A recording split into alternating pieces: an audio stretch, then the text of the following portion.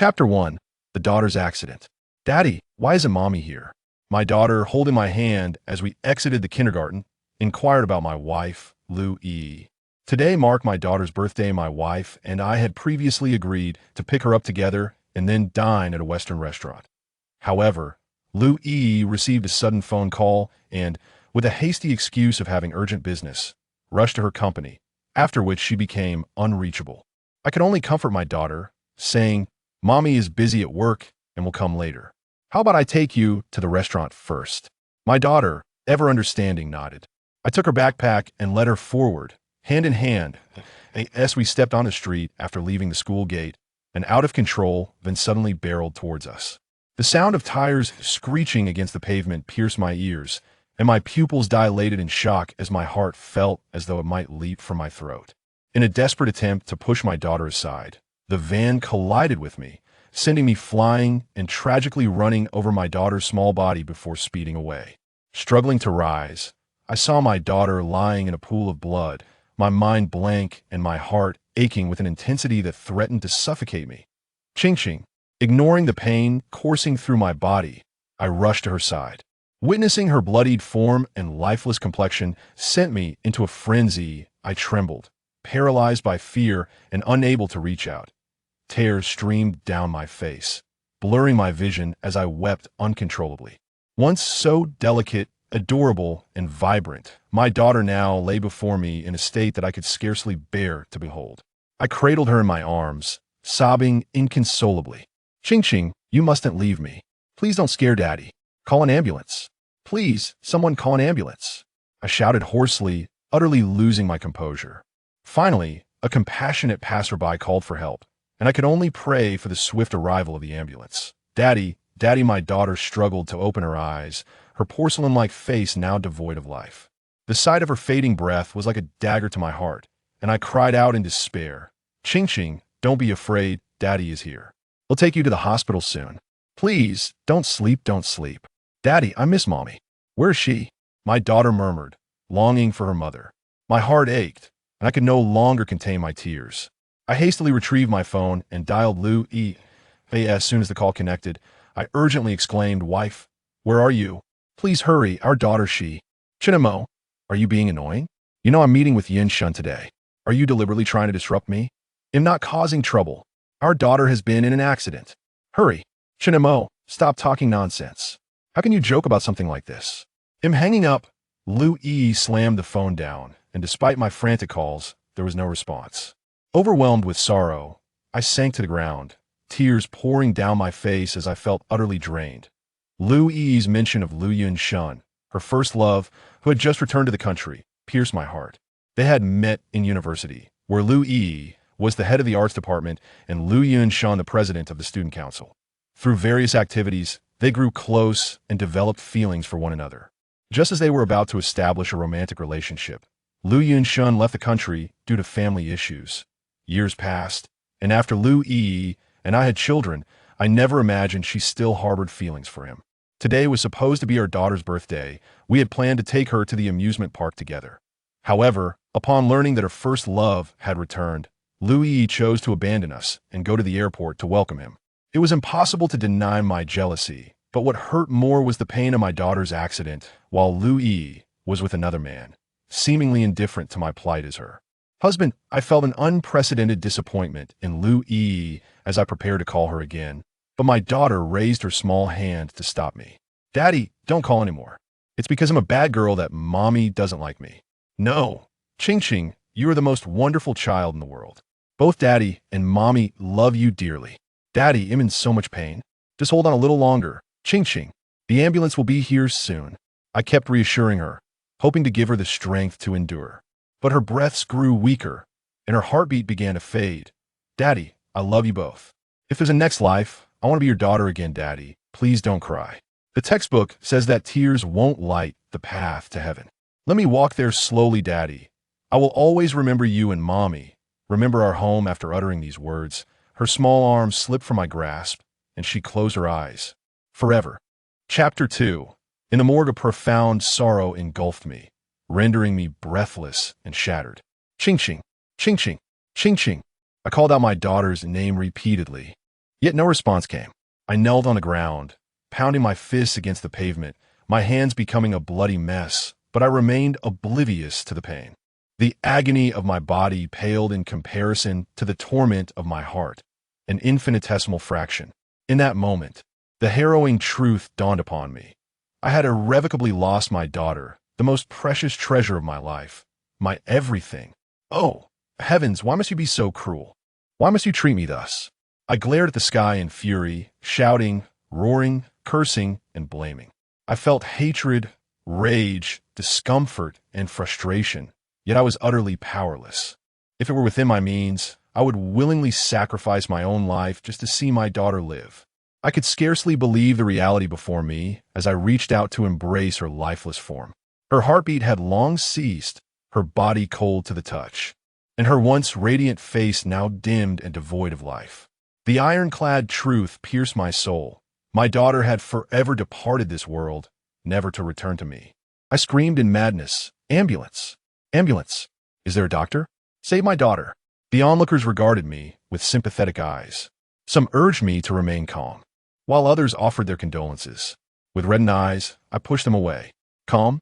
How can I possibly be calm when my daughter is dead?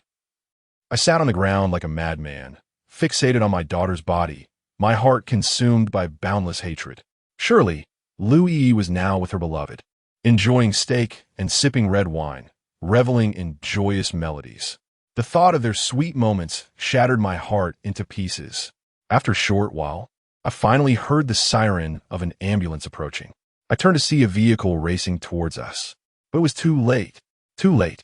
I clutched my daughter tightly as the paramedics leaped from the ambulance, attempting to pry me away. I clung on desperately, their pleas falling on deaf ears. "Sir, please accept our condolences. We understand your feelings, but the tragedy has already occurred. Let your child rest in peace. Sir, please calm down." After a prolonged struggle, they finally wrested my daughter from my grasp and lifted her onto the stretcher. I followed the ambulance to the hospital, moving like a soulless husk. Standing in the hospital morgue, watching as my daughter and Appo's small form was covered with a white sheet, an indescribable pain surged within me. I rushed forward, kneeling beside the gurney. My voice hoarse. "Ching Ching is just asleep. She will be all right. Perhaps this is merely a dream, and I will awaken to find everything fine. It must be a dream." I incessantly deceived myself, collapsing onto the cold floor of the morgue, weeping uncontrollably. It felt as though I had drained every tear from my eyes, which ached painfully, nearly unable to remain open. I lay beside my daughter's tiny body, as if making a wish. "Ching Ching, don't leave Daddy. Please don't leave Daddy. Wake up." I remained in the morgue throughout the night, until dawn, when the hospital staff forcibly pulled me outside. As I exited the hospital, the notification sound from my phone echoed. Lou E had sent me a message, stating she was busy with work and wouldn't be returning that night. In her social media posts, I saw her intimate photographs with Liu Yinshin. They stood at the airport exit, hands forming hearts, their smiles radiant, exuding sweetness. The caption read, "Finally, I have waited for you." A wave of nausea swept over me, and I could not suppress a bout of blood from escaping my lips. I could only hope that when Liu Yi learned of our daughter's demise, she could still manage to smile so blissfully. Chapter 3. My love for her. On my journey home from the hospital, I reminisced about the moments of my first encounter with Liu Yi. Having grown up in an orphanage, I first laid eyes on her at the entrance of that very place. Her parents were benefactors of the orphanage, and they had brought her along to distribute gifts to the children. At merely 6 years of age, Liu Yi handed me a piece of candy, allowing me to experience the sweetness of life for the first time. Her visage remained etched in my memory. On another occasion, when I was bullied by other children at the orphanage, Liu Yi appeared unexpectedly, standing protectively with her hands on her hips. Being the daughter of a wealthy family, the bullies dared not confront her and fled in haste. Liu Yi helped me to my feet, inquiring gently whether I was in pain, and even fetched a Band-Aid to tend to my wounds. She was like a ray of light, illuminating the darkness that enveloped my existence. At that moment, I vowed to cherish her at all costs, a promise I endeavored to fulfill. I gained admission to the same university as Liu Yi, bringing me closer to her and making me one of her many admirers. After 3 years of relentless pursuit, a chance confession finally led to her acceptance of my affections. I believed I had finally found love, only to later discover that it was merely a reaction to Lou E and Amp, Oppos, as former flame departing abroad, a gamble stemming from her frustration, with my resemblance to that person being the sole reason for her choice. After our marriage, I held this union in high regard, naively considering myself fortunate to bring happiness to Lou E. I became a part of her family, dedicating myself to her service. During the early days of her entrepreneurial journey, I clandestinely took on 5 part-time jobs to secure funding for her endeavors, even foregoing the cheapest of luxuries for myself. In the chill of winter, I painstakingly knitted a scarf over 2 months to present to Lou E as a Christmas gift, knowing her fondness for a particular CAF and Oppos. As pastries, I secretly worked there, enduring countless hardships to master the craft, preparing delightful treats for her each morning. When her company faced financial turmoil, I scoured for funds, with the last 10,000 yuan earned through the desperate act of selling my blood, something Lou E remains unaware of to this day. Each sip of warm water she consumed during the harsh winter was carefully tempered by my breath, fearful of scalding her.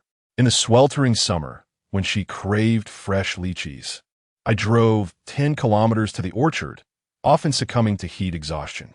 To shield her from alcohol, I endured stomach bleeding at social gatherings. And in my quest to assist her with project proposals, I pushed myself to the brink of collapse from sleepless nights. My devotion to Lou E had transcended into an obsession. My love for her eclipsed even my own self-love. We shared moments of affection, during which Lou E, despite her busy schedule, would make time to be with me and our daughter. Occasionally, she would playfully demand a hug upon returning home from work and at night. She would cling to me like an octopus in our share bed. When we traveled together, we captured memories and photographs, gazed at the sea, savored candied hawthorns, and shared roasted sweet potatoes. Those days were the sweetest of my life, with Lou E radiating warmth and strength like the sun. It was during this period of inspiration that I quietly composed numerous songs in her honor. However, everything altered a few months ago after Lou E engaged in a video call with her former love. She began returning home late, often consumed by work at the office. My calls went unanswered, and her messages were frequently overlooked. What was once a shared responsibility of picking our daughter up from kindergarten fell solely upon me.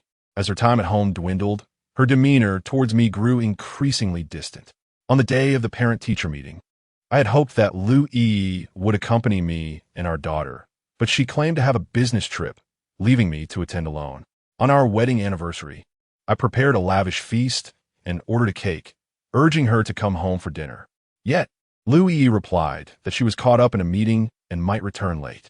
While purchasing cigarettes, I chanced upon a hot pot restaurant where I spotted Lou E engaged in a video call with Liu Yunshun as she animatedly introduced him to the delights of domestic cuisine, her smile radiating sweetness. It became evident that Lou E was not devoid of time. She simply chose not to spend it with me. I could not bear the thought of witnessing my wife cozied up with another man, and thus I resolved to relinquish this burdensome love. Since Lou E's heart no longer belonged to me, I would grant them their happiness. With our daughter gone, my heart felt equally lifeless. Chapter for the day after Song Ning and Amp, Oppo's daughter passed away. I could not bear to have her cremated. The funeral was held at home. It was a very simple affair, devoid of relatives or friends, with no lavish banquets, all orchestrated by me alone.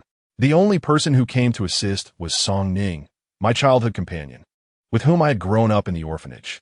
Upon learning of Ching and Oppo's demise, Song Ning wept more bitterly than I, her tears flowing in waves. Seeing her shoulders shake violently, I could only approach and offer comfort, urging her not to be too sorrowful, as the event had already transpired, and to remain strong. My words only intensified her tears. She collapsed against my shoulder, sobbing uncontrollably. Chinamo, how could the heavens take away such a sensible child like Ching? Is not the divine merciless? Song Ning's heart-wrenching cries made my own heart ache, and tears streamed down my face. I recalled countless occasions when Lu Yi was absent, and it was Song Ning who would fetch my daughter from kindergarten when I was unable to spare the time. She delighted in buying ching-ching jelly, spicy strips, instant noodles, and other junk food, which often led to my reprimands. Yet, Song Ning would assert, "What is wrong with a child enjoying some snacks? If she likes it, let her indulge." We had none of that during our childhood. Song Ning, having endured a joyless youth, wished to bestow upon Ching-Ching a carefree childhood, compensating for the happiness she herself had missed. She regarded Ching-Ching as though she were her own daughter. Reflecting on this, I felt a profound sense of guilt towards Song Ning. She had aided me immensely, yet I had never uttered a word of gratitude. Unlike Lu Yi and Damp, Oppo's affluent lifestyle, Song Ning was merely a doctor with a modest salary. Nevertheless, she frequently purchased toys and treats for Ching-Ching, fostering a deep dependency in my daughter, who would call her Aunt Song incessantly whenever they met. In my eyes, Song Ning's companionship far surpassed that of Lu Yi, exceeding even that of a biological mother. Thus, when Ching-Ching departed from this world, I was not at all surprised by Song Ning's profound sorrow. To prevent the situation from becoming overly dire, I endeavored to maintain a facade of strength, gently patting Song Ning's back to console her. It was a bitter irony that an outsider could grieve so deeply while Lu Yi, as the biological mother, remained oblivious to the loss of her daughter. My love for Lu Yi, once vibrant, extinguished completely with the conclusion of my daughter's funeral. I resolved to divorce her. After all, she was the mother of my child, and I deemed it necessary to inform her. I dialed Lu Yi's number. The phone rang for an eternity before she answered. Before I could speak, she impatiently exclaimed, "Chinamo, do you not tire calling me all day? Can you not survive without me? Yin Shun is unwell. The doctor advised proper care.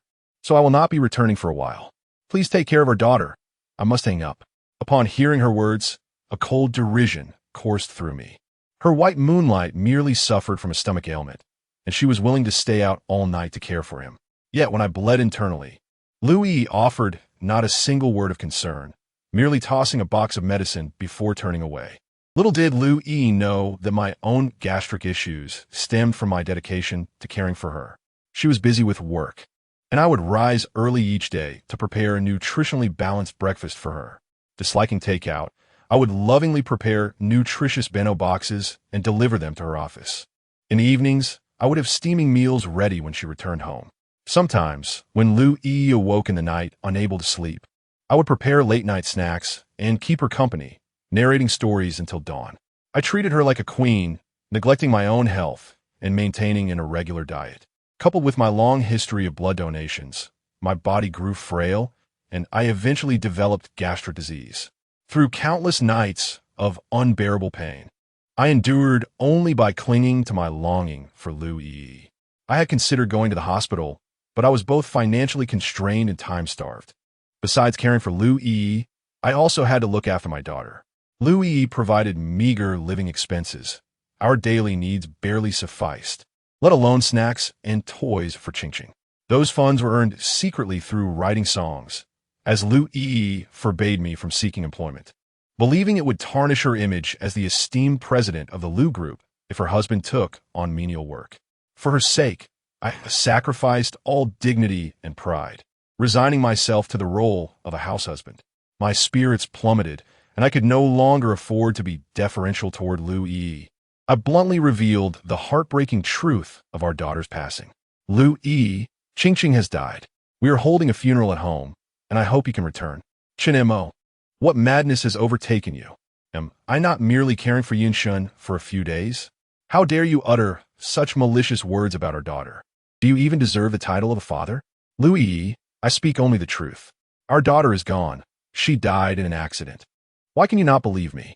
Huh? Chin-Mo, you are truly vile to make such a jest about our daughter. I am utterly disappointed in you." With that, Lu Yi swiftly hung up, her parting words still ringing in my ears.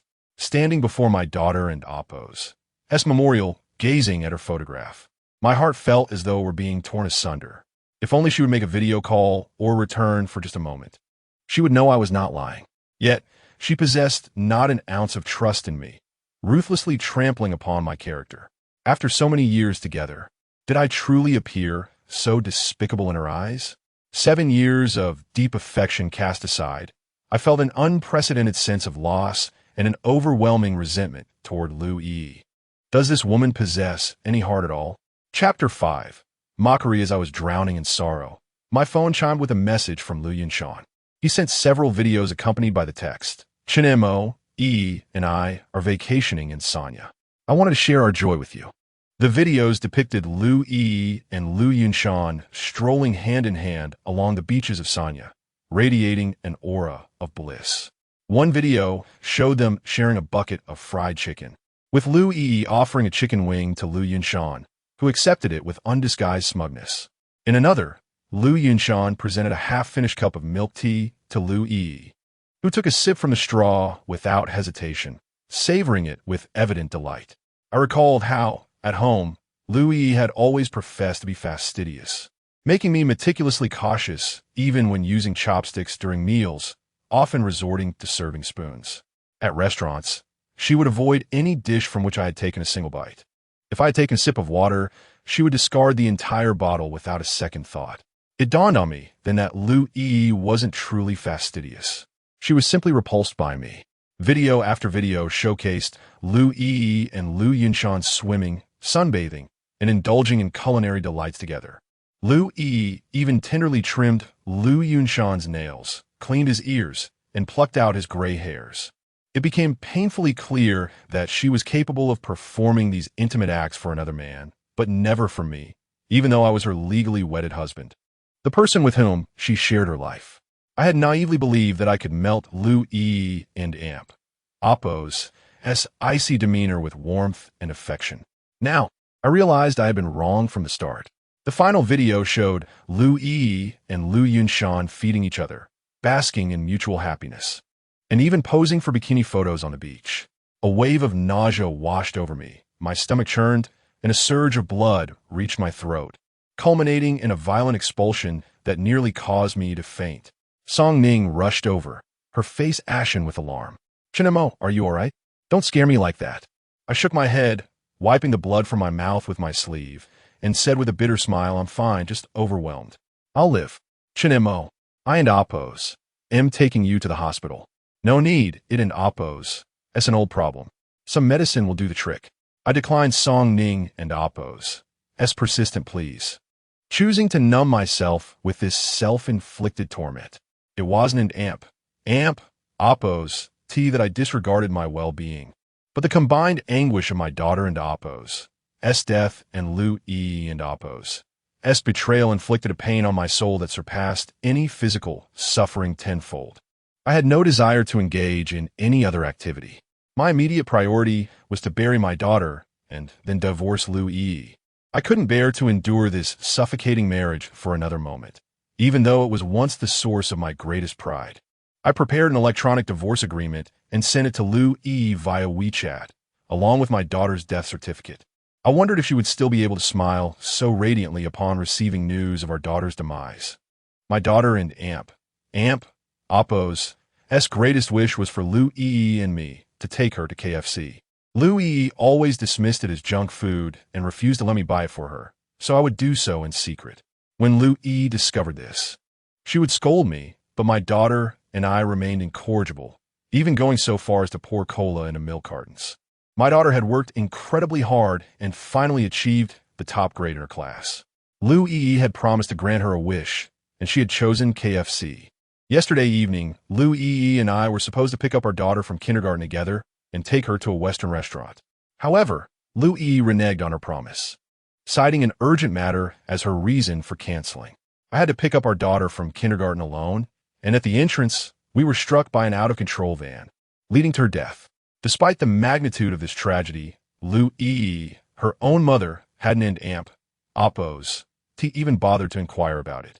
What a truly exemplary mother. But no longer mattered. My daughter's death had revealed many truths, so let her be. We will be divorced soon anyway. Song Ning stood with me in the morning hall for a long time, and when her legs grew weak, she came over to support me, consoling me. "Chinemo, you should go back and rest." Not wanting Song Ning to suffer with me, I nodded in agreement. Song Ning helped me leave the funeral home, and we hailed a taxi back to my house. It was late at night when we arrived, and the empty house was dark and lifeless. My once cozy home now felt oppressive. Whenever I returned home, I couldn't help but recall my daughter running around, and these memories pierced my heart like 1,000 knives.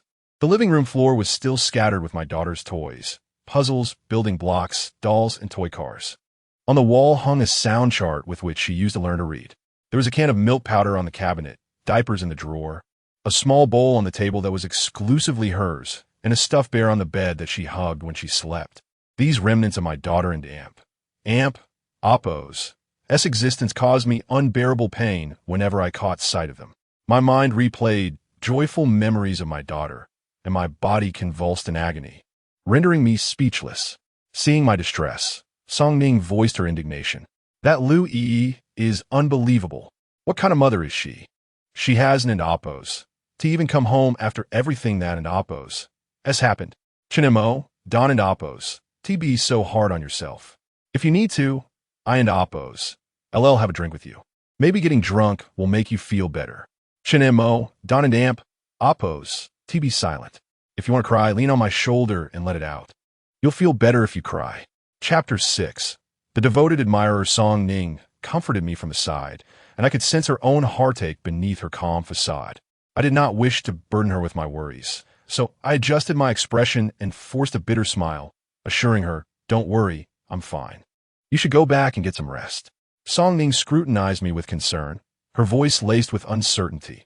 "Are you really okay?" "Chinemo, please tell me you're not thinking of doing something foolish." I patted her shoulder and vowed, "I promise I will take care of myself. I'm not as weak as you think. You should know me better. It's precisely because I know you that I fear you might do something reckless. You're too sentimental, and I worry you might follow Qingqing into despair. Song Ning, please have a bit more faith in me. I love Qingqing, and that is precisely why I must endure and live on, keeping her memory alive within my heart. Chinemo, I'm relieved to hear you say that. Promise me you will live well and make your life even more vibrant. It's getting late. You should head back now. Call me if you need anything. Chinemo." Ultimately, Song Ning hesitated as she left, turning back several times. I stood by the window watching her until she reached the ground floor, where she lingered instead of departing, waiting anxiously below. It was evident how deeply she cared for me. The night air was chilly, and I saw her curled up on a bench by the roadside, shivering in the cold. Yet, her gaze remained fixed on my apartment. What a foolish girl she is. I lay in bed and sent her a message, assuring her that I would look after myself and urging her to return home. Finally, she wrapped her coat tighter around herself, wiping her nose as she reluctantly exited the community.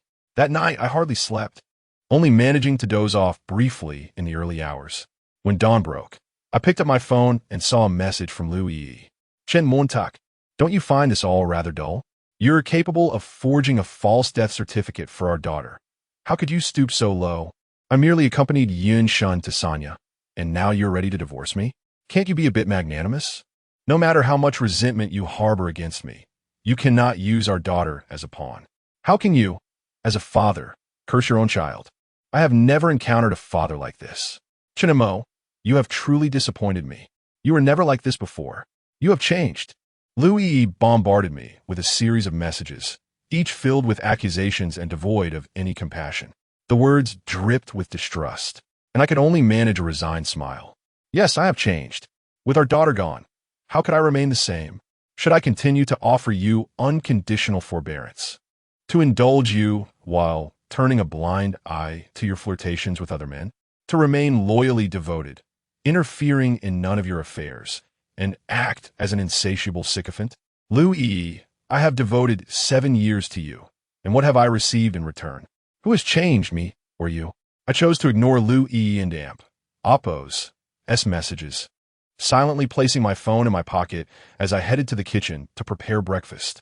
In those countless days and nights, I had always cooked for Lu Yi and our daughter, but now I relished the rarity of making something for myself. I had promised Song Ning that I would live well. I could not go back on my word. I meticulously fried an egg and boiled some noodles, thus preparing a simple breakfast. After eating, I had to attend to my daughter and Amp, Oppo's, as funeral arrangements leaving without a moment in amp, oppose, delay. Perhaps it had been a while since I'd last responded to her, for Lu Yi reached out again, this time with a gentler tone. Chinemo, I was a bit harsh in my earlier messages. Please don't take it to heart. Once Yin Shun's health improves, I will return immediately and make amends with you and our daughter. Okay? I promise I won't work overtime anymore. I will come home on time every day. We can take our daughter to KFC and then to the amusement park. She will be so happy. Didn't Ching mention wanting to go to the water park several times? I'll take her when I return, and thank you for enduring this period. Remember to remind Ching to do her homework on time. Lu Yi sent numerous messages, but I could not muster the energy to read them. When our daughter was alive, Lu Yi had done too little. Now that she was gone, what significance did such words hold? If I were to stand before Lu Yi at this moment, I would surely slap her and loudly declare, "Your daughter is dead. Dead. Dead. She will never return. She will no longer pester you to go to KFC, nor will she ever have the chance to visit the water park, nor will she need to complete her homework. She will never again call you and Oppos. Mommy and Oppos. Do you understand?" Setting my phone aside, I wandered the streets like a hollow shell. I narrowly escaped being hit by cars multiple times, yet I remained oblivious. Upon arriving at the funeral home, as I cradled my daughter's ashes, I saw on social media Lu Yi and Lu Yunshun riding roller coasters, pirate ships, and Ferris wheels at the water park in Sanya. Lu Yi, frightened, clung tightly to Lu Yunshun, her face radiant with a joy I had never witnessed before.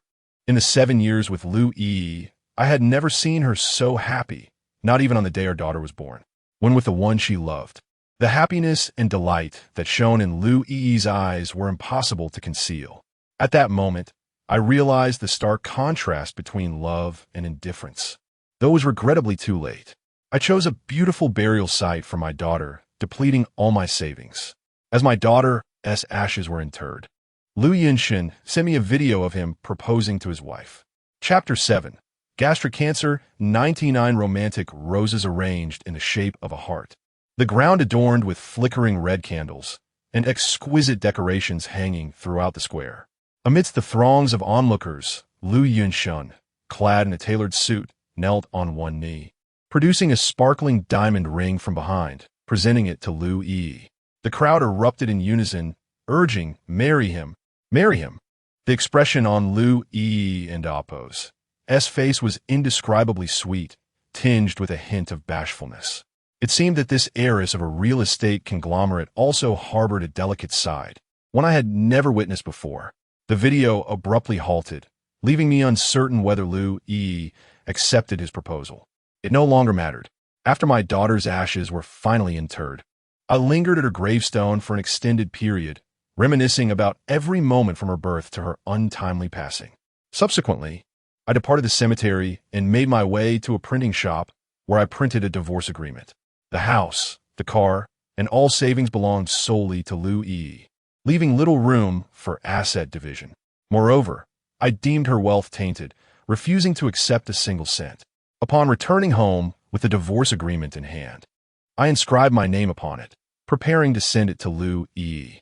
However, an unexpected sight on WeChat caught my attention.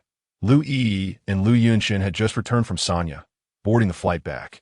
Very well, once she returned home, I would personally present her with the divorce papers, alongside our daughter's death certificate and memorial photograph, severing all ties with Lu Yi.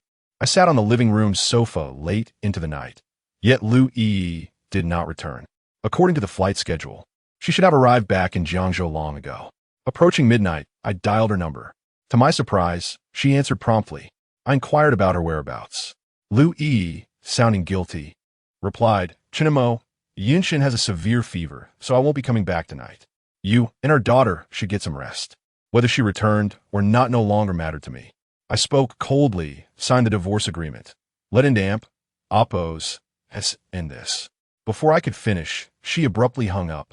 I could not fathom her reasoning. If she no longer loved me, why refuse to divorce? Dismissing such thoughts, I felt an intensifying pain in my chest, my stomach ablaze as if set on fire.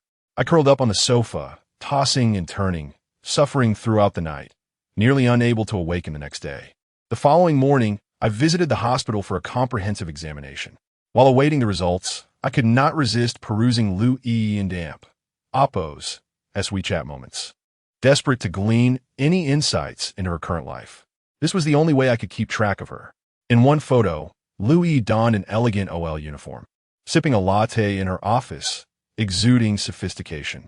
Not only was she stunningly beautiful with a tall figure, but her professional prowess also made her a sought-after figure among countless wealthy suitors. Marrying Lu E had once been my greatest pride. Now, this union seemed utterly absurd.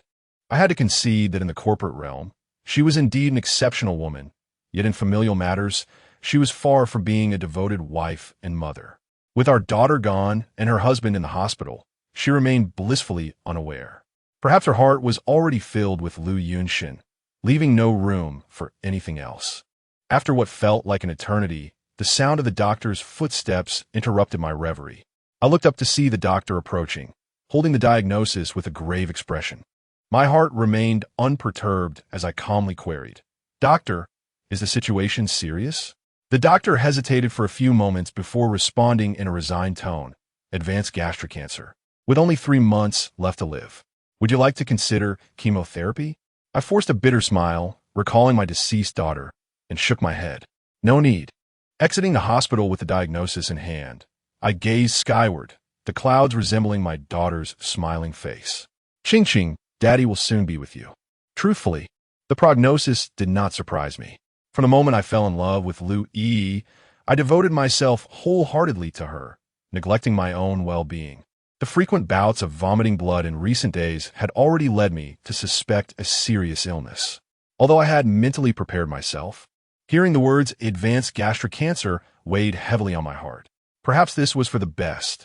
Let everything come to an end. In the final 3 months, I aspired to accomplish a few meaningful tasks. First, to finalize my divorce from Lu E. Second, to revisit the orphanage where I grew up. And third, to provide closure to Songning. Let me address the first task. Armed with the divorce agreement, I arrived at Lu Yi's company, Yun Culture, a renowned media enterprise in Jiangzhou, valued at tens of millions. While Lu Yi's success stemmed from her parents' influence, her lack of personal capability would render her vulnerable in the ruthless business world. Thus, I acknowledged Lu Yi as an accomplished woman, a fact I could not deny. Initially, I thought little of the company's name until Lu Yi's light of my life returned from abroad. It suddenly struck me that the name Yun encapsulated both Lu Yi and Lu Yunshin. From the very beginning, Lu Yi's heart had belonged solely to Lu Yunshin, and I was merely a substitute. Upon entering the company, the receptionist recognized me and hastily approached. "Mr. Chun, are you here to see President Lu?" I nodded. The receptionist, visibly flustered, rushed to the phone. "Mr. Chun, let me call President Lu." "No need, I'll go find her myself," I interjected, clutching my insulated lunchbox, and made my way directly to the 3rd floor. Standing before the door of the president's office, I gently pushed it open and stepped inside. The sight that met my eyes was utterly disheartening. Lu Yi was passionately embracing a young man, fervently kissing him. I recognized him instantly. He was none other than Lu Yi's light of my life, Lu Yunshin. Chapter 8. The disturbance upon my abrupt entrance. Lu Yunshin appeared somewhat apprehensive, momentarily frozen in place. In stark contrast, Lu Yi maintained an air of nonchalance, her hand resting comfortably on Lu Yunshin's waist, exhibiting no signs of restraint. "Shinamo, what brings you here?" Lu Yi inquired, her expression tinged with displeasure. What brings me here?" I echoed, a bitter smile gracing my lips. With my remaining days dwindling, I merely wished to deliver a meal to the woman I cherish most before my imminent departure. Alas, my timing is regrettably poor. My apologies for intruding. I placed the insulated lunchbox down and quietly retreated from the office, closing the door behind me. It was not out of magnanimity. With my time on this earth limited, I would allow them their moment. I could only hope that Lu Yi would continue to find joy even after learning of my and my daughter's demise. After exiting Lu Yi's office, I hailed a cab and returned home directly. With divorce looming, it was imperative that I vacate the premises. Upon entering the bedroom, I began to pack my belongings. There was little in this space worth reminiscing about, save for the myriad memories shared with my daughter, which I could never forget. I had no intention of taking anything of monetary value, yet I was determined to bring along her photographs, toys, and clothing. As I opened my suitcase and began to carefully place my daughter and Apo's as cherished items inside, I suddenly heard the door creak open. Lu Yi entered, accompanied by Lu Yunshin. Upon seeing the scattered belongings strewn about the floor, Lu Yi frowned, her displeasure evident. "Shinamo, must you act out? Do you truly believe that moving out will serve as a threat? At your age, one would expect you to behave with a modicum of maturity." I lacked the energy to engage in an argument with Lu Yi and continued to sort through my suitcase. While the contents were largely inconsequential, there was one item I desperately sought, the conch shell gifted to me by my daughter. It was the sole present she had ever given me, holding profound significance. I recalled last year's birthday, when Lu Yi was absent, leaving me to prepare a bowl of longevity noodles to share with my daughter. She had excitedly presented me with a conch shell she had discovered during summer camp, claiming it could produce a sound. With her tiny arms stretched wide, she proudly declared, "Daddy, this is your birthday gift. Whenever you miss me, just blow the conch and I will hear you." From that day forth, I treasured the conch shell above all else. Its value only intensified following my daughter's passing, as it became a poignant reminder of her. This was the most precious memento she had left behind, an irreplaceable connection to her. I spent a considerable amount of time searching through the drawers until I finally unearthed the conch shell. Remembering the moment she had given it to me caused my hands to tremble with emotion. In my unsteady grasp, the shell slipped from my fingers and fell to the floor. As I quickly reached down to retrieve it, Lu Yunshin stepped on my hand with a deliberate force. With a sickening crack, I heard the sound of the shell shattering, simultaneously shattering my heart. Lu Yunshin. In that moment, a murderous rage surged within me, my hatred for him boiling over. I was acutely aware of his intentions. He sought to humiliate me before Lu Yi, viewing me as his chief adversary. Yet, no matter the depths of his contempt, he had no right to destroy the conch shell my daughter had entrusted to me, an item more precious than life itself. Now mercilessly trampled underfoot, my world crumbled in an instant, a torrent of hatred crashing over me. The final remnant of my daughter's memory had been obliterated. I Napos. I'm sorry, Chinamo, I didn't Napos. T mean to. Is your hand hurt? Lu Yunshin feigned concern, applying even greater pressure, as if attempting to crush my hand beneath his foot. My fingers were pinned beneath his shoe, the shards of the conch shell slicing into my skin, piercing deep into my flesh. The saying goes that the fingers are connected to the heart. The agony was unbearable, blood oozing from my fingertips. I felt my heart wrench in despair, pushing him away with all my strength, my hand finally freeing itself from his shoe. Gazing at my bloodied fingers, I was indifferent to the pain as memories of my daughter flooded my mind. Ching, I'm so sorry. I couldn't even protect the birthday gift you gave me. I truly am a failure. But don't worry, soon I will join you. I'll see you again, my dear. Lost in self-reproach, I inadvertently pushed Lu Yunshin with a bit too much force, causing him to stumble and graze his head against the wall, nearly losing his balance. Lu Yi rushed to his side, her eyes filled with boundless concern and affection. "Yunshin, are you all right? Does it hurt?" She cradled his head in her hands, meticulously inspecting his injury.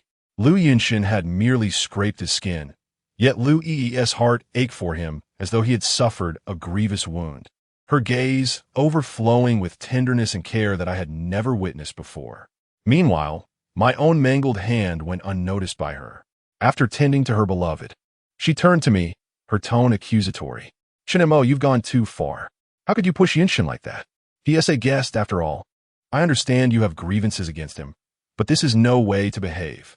You used to have such a good temperament. What happened to you? Shinamo, I'm so disappointed in you. Apologize to Yunshin at once." Under Lu Yi's relentless scrutiny, I perceived a blatant favoritism akin to a hen protecting her chick. She offered no consideration for right or wrong, nor did she seek to understand. Her bias was unabashed and unyielding. Yet, after 4 years of marriage, she had never once shielded me in such a manner. "Lu Yi, do you choose to ignore the blood on my hands and the state of my mangled fingers? If only you would glance down, you would see the severity of my injuries. Yet, you demand an apology for the one who has inflicted harm upon me. Do you possess any compassion at all? Are you still my wife? Chapter 9. Inversion of truth. Chinemo, do not compel me to repeat it thrice. Apologize to Yun Shun at once. Lu Yi and Amp. Oppo's voice grew increasingly severe as I remained silent. Over the years, she had become accustomed to her elevated position, her haughty demeanor, and her commanding tone directed towards me. In the past, I had always complied with her every word and endeavored to fulfill her desires, all predicated on my love for her. But that affection has faded. Lu Yi, your tactics hold no sway over me any longer. Chinemo, you are quite audacious. Disregarding my words, do not provoke my wrath. I will say this once more. Apologize to Yun Shun. Do not put Chinemo in a difficult position. I am fine. I trust that Chinemo did not push me intentionally. Yun Shun, how benevolent of you to defend him at this moment. Chinemo is your husband. I do not wish for you both to quarrel because of me. Lu Yun Shun feigned victimhood, constantly speaking well of me, which deeply moved Lu Yi. I could not help but admire his ability to distort the truth, making it seem as if I were indeed the one who had harmed him. Lu Yun Shun was quite the actor, a fact I had long acknowledged. Otherwise, he could not have ensnared the astute Lu Yi so thoroughly. I had warned Lu Yi numerous times, cautioning her that Lu Yun Shun was not of noble character. Yet she had scorned me, accusing me of being petty and narrow-minded, unable to tolerate others. Since my time was limited, I chose not to expose him, and Lu Yi's fate was of no concern to me. Let her reap the consequences of her choices. Cough. A wave of profound anguish forced me into a fit of coughing, and I even spat out a mouthful of blood. The crimson droplets splattered onto the floor, exuding a repugnant metallic scent. My illness could no longer be concealed. I wondered how Lu Yi would react upon witnessing this scene. Lu Yun Shun's eyes gleamed with a sinister mirth as he pointed at me mockingly. What a rich scent of watermelon juice. Look at Chinmo's theatrical performance. He has even prepared props. How delightful. He laughed while clapping his hands. Lu Yi cast a disdainful glance at the floor, pinching her nose in disgust, and said with scorn, Chinemo, how revolting. To elicit sympathy in such a manner is truly beneath contempt. A sharp pain pierced my heart, and I forced a bitter smile. I was on the brink of death, yet my wife showed no concern, instead deeming my suffering a mere act. How absurd, and how tragic. I endured the excruciating pain in my stomach, wanting to retort, yet found myself unable to utter a word. Lu Yi continued her scolding. Chinemo, refrain from such childish tricks in the future. How immature. Hurry and fetch a mop to clean this mess. Do you intend to wait for me to do it? And where have you hidden our daughter? Have you sent her to Songningyes again? I tell you I could no longer bear Lu Yi and Oppo's incessant prattle. Struggling to rise from the floor, I dragged my suitcase out of the house. I had told her countless times that our daughter was gone, yet she had never taken it to heart. Since her heart was now filled with Lu Yun Shun, I would let them move on together. I chose to let go. After all, my days were numbered. Upon exiting the house, I was left with nowhere to go. Thus I sought refuge in a nearby hotel. I booked a room in a chain hotel, dragging my heavy suitcase inside. I collapsed onto the bed, pulling the covers over me, succumbing to deep slumber. I was utterly exhausted, physically and emotionally drained. I yearned for temporary peace and rest. At least in this isolated room, I could find a moment of tranquility, free from Lu Yi. As long as she did not intrude upon my existence, my suffering would be mitigated. Yet, I underestimated her tenacity. No sooner had I slipped into a light sleep than the door to my hotel room creaked open, revealing Lu Yi and Lu Yun Shun. Rubbing my eyes in disbelief, I questioned how they had discovered my whereabouts and gained access to my room. I quickly leaped from the bed and confronted them. What brings you here again? Chinemo, I am here to return your conch shell, Lu Yi said, stepping forward and producing a conch from her pocket. I know this conch, a gift from our daughter, holds great significance for you. I happen to know an expert who specializes in restoring artifacts, and I asked him to mend it for you. Although it cannot be restored to its original state, it is similar enough. As soon as it was repaired, I brought it to you. Chen Montak, stop sulking and come home with me. Truthfully, I could not comprehend Lu Yi's motives. She was clearly indifferent to me, her thoughts entirely consumed by Lu Yunshan. What purpose did this charade serve? A wave of fatigue washed over me as I coldly inquired, "How did you find me here? How could you simply enter my room?" Lu Yi smiled. "Chinemo, have you forgotten? This hotel is an investment of the Lu family." I smacked my forehead in realization. My memory was indeed failing me, as I had overlooked the fact that nearly all major hotels in Jiangzhou bore the Lu family's mark. No wonder she had so easily located me. Disregarding further pleasantries, I turned to my suitcase and retrieved the already printed divorce agreement. My name was inscribed upon it, and I handed it to Lu Yi, speaking earnestly and solemnly. "Please sign. We shall divorce." Chapter 10. The beast Lu Yi, as if she had not heard, seized the divorce agreement, tore it into shreds, and forcefully threw it at my face. "Chinemo, let me tell you, that's impossible. Why should it be that you can simply say divorce, and it happens? What about our daughter? Do you have any idea how detrimental this would be to her future growth? I understand now. You merely wish to divide the assets, don't you? Chinemo, you should forget it. Every single thing, house, car, food, clothing, is from the wealth of the Lu family. You, a man living off others, should stow away your crooked thoughts. You are truly not a man, and it makes me look down on you." Lu Yi and Oppo's disdain for me was palpable. She believed my desire for divorce was merely a pretext to claim her wealth. But what use is wealth to a dying man? I cannot be bothered to explain myself to Lu Yi.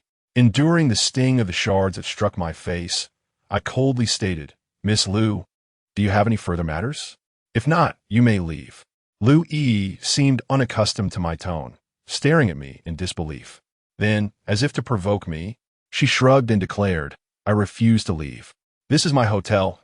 Can Oppo's tea. I even use the restroom."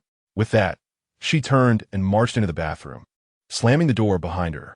In the hotel room, only Lu Yunshan and I remained, and the atmosphere grew somewhat bizarre.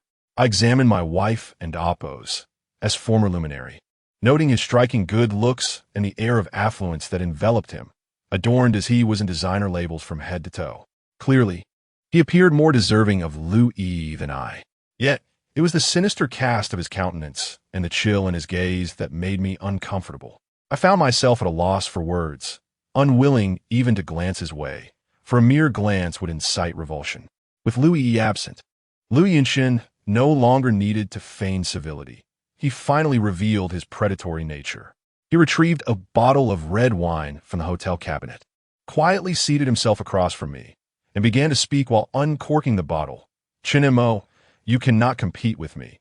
Eventually, Yi will belong to me." I sat calmly before him, adopting a demeanor of nonchalance. "I never intended to compete with you. I no longer love Lu Yi. Do as you please." Lu Yunshan poured me a glass of wine, a smile playing on his lips. "Is that so? How is it that I find that hard to believe? Unless you completely vanish, you remain a threat." I maintained a blank expression, taking a sip of the wine. "As you wish, I shall disappear. I wish you and Lu Yi happiness. You are quite perceptive. I hope you keep your word. Yi and I share a profound love, and your interference is quite unwelcome. Spare us such wickedness." "Wickedness? Lu Yunshan, you are the true interloper." "No, you are mistaken. The unloved is the true interloper. You." I was rendered speechless with fury. Lu Yunshan erupted in laughter. "Chinemo, you should disappear forever, never to show your face in Jiangzhou again. Otherwise, I cannot predict what misfortune might befall your childhood orphanage or your friends." "Scoundrel!" At the mention of the orphanage in Songning, a surge of rage ignited within me. The orphanage was my bottom line. No one could touch it. If he dared to harm the children there, I would fight him to the bitter end. That place was my home, and I would not allow anyone to harm my family. Seeing Lu Yunshan's sinister grin, I could no longer contain myself. I seized the wine glass from the table and hurled its contents at his face. The crimson liquid splattered across his features, rendering his visage even more grotesque. To my astonishment, Lu Yunshan responded not with anger, but with a mocking smile, a triumphant glint in his eyes. "Chinemo, I relish seeing you so agitated. Do you despise me so much, yet feel utterly powerless against me? Ha ha! Chinemo, You will always be my defeated foe. What you possess to challenge me? Lu Yunshin's laughter was derisive, his expression wild. As he wiped the wine from his forehead, he extended his tongue to taste it. Well done, Chun Mo. Cool me. Continue to pour it on me. Strike me. With that, Lu Yunshin seized the wine bottle from the table and smashed it against his own head. With a resounding crash, the bottle shattered, the deep red liquid streaming down his forehead and dripping off his chin to the floor, blurring the line between wine and blood. I was utterly perplexed, gazing at Lu Yunshin and Amp, Appo's grotesque face, convinced he had lost his sanity. As I pondered, he did not pause. Taking the remaining shard of the wine bottle, he plunged it fiercely into his chest. The glass was sharp, the jagged edge sinking deeply into Lu Yunshin's flesh, staining his chest a vivid red. Yet he did not stop there. He withdrew the shard and stabbed himself again. This self-destructive behavior left me utterly bewildered. What was his intention? But in the next moment, I comprehended Lu Yunshin and Appo's scheme. With a piercing scream, Lu Yunshin echoed, and I heard the sound of the toilet flushing from the bathroom. Lu Yi emerged in a flurry, rushing toward us in a panic. Lu Yunshin, wearing a triumphant grin, bellowed at me.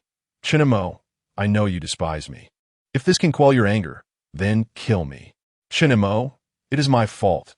Should you slay me, I will bear no grudge. Continue, Chun Mo, take my life. Lu Yunshin clutched his blood-soaked chest, his expression one of excruciating agony, appearing utterly innocent in that moment. Anyone witnessing this scene would undoubtedly perceive Lu Yunshin as a pitiable victim. Chapter 11. Acting Lu Yi was no exception. Emerging from the restroom, she was met with a scene that caused her pupils to dilate in disbelief. Rushing over, her face was etched with worry and concern as she enveloped Lu Yunshin in a tight embrace. With tears brimming in her eyes, she asked, Yunshin, are you all right? Does it hurt? I will take you to the hospital. Lu Yunshin shook his head, putting on a brave front, and gently smiled as he reassured her. Chun Mo, didn't he mean it? It was just a moment of impulse. Please don't blame him. Upon hearing this, Lu Yi immediately turned her gaze towards me, her eyes ablaze with fury. She approached me and raised her arm, delivering a sharp slap across my face. Chen Montak, you are truly insane. I misjudged you.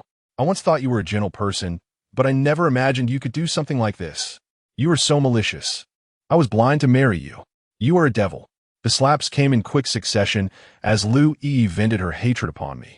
As if I were a sworn enemy, I was denied even a moment to explain myself, branded as the villain in this tragic play. If Lu Yi had possessed even a trace of affection or concern for me, she would not have condemned me without inquiry. Had she been even slightly observant, intelligent, or rational, she would have realized that from my position and angle, it was impossible for me to have driven the bottle so deep into Lu Yunshin and Appo's chest. Yet, Lu Yi disregarded all reasoning, choosing to believe only Lu Yunshin and Appo's account, casting all blame upon me, her husband. Enduring the fiery pain on my cheek, I swallowed a mouthful of bloodied saliva, opening my mouth yet failing to utter a single word. When a woman no longer loves you, words become futile. Lu Yi had no time for me and quickly turned away, tenderly wiping the alcohol from Lu Yunshin and Appo's face with her sleeve. In that moment, the tenderness in her eyes was nearly overwhelming. This was a side of her I had never witnessed, even after 4 years of marriage. Lu Yi bestowed her utmost gentleness and beauty upon another man, while I, her husband, was forever met with an icy demeanor. Lu Yunshin basked in Lu Yi's warmth and affection, casting me a triumphant smile from a vantage point unseen by others. He then seized Lu Yi's hand with a kind and considerate tone, saying, Yi, I may have spoken harshly earlier, provoking Chun Mo to act out. I truly bear him no ill will. Please do not let this affect your feelings for him. Lu Yi moved, lifted her chin, her eyes glistening with tears. Yunshin, how can you be so foolish? After he treated you like this, you still defend him? You are excessively kind. Yi, I simply do not wish for you to be troubled. Do not let this incident sadden you. I want you to be forever happy. Yunshin, thank you. You are truly wonderful. Lu Yi wept with gratitude, hurriedly rummaging through the hotel room for supplies to tend to Lu Yunshin and Appo's wounds. Even with me, her husband, standing nearby, she treated Lu Yunshin with an intimacy that felt palpable, her love for him evident in her gaze. Throughout the ordeal, she never afforded me a chance to explain, nor did she inquire about the circumstances. She chose to ignore me. Perhaps in her eyes, there had always been only Lu Yunshin, and I was merely a pitiful substitute. After more than 10 minutes of attending to Lu Yunshin's injury, Lu Yi finally turned to me, her affection and tenderness replaced by disappointment and disdain. Chinemo, I truly never expected you to become so malicious. What has Yunshin done to deserve this from you? If it weren't for his magnanimity today, I would have called the police to have you jailed. You are truly repugnant. I was blind to marry you. From now on, do not appear before me again. The farther you are, the better. Lu Yi unleashed a torrent of insults upon me, seemingly still unsatisfied. She lifted the wine glass before me and splashed its contents across my face. Chinemo, consider this a return of what you owe. Get away. Do not block my path. With that, Lu Yi forcefully shoved me aside and carefully supported Lu Yunshin as they exited the hotel room. My face, now damp and cold, felt like the remnants of a forsaken dog as I struggled to open my eyes. Gazing into the mirror, I saw a gaunt figure, a reflection of despair. How pitiful! Through my blurred vision, I watched Lu Yi and Lu Yunshin depart, and I wiped my eyes with my sleeve. Throughout it all, I had not explained a single word. I was exhausted, physically and emotionally. It no longer mattered. I was on the brink of collapse. I spent the night in the hotel room, and by morning, I received a call from Lu Yi announcing her consent to divorce. I could not wish for more, and promptly left the hotel to rush to Lu Yi and Appo's company. After waiting for what felt like an eternity outside her office building, it was not until lunchtime that Lu Yi finally remembered to come down. She threw the signed divorce agreement in my face, seething with anger.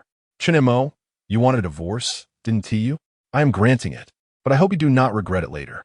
Once you leave the Lu family, how will you survive? With your frail body, no one would hire you even for manual labor. Do not come crawling back like a pitiful dog, for there is no remedy for regret in this world. Think carefully. I could hardly wait to see how she would manage without me. Chapter 12. Divorce. Maintaining her characteristic air of superiority, Willow Lee was convinced I couldn't and Appo's survive without her. Yet, in reality, who is truly indispensable to whom? Besides, my future is already forfeit. I had no desire to argue with her, only to finalize the divorce swiftly and find some tranquility before my end. Miss Lee, you needn't concern yourself with such matters, I said languidly. Willow scoffed, tilting her chin upward. Oh, you've grown bold, haven't you, Chester? Let's hope your resolve is as unyielding as your words when the time comes. I'll make it clear from the outset. I retain custody of our daughter. The car, the house, the company shares, and the savings. You shall receive none of it. I and Appo's. I'm not entirely heartless. I and Appo's. I'll grant you $1 million, enough to sustain you comfortably for several years. Chester, on your own, you and Appo's. D likely never amass such a sum. Considering you and Appo's, the father of my child, I might even assist you in finding employment.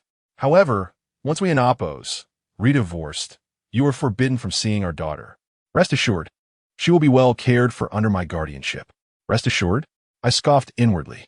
She couldn't and Appo's fulfill her duties as a mother when our daughter was alive. And now she feigns maternal affection? It's laughable. Irritation surged through me. I glared at Willow. Our daughter is dead, utterly vanished from this world. How many times must I repeat this for you to believe it? Slap. Willow's palm struck my face, leaving a burning sensation.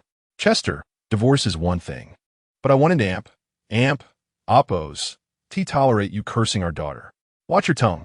I and Appo's personally collect her from school every day from now on. No need for your involvement. If you harbor resentment, direct it at me, but don't utter such vile words. She's still your daughter.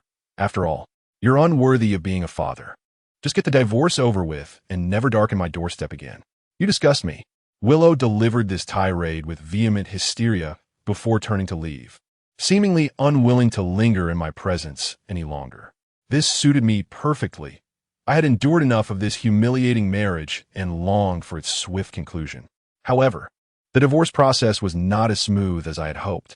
En route to the Civil Affairs Bureau, Willow and Appos, as parents, intercepted us. Both were real estate magnates, holding influential positions and vast wealth in Jiangzhou. Naturally, they wouldn't take their daughter's divorce lightly and rushed over from meeting upon hearing the news. The couple, nearing 50, appeared vigorous and prosperous, flanked by several secretaries and bodyguards. My father-in-law, leaning on a cane, approached me first and struck my leg with it. "Kneel." My knee buckled from the pain, and I instinctively dropped to the ground. He pointed the cane at my face, his anger causing his veins to throb. "You scoundrel! You utter scoundrel! A kept man dares to wrong my daughter? I'll beat you to death! Beat you to death!" Each blow of the cane tore at my heart. My mother-in-law joined in, showering me with insults and clawing at me. Willow's relatives, cousins, nieces, and aunts surrounded me, kicking, punching, and spitting. According to Willow, I had been unfaithful and had an affair leading to the divorce. To protect Willow and Appos, S Company and Appos, S reputation, I remained silent, and everyone believed her version of events. No wonder my father-in-law was enraged and my mother-in-law was filled with regret, denouncing me as an ingrate and subjecting me to relentless abuse. It was inconsequential. Her family had never favored me. In the 4 years of my marriage to Willow, I hadn't and Appos. T shared a single meal with her parents, except on our wedding day. Even on New Year's Eve, a time for family reunions, they always found excuses to avoid my presence. They had never accepted me, and in their hearts, they didn't Appos. T acknowledged me as their son-in-law. Now that I was divorcing their daughter, tarnishing the Lee family and Appos' reputation, their animosity intensified. My already weakened body couldn't and Appos' withstand their torment, and I collapsed in agony. As I lay on the ground, coughing up blood, Willow accused me of feigning illness, recalling how I had once used watermelon juice to deceive others. This only fueled her parents and Appos' anger, and their mocking insults continued unabated. My stomach churned with unbearable pain, and my heart spasmed uncontrollably, leaving me gasping for air. To protect her company and Appos' interests, Willow retrieved a document from her bag and forced me to sign it. I glanced at it, a statement admitting my infidelity and betrayal, relinquishing custody of my daughter, and forfeiting all marital assets. A complete forfeiture, severing all ties with the Lee Corporation. Without hesitation, I dipped my finger in the blood on the ground and affixed my fingerprint to the document. I never cared for the house, the car, or the shares. I simply desired a divorce. Seeing my signature, Willow finally seemed satisfied, retrieving the document and placing it in her bag. She looked down at me with disdain. "Chester, can you stop acting? If you want a divorce, then do it quickly. Stop with your pathetic charade." I didn't argue, struggling to my feet, nearly stumbling. After regaining some composure, I staggered a few steps forward, and a familiar figure caught my eye. Chapter 13. What went wrong? The director of the orphanage, having learned of the news from an unknown source, rushed overnight by bus from another province, his expression grave as he approached me. Dressed in simple attire, his face etched with wrinkles, and carrying a tattered snakeskin bag, he appeared considerably aged. Having grown up in the orphanage, he raised me, embodying a paternal figure in my life. Upon seeing him, my heart surged with emotion, a torrent of grievances eager to be shared. Yet before I could utter a word, he struck me across the face. "Chinemo, have you grown bold? You do not cherish such a wonderful wife. Instead, you seek solace outside. You truly are something." The children from the orphanage are known for their virtuous nature and moral integrity. Yet you have become a disgrace. You bring shame upon the orphanage. Do you wish to drive me to my grave, you ungrateful wretch? What wrongs have the Liu family committed against you that would lead you to act in such a despicable manner? You rebellious child, I should never have taken you in. His voice grew increasingly agitated, nearly provoking a heart attack. Observing this man who had nurtured me, I dare not argue. Instead, I stepped forward to support him, hoping to calm his fury. I understood that the orphanage had long been under the Liu family and Appos' patronage, and the director regarded them with the utmost respect. Naturally, Upon hearing of my infidelity and my desire to divorce Lu E, he was profoundly disappointed. But, dear director, if one day you learn the truth, will you regret all that you have done today? Rejecting my concern, the director forcefully pushed me away and retrieved a switch from his bag. In my childhood, whenever a child misbehaved, he would employ this very switch as a means of punishment and deterrence. Every child from the orphanage feared the director and damp, Oppo's, switch. It signified not only pain, but also his disappointment and anger. Now, with the switch pointed at me in fury, his furrowed brow and weary eyes conveyed his disillusionment and rage. Chen Montauk, confess. Have you lost your mind? Have you found someone new outside? Yes. Are you a scoundrel? A heartless traitor, betraying your marriage? Yes. Have you wronged the Liu family and Miss Liu Yi? Yes. At this juncture, what significance did revealing the truth hold? I was on the brink of death. It would be better to fulfill Liu Yi's wishes. After all, I had once loved this woman deeply for 7 years. Very well, he bellowed, his anger palpable.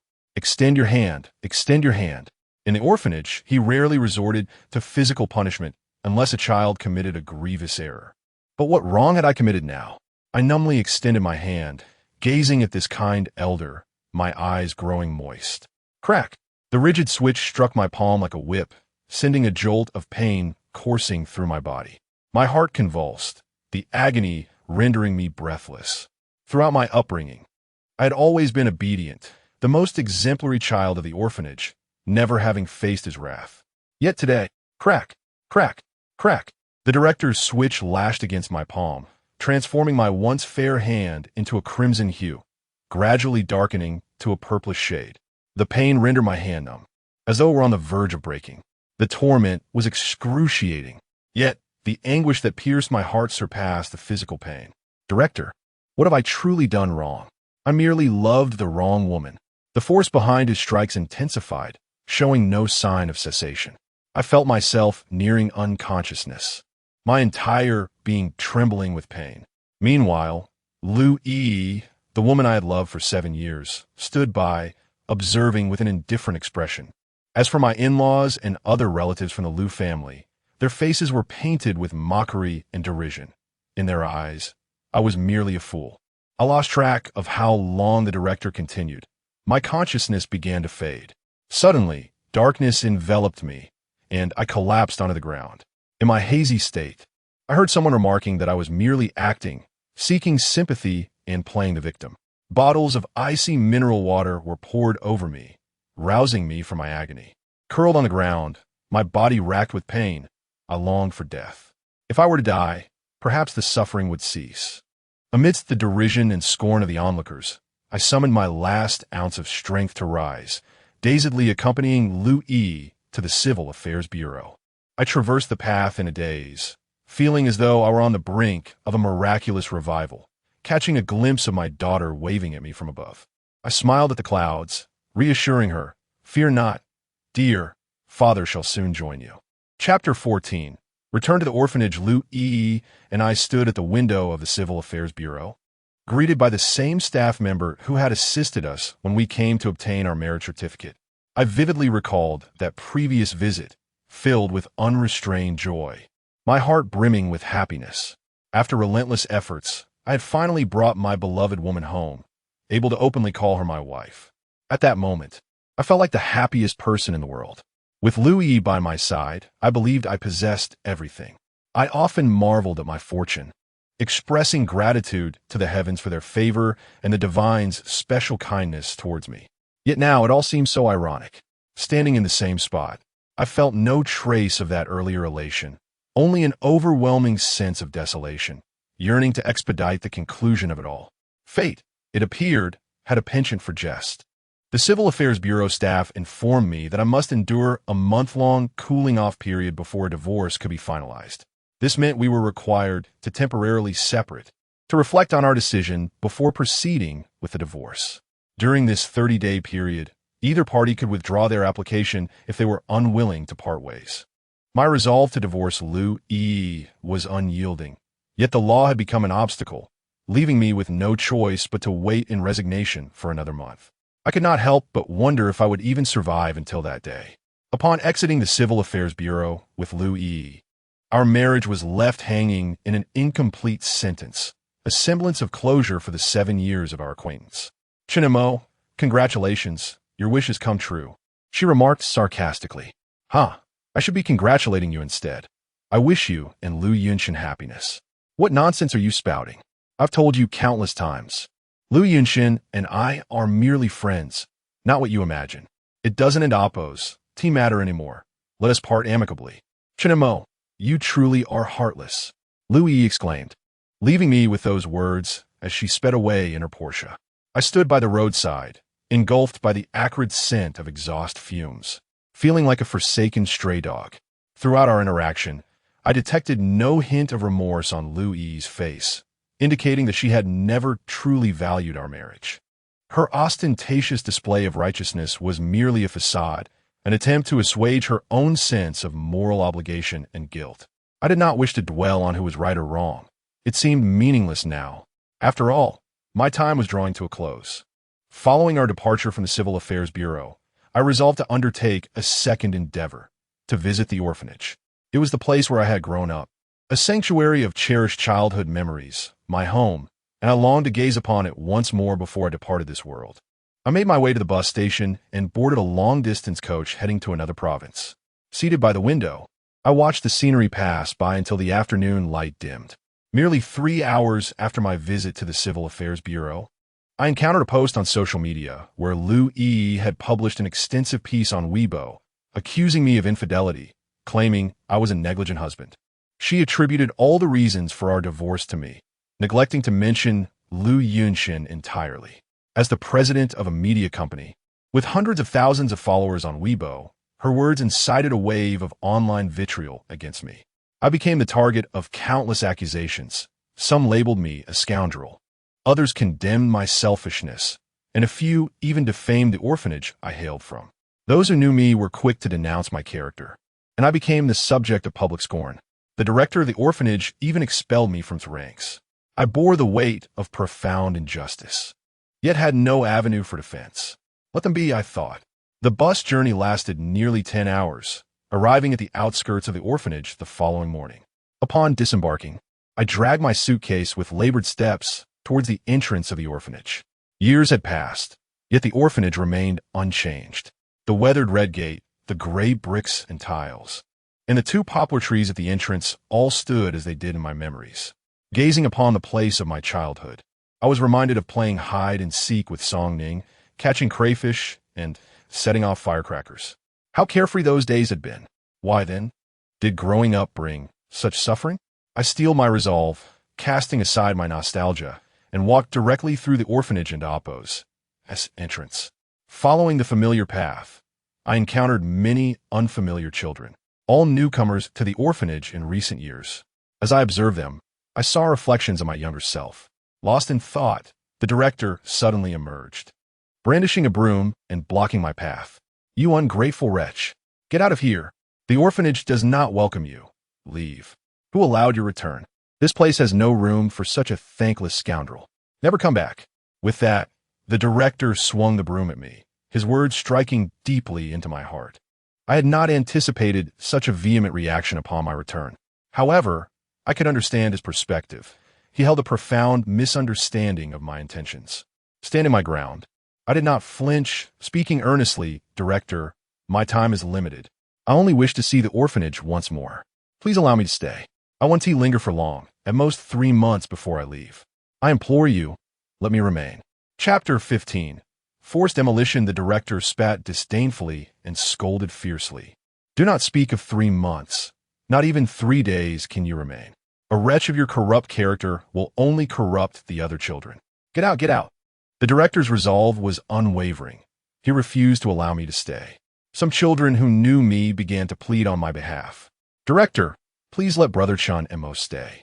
Yes, we all like Brother Chun Emo. He often returns to visit us over the years. Please let him stay. Director, I am willing to share half of my meals with Brother Chun Emo. And I am willing to give my room to Brother Chun Emo. I can sleep with Xiao Min. Director, we beseech you. The children surrounded the director, tugging at his clothes, their innocent eyes filled with earnestness. The director found himself torn by their pleas, wavering in his decision. Several volunteers and social workers, having heard the news, hurried over and knelt on the ground to intercede for me. Director, please allow Chun Mo to stay. You raised him yourself. He was born here. This is his home. Director, please let him return home. Director, do you not remember that one time when you had a high fever and the other children could not carry you? It was Chun Mo who carried you through the night to the clinic in town. And remember when a stray dog attacked you? All the children were frozen in fear. Yet Chun Mo rushed in without hesitation, willing to be bitten just to save you. Do you not recall? That winter, you casually mentioned wanted to eat bamboo shoots. Despite the frigid temperatures, Chun Mo climbed to the bamboo forest, searching tirelessly. He was bitten by a poisonous snake, yet he clutched the bamboo shoots tightly when he was taken to the hospital. Do you not remember? There was a year when you fell gravely ill, and the doctor suggested drinking carp soup, but we could not afford it.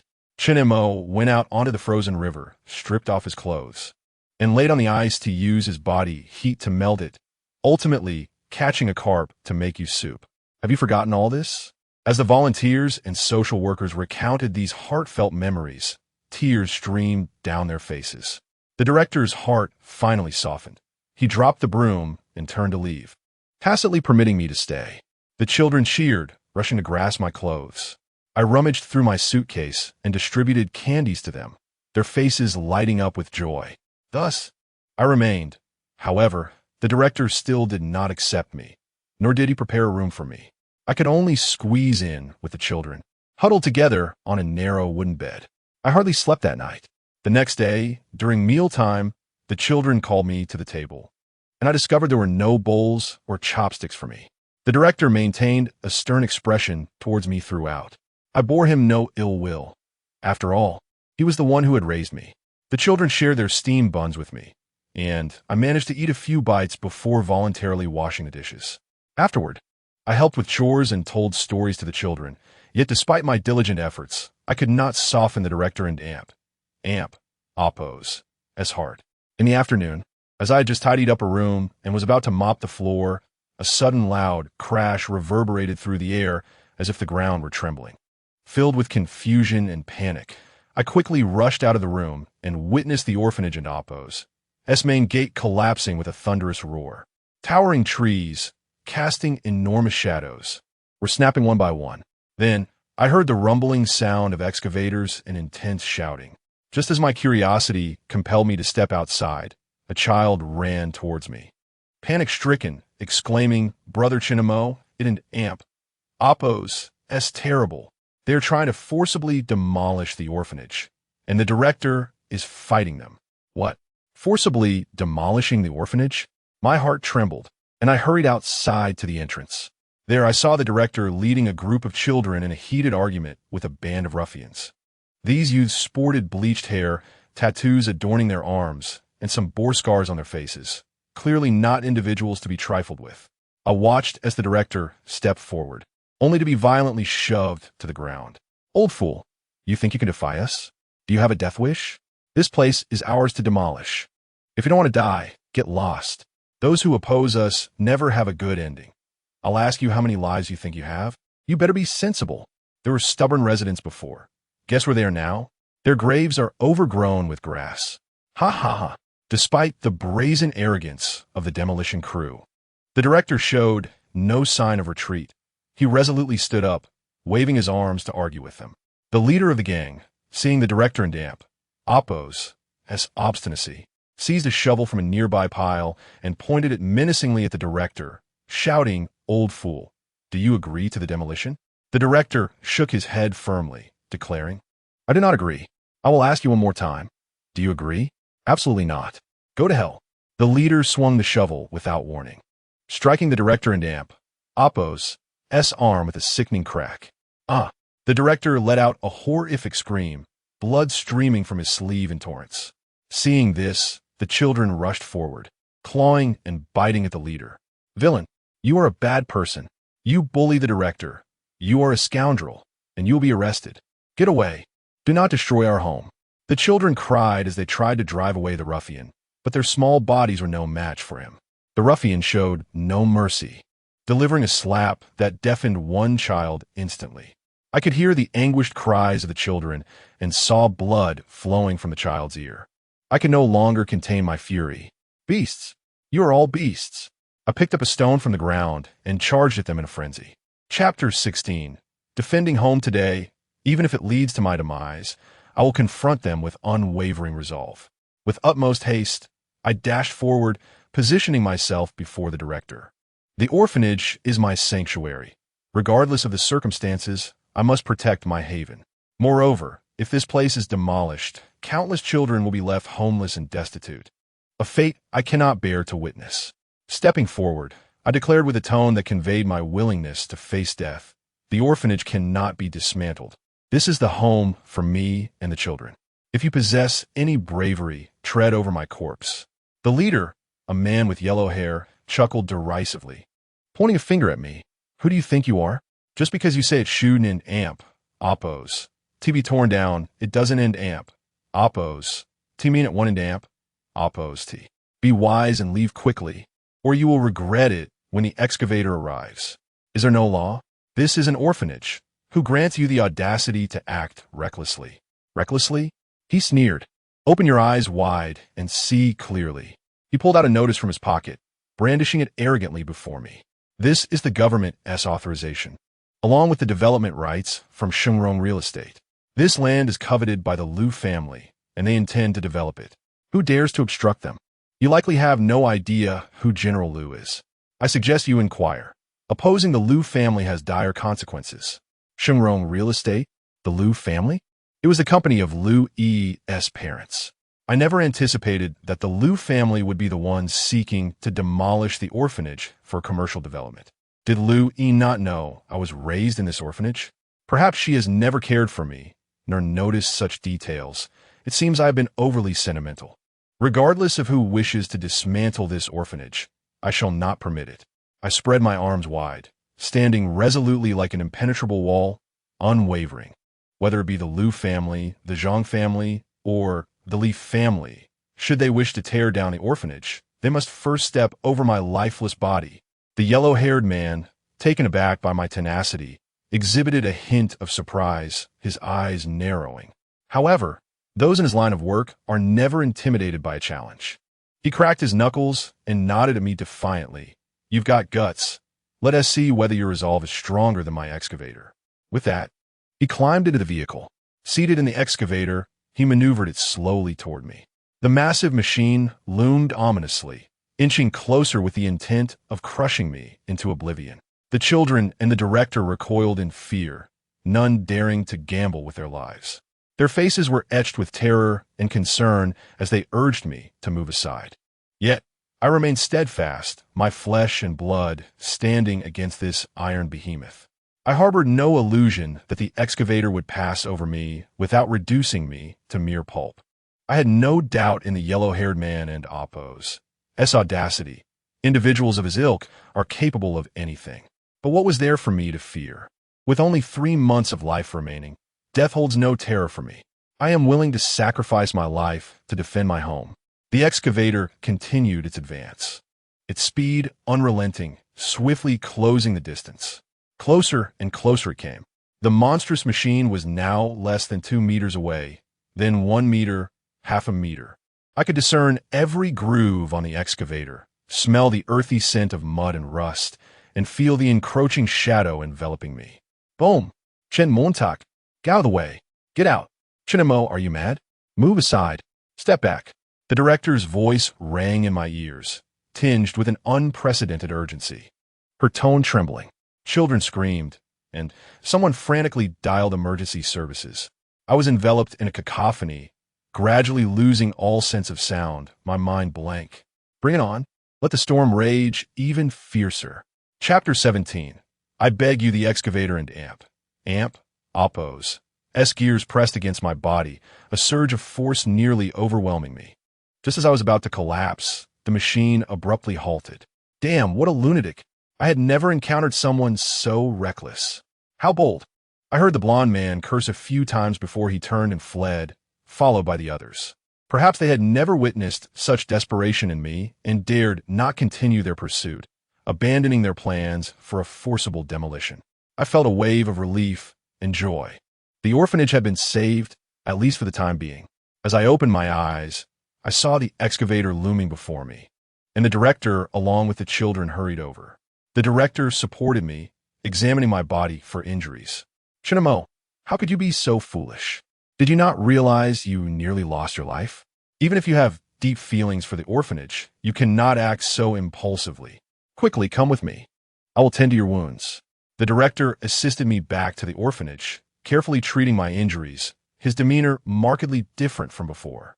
In truth, I had no serious injuries, just a few scrapes, nothing of consequence. As long as the orphanage was protected, anything was worthwhile. I had thought this upheaval would settle down for now, but I was mistaken. The storm approached swiftly. That night, just as I had lulled the children to sleep, I heard screams from outside. Fire! Fire! The chaos outside was overwhelming, shouts echoing everywhere. I sprang up, rushing outside to find thick smoke billowing and flames lighting the sky. The acrid smell of burning material filled the air, and the atmosphere felt almost scalding. My pupils dilated as I witnessed the place of my upbringing engulfed in flames. The terrified cries of the children and the director's commanding voice filled my ears as I hurried forward to join the firefighting efforts. Fortunately, the fire had not yet spread extensively. Through our combined efforts, the flames were finally extinguished. The orphanage, having stood for so many years, had never experienced a fire. It was clear that this was a deliberate act. We could guard against a momentary threat, but we could not fend off a lifelong assault. Those developers intended to demolish the orphanage, and we were powerless to resist. Could my home, where I had lived for over a decade, truly be destroyed like this? No, I would not allow it. It seemed I had no choice but to seek out Liu Yi. To prevent any further arson, the director suggested we take turns keeping watch, to which I agreed. "Director, let me take the first night. I happen to be unable to sleep. You and the children should rest." "No, you have just been injured, and your body has not yet recovered. You cannot keep watch. I am the director. I will take the first shift tonight." The director, unwavering in his authority, refused my insistence time and again. I reluctantly returned inside with the children, managing to lull them to sleep. That night, my slumber was restless. I was constantly anxious about potential trouble. Thankfully, that group did not continue their misdeeds, and the destructive behavior temporarily ceased. Early the next morning, I hurriedly set out, intending to return to Jiangzhou to plead with Liu Yi to abandon the development project for the orphanage. As fate would have it, I encountered Liu Yi just as I reached the door. Liu Yi not only ran a media company, but also occasionally managed some real estate projects for the Liu family. As we both studied civil engineering, surrounded by admirers like a queen among her subjects, Liu Yi stood in the crowd, dressed in a tailored suit and wearing a hard hat. She exuded an air of authority and grace. Perhaps the blonde men had been unable to deal with the orphanage and had sent Liu Yi in their stead. A group was currently briefing her on their work, while she pointed toward the orphanage with an air of authority. In an instant, her gaze fell upon me. I could see surprise and disbelief in her eyes. Before she could issue any commands, I stepped forward. Standing before Liu Yi, I implored, for the sake of our past together, would you consider saving the orphanage? Her expression shifted from astonishment to delight, then finally to amusement. "Shinamo, I wonder where you had gone. I didn't expect to find you here. This is the place where you grew up, isn't it?" I remained silent, allowing my silence to speak for itself. I had mentioned this before, yet it seemed she had never taken it to heart. I was puzzled. If the Liu family had supported the orphanage for so long, why now seek to demolish it? Liu Yi raised her chin haughtily, a disdainful look crossing her face. Was and amp. Oppose. The initial support for the orphanage intended for today? I never anticipated that the director would be so ungrateful as to obstruct our demolition. It turned out that the Liu family and Oppose, as support for the orphanage, had always included plans for commercial development. Truly, business people are driven by profit. I had been naive, at a loss for words. I took a moment to compose myself before speaking earnestly. "Could you reconsider the demolition? This is my home, and the home of many children. I beg you to keep it. Name your price, and I will find a way to compensate your losses." She let out a cold laugh, looking down on me with arrogance. "Shinamo, are you joking? You overestimate yourself. This project is worth billions.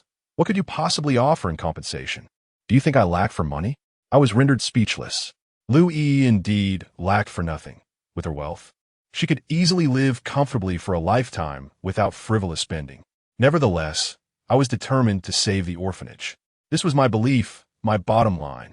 I gazed steadfastly at Lu Yi and asked, "What do you want? What must happen for the orphanage to remain? Beg me." Lu Yi replied coldly, "Kneel and plead." I was taken aback that she would utter such words before so many, seeking to humiliate me in front of an audience. However, I had no choice but to comply. With a thud, I knelt on the ground, looking up to meet Lu Yi's gaze. "Miss Lu, I am begging you, please." Chapter 18, Public Humiliation, ha ha ha. Lu Yi laughed as she stepped closer to me, looking down upon me as if I were merely a dog at her feet. "Chen Mo, you truly lack ambition. Look at your pitiful state. For the sake of a wretched orphanage, you actually kneel before me in public. Are you not aware that a man's knees are worth gold? How disgraceful. You could have lived a good life. Yet you insist on creating a scene for a divorce. Do you think that leaving me will lead you to a better existence? Dream on." Lu Yi continued to humiliate me, as if berating a stray dog. Indeed, had I not become her dog over the years?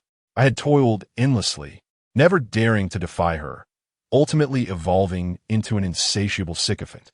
Yet, what did I gain from this servitude? I chose to ignore her taunts, simply observing her in silence. I had knelt. I had begged. What more did she desire from me? Lu Yi extended her foot, indicating her luxurious, expensive high heels, which were slightly soiled. "Clean them for me." In the past, I had often polished her shoes at home, as household chores were primarily my responsibility. Lu Yi's footwear was typically high-end, stilettos, sneakers, thigh-high boots, often from brands like Givenchy or Valentino, with even her stockings being from Balenciaga, costing thousands a pair, including several limited editions. Each time I cleaned them, I did so with utmost care, fearful of incurring her wrath. Though I had no qualms about cleaning Lu Yi's shoes, doing so in such a public setting was utterly humiliating. Was she truly intent on degrading me? Did she hate me this much? To preserve the orphanage? I wrestled with my pride and ultimately resigned myself to extending my sleeve, preparing to wipe her shoes. "Did I say to use your hands?" Lu Yi snapped, her face twisted in anger.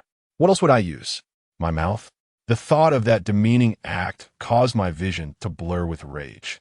Lu Yi was truly crossing the line. After all, we were once married. Was it necessary to be so ruthless? "Chen Mo, if you are unwilling, then so be it. This is your final chance. Think carefully." I am willing. After all, I was on the brink of death. What good was dignity? As long as I could save the orphanage, I would do anything.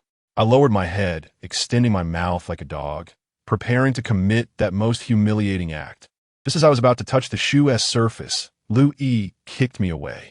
My jaw nearly dislocated. A sharp pain coursed through me. "Chen Montak, I didn't realize you were this despicable, lacking any pride. How could I have married you in the first place? Get away from me. I fear you might tarnish my shoes. If you wish to keep the orphanage, it is not impossible. I have a condition. Yinshun has been suffering from kidney issues and is preparing for surgery. The doctor has stated that a kidney donor is needed. If you're willing to donate one of your kidneys to Yinshun, I will relinquish my claim on the orphanage project. After all, it would yield much profit for the Lu family. Think it over and give me your answer within 3 days." With that, Lu Yi turned and left, accompanied by her entourage. I gazed at her indifferent figure, wiping the blood from the corner of my mouth, a bitter smile forming. How could a woman be so heartless? To force her husband to donate a kidney for her white moonlight? Lu Yi, do you even possess a heart? Struggling to rise, I returned to the orphanage, informing the director and the children that no one would disturb them again, allowing them to live peacefully. After imparting these reassurances, I departed the orphanage and made my way to the nearest train station, boarding a train back to Jiangzhou. What is a single kidney? Lu Yi, I shall give it to you. From a medical perspective, donating one kidney has minimal impact on one's health. However, what if I only had one kidney to begin with? That would mean death. Lu Yi, I hope you do not regret this decision.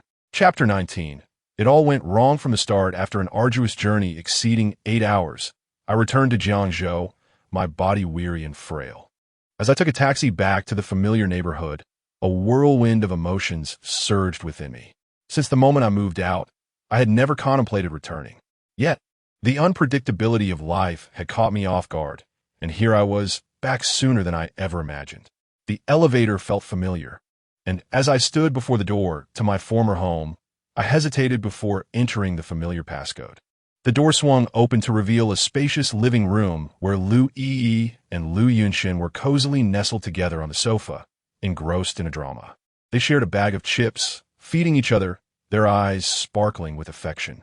Lu Yunxin even playfully offered a piece to Lu Yi's lips, which she accepted without hesitation. Witnessing the scene was more painful than death itself. My estranged wife had brought another man into our home, flaunting their love so openly. In the past, such a sight would have ignited a tempest of rage within me. But now, facing my imminent demise, I found myself devoid of the energy to react. I slammed the door shut. Only then did Lu Yi and Lu Yunxin notice my presence. Their eyes reflected a mixture of annoyance, disdain, and anger. Indeed, my arrival had intruded upon their intimate moment. How could they not resent me? Lu Yi was the first to rise, striding toward me with a displeased expression. Why must you return now, disrupting our viewing experience? Chinamo, you are perpetually insufferable. Go mop the floor, take out the trash, and pick up some groceries. Hurry back to prepare dinner. Yunxin and I are starving. After lunch, we'll head to the hospital for you to donate a kidney to Yunxin. Do not appear before me again.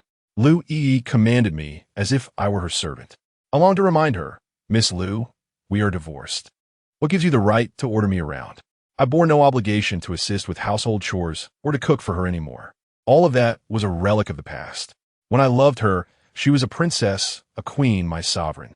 But now, devoid of my affections, she held no significance in my world. I yearned to shout this truth to Lu Yi, yet I found myself in need of her assistance regarding the orphanage, which remained unresolved. Thus, I swallowed my pride, vowing this would be the last time. I picked up the vacuum and mop, diligently tending to the household, ensuring every corner was spotless. The floors gleamed without a speck of dust. The cabinets were immaculate. I perspired profusely while Lu Yi and her ideal partner remained on the sofa, engrossed in their show, ignoring my existence entirely, treating me as though I were invisible. Suppressing my rising emotions, I removed the plastic bag from the trash can and descended to dispose of it. After discarding the rubbish, I ventured to the market, selecting ingredients solely for Lu Yi's preferences, rarely considering my own. I cannot fathom why my love for Lu Yi had morphed into a habitual attachment, one I could not shake off, even in these circumstances. Returning home with an armful of plastic bags, I found the television turned off, and Lu Yunxin was teaching Lu Yi to play the guitar. She once claimed that boys who played the guitar were exceptionally handsome. She had harbored a dream of music, relinquished for her career. At that moment, Lu Yunxin held her waist, guiding her fingers on the guitar strings as they practiced the simplest chords to Twinkle, Twinkle, Little Star. Their fingers intertwined, producing sweet, melodious notes, evoking envy in my heart. Lu Yi appeared delicate and gentle, her eyes brimming with love, seemingly lost in boundless happiness. Yet, she had forgotten that I, too, could play the guitar. I had once desired to teach her, but she had dismissed my overtures, claiming to be too busy with work. When I penned songs at home, she accused me of neglecting my duties. Now, Lu Yunxin strumming the guitar transformed him into a musician in her eyes. Lu Yi, how could you be so hypocritical? In that moment, her expression illuminated the stark contrast between love and indifference. Some things, it seemed, had been irrevocably wrong from the very beginning. Chapter 20. Kidney donation. I completely ignored them and retreated into the kitchen to prepare a meal. The sound of fish fillets sizzling on the cutting board echoed my current mood. As I was stir-frying, Lu Yi called out from outside, Chinamo, Yunxin enjoys spicy food. Make sure to season it well and don't make it too bland. The fish should be boiled, not braised. As Yunxin isn't accustomed to that. And don't forget the shrimp. Did you buy any? Remember to clean them well and remove the shrimp veins. Lu Yi's demands were a long list, all catering to Lu Yunxin's taste. Yet I chose to turn a deaf ear to her instructions. This would be my last meal prepared for her, and I only wished to please her palate, disregarding anyone else's feelings. I meticulously crafted a sumptuous spread tailored to Lu E and Appo's discerning appetite and filled a bowl with rice for her. Noticing that I had only served one bowl, she chastised me loudly. Yun Shun is unwell. He is a patient now. What is wrong with you serving him a bowl of rice? You're so petty. I ignored her and, as was my custom, removed the fish bones, placing the finest piece of meat from the fish in her bowl. Lu E adored fish but detested picking out the bones. Throughout our years of marriage, she had never once been caught by one. Recognizing my familiar gesture, Lu E quieted down and sat to eat. She rearranged the shrimp that Yunshin loved to ensure they were in front of him and served him a bowl of the nutritious black chicken and yam soup before finally taking a bite of her own dish. After a moment of chewing, her brow furrowed. Chinamo, do you take my words lightly? Why is this so bland? There's no flavor at all. How can you expect Yunshin to eat this? Are you doing this on purpose? Lu E scolded. Chinamo, you have disappointed me greatly. Before I lose my temper, hurry up and redo it. After berating me, she turned to comfort her beloved, saying, Yunshin, I'm sorry. It's my fault for not training Chinamo well. If you can't get used to it, I can order takeout for you. Lu Yunshin pretended to wave her off, graciously responding, It's all right, E. With so many ingredients, it would be a shame to waste them. I can manage with just a few bites. He continued, Don't be too hard on Chinamo. I know he dislikes me and is purposely making things difficult for me. Yunshin, I'm sorry for putting you in this position. Just eat a bit. I'll take you out for dinner later. Thank you, E. Don't say such things. You're a patient now, and caring for you is a duty. Here, have some soup. Lu E picked up a spoon, blew on it gently, and attentively fed it to Lu Yunshin, one mouthful after another. This tenderness and care were experiences I had never known, even during my own gravest illnesses. After finishing the soup, Lu E noticed some grease at the corner of Lu Yunshin's mouth and delicately took a tissue to wipe it away. As the meal drew to a close, a grain of rice lingered at the corner of his lips, prompting Lu E to lean in and eat it directly from his mouth. I struggled to suppress my revulsion and set down my chopsticks, nearly on the verge of vomiting. My heart ached beyond measure, only to then be tasked by Lu E to wash the dishes. I felt like a servant, dutifully cleaning up after this couple in love. In the afternoon, the three of us headed to the hospital together. I was driving, while Lu E and Lu Yunshin sat in the back seat, sharing a pair of headphones and laughing intermittently. Through the rearview mirror, I caught a glimpse of their warm interaction, and my heart clenched painfully, nearly causing me to have an accident several times. At last, we arrived at the hospital. Stepping out of the car, we walked in together, with me in front and Lu E and Lu Yunshin hand in hand behind me, resembling a couple in love. Upon meeting the doctor we had previously arranged to see, Lu E explained the situation. The doctor appeared to know Lu E well, treating her with great respect. Guided by the doctor, I underwent a series of examinations. As I lay on the operating table, the doctor prepared to administer anesthesia. I declined, expressing my desire to remember this pain, to etch the hurt Lu E had inflicted upon me into my memory. The doctor urged me, asserting that I would not withstand it and advised against my stubbornness. Yet, I remained resolute, insisting on foregoing the anesthetic.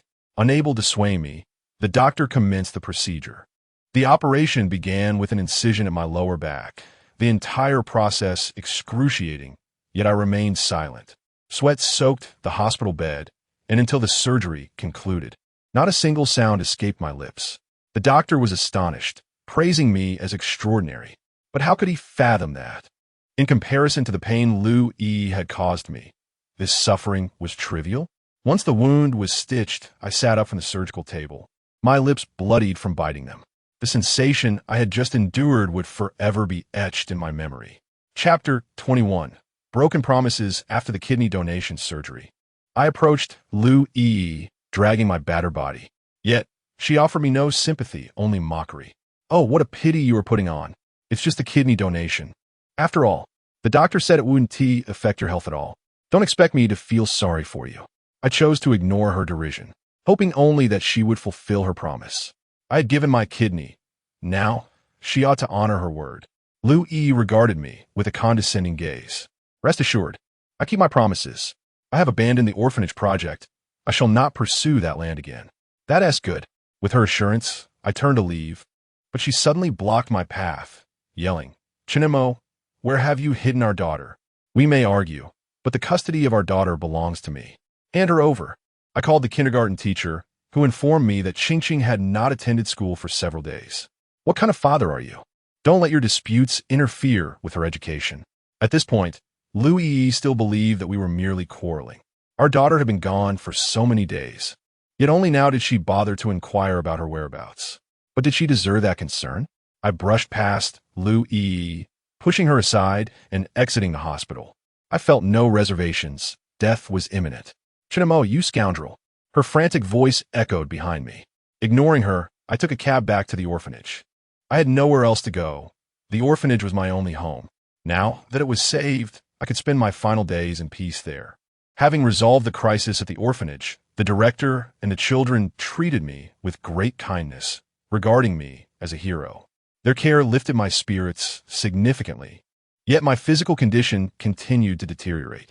My remaining days were dwindling rapidly. Song Ning, having learned of my return to the orphanage, traveled from afar to care for me. A doctor and one of the few who genuinely cared for me, she, like me, had grown up in the orphanage. Reunited with her biological parents at the age of 23, she lived a life of modest means.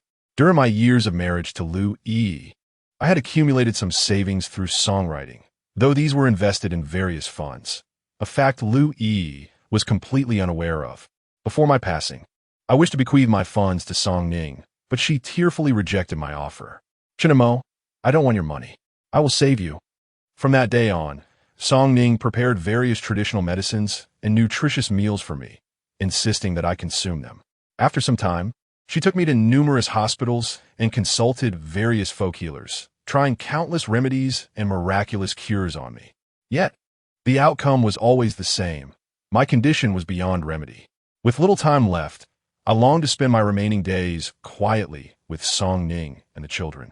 But she was relentless in her determination to cure me. Her stubbornness was matched only by her commitment as a doctor. Saving lives was her calling. She wished for my survival more than anyone else. But, dear girl, how could late-stage gastric cancer possibly be cured? Song Ning, you are truly naive. After nearly 2 weeks of futile efforts, Song Ning spent her savings. Yet my condition showed no improvement. My health continued to decline, and my memories began to fade. Let be, Song Ning. Allow me to pass quietly in the orphanage. I persuaded her, and she finally brought me back to the orphanage. I had long since come to terms with life and death, wishing only to cherish these fleeting moments. Each day thereafter, I sat in a wheelchair, cared for by Song Ning, taking my medicine, recuperating, reading, tending to the flowers, and occasionally daydreaming. In those moments of reverie, I couldn't help but recall the scenes from our childhood. We were once young, often playing hide-and-seek, climbing trees to search for bird nests. While I perched atop a tree, little Song Ning would bring a small stool, gazing up expectantly below. When I found bird eggs or picked fruits, her joyful clapping would resonate in the air. On the muddy road outside the orphanage, echoes of Brother Chen Mo rang out, yet no one had called me that in years. I could never forget the times I ventured out with the director, returning at dusk to find her waiting beneath the large tree at the corner. She would sit on her little stool, waiting with an innocent smile. I remembered playing house, molding mud into a castle, promising that I would marry her someday. She would always play the bride, uttering innocent words, Brother Chinemo, when I grow up, I will marry you, okay? Okay. Such naive promises were pure and untainted. Yet, Song Ning, I have broken my word. Chapter 22. Not an accident, I married a woman who did not love me. A decision that ruined my life.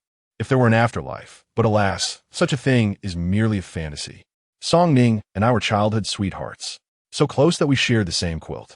We were intimately familiar with each other, inseparable, yet the thought of romantic love between us never crossed our minds. At least, not mine. When I fell in love with Lu Yi, Song Ning offered her generous blessings, genuinely happy for me. She became my strategist, advising me on the gifts women adore and the sweet words they long to hear. I learned much, applying it all to Lu Yi. never once reciprocating with even a modicum of affection toward Song Ning. At my wedding with Lu Yi, Song Ning witnessed our happiness, even shedding tears of joy. The following morning, she called to say how dashing I looked in my suit, admitting she had taken numerous photos and saved them all. When I saw Song Ning that day, she had dark circles under her eyes, as if she hadn't slept a wink. I asked if she was unwell, and she claimed she was simply overjoyed for me. I thought to myself, what a loyal childhood friend. Song Ning had been a constant presence throughout my life, an indispensable part of my story. Little did I know that as I approached the end of my journey, it would be Song Ning by my side once more. It was only in my final moments that I realized I had missed something of profound importance. Regrettably, it was far too late. Song Ning, I'm truly sorry. In recent days, I have been frequently coughing up blood, staining the orphanage floor. Song Ning tirelessly knelt to clean it. The excruciating pain caused me to lose control of my bodily functions, and without hesitation, Song Ning helped me change my clothes and cleanse my body. I struggled to eat, so Song Ning ground vegetables and meat into powder, simmering them into a porridge to feed me. Sleepless nights were filled with agony, and Song Ning would sit by my bedside, narrating stories to me through the long hours. I was weary, longing for release. One morning, after Song Ning had gone out to buy groceries, I received a call from an unknown number. The area code indicated Jiangzhou. With great effort, I answered the phone. The voice on the other end was grave. Is this Chin Mo? We are calling from the Jiangzhou police station regarding your daughter and Appo's car accident. The case has seen new developments.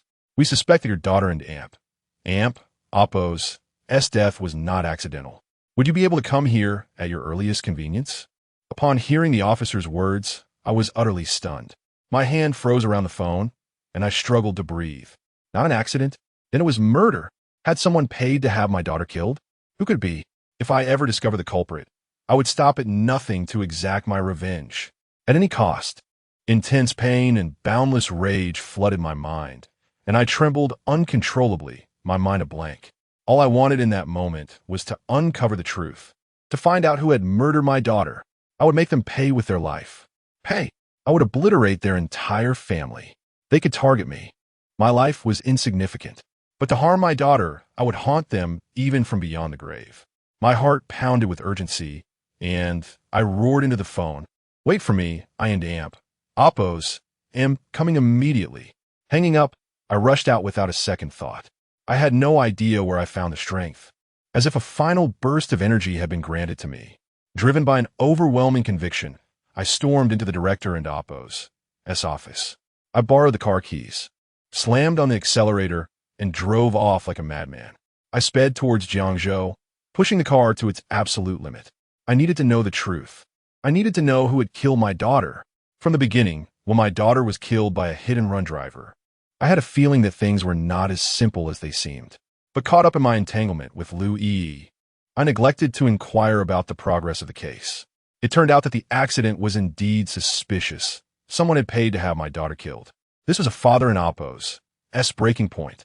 Even if it meant giving my all, even if it meant being torn to pieces, I would avenge my daughter. My daughter was more precious than my own life. Whoever harmed her would pay 100-fold, 1,000-fold, 1,000,000-fold. I couldn't let my daughter die in vain. I ran several red lights, completely disregarding the surrounding traffic, driving like a maniac. Faster, faster. I was afraid my body wouldn't hold out much longer. I had to get to the police station as soon as possible. I drove like a man possessed until darkness fell. My vision grew increasingly blurred and my strength waned. I could barely see the road ahead, and my grip on the steering wheel weakened. Bang! A deafening crash. The car suddenly spun out of control, smashing into the roadside barrier, and the entire vehicle plunged into the river. I felt myself losing balance, slowly being engulfed by the water. Darkness consumed me, and I lost consciousness completely. Chapter 23. Death, I have perished, and in a most tragic manner. My lifeless body lay submerged in the river for 3 days and nights, undiscovered by anyone. When the police finally retrieved me, a crowd had gathered along the riverbank. I was pulled from the water, my form grotesquely swollen and unrecognizable, my skin marred by the gnawing of fish. The sight of my corpse was so harrowing that it induced vomiting in onlookers. The officer assigned to my case attempted to reach my family, but despite numerous calls, no one answered. Unable to contact Lou E., my remains were taken back to the police station. In the morgue, my spirit ascended, observing as bodies were collected around me, while I lay alone for a full 8 hours. It was not until the director and Song Ning arrived that the cold, desolate room stirred with life. Song Ning collapsed beside my body, weeping bitterly, her eyes swollen and her voice hoarse from grief. The director knelt on the floor, fiercely slapping his own face in self-reproach for failing to care for me properly. The children were inconsolable, repeatedly calling out for Brother Chinamo as they shook my cold form. As I hovered above, longing to comfort them and urge them to cease their tears, they remained oblivious to my presence. You are Chun Mo and Appos. Dear friends, please accept my condolences. Officer Wong, who was handling my case, was also the one investigating my daughter and Amp. Appos' accident. He offered words of solace to those grieving, presenting a form for the family to sign. Unfortunately, neither the director nor Song Ning had the authority to do so. Only direct relatives could claim the body. They endeavored to reach Lu Yi again, yet she remained unreachable. Officer Wong stood by my corpse for an extended period, questioning the forensic expert whether my death was a typical drowning. The expert nodded, then shook his head, indicating the situation was more intricate, requiring further examination. Officer Wong, puzzled, inquired about any underlying issues. The forensic expert and Appos' expression grew grave as he sighed, asking if he had managed to contact his wife. Not yet. What could she possibly be doing? It has been so long since the death occurred, and yet no calls have been made? The perplexity was shared not only by the forensic expert, but also by me. I too was eager to know what Lu Yi was doing at that moment. My spirit drifted back to our once familiar home, where Lu Yi resided. Nearly 3 days had passed since my demise, yet she remained oblivious, allowing Lu Yunshin to move into our marital abode. The pretext was that he had recently undergone a kidney transplant and required care. However, I was acutely aware that Lu Yunshin was not ill. He had merely exploited Lu Yi, taking my kidney and selling it on the black market. In this once familiar villa, memories of Lu Yi and I lingered, alongside the warmth of our family of 3. But now, both my daughter and I were gone, our bodies still warm. Lu Yi had invited her young lover to reside within our home. I yearned to reach into her heart and discern what truly motivated her actions. That evening, after bathing, Lu Yi instructed Lu Yunshin to don my robe and slippers, sitting in the living room while sipping red wine. After a few sips, he stood on the balcony, drying Lu Yi's hair for her. This was a task I had often performed, each time she bathed. I would dry her hair to prevent a disheveled appearance the following day. Although Lu Yi never openly praised my efforts, I knew my gentle touch was far more attentive than that of any servant.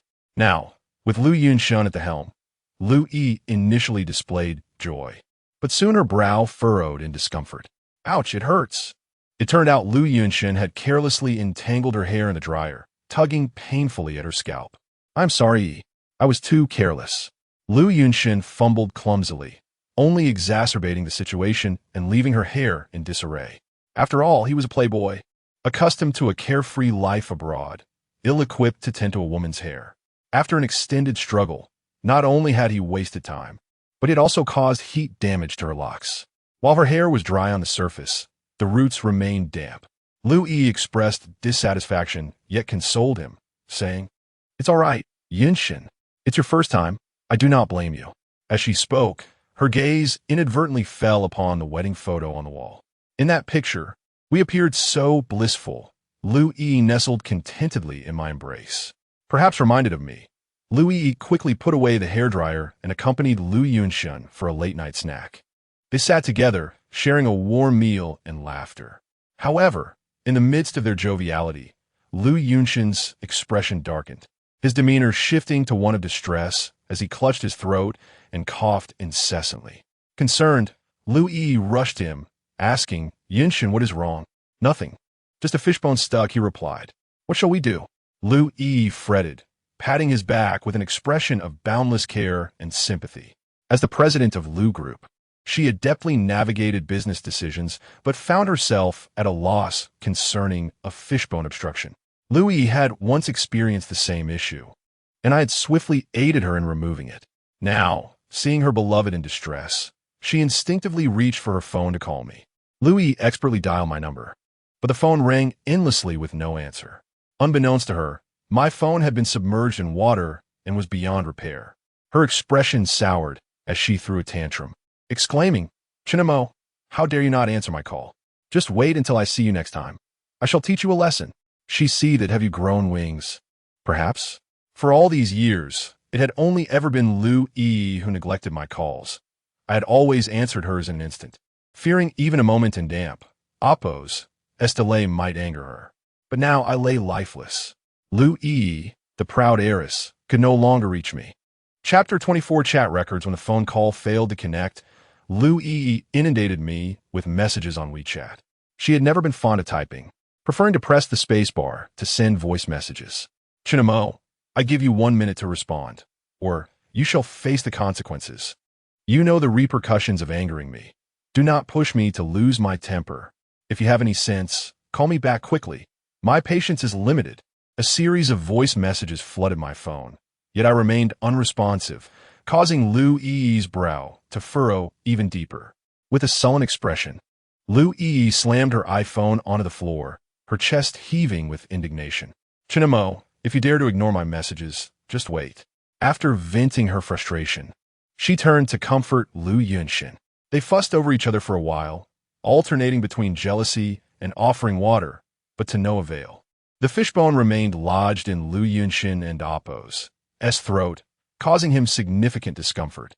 "Yunshin, it seems we must visit the hospital." Louis, unable to bear seeing her beloved suffer, took Lu Yunshin out into the night, heading straight for the nearest hospital. Louis drove, while Lu Yunshin sat in the passenger seat, her anxiety palpable as she feared for his well-being. "However, Miss Lu, it is merely a fishbone lodged in his throat. Your worry seems excessive." Once, during my own unbearable stomach pain, when I could hardly stand, she had merely left me a box of medicine and walked away. In comparison, was that not rather cruel? They finally arrived at the hospital, and with Lu Yi by his side, Lu Yunshin entered the examination room, where the doctor used tweezers to remove the fishbone from his throat. After the ordeal, it was already quite late. As they drove back, the outside world had succumbed to darkness, the streets devoid of any signs of life. Passing by a hotel, Lu Yunshin's hand casually crossed the center console, landing on Lu Yi's thigh, gently encased in stockings. "Yi, it's rather late. Driving might not be safe. Shall we stay the night somewhere?" Lu Yunshin possessed an innate ability to understand a woman's heart. In the stillness of the night, a woman's defenses were at their weakest. Coupled with his pretense of concern for her safety, his words sounded reasonable, making it unlikely for a woman to refuse such a proposition. I could not fathom whether Lu Yi would acquiesce, but witnessing them check into a hotel would undoubtedly be more painful than 100 deaths. Lu Yi halted the car, remaining silent for a moment as her gaze fell upon a small bear keychain hanging from the rearview mirror. It was a humidifier I had gifted her last year on her birthday, intended to help alleviate her sensitive skin and Appo's discomfort in dry environments. Perhaps recalling me, Lu Yi suddenly pulled out her phone, instinctively opening our chat history. The conversation lingered on the last message I had sent. I had still not replied. Lu Yi inexplicably scrolled through our chat records, her expression deepening, even glistening with unshed tears. I wondered what thoughts coursed through her mind. Perhaps she had never taken the time to reflect on our conversations so seriously over the years. As she continued to scroll, Lu Yi and Appo's finger paused. She encountered a message. "Wife, I love you." Lu Yi did not scroll further, but instead closed her phone, her gaze fixed ahead, staring into the depths of the night. "Yunshin, it's too late. I'll take you home." Lu Yunshin remained silent, a flicker of disappointment crossing his features. Lu Yi pressed the accelerator, delivering Lu Yunshin to his doorstep. As they parted ways, he displayed a magnanimous demeanor. "I'm sorry, Yi, I was too hasty. You have a family. I should not have made such an unreasonable request." Lu Yi shook her head. "No, Yunshin, I just need more time. Can you grant me that?" "Of course. I will always wait for you, for your return to my side." "Fool, am I not right here beside you?" Lu Yi playfully brushed Lu Yunshin and Appo's nose, her gaze brimming with palpable affection. It made my already wounded heart ache anew. Chapter 25. The incongruity of meals. My soul drifted alongside Lu Yi, floating back home. I could not comprehend why, despite my demise, fate refused to release me, binding my spirit tightly to hers. Perhaps it was the lingering grievances I harbored that prevented me from letting go. Upon returning home, the living room felt desolate, devoid of my daughter's lively chatter and the meals I used to prepare. Lu Yi found herself unsettled in this quietude. Restlessly, she glanced at her phone from time to time. Perceiving my continued silence, a sense of emptiness enveloped her, prompting her to message the housekeeper, Aunt Wang, urging her to return promptly. Aunt Wang had recently gone back to her hometown, and with the house feeling so forlorn, Lu Yi naturally yearned for companionship. She refrained from taking a shower, simply changing her shoes before stepping into the bedroom.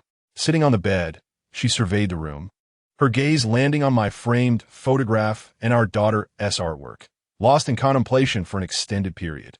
Eventually, she lay down, tossing and turning, finding sleep elusive. That night, Lu Yi hardly rested, for there would no longer be anyone to draw her a basin of warm water for her feet, to massage her shoulders before sleep, or to prepare a cup of warm milk for her. No one to cover her legs when the blanket slipped away. None at all. The following morning, Lu Yi, with dark circles under her eyes, stood before the mirror, applying her makeup for an extended time. After adorning herself beautifully in a newly purchased dress, she stepped out carrying a limited edition Chanel handbag. Behind the wheel of her red Porsche, she arrived at the office. As usual, upon entering her workspace and settling down, her secretary delivered a hot latte. After finishing her coffee, Lu Yi began her work, engrossed in a film project centered around short dramas. In her quest to secure a partnership with the client, she toiled diligently on proposals, and before she knew it, lunchtime had arrived. The secretary knocked on the door, presenting a meal before Lu Yi. A workaholic by nature, she often neglected her meals, which had taken a toll on her stomach. After several visits to the hospital, doctors reassured her there was nothing serious, advising her to maintain a balanced diet and care for her health. Heeding their counsel, Lu Yi began to eat regularly, and her stomach discomfort ceased. The secretary opened the lunchbox, breaking the disposable chopsticks and handing them to Lu Yi. As she took a bite, her brows furrowed instantly. "Xiao Jing, what's wrong with today's meal?" "Ms. Lu, what seems to be the issue?" "The flavor is off, the texture is wrong, it's too greasy. And why is there so much broth? I don't like it. Did you perhaps order from a different place?" "Ms. Lu, you misunderstand. For the past few months, Mr. Chun has been the one delivering your meals. He would bring them in a thermal container after preparing them himself. I'm not sure why he didn't come today, so I ordered takeout for you." Lu Yi was taken aback. "What? You mean to say the meals I've been having were prepared by Chun Mo?" "Yes, Ms. Lu. Why didn't you tell me sooner?" "Mr. Chun was concerned you might discard the meals if you knew they were from him, so he instructed me not to inform you. To be honest, Mr. Chun has been quite good to you enough. If Chun Mo delivers meals again, throw them directly in the trash." "Understood. Leave." The secretary exited, trembling, shutting the door behind her, leaving Lu Yi alone in the office. Staring at the unappetizing meal before her, an inexplicable rage surged within Lu Yi, and she hurled the lunchbox to the floor, as if this act would alleviate her inner turmoil. "Chun Mo, do you think that by trying to please me, I would regard you differently? Don't delude yourself. Cooking isn't a remarkable feat. Anyone can do it. What is there to boast about? You think this will change my perception of you? Dream on." I remained perplexed by Lu Yi's sudden outburst.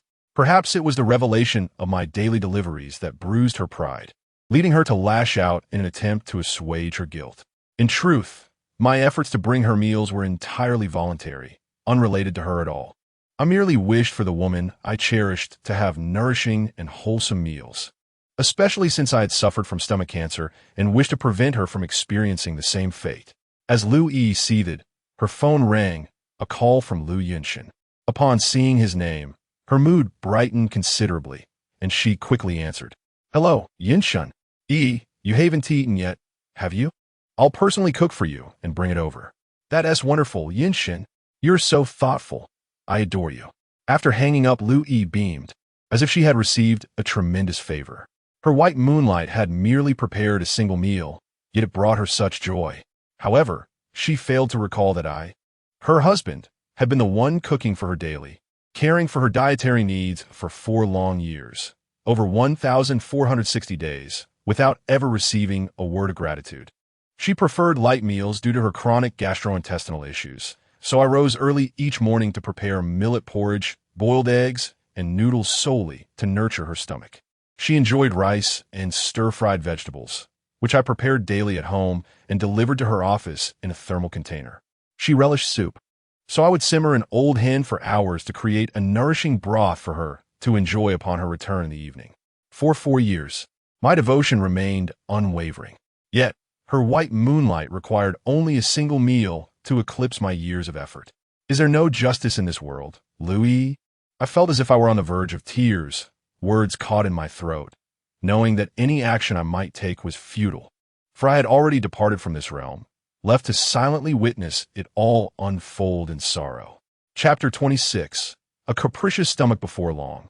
The door to Lu Yi and Oppo's office swung open, and Lu Yunshin entered, carrying a thermos filled with food.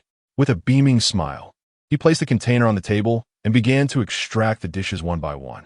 Each dish was meticulously prepared by Lu Yunshin himself, and with every box he opened, a hint of pride illuminated his face. Observing this scene, Lu Yi felt a surge of emotion as she assisted in arranging the meal, praising him with heartfelt words. "Darling, you are truly wonderful." "It is my duty," he replied modestly.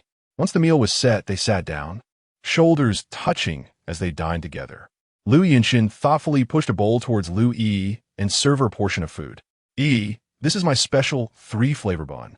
Do try it and let me know how it tastes."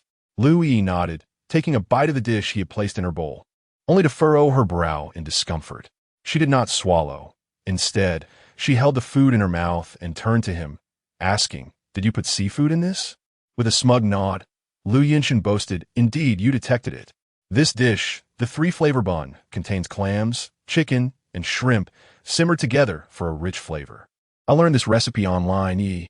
Isn't it exceptionally delicious?" Lu Yi remained silent, a flicker of disappointment crossing her delicate features. She was allergic to seafood and could not consume clams, shrimp, or squid. She recalled the time when Wang Ma inadvertently allowed her to eat seafood porridge, resulting in a severe rash all over her body. That night, I was the one who rushed her to the hospital, tenderly caring for her until the early hours of the morning. In those moments, Lu Yi shed her corporate demeanor, leaning against me like a fragile bird as I recounted fairy tales to soothe her, to shield her from the cold. I removed my thin shirt and draped it over her. Lu Yi, with genuine emotion, grasped my hand tightly, expressing, "Chinamo, thank you. We must be together forever." I took her words to heart, vowing to uphold that promise. It wasn't until her white moonlight returned to the country, and she encountered a man strikingly similar to me, that I realized I was merely a stand-in for Lu Yunshin. The sweet nothings Lu Yi had once whispered to me were mere echoes of her longing for Lu Yunshin. I had become a shadow of him, and any affection she displayed was merely a reflection of her feelings for Lu Yunshin. I had often pondered the possibility of warming her heart, hoping to rekindle her love for me. Yet the next day, her white moonlight called, complaining of blisters on his tongue, and she left me, feverish and unwell. Without a second thought, before departing, she canceled our long-promised movie date. It was our 4th wedding anniversary, and my sole wish was to share a film with Lu Yi. She had promised, yet ultimately broke her word. "Chinamo, it's just a movie. When can we watch it? Don't be so dramatic. Yunshin's mouth ulcer is quite serious. He has blisters on his tongue. I must take care of him. Next time, I will definitely make time to accompany you, all right?"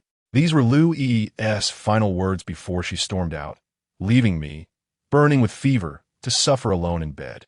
Regrettably, there would be no next time. Until my last breath, I never had the chance to watch a movie with Lu Yi. Ironically, on the day I passed away, she was embracing her white moonlight atop a Ferris wheel, lost in sweetness.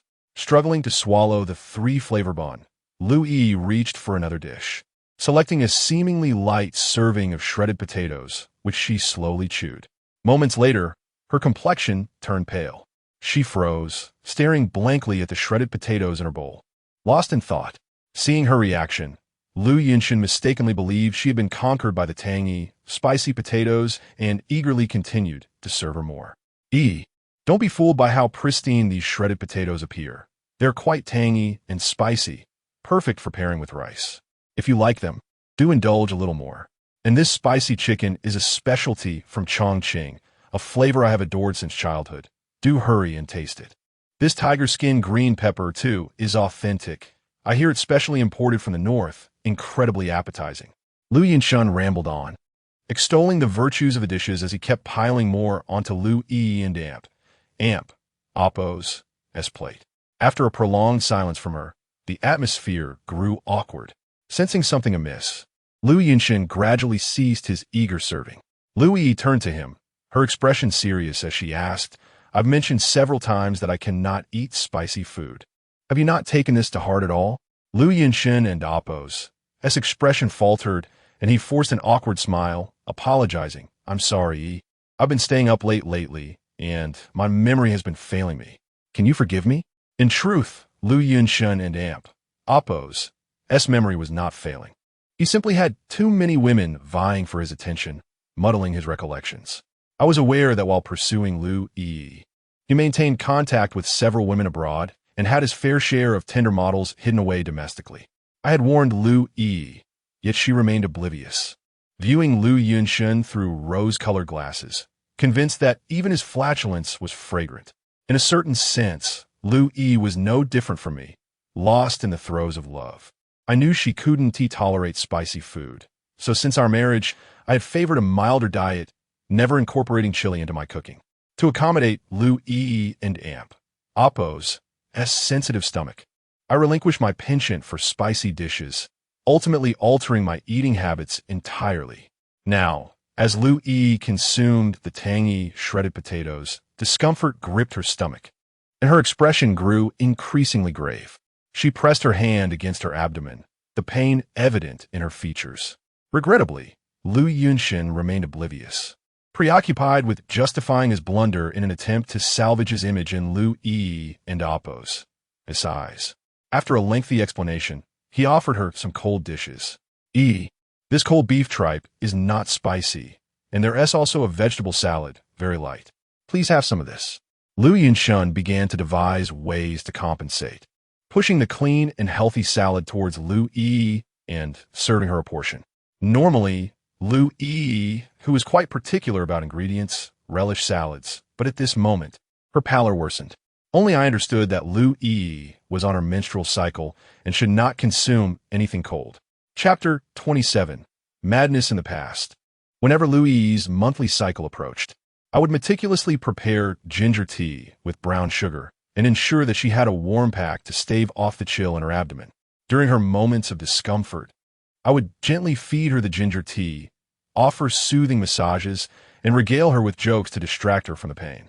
Under my attentive care, those specific days each month were bearable for her, as she was well looked after. But now, in my absence, who would remember her needs and provide such tender care? Lu Yinshan, of course, would not recall such significant days. He could not fathom Lu Yi and Appo's sentiments, appearing awkward and out of his depth. Suddenly, Lu Yi stood up, her voice icy as she declared, I'm tired. I'm going home. She exited the office, leaving Lu Yinshan with only her indifferent silhouette.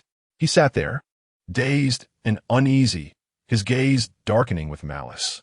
What a fade. I will eventually have you on your knees, calling me and Appo's father and Appo's. Your daughter is gone, and your husband has left. What do you think you have left? Lu Yi, once a person of worth, would soon realize her insignificance in my eyes when her usefulness waned. Lu Yinshan's venomous words lingered in the office, but alas, Lu Yi would never hear them. My spirit followed Lu Yi as she returned home. Perhaps it was the emotional turmoil of her cycle that rendered her unstable upon entering. She unleashed her fury upon her surroundings. Shoes, cabinets, the fish tank, fruit bowls, her daughter and Appo's toys, and even the Lego sets I had amassed were cast into chaos. I could not comprehend the source of her wrath, having never witnessed such a loss of composure in her. Her once resplendent face was now marred by disheveled hair, exuding an air of both nobility and sorrow.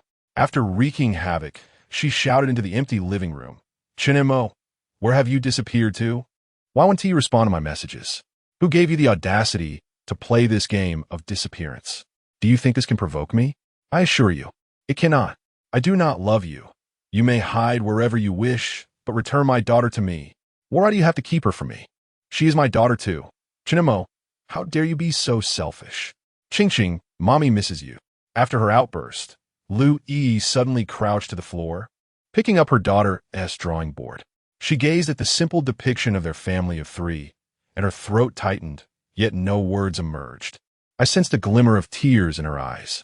When her daughter was alive, she failed to show her the love she deserved. Now, in her absence, she finally felt the pang of longing. But Lu Yi, do you not realize it is too late? Lu Yi remained on the living room floor, lost in thought for what felt like an eternity. Her legs grew numb before she finally roused herself and retreated to the bedroom to rest. Upon seeing the wedding photo on the wall, her expression turned complex, and she felt compelled to call me. Finding my number in her contacts, she dialed. The ringing lasted but a moment before the call connected. Lu Yi's demeanor brightened, her eyes sparkling as she exclaimed, "Chinemo, you finally answered. Where have you been hiding all this time? Do not think you can threaten me, I tell you." Her words were abruptly interrupted by a cold female voice, Song Ning and Amp, Oppo's voice. "Chinemo is dead. What business do you have with him?" Lu Yi was taken aback, speechless for a moment. Then, she began to laugh mockingly. "Song Ning, you truly are a master of deception. Have you become as cunning as Chinemo? Enough with the nonsense. Let Chinemo take the call. Lu Yi, do you not comprehend plain speech? Chinemo is dead. Stop lying to me. You orphans all have the same deceitful nature. Hand the phone to Chinemo. I know he is right there. I have no time for your prattle. Chinemo is dead. He drowned in the Yangtze River. His body is at the police station. If you wish to see him, come to the precinct. Have you lost your mind? Such lies are fit only for a child. Believe it or not, Chinemo is dead. You have not fulfilled any of your responsibilities as a wife, and you have no right to see him. You're insane. You orphans are all mad." Lu Yi, infuriated, ended the call, her chest heaving with rage. She immediately blocked my number and deleted me from her WeChat contacts. "Chinemo, if you have the guts, stay hidden forever. I want to see how well you fare without me. You bastard, do you find amusement in joking about death? It's disgusting. You cursed our daughter. Now you even curse yourself. How vile. You'd best die out there and never show your face again." Lu Yi and Oppo's lips trembled in fury, still unsatisfied, as she took down our wedding photo and hurled it to the ground, shattering the testament of our happiness into pieces. Feeling aggrieved, she took out her phone and dialed Lu Yunshin, pouring out her grievances. Lu Yunshin's gentle voice offered comfort. "It's all right, Yi. Do not let such people upset you. They're not worth it. Chinemo is merely trying to provoke you. Let us ignore him. Are we not capable of living well without him? We should be happier than before, don't you think?" Swayed by Lu Yunshin's soothing words, Lu Yi's mood began to stabilize. She nodded obediently. "Yes, Yunshin. Chinemo is being deliberate. Soon enough, he will return, begging like a dog. I refuse to believe he can survive without me. I will no longer mention him. Let him be. Death would be the best outcome for him." Hearing her words, Lu Yunshin was elated. "Yi, it is wonderful that you can think this way. Without Chinemo, we will quietly live our lives, and I will treat Ching as my own daughter. Rest assured, I am adept at caring for children. She will surely come to love me." But upon hearing her daughter's name, Lu Yi's expression turned grave. It had been nearly half a month since her daughter's passing, and as a mother, she had been oblivious, convinced that I was the one who had hidden her away. In truth, with her resources and connections, she could easily uncover the reality of her daughter and Oppo's death. Yet, she had not even attempted to do so, investing all her thoughts into Lu Yunshin instead. In the end, she was merely led in circles.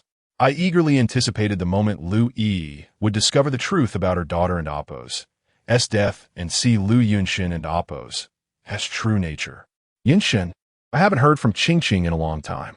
As her mother, I am deeply worried. I must reclaim her from Chun and Mo tomorrow.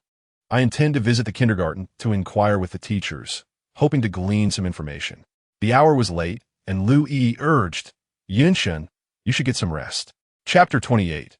To the kindergarten at the conclusion of their phone call, Lu Yi and Lu Yunshen exchanged goodnights, reluctantly ending their conversation.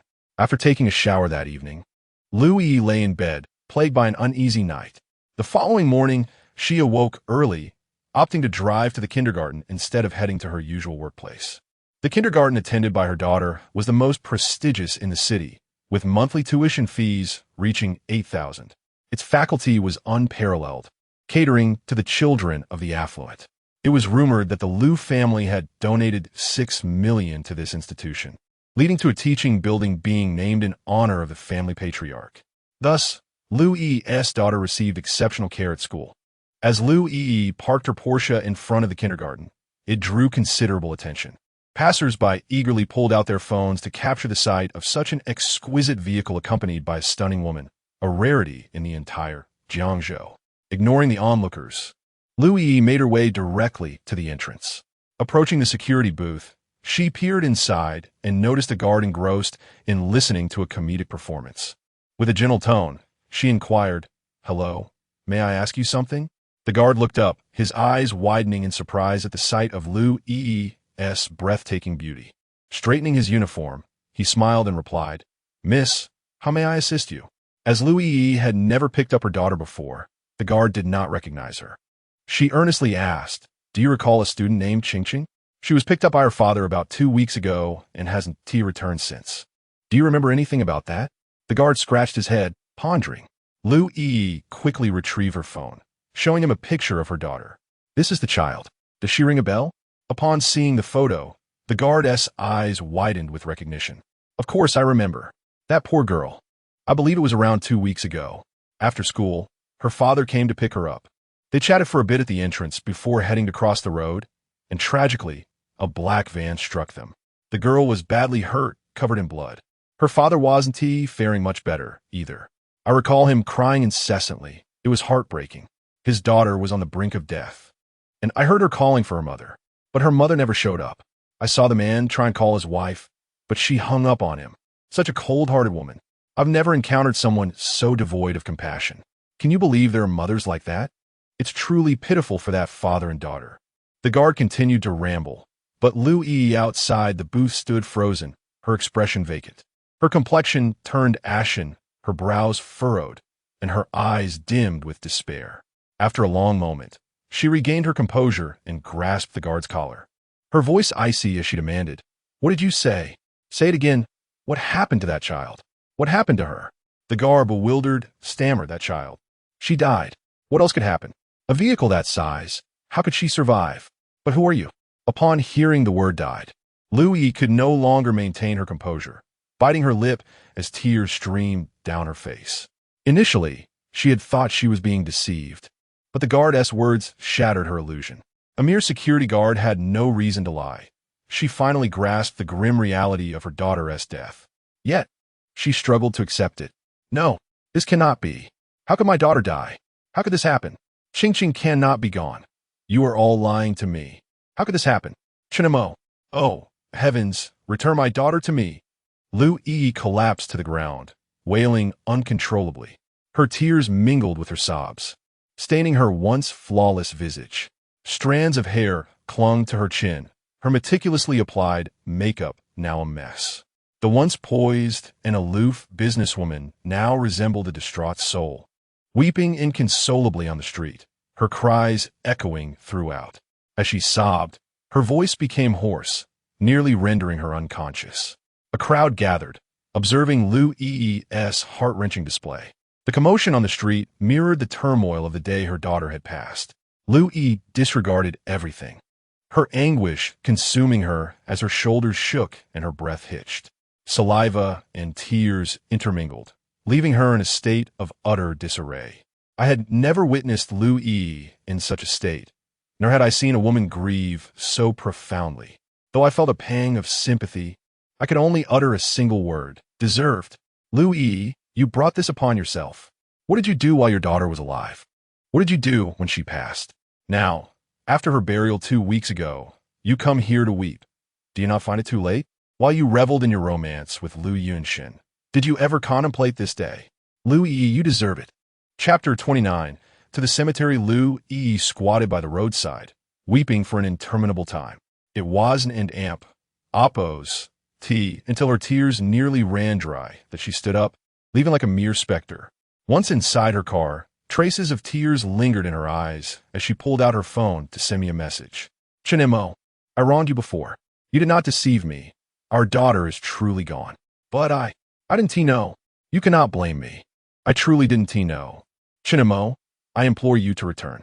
I want an amp, oppos, to pursue a divorce anymore. Let us clarify everything, shall we? Our daughter's death has left us both heartbroken, and I am sorry for Ching. Chinemo, I desperately need you now. Do not sulk any longer. Please come back. After sending her voice message, the only response she received was a red exclamation mark.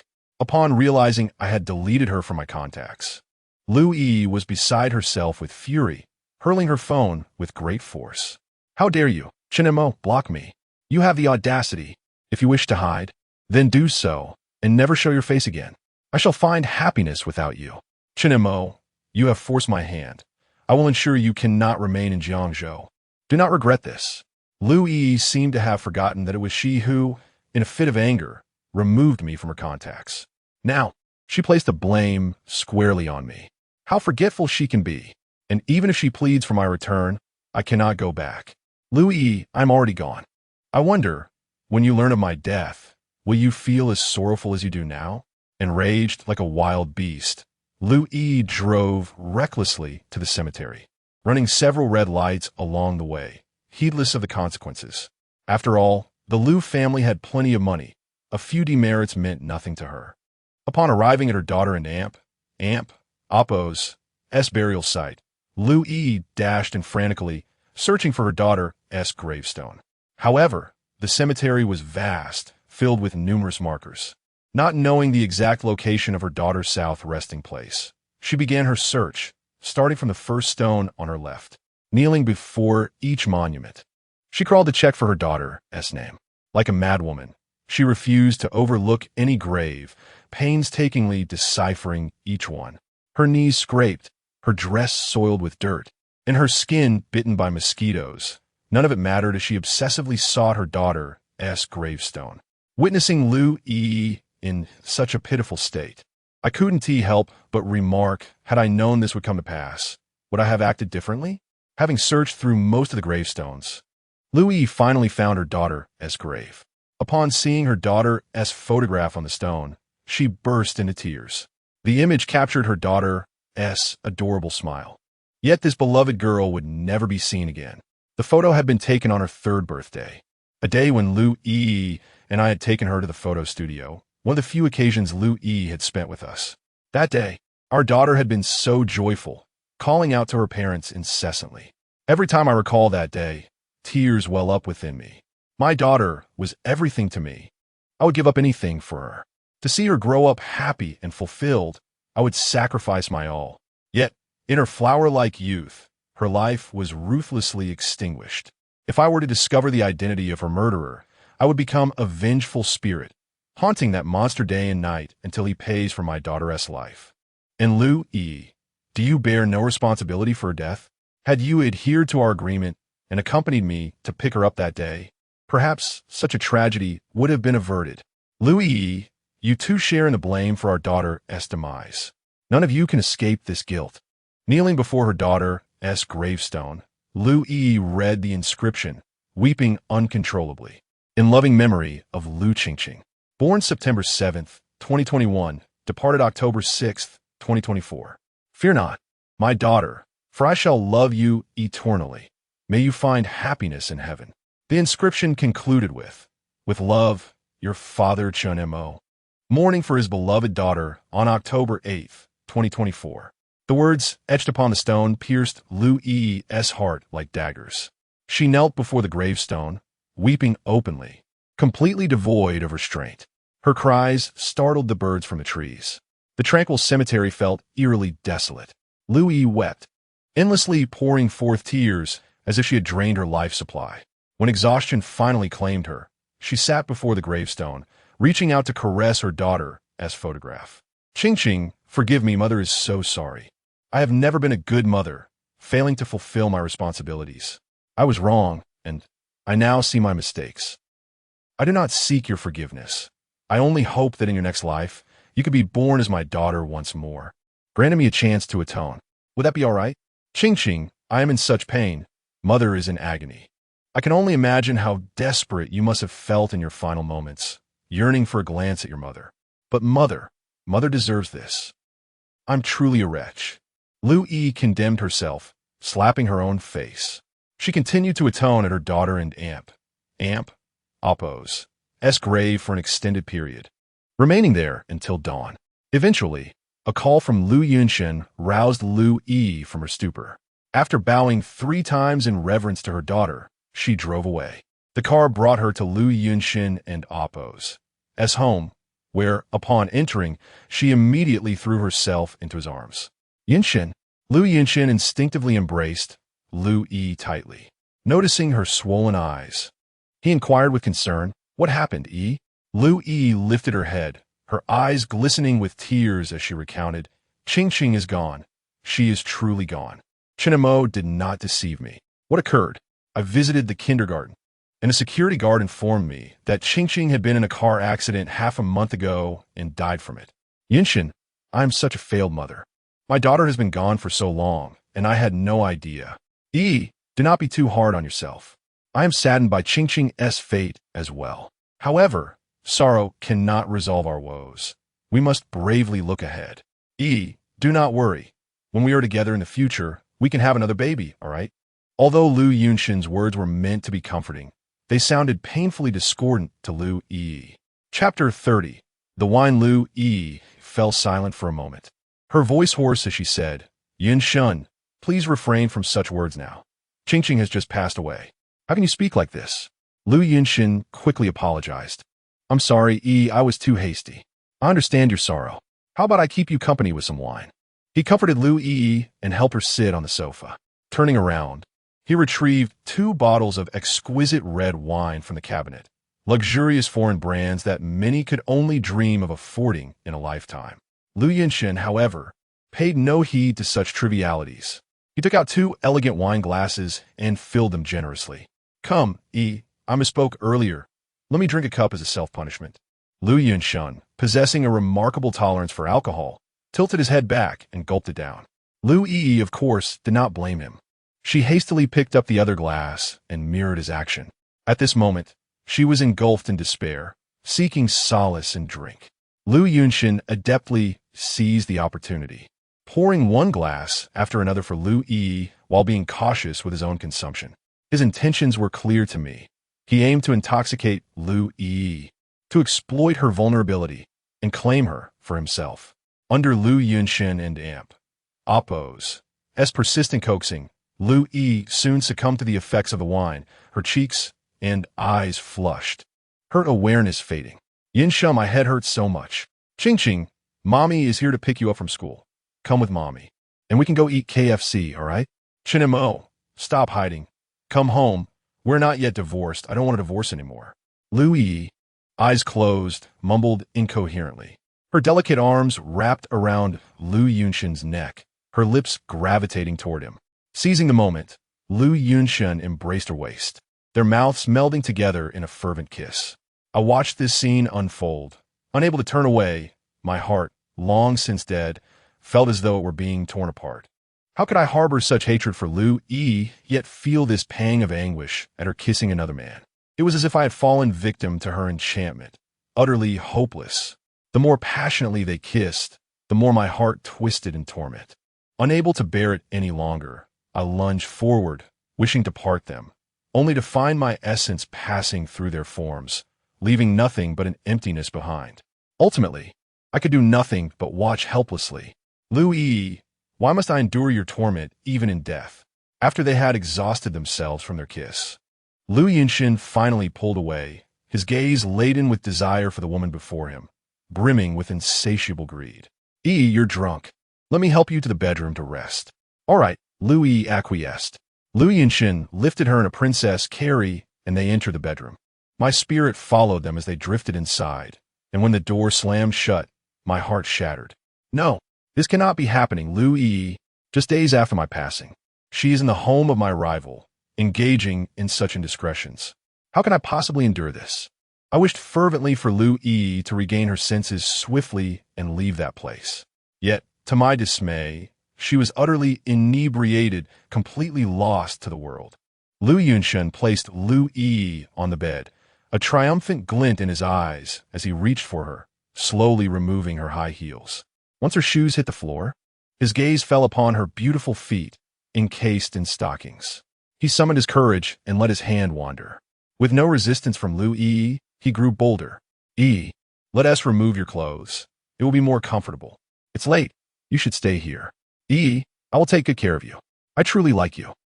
Lu Yinshan, taking advantage of Lu Yi and Appo's drunken state, stripped her one piece at a time.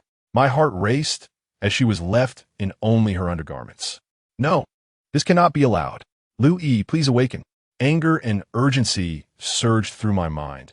I could not tolerate this scene, yet felt powerless to stop it. I watched helplessly as Lu Yunshin's hand reached out, landing on Lu Yi's fair skin. Chapter 31. Disbelief. My heart ached unbearably, and just at that critical moment, Lu Yi's phone suddenly rang. The shrill ringtone jolted her awake. Rubbing her eyes, Lu Yi reached for her phone in her pocket and slid her finger across the green answer button. Hello, is this Miss Lu Yi? Yes, it is. This is the Jiangzhou police station. Your husband had an accident yesterday. His body is now at the precinct, and we hope you can come to identify him. What? My husband? Yes, the deceased's name is Chun Mo. He is your husband, correct? Are you out of your mind? Are you trying to deceive me with such tactics? Chun Mo arranged for you to make this call, didn't he? Chun Mo, you have some nerve to impersonate a public servant. Miss Lu, we are truly enough. Don't play these tricks on me.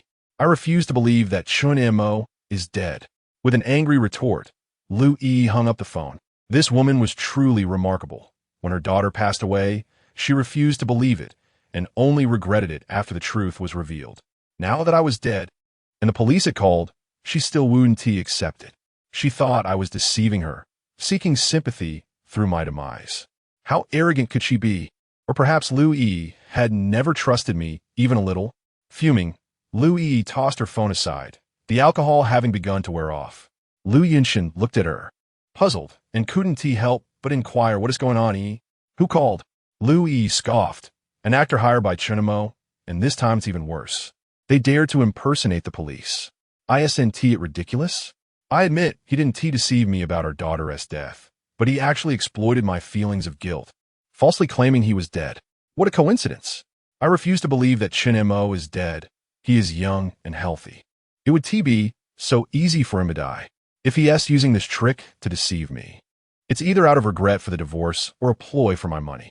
I want to fall for it. Yes, my daughter's death pains me deeply, but what is Chun Mo compared to her? Even if he truly died, I wouldn't feel a shred of sorrow. Chun Mo has become increasingly cunning. How did I not notice his schemes before? Before Lu Yunshan, Lu Yi berated me harshly, steadfast in her disbelief of my demise. Lu Yinshan joined her in derision, belittling me with scorn. United in their disdain, Lu Yi and he likened me to a despicable creature. After this brief interlude, the previously intimate atmosphere was shattered. Though Lu Yinshan wished to continue, Lu Yi pushed him away. Yinshan, it's too late. I need to go home. Ignoring Lu Yinshan's astonished gaze, Lu Yi swiftly donned her outerwear and shoes, departing from his home. Driving her Porsche down the darkened streets, an inexplicable irritability enveloped her. She activated the car and amp Appo's Bluetooth music, and suddenly a song began to play. In this world, only mother is good. The innocent voice startled Lu Yi. This was the song her daughter had insisted on listening to during their last car ride, randomly selected. As the song resumed, playing from where it left off, Lu Yi felt as though she was listening to a lament from heaven, her entire being frozen in place. In this world, only mother is good. Children with mothers are like treasures, embraced in a mother and Appo's arms. Happiness is beyond reach. The pure, ethereal voice resonated like her daughter's wails from the afterlife, striking at Lou's heart. Gripping the steering wheel, memories surged within her, and she collapsed onto it, sobbing uncontrollably. Witnessing Lou's distressing state in the vehicle, I felt an inexplicable ache in my own heart. Only a parent could comprehend the profound impact of this song. In my ethereal existence, I wept alongside Louis, my vision blurred with tears. After a long while, Louis finally composed herself and drove back home. Upon entering the living room, she frantically searched the house, rummaging through every corner for her daughter and Appo's belongings. She unearthed her daughter's little red flower, toys, homework, clothes, and shoes, each item cradled in her hands as if she were seeking memories of her daughter. The little red flower was an award given by her teacher for achieving first place in school. Her daughter had rushed home that day, excitedly presenting it to Louis, yearning for a word of praise. Yet Louis, preoccupied with business matters, merely patted her daughter's head and walked away. The award certificate was from the school sports day, where her daughter won the 50-meter sprint. Louis had accompanied her that day, witnessing her daughter's excellence and resilience. When her daughter crossed the finish line, she had run to Louis, proudly hugging her legs, her innocent smile shining as she said, "I wish Mommy could see this." Her daughter's homework was always neatly written, consistently receiving top marks from the teachers. Louis, a graduate of a prestigious university and once an academic star herself, had never offered to tutor her daughter. Instead, it was I, her father with lesser educational qualifications, who tirelessly searched for answers online, patiently explaining lessons to her. Her daughter had mentioned maternal love in her essays time and again, but Louis had never taken the time to read any of them. Only after the tragic loss of her daughter in this now desolate home did Louis think to open her daughter's homework, gazing at the tender strokes of her writing. Chapter 32. Business collaboration. My mother is the most beautiful and remarkable woman in the world. She is an accomplished entrepreneur, successfully running her own company and providing livelihoods for over 200 employees. My father once told me how exceptional she is for creating jobs for many diligent workers. However, my mother seldom has time to spend with me. She is perpetually engrossed in her work, and I see her only briefly each day. Whenever I witness the neighbors' children snuggling in their mother's embrace, or see my classmates being sheltered by their mothers with umbrellas on rainy days, or notice friends adorned in sweaters knitted by their mothers, I feel a deep sense of envy. How I wish my mother could hold me close, or pick me up from school like others do. Yet, my mother has never done so. I understand how busy she is, but dear mother, could you spare just a little time for me? Just a tiny bit, please? The delicate handwriting of the daughter was soon dampened by tears, each drop splattering on the paper, spreading quickly and blurring the ink. Simultaneously, Louis and Appo's vision became clouded. She choked back sobs, repeatedly wiping her nose until the tissues were exhausted. Unable to bear it any longer, she dashed into the bathroom. Standing before the mirror, she washed her face with cold water, weeping uncontrollably. After exhausting herself from crying, Louis finally lay on her bed, staring at the ceiling and murmuring to herself, "Chinemo, I confess I have wronged our daughter, but your abrupt departure leaves me to bear this pain alone. How cruel your heart must be. You, a grown man, can only hide away. Why can't you clarify things? If you had told me sooner that our daughter truly passed away, I would never have consented to divorce. Chinemo, even if you hide to the ends of the earth, I will find you. This is not over between us." Louis and Appo's word seemed almost ludicrous, and I questioned her sanity. I had informed her countless times that our daughter was gone, but did she ever believe me? Even if she found me, what would it matter? All that could be uncovered is a lifeless body. If you love Liu Yunshin, your white moonlight, why do you still cling to me? Louis, you are the one who is unwell. Early the next morning, Louis drove out and did something that astonished me. She went to the Civil Affairs Bureau and rescinded our divorce. Since we were still within the cooling-off period, the process was remarkably smooth, and ultimately, we did not part ways. However, it no longer mattered. I was already dead. After leaving the Civil Affairs Bureau, Louis proceeded to her office as usual. Upon arriving at the company, She opened the car door, tossed the keys to the security guard, who promptly drove the vehicle to the parking lot. Dressed in a khaki trench coat and high heels, Lu Yi ascended the stairs, while employees respectfully stepped aside, addressing her as Director Lu. As soon as she entered the elevator, someone pressed the button for her. Upon exiting, no one dared to step forward before her. Lu Yi commanded absolute authority in the company, akin to a queen in the marketplace. Her aloof demeanor coupled with formidable capabilities rendered everyone willing to submit to her. Upon entering the president's office, her assistant dutifully brought her a hot cup of coffee. Lu Yi took a small sip and began attending to her work. Her company was currently in an ascendant phase, having established strategic partnerships with several media giants in Jiangzhou.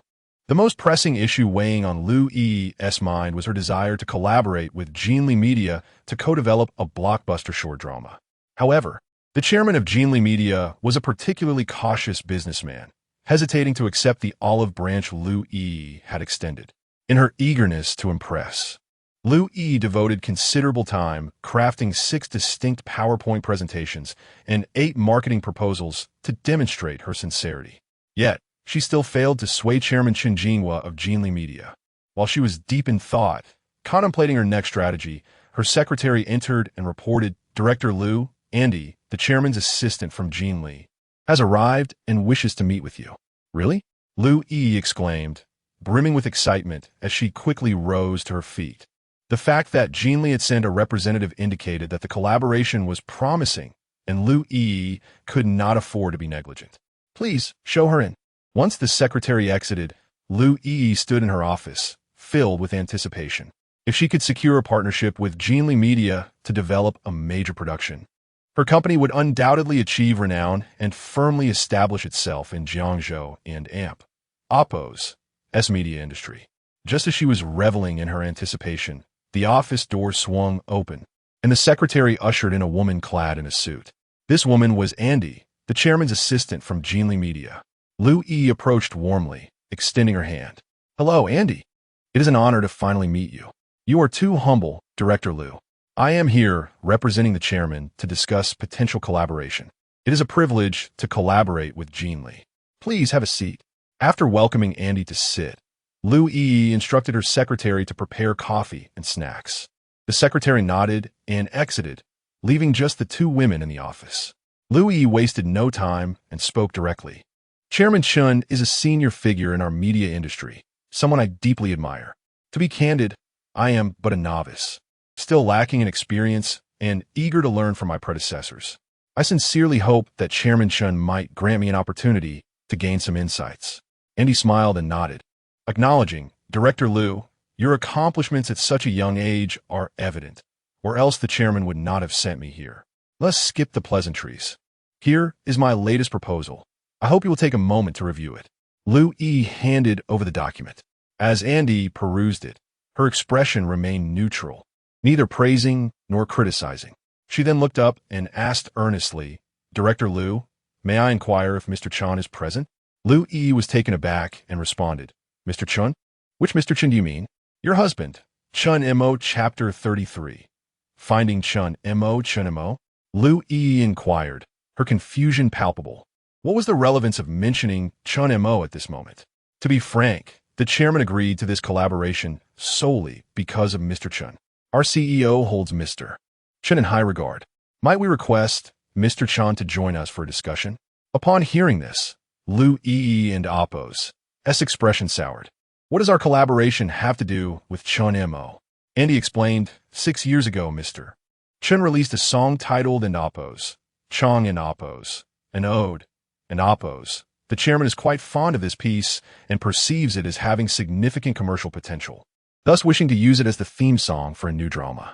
In exchange, we can have your popular artist, Li Tianyi, star as the male lead. What do you think, Ms. Lu?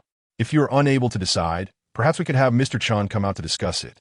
It became evident that Jinli Media was interested in Chong and Ode. The background of its creation remains vivid in my memory. While studying at university in Xi'an, I penned this song as an expression of my affection for Lu Yi. The piece not only extols the beauty of Xi'an, but also encapsulates my yearning for Lu Yi. I still recall the day she danced gracefully in her hanfu before the bell tower, A mere glance was enough to leave me awestruck, compelling me to compose the song. Later, I presented the song to Lu E, who dismissed it as mere pretentiousness. In truth, it was during that period that my creative inspiration surged. Ideas flowed freely, and my pen seemed guided by a divine hand. After marrying Lu E, I composed numerous songs, most of which revolved around our love. Unfortunately, those works were intensely personal and failed to resonate with the market, resulting in their obscurity. In the early stages of Lu E and Oppo's entrepreneurial journey, faced with a pressing need for substantial capital, I compromised my artistic integrity, striving to cater to market demands, diligently researching trends and chasing hits.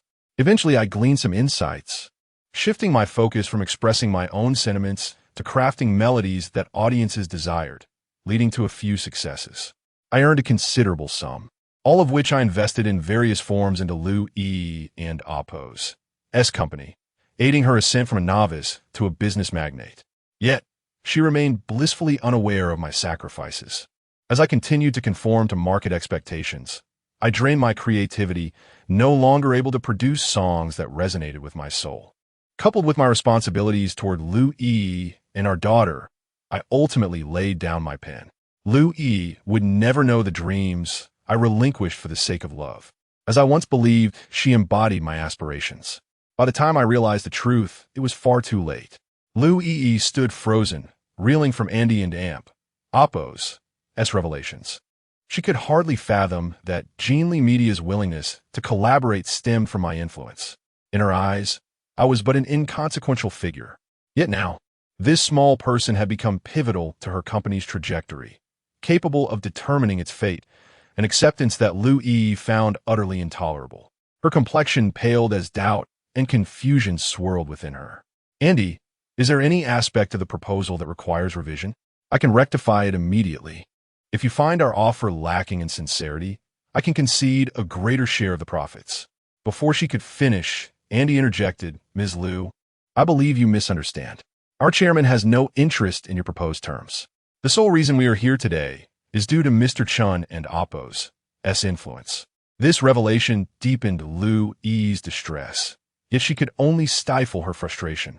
I apologize, but Chun Mo is not in the office, and I am unaware of his whereabouts. Then please do contact him. I am willing to wait, came Andy's response. I'll try, Lu E muttered begrudgingly as she stormed out of the office. Standing in the corridor, she hesitated before dialing my number. The phone rang for what felt like an eternity, but no one answered. She tried again, yet still there was no response. Anger surged within her, and she nearly hurled her phone against the wall. How dare you, Chinamo? Lu E returned to the office, her expression dark as though she had swallowed a fly. Andy rose to inquire, what did Mr. Chin say? The call didn't an Amp, Oppo's, go through, Lu E snapped. Andy shrugged apologetically. I'm sorry, Ms. Lu, but we are unable to pursue collaboration at this time. Once you manage to reach Mr. Chun, we can re-evaluate the potential for partnership. With that, Andy turned to exit. Realizing her recent outburst, Lu E hurried after her, calling, Andy, please grant me a moment. I will find Chun Mo. Without looking back, Andy vanished into the elevator. Frustrated, Lu E stomped her foot and summoned her secretary. Find Chun Mo for me, she commanded, her voice resolute. At any cost. Lokata Chen Montak. Chapter 34. Seeking investment, the female secretary nodded and promptly prepared to take action. Just before leaving, she cautiously inquired, Mr. Lu, will you still attend tonight and Amp? Oppo's gathering? Should I cancel it? Only then did Lu E remember the evening and Amp, Oppo's event, which she had organized, inviting several key investors. Securing their investment during this banquet would liberate her from the burden of others and Oppo's opinions. With this thought, her spirits lifted. What significance does Gene Media hold? Once I acquire the investment, I will no longer require your assistance. I shall produce the film myself. Stepping confidently in her high heels, Lu E exited the office with determination. A quick phone call summoned two of her most popular artists. There is a dinner tonight. Both of you will accompany me. Make sure to impress the investors. Your futures will be bright. Thank you, sister, the two artists replied gratefully before rushing off to change and apply makeup. Louis also took care to enhance her appearance, and before long, the three set out for the evening. The gathering was scheduled at an upscale KTV venue, where the average expenditure approached 6,000 yuan per person, a price beyond the reach of most. Upon arriving at the private room, Louis found several investors already waiting. Their enthusiasm was palpable as they greeted her warmly. "Welcome, Miss Liu. Please, no teasing, gentlemen. Today's stars are you. If I can keep you content, I shall have my share of success," she replied with a bright smile. "Ha ha ha. Little Liu certainly knows how to charm. Come, take a seat." As they settled in the private room, drinks had already been ordered. Liu Yi exchanged glances with her artists, who understood the cue and began pouring drinks for the investors. The atmosphere buzzed with excitement as glasses clinked and laughter filled the air. After a few rounds of drinks, Liu Yi remained focused on her objective. Raising her glass, she expressed, "I am immensely grateful to all of you for your unwavering support. The company and Oppo's growth to this point owes much to your encouragement. The road ahead is long, and with our recent progress, we are preparing to produce our own films and short dramas. I sincerely hope for your continued support." With that, she downed her drink in one swift motion. The investors, understanding her intentions, responded favorably. The leading investor, a man from Chaos Han, cheerfully remarked, "Little Liu, we have great faith in you, and of course, we will support you. By the way, how is Mr. Chen doing? Perhaps we can invite him for a cup of tea?" Liu Yi was taken aback at the mention of her husband's name.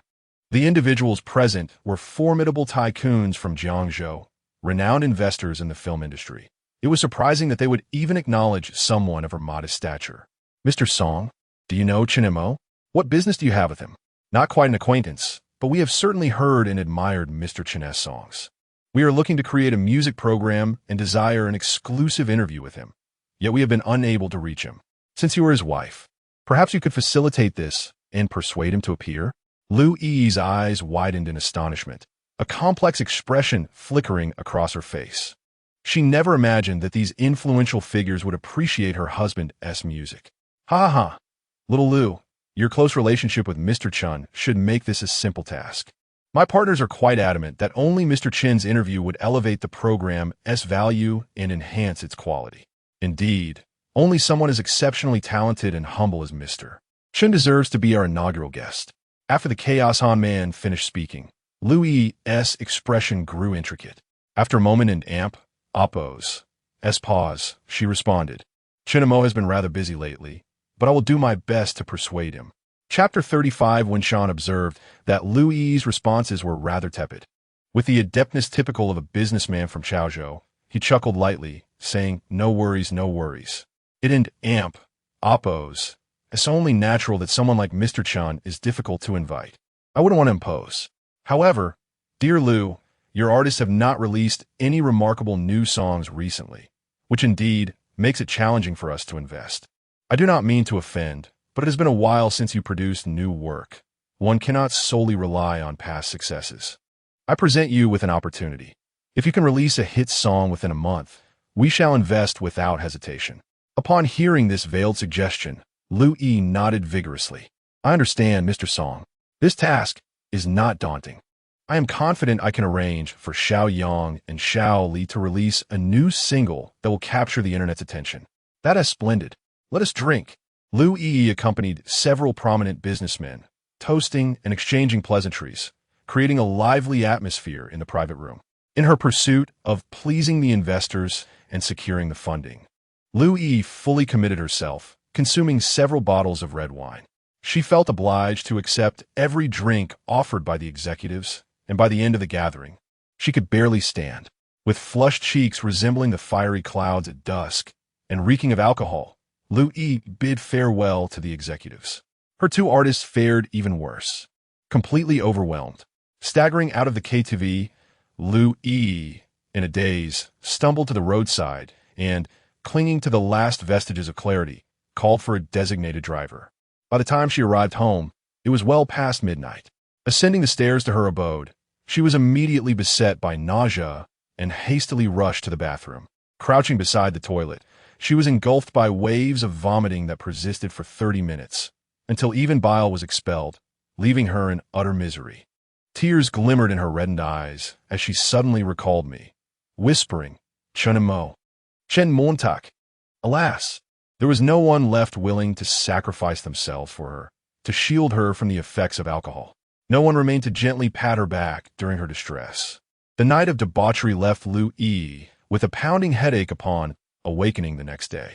Realizing she had spent the night on the bathroom floor, she hurriedly got up, splashed her face with water, applied her makeup, and set off for the office.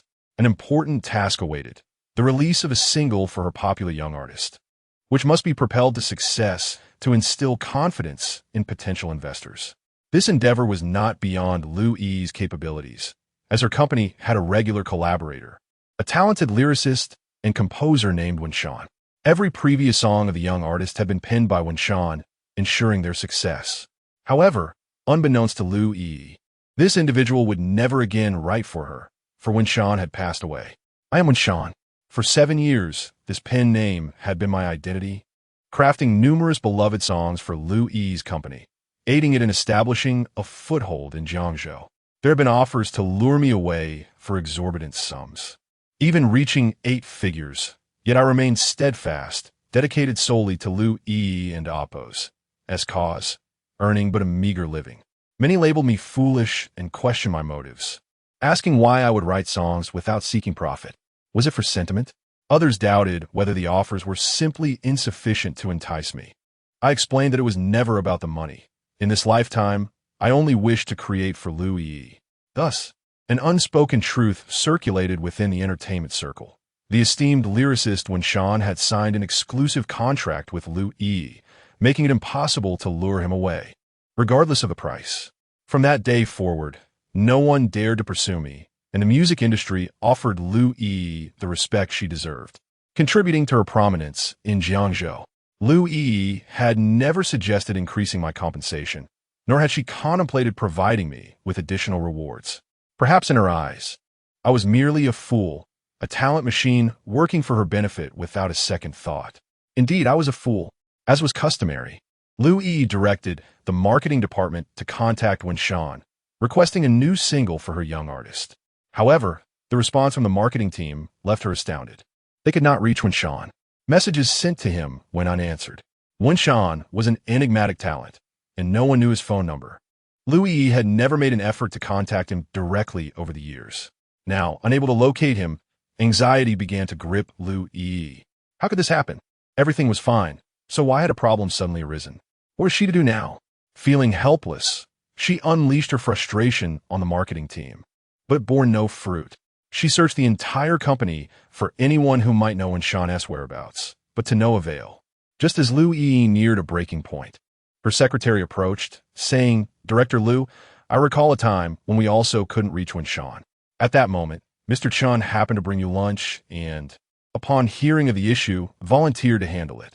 Shortly after, a new song from Wenshan arrived. Perhaps Mr. Chin knows Wenshan. You might consider seeking his assistance? Upon hearing her secretary's words, Lu Yi froze. Chinemo, why was he involved in every matter? Was it impossible for her to function without him? Chinemo, where are you? You've left, yet your shadow lingers on. Chapter 36. The interrogation of location. Lu Yi erupted in a fit of rage at the company, solidifying her resolve to locate me. That afternoon, she skipped her meal without hesitation and drove straight to the orphanage. Along the way, she pounded the steering wheel, swearing, Chinemo, even if you hide to the ends of the earth, I will find you. Accompanied by several bodyguards, Lu Yi traveled a great distance from Jiangzhou to the orphanage. Upon arrival, her party stood at the entrance, and Lu Yi, disgusted by the surroundings, refused to take another step forward. The director, upon hearing of Lu Yi's arrival, led a group of children to greet her. Miss Lu, your esteemed presence is a surprise. Had I known, I could have prepared accordingly. The director wiped his hands on his clothing and extended a respectful hand. Lu Yi glanced down, dismissing him entirely, and coldly inquired, Where is Chinemo? I know he is hiding in the orphanage. Bring him out. Hearing my name, the director and Oppo's expression darkened, and with a sorrowful tone, he replied, Miss Lu, are you not aware? Shout Mo. He has passed away. Lu Yi found this statement laughable. Director, I once thought you were an honest man, responsible and commendable. I had a favorable impression of you. I never imagined you could be swayed by Chun-mo, learning to deceive others. I'm not so easily fooled. Hand Chun-mo over. The director, feeling helpless, insisted. Miss Liu, Xiao-mo is truly gone. He died in a car accident. I'm not deceiving you. Still claiming not to deceive me? The excuse of death is as fabricated as my daughter's. Is Chun-mo deliberately trying to disgust me? You speak as he taught you, right? How can there be so many car accidents? Both he and his father are unfortunate victims? Before the director could further explain, Lu Yi, losing her patience, exclaimed, "Old fool. My tolerance has limits. Quickly hand over Chun-mo." The director, exasperated, replied, "Xiao-mo is not here. What do you want me to give you? Not handing him over. Is it? Very well, you leave me no choice. I shall see how long you can hide. Chun-mo." Lu Yi waved her hand, and several bodyguards advanced, swiftly restraining the director. The bodyguards, skilled and powerful, forcefully kicked the director in Oppo's knees, pinning him to the ground. The director knelt, his hands twisted behind him, his face pressed into the dirt, unable to utter a word, only producing muffled cries. The children, witnessing the bullying of their director, rushed forward. "Let go of the director. You wicked woman. You are a bad person. Do not harm the director." They pushed and pulled, but were no match for the bodyguards, who lifted several children as if they were mere chicks, tossing them aside. The children cried out in desperation, their wails echoing, yet powerless to aid their director. The piercing cries pierced Lu Yi's eardrums, and in her impatience, she stepped forward, placing her heel upon the director's head. With force, she pressed his head into the dust. While doing so, she shouted into the courtyard, "Chun-mo, will you remain a coward? Look at how the director, who raised you, is being treated. Can you bear to watch him suffer without intervening? Chun-mo, you are truly a coward, preferring to hide while your loved ones are hurt. Are you even a man? I truly overestimated you. You're cold-blooded, heartless, and weak." Louis' heel pierced the director and Oppo's scalp, blood flowing profusely, yet it still failed to draw me out. Louis, deeply disappointed, inhaled sharply, stepped back, and commanded her subordinates, "Strike him, beat him to an inch of his life, until Chun-mo reveals himself." With that, Louis turned and departed, entering her vehicle. She did not wish to witness the gruesome scene, nor soil her attire and shoes. After Louis' departure, the bodyguards released their hold and began to mercilessly beat the director. Their fists and feet fell indiscriminately upon him. Some even resorted to using bricks. The director soon bore bruises and cuts, his once kind face now a grotesque mixture of dirt and blood, unrecognizable. Watching the director, whom I had grown up with and who had been like a father to me, writhing on the ground like a dying worm, my heart ached profoundly. I felt as though my heart had been shredded into pieces, an unprecedented pain overwhelming me. The director had raised me as his own. Yet now he was being ruthlessly trampled and beaten by Louis' minions, his body devoid of any unscathed area. Louis' actions were a desperate attempt to force my hand. But how could a dead man reveal himself? "Louis, how can your heart be so cruel? Have you lost your senses?" I was devastated, utterly helpless, watching as the director was beaten to the brink of death. "Director, forgive me.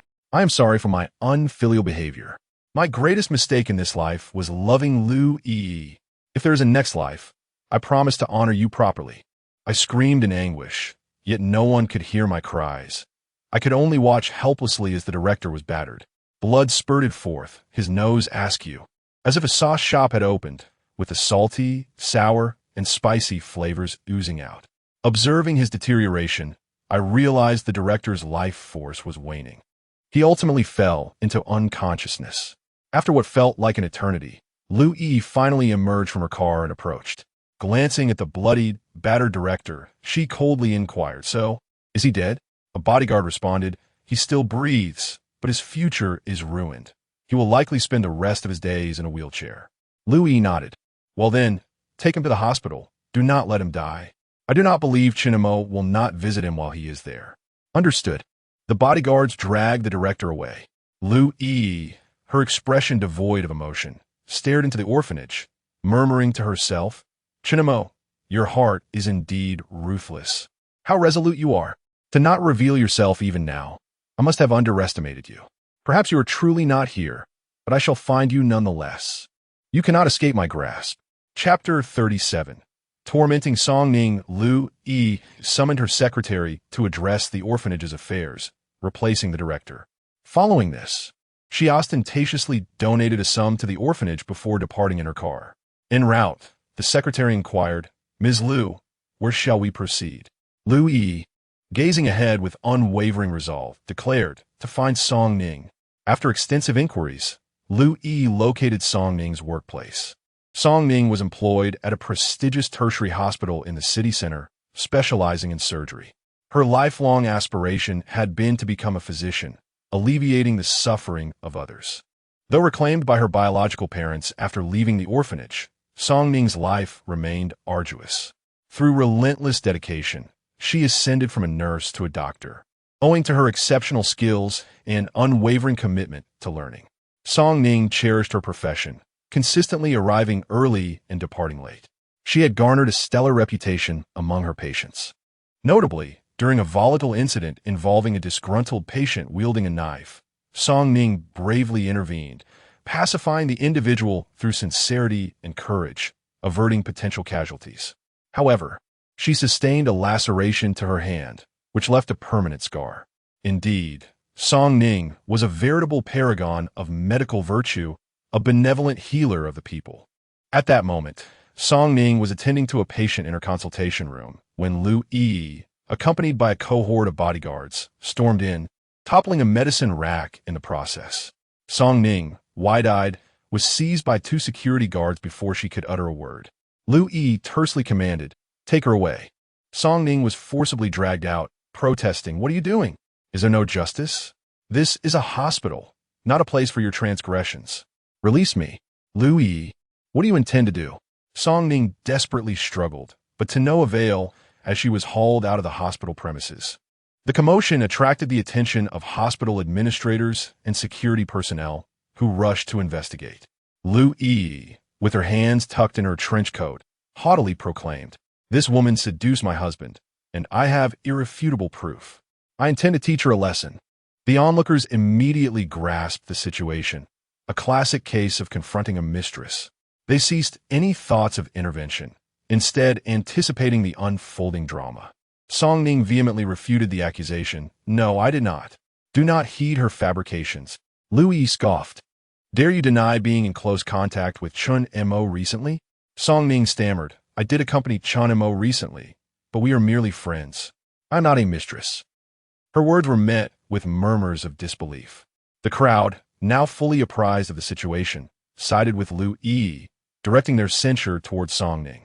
Hospital administrators and security personnel, aware of their employee and oppos, as potential culpability, hesitated to intervene, unsure of how to proceed. A senior administrator stepped forward, stating, "Madam, even if Ms. Song has engaged in an affair with your husband, you cannot forcibly remove her. That is against the law." Lu Yi retorted, "Debts must be repaid. She owes me money, and I intend to collect. Why are you defending such a deadbeat?" Song Ning exclaimed in astonishment, "I owe you money? Do not make false accusations." Lu Yi retrieved a prearranged IOU from her purse, displaying it for all to see. "Observe, does she not owe me money? I must teach such a defaulter a lesson." Her statement ignited a chorus of condemnation against Song Ning, decrying her shamelessness, immorality, and deserved fate. The hospital administrators and security personnel, the perception of Song Ning instantly altered, were rendered speechless. "We are disillusioned. How could we have misjudged Song? She is not only entangled in an extramarital affair, but also burdened with gambling debts. She is hereby terminated. Our hospital cannot accommodate such a morally bankrupt physician. Commence your absence from tomorrow. Song Ning, you have disgraced our profession. Leave at once." Song Ning was summarily dismissed, her hard-earned career shattered. The despair and anguish she felt were indescribable, tears streaming down her face. Despite her heartfelt pleas and protestations, no one chose to believe her. The Lu family wielded considerable influence within the medical community, rendering Song Ning and oppos' dismissal a trivial matter for Lu Yi. Lu Yi gestured, and the bodyguards escorted Song Ning away. 50 meters from the hospital entrance, Song Ning was forced to her knees. Song Ning wept in humiliation, yet maintained her composure, refusing to beg. Lu Yi, what do you intend to do? You are a lunatic. Lu Yi, with haughty disdain, scrutinized her, declaring, I merely wish to see Chen Mo. Deliver Chen Mo to me. Chen Mo is dead. I have repeated this ad nauseum. Why do you persist in disbelief? I refuse to believe it. It is a ruse concocted by you and Chen Mo. I will not be deceived. You are privy to Chen Mo and Oppo's whereabouts. Contact him immediately. Chen Mo's remains are in the police custody. A call will be futile. Make the call. Under duress, Song Ning relented, dialing my number. However, the call went unanswered. Repeated attempts proved equally futile.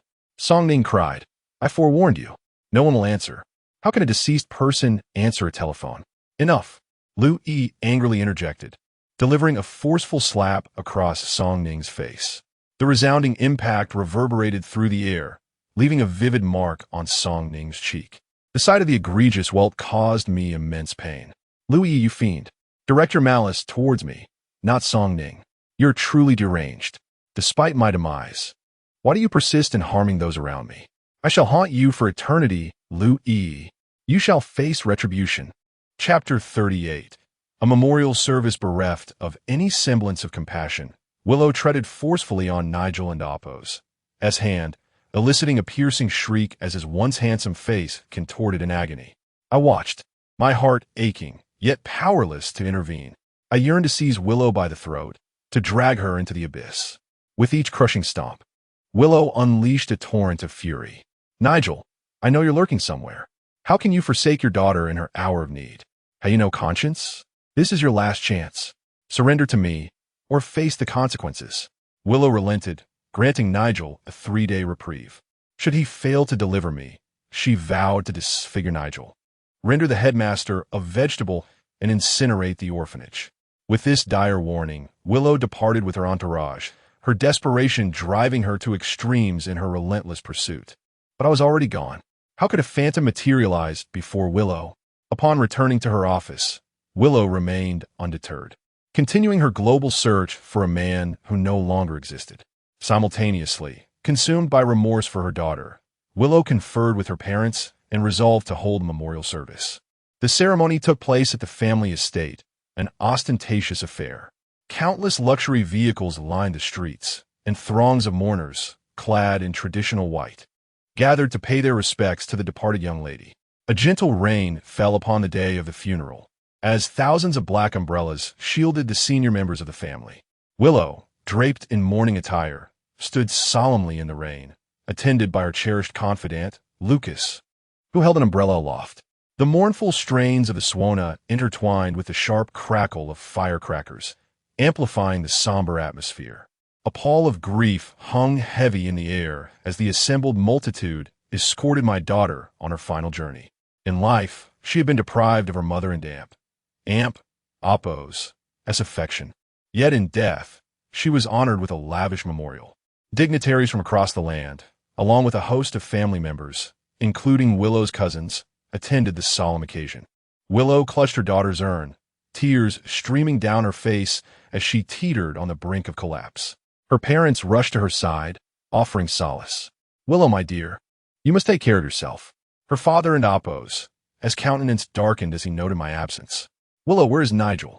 As the father, he should be here. Her mother chimed in. It's outrageous. How can he neglect his own daughter's funeral? Does he have no humanity? The elder Willow shook his head, lamenting, Nigel is beyond redemption. He has brought shame upon our family. Her mother spat, her eyes filled with disdain. Don and Oppo's, to even mention his name, I never considered him a son-in-law. It and Oppo's, better he stays away. His presence would only disgust me. I was well aware of the elder and Oppo's disapproval, but I was nonetheless stung by their harsh words. In their eyes, I was unworthy of Willow, merely a spineless freeloader. They regarded me with contempt, almost as if I were an enemy. Their disdain was echoed by Willow's relatives. Her cousin Lily whispered, Willow, why do you tolerate Nigel? Divorce him immediately. Another cousin, Rose, concurred, now that your daughter is gone. What reason does he have to remain in our family? Get rid of him. Willow's cousin, Kyle, was even more vehement. I've never encountered anyone as repulsive as Nigel. You deserve better, Willow. You and Lucas are a much better match. The entire family favored Lucas, while holding me in utter contempt. I had never wronged them. On the contrary, I had always been sincere and accommodating. Yet, I was met with coldness and alienation. Perhaps it was simply because everyone knew that Willow's heart belonged to Lucas, not to me. Annoyed by their incessant prodding, Willow retorted, "Enough. I've already filed for divorce. As her father, he should be here. I and Amp, Oppos, LL call him, standing beneath Lucas and Amp, Oppos, S umbrella, Willow dial my number, but the call went unanswered. Nigel, you disappoint me. How can you not attend your own daughter's funeral? Have you no heart?" My spectral form hovered in the air, observing the scene with a mixture of detachment and profound sorrow. "Willow, your wish has been granted. I'm gone. You will never see me again." As the funeral neared its end, the family wept openly, except for Lucas, who wore a faint smile. During the burning of the paper money, Willow refused the offered stacks of imitation currency and instead retrieved a suitcase from her car, revealing its contents, a fortune in cash. In life, Willow had denied her daughter lavish spending. In death, she knelt at the grave, burning millions in real currency. A generous mother, indeed. But such belated affection is worthless. Willow, Don and Oppos, do you think it and Oppos? As too late? Chapter 39. Incredulity on the night following the funeral. A chill lingered in the air. Louis knelt before her daughter and Oppos, as grave, determined to keep vigil. Overwhelmed by grief, no one dared to approach her, and Lou and Oppos, as parents, filled with sorrow, could only stand at a distance, watching helplessly. Once the guests had departed, the cemetery was left with only the Lou family and Lou Yunshin. Lou and Oppos, S father sighed deeply, placing a reassuring hand on Lou Yunshin and Oppos, S shoulder, expressing his heartfelt appreciation. "You've worked hard. Go and comfort E." Lou and Amp, Oppos, S mother then took Lou Yunshin and Amp, Oppos, S hand, patting the back of it gently, saying, "Good child, from now on, you must take care of E. You both must be well together." The elderly couple had entirely regarded Lou Yunshin as their son-in-law. Lou E and Oppos, S cousin, Lou Junkai, chimed in, "Sister E and brother Yunshin are truly a match made in heaven. They look so well suited." Lou E and Oppos, S cousin, Lou Ling and Oppos, nodded in agreement, exclaiming, "Indeed, they are a perfect couple.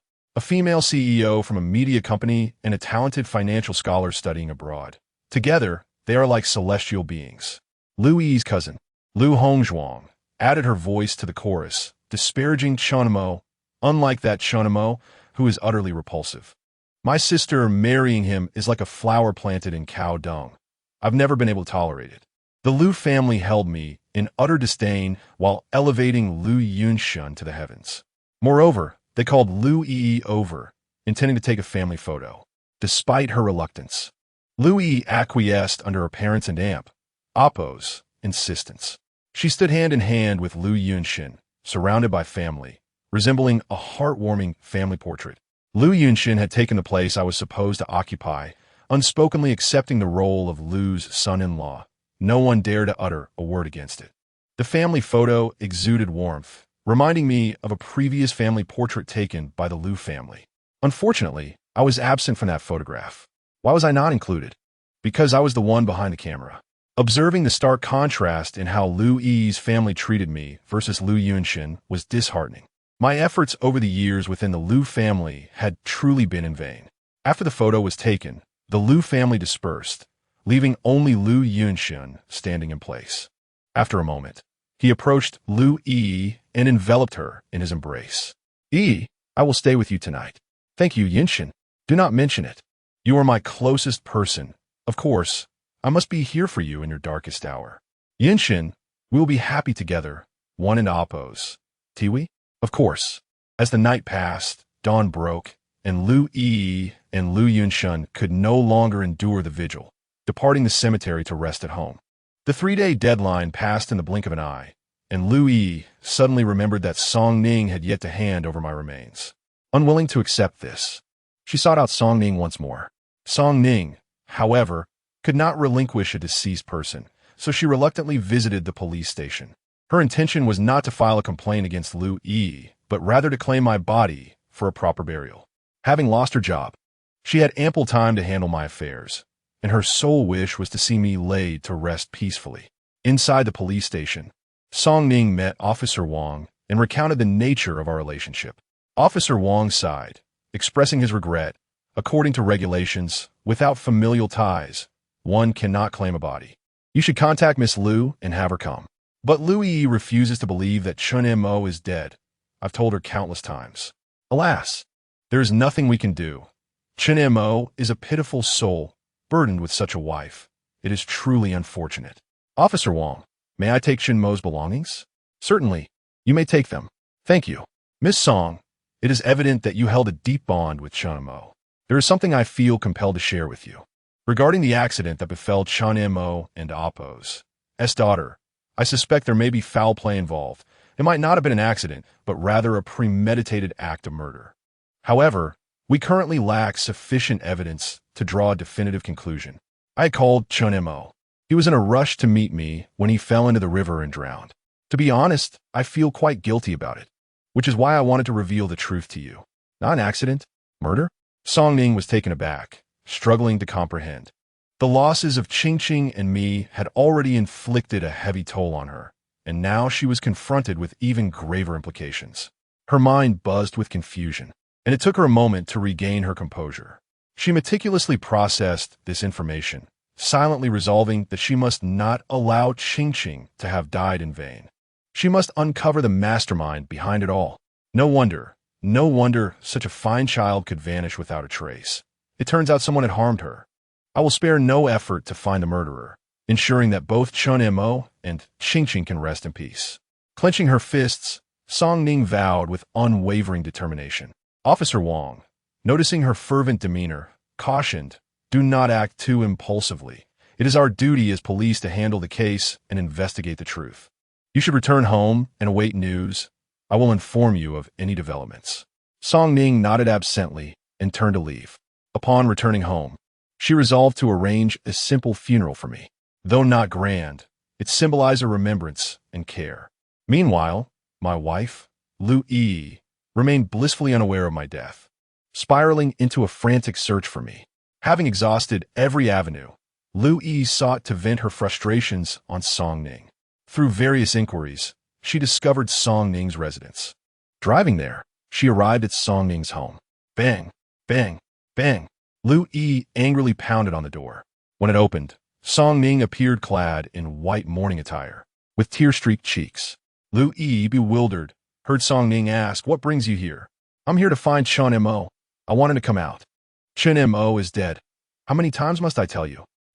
Don't try to deceive me. Chun Mo loved to play these tricks.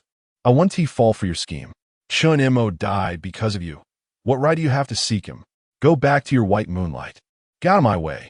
Lu Yi shoved Song Ning aside, storming into the house. The arrangement inside the modest living room caused Lu Yi's pupils to dilate in shock. In the center stood my black and white memorial photo, surrounded by a fruit platter, incense burner, candles, and white flowers. A wreath nearby bore the inscription, "Though the voice and visage have faded, the virtue remains. The spirit lives on, the legacy endures." The horizontal inscription read, "Eternal fame, everlasting love." Lu Yi gazed at the scene before her, unable to believe her eyes. Chapter 40. To the police station, I eagerly anticipated her reaction. Lu Yi let out a cold laugh, her gaze sweeping the room as if she were observing a grand farce. "Your little family from the orphanage is truly amusing, each one more theatrical than the last. Utterly shameless. Song Ning, how could you stoop so low to accompany Chun Mo in this charade? The setup is so convincing it's almost real. Did Chun Mo anticipate my arrival and orchestrate this? I must admit, it does resemble a funeral quite closely. Yet, the execution is rather clumsy. That memorial photo is clearly edited, and these offerings look so fresh. Did you just buy them from the orchard? The calligraphy on the mourning banner is atrocious, clearly penned by an amateur, hastily put together to pass off as genuine.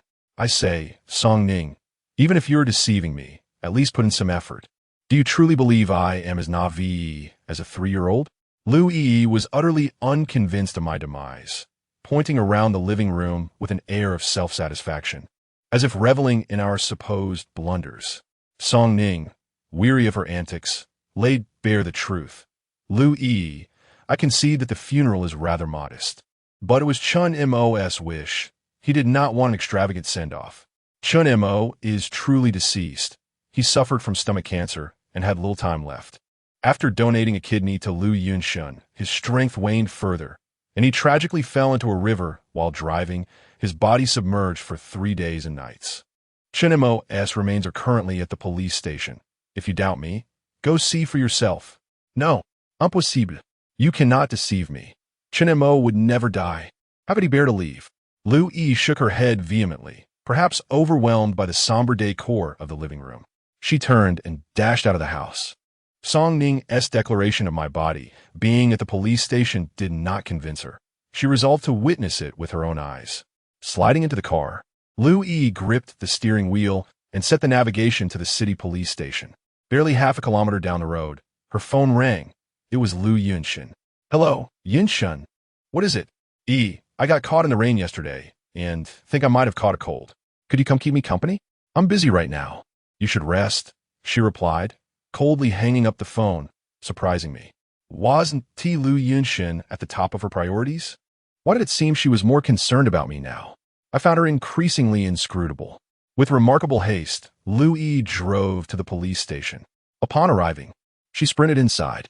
The on-duty officer, taken aback by her sudden intrusion, rushed to intercept her. Lu Yi explained her purpose, and Officer Wang, who was investigating my death, received her. Miss Lu, I was the one who called you earlier. Your husband, Chun Mo, passed away 3 days ago. No, that's impossible. It can't be him. Where's the body? Miss Lu, please calm down. My condolences, Officer Wang urged gently. I demand to see the body. Lu Yi nearly roared, startling Officer Wang. Being a prominent entrepreneur in Jiangzhou, the Lu family wielded considerable influence, and even Officer Wang remained courteous in her presence. He did not dare to delay, leading her to the morgue. In the center of the morgue lay a body covered with a white sheet, my own. I was curious how Lu Yi would react upon seeing my corpse. Would she shed a single tear? Would there be any sign of sorrow? After all, I had been her companion for 7 years, her husband with whom she shared her days. The morgue and Oppo's temperature was chilling. Lu Yi tugged at her collar, hesitantly approaching. Step by step, she moved closer to my lifeless form, staring at the sheet that concealed me, seemingly reluctant to lift it. After a prolonged moment of hesitation, she steeled herself and reached down to pull back the white covering. Upon seeing my waterlogged, disfigured body, Lu Yi turned away, doubling over in dry heaves. Ugh! She pounded her chest, desperate to purge the nausea that overwhelmed her. Officer Wang approached and offered, I warned you not to look. You insisted on seeing for yourself. Lu Yi shook her head vehemently. No, this cannot be Chun Mo. Surely, you must have made a mistake. Officer Wang explained, we found Chun Mo and Oppo's phone in the car, along with the clothes he was wearing and his personal belongings. Everything confirms that he is indeed your husband, Chun Mo. Yet, Lu Yi remained unconvinced. Chun Mo is cunning. He excels at these schemes. He must be faking his death to elicit my regret and guilt. I know him. This is his ploy to deceive everyone. Do not be fooled. Miss Lu, I implore you to remain rational. The police have thoroughly investigated and confirmed that the deceased is Chun Mo. Why do you refuse to believe it? I demand an autopsy. Only with those results can I determine if he is truly Chun Mo. Officer Wang, at a loss for words, ceased his attempts to persuade her, shaking his head in silence. Chapter 41. Cooking for him, Lu Yi, in a state of despair, cast a final glance at my lifeless body before wandering out of the police station in a daze. Unbeknownst to her, in the fleeting moments before my demise, my thoughts remained tethered to her. As the car plunged into the river, drowning me in its depths, I murmured her name, Lu Yi, clinging to her memory until my final breath. In those last seconds of consciousness, my mind flickered through the slideshow of my lamentable and tragic 27 years. I recalled friends from the orphanage, the director, and Song Ning, as well as classmates and teachers from my school days. This montage of memories culminated in the image of my wedding with Lu Yi. Our wedding was remarkably humble, with scarcely any relatives or friends present. Yet it remains vividly etched in my memory. It was the happiest day of my life. Lu Yi, adorned in a pristine white gown, stood before me like a fairy tale. As I held her hand, I gently placed the ring on her finger, vowing to love her for eternity. Groom, do you promise to adhere to the marriage vows, to love her in wealth and poverty, in sickness and health, in joy and sorrow? I do. Bride, do you take the groom as your husband, to share a sacred union, to love him, respect him, and protect him, in sickness and health, in wealth and poverty, and to remain faithful forever? I do. In the solemn declaration of the pastor, we made our pledges, sealing our commitment to become legally bound as husband and wife. Yet, Lu Yi, you have broken your promise. Have you forgotten the vows exchanged at our wedding? Emerging from the police station, Lu Yi numbly walked along the street as a torrential downpour began. Oblivious to the rain, she soon resembled a drenched rat. Her face streaked with raindrops and her hair disheveled against her chin, presenting a woeful sight. She wandered mindlessly in the middle of the road, cars blaring their horns in a frenzy, yet she paid them no heed, nearly getting struck. Can't you see? Watch the road. Crazy woman. Do you wish to endanger your life? The drivers shouted in frustration. Undeterred, Lu Yi stood in the rain, retrieving her phone to dial a familiar number. Song, could you do me a favor? Please assist me with an autopsy. Lu Yi still refused to accept my death. Only with an accurate autopsy report would she be convinced that the body was mine. Once back in her car, she recalled her white moonlight and hastily called Lu Yinshin. Yinshin, are you feeling better? Do you still have a fever? Much improved, but I'm still quite weak, confined to my bed. That one tea do. Wait for me. I'm coming over right away. Lu Yi hung up and drove towards Lu Yinshin's home. My body lay cold in the morgue. Yet she fretted over her white moonlight's mild cold. Her anxious expression pained me deeply. Without even changing her clothes, she arrived at Lu Yinshin's home, drenched. Knocking on the door, she entered to find Lu Yinshin feigning weakness, intensifying her concern. Yinshin, lie still. I'll prepare some food for you. With that, Lu Yi dashed into the kitchen.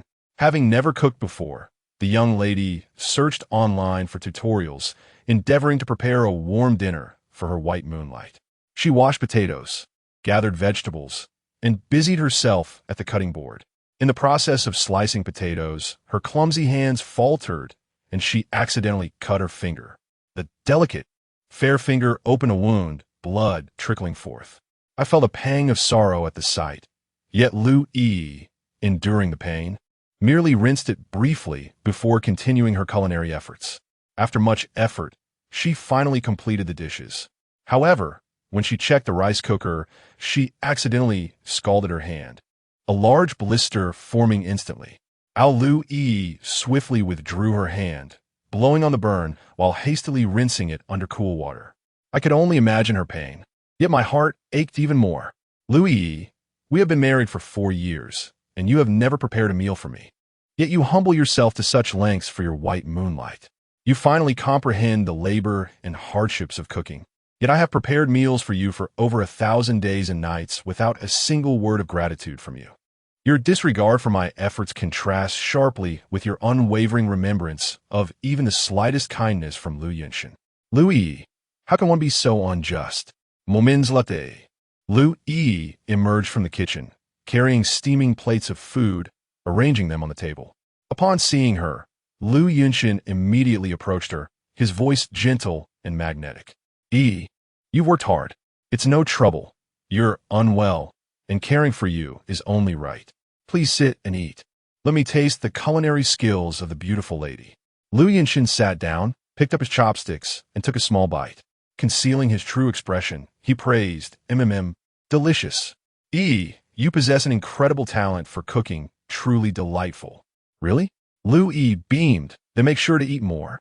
I have never tasted such delectable food. As good as what my mother cooked. This is the taste of home. Lu Yinshin's compliments flowed freely, savoring each bite. Yet he remained oblivious to the wound on Lu Yi's hand. After a frenzied meal, Lu Yinshin casually asked, You were drenched when you came in. What happened?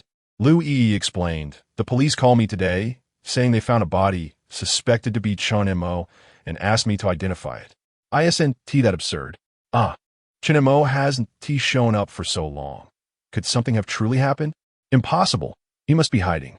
Even if he were dead, I wouldn't feel a shred of sadness. Death is merely death.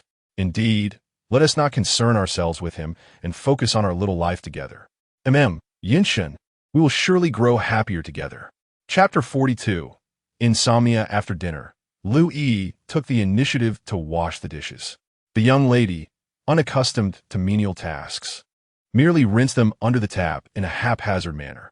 Having cared for Lu Yunshin until late, she returned home to find the living room brightly lit with the housekeeper, Wang Ma, bustling about. Upon entering, Wang Ma approached to help her change her shoes. Miss, you're back. Where's Mr. Chun? Lu Yi paused, her voice dropping to a whisper. Chen Mo has left home and will not return. It's just the two of us now. Oh, and what about Qingqing? Is she not back? Lu Yi remained silent, changed her shoes, and turned towards my room. In the years of our marriage, aside from the initial period, Lu Yi and I had always slept in separate rooms. I had a small bedroom that she seldom entered. Yet today, for reasons unknown, she felt compelled to see inside. My room was quite sparse, with most significant belongings already taken away, leaving only trivial clutter. Lu Yi glanced around, her gaze landing on the bed, the wardrobe, the walls. In the corners, where numerous photo albums were scattered, each filled with memories of her and our daughter. There were images of her in a pristine white gown, smiling beneath a cherry blossom tree. Her silhouette in professional attire, gracefully entering an office building. Her posing playfully in a traditional dress against the backdrop of a scenic wall. And even her in pajamas, peacefully asleep on the bed. Countless photographs depicted her life's moments, radiating warmth and affection. I had secretly captured these scenes, preserving her vibrant essence from angles she never noticed.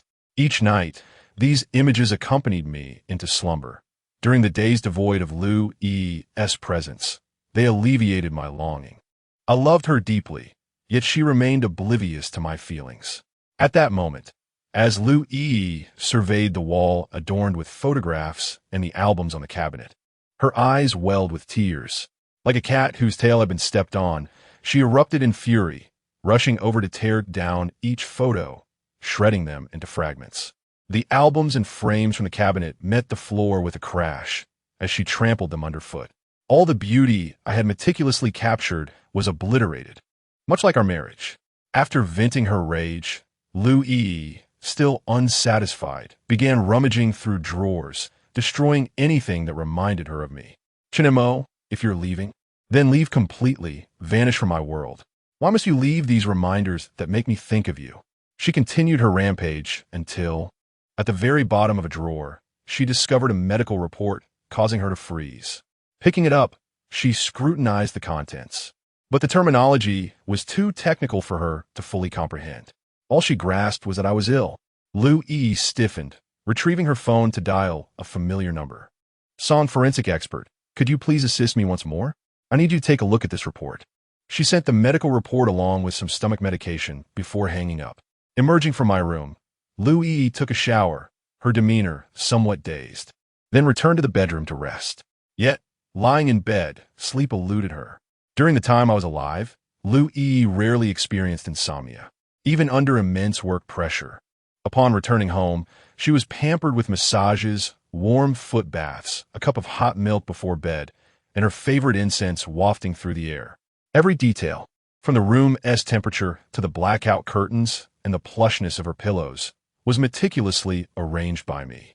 My silent sacrifices were all aimed at ensuring her restful slumber. Yet, for 4 years, she had taken my efforts for granted, tossing and turning, unable to find repose. She suddenly remembered to message her white moonlight. Yinshen, I can't sleep, Yi. Is something bothering you? I don't know why, but ever since our daughter passed away, this house feels so eerie. Yinshen, I plan to have the housekeeper tidy up, clearing out Chinamo and our daughter's belongings. You should move in. Yi, is that true? You want me to move in? Yes. After all, we're bound to be together eventually. What is wrong with moving in early? All right, that's wonderful. I'll prepare for tomorrow. From her voice message, I could sense Lu Yunshan's exhilaration. Lu Yi had only occasionally brought him home, yet now she was inviting him to reside in our shared space. For Lu Yunshan, this was undoubtedly a dream come true, signifying Lu Yi's complete surrender. The thought of my wife, the woman I loved for 7 years, cohabiting with a stranger in our marital home pierced my heart with anguish. Even in death, my non-existent heart throbbed violently, akin to the torment of slow torture. Chapter 43. Confirmation. The following morning, as the dawn painted the sky, Lu Yi stirred from her slumber. Her eyes fluttered open, and she instinctively called out, "Chinemo, fetch me a cup of—" The unfinished word hung in the air as the realization washed over her that he was no longer by her side. With a sigh, she cast aside the covers and rose from the bed, meticulously applying her makeup. Foregoing breakfast, Lu Yi hastened to the office. Upon entering, her secretary presented her with the customary steaming cup of coffee, announcing that Andy from Gene Media had arrived. Lu Yi nodded, instructing the secretary to usher him in. Andy soon entered the office, and Lu Yi greeted him with polite formalities. As their conversation commenced, Andy inquired, "Ms. Lu, has Mr. Chen been located?" A shadow fell over Lu Yi and Amp Oppo's face as she shook her head. "I regret to inform you that I have been unable to reach him." Andy sighed in disappointment. "In that case, Gene Media must withdraw from the collaboration." Lu Yi pleaded, "Could you reconsider? I am willing to concede a greater share of the profits. I implore Mr. Chen to grant me this opportunity." "Ms. Lu, I suggest you seek another partner." Andy stood resolutely, turned, and departed from the office. Lu Yi stood there, stamping her foot in frustration. "If you don an Oppos, T want to cooperate, then don an Oppos, T want Oppos, S with the attitude." Composing herself, Lu Yi had barely settled back in her seat when the CFO entered. Lu Yi and Oppos' expression soured. "What is it?" she asked. "Ms. Lu, the company's financial situation has deteriorated significantly. Our cash flow is critically low. On one hand, we lack consistently profitable works and advertisements. On the other hand, artist signing fees, promotional expenses, and employee salaries continue to rise. Our funds are dwindling. If this continues, I fear—" "You fear what? That the company might collapse?" "Ms. Lu, I believe that our top artists have been inactive for too long. Their absence from both music and film has been prolonged, and the market is beginning to forget them." "Very well, I understand. This is not your concern. I will address it." Lu Yi dismissed the CFO, but was plunged into a sea of worries. How did the company descend into such chaos after Chun Mo's departure? Lu Yi rubbed her temples in frustration, just as her mood was at its nadir. The office door swung open, and Lu Yunshan entered. A radiant smile illuminated Lu Yi and Oppo's face upon seeing Lu Yunshan, instantly dispelling the shadows of her worries. "Yunshan, you and Oppo's come." "Indeed. I came to see you and brought your favorite peach cakes. Would you care for one?" "Yes." Lu Yi opened the bag Lu Yunshan offered and began to savor the pastries. Observing her preoccupied demeanor, Lu Yunshan asked with concern, "How are you? Has work been hectic lately? Have you encountered any difficulties?" Lu Yi, not wanting to burden her beloved, shook her head. "It's nothing. I can handle it. Even if the company were to fail, I would still be content as long as you are by my side." "You are too kind to me. It is because you are inherently wonderful." Hearing Lu Yi and Amp Oppo's heartfelt words, I felt a pang of bitterness. After years of devoted companionship, toiling tirelessly for her, I had never received such tender words from her. It became clear that she was not incapable of expressing affection, but simply unwilling to do so towards me. Lu Yi was now completely infatuated with Lu Yunshan, to the point where she seemed to disregard the company and Amp Oppo's well-being. She resembled an ancient tyrant, willing to sacrifice everything for his enchantress. Alas, I was not that enchantress. Lu Yunshan was deeply moved, gazing at Lu Yi with affection, and leaned in to kiss her. Just as his lips were about to touch hers, a phone rang, interrupting the moment. "Who is being so inconsiderate?" Lu Yi exclaimed in annoyance, glancing at her phone. The caller ID indicated forensic Dr. Song. A jolt of alarm shot through her as she answered the call. "Is there any progress?" she asked eagerly. "Ms. Lu, I have verified that the medical report is authentic. Chun Mo suffered from severe stomach cancer, which had reached an incurable late stage. Furthermore, the autopsy report confirms that the deceased is indeed Chun Mo, your husband. With a crash, Lu Yi and Amp, Oppo's phone slipped from her grasp and she froze. Lu Yinshan, perplexed, asked Yi, who was that? What has happened? This time, Lu Yi disregarded her beloved and pushed him away, rushing out of the office.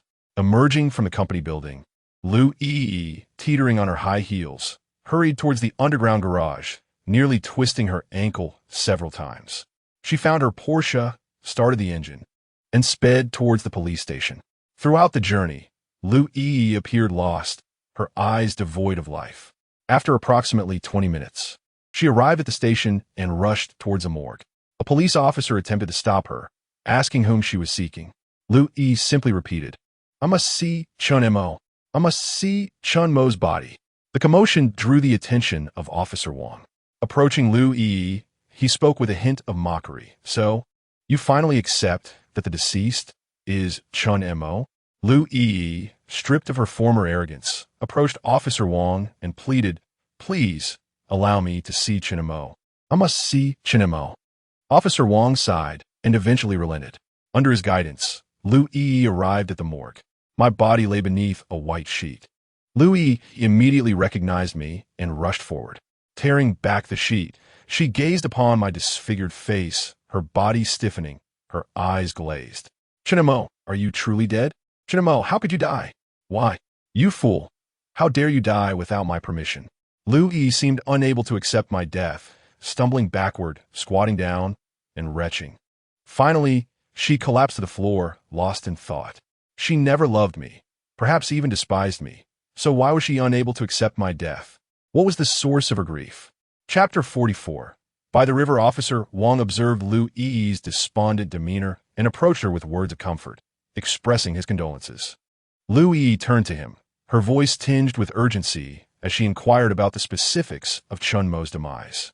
Officer Wang replied that he had been in the advanced stages of gastric cancer and could have lived for several more months. However, for reasons unknown, he had suddenly donated a kidney, and his body could no longer withstand strain. He lost consciousness while driving, resulting in both him and his vehicle plunging into the river. When we discovered the body, it had already been submerged for 3 days and nights, and I had attempted to contact you, but was unable to reach you. Upon hearing this, Lu Yi and Oppo's expression fell, her gaze vacant. As if recollecting something poignant, she murmured, "Chun Mo, why didn't you tell me? Had you confided in me sooner, perhaps I could have sought treatment for you. The Lu family has ample resources. It was merely gastric cancer. I could have sent you abroad to find the best doctors and receive the most advanced care. Yet, why do you keep everything bottled up inside? What were you trying to prove? I cannot abide your cowardice. Chun Mo, you deserve this fate. Your death is not unjust." Unable to endure her tirade, Officer Wang interjected, "Miss Lu, we must respect the deceased. He has passed, and your words carry little grace. Moreover, he was your husband." Lu Yi, summoning her strength, pressed on, demanding to know what Chun Mo had been doing before his death. After a moment's contemplation, Officer Wang resolved to reveal the truth. "It concerns me directly. I had called Chun Mo to inform him that there were issues surrounding your daughter and Oppo's death. He was anxious and rushed to meet me, but lost control of his vehicle on the way and fell into the river. My daughter's death has issues? Indeed. We have yet to locate the driver responsible. Surveillance indicates the vehicle had false plates, suggesting this may not have been an accident, but rather a deliberate act of murder. No, that cannot be. Who would want to harm my daughter? Miss Lu, we are only at the preliminary stage of our investigation. Once we gather sufficient evidence, we will reach out to you. You must be mistaken. My daughter is too young to have enemies, and I harbor no grudges. No one would wish her harm. You must be misinformed. Let us hope that is the case," Officer Wang replied, choosing not to elaborate further. He retrieved a document from his bag and presented it to Lu Yi. The body requires a family member and Oppo's signature for cremation. Our investigation revealed that Chun Mo had no other relatives. You are the only one who can sign. Lu Yi glanced at the document, trembling as she took the pen and inscribed her name. The final stroke marked her irrevocable farewell to this world. Emerging from the police station, her expression was devoid of emotion. As she descended the steps, she inadvertently missed her footing, tumbling to the ground. No one extended a hand to assist her, and she struggled to rise, suppressing the pain in her ankle, silently slipping into her car. As the vehicle started and glided along the road, she approached a traffic light. Lu Yi, having held a driver's license for many years, mistakenly pressed the accelerator instead of the brake, causing the car to lurch uncontrollably. The Porsche collided with the Audi ahead, crumpling its rear. Fortunately, the accident was not severe, resulting in no injuries. However, the irate Audi driver emerged from his car, seething with anger. Have you no eyes? Can you even drive? What a nuisance. If you can amp, oppose, T-drive, stay off the road. I demand you take responsibility for my new car. You hit me from behind. You are wholly at fault. As the Audi owner raged, he approached Lu Yi's vehicle, his vitriol unrelenting.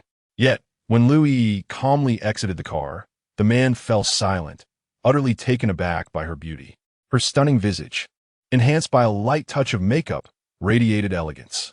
Clad in a sleek black professional outfit and exquisite high heels, she exuded the aura of a business empress.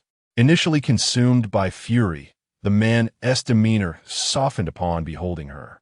Lowering his tone, he attempted to reason with her.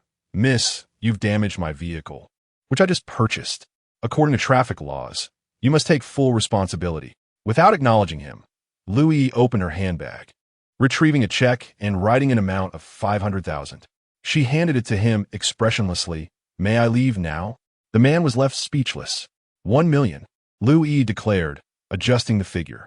Given that the Audi and Oppo's value was merely a fraction of that sum, he had intended to engage in a lengthy negotiation. Instead, he found himself astonished by her generosity. Before he could recover from his shock, Lu Yi produced another check, this time inscribing the amount of 2 million. Is this sufficient? Yes, it's more than enough, he stammered, elated as he accepted the check, his hands trembling with disbelief. Without further ado, Lu Yi contacted her secretary to handle the situation at the scene. She turned and flagged down a taxi, providing the driver with her destination, to the Yangtze River Bridge. The driver, startled, hesitated. Miss, what brings you there? I heard someone died there recently. Enough chatter, just drive. The driver complied, and they set off. The vehicle made its way to the Yangtze River Bridge, the site of her profound loss. Upon alighting, Lu Yi walked along the bridge, reaching its center, her gaze fixed upon the river, as if searching for traces of what once was. Chapter 45. Perusing the diary, the driver, concerned that Lu Yi might be in despair, chose not to leave but remained a short distance away, watching intently. Lu Yi stood quietly against the railing for a prolonged period. The wind on the bridge was fierce, lifting her skirt and causing her clothes to rustle.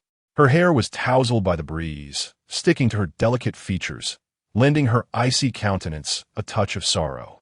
I pondered her purpose for being there, or what she might be reminiscing about. I'm already gone. Lu Yi, should you not feel elated?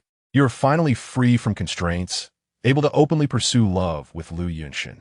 But why then do I perceive a hint of sadness etched upon your face?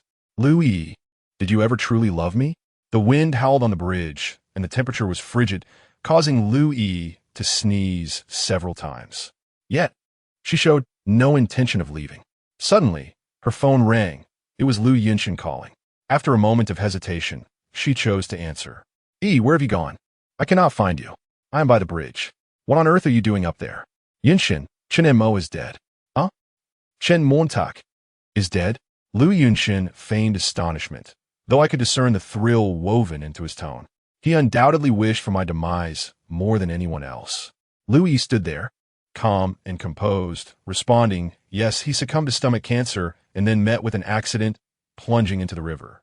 I just visited the police station and saw Chan Mo and Oppo's body. It was unrecognizable and a tragic sight. Lu Yunshin comforted her from the other end. Do not be sorrowful. Death is irreversible. Besides, you never liked Shinemo, so ISN and Oppo's. His death a relief? Did you not say you would feel no sorrow at his passing? Indeed, but after being together for so many years, one inevitably forms some attachment. Much like owning a dog. It dawned on me then. Lu Yi regarded me as nothing more than a pet. The faint semblance of sorrow she exhibited was merely a reaction to the abruptness of my absence, not a reflection of genuine love. She had not shed a single tear for me. Lu Yinshin said over the phone, I understand. In time, this will pass. We should promptly arrange for Chun Mo's cremation and take care of his affairs. It is only fitting after your marriage.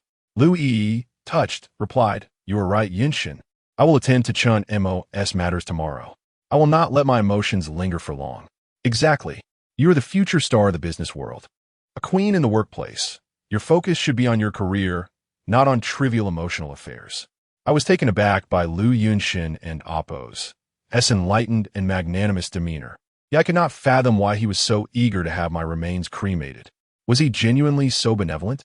After hearing Lu Yunshin and Appo's words, Lu Yi regained her composure and turned away from the riverbank. Later that evening, upon returning home, Lu Yi inexplicably erupted into a fit of rage, smashing objects around her. Many items in the living room lay in ruins. The housekeeper, Aunt Wang, dared not intervene and could only stand by silently as the young lady vented her frustrations. Once she had sufficiently expressed her anger, Lu Yi commanded, Aunt Wang, Chun Mo is dead. Go and clear out his room. I do not wish to see anything related to him.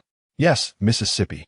Just as Aunt Wang was about to head to my room, Lu Yi hesitated and called out, Wait. Never mind. I shall go myself. Lu Yi entered my room alone, beginning to sort through my belongings. Everything that pertained to me was tossed into the trash bin. As she rummaged, she unexpectedly discovered a diary tucked away in the cabinet. She took it in her hands and began to leaf through its pages. The diary was mine. Aware of my declining health and the possibility of limited time, I had developed the habit of chronicling my thoughts. It was intended for my own reflection, not for the eyes of others.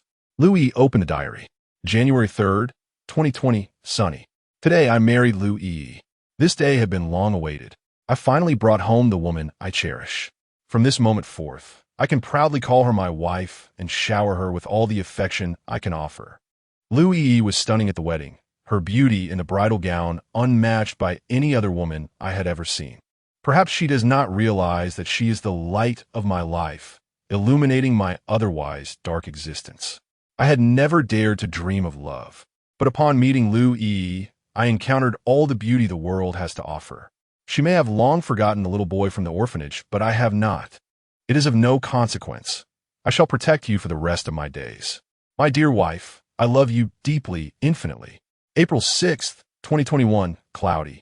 Lu Yi's company has taken off, yet it struggles with funding, and it is evident that she bears immense pressure, often suffering from insomnia. I ponder how I might assist her. This morning, I wrote furiously, hoping to sell a song or two. At noon, I borrowed a little from Song Ning, who was quite agreeable. In the evening, I secretly sold some blood. It was more painful than anticipated, and my health declined further. Nonetheless, knowing I could aid Lu Yi filled me with joy. July 9th, 2021, light rain. After returning home from grocery shopping, I couldn't bear to take the bus. Every penny counts. Walking 2 kilometers home is not too exhausting, after all. On my way, I encountered a vendor selling durians, Lu Yi and Appo's favorite treat, and I couldn't resist purchasing one. During dinner, Lu Yi relished it, and to encourage her to eat more, I falsely claimed I did not like it. In truth, I was unsure of my own taste, having never tried durian. Surely, it must be delicious. Regardless, seeing Lu Yi so satisfied brought me immense happiness. September 16th, 2022, showers. Lu Yi's company has found its footing and received widespread acclaim. I never doubted her capabilities. She is exceptional. Even though I have spent all my savings on her, I remain content. Our lives ahead will surely be filled with increasing happiness. However, she returns home late, and our time together diminishes. How I wish to share her burdens. Yet it seems she no longer requires my support. Chapter 46. Knowing one's identity. July 12th, 2023, sunny. Lu Yi has been returning home increasingly late, often lost in thought during dinner, engrossed in conversations on her phone. When she chats with others, a joyful smile graces her face. a look reserved for those in love. A pang of jealousy stirs within me, and I cannot help but feel that Lu Yi is drifting further away. Perhaps I am merely overthinking. I must trust Yi and have faith in our future. March 9th, 2024, overcast with intermittent rain. I unexpectedly learn that Lu Yi's white moonlight seems to be returning to the country. At last, I grasp the true reason behind the growing distance between us. Yet, we have a daughter together. I believe Lu Yi would never betray me. She will be a good mother and a devoted wife. October 11th, 2024, sunny. Today, Lu Yi promised to accompany me to the kindergarten to pick up our daughter. In the evening, she receives a call from her white moonlight and goes back on her word. Our daughter tragically dies in an accident, leaving me devastated, while Lu Yi disappears without a trace. Lu Yi, can I still trust you? October 12th, 2024, torrential rain. As we lay our daughter to rest, I inform Lu Yi, but she refuses to believe it. I am left to handle our daughter and Appo's affairs alone, while Lu Yi spends time with Lu Yunshin. My heart shatters. I have never felt such pain before. I love her deeply, and seeing her sweet photos with Lu Yunshin tears me apart. My health is deteriorating. I feel my end approaching. Lu Yi, let's not meet again in our next life. The diary ends here, with no further entries, for at that moment, my heart had completely withered. Each yellowed page is stained with my tears and my heartfelt emotions, sealed away for many years.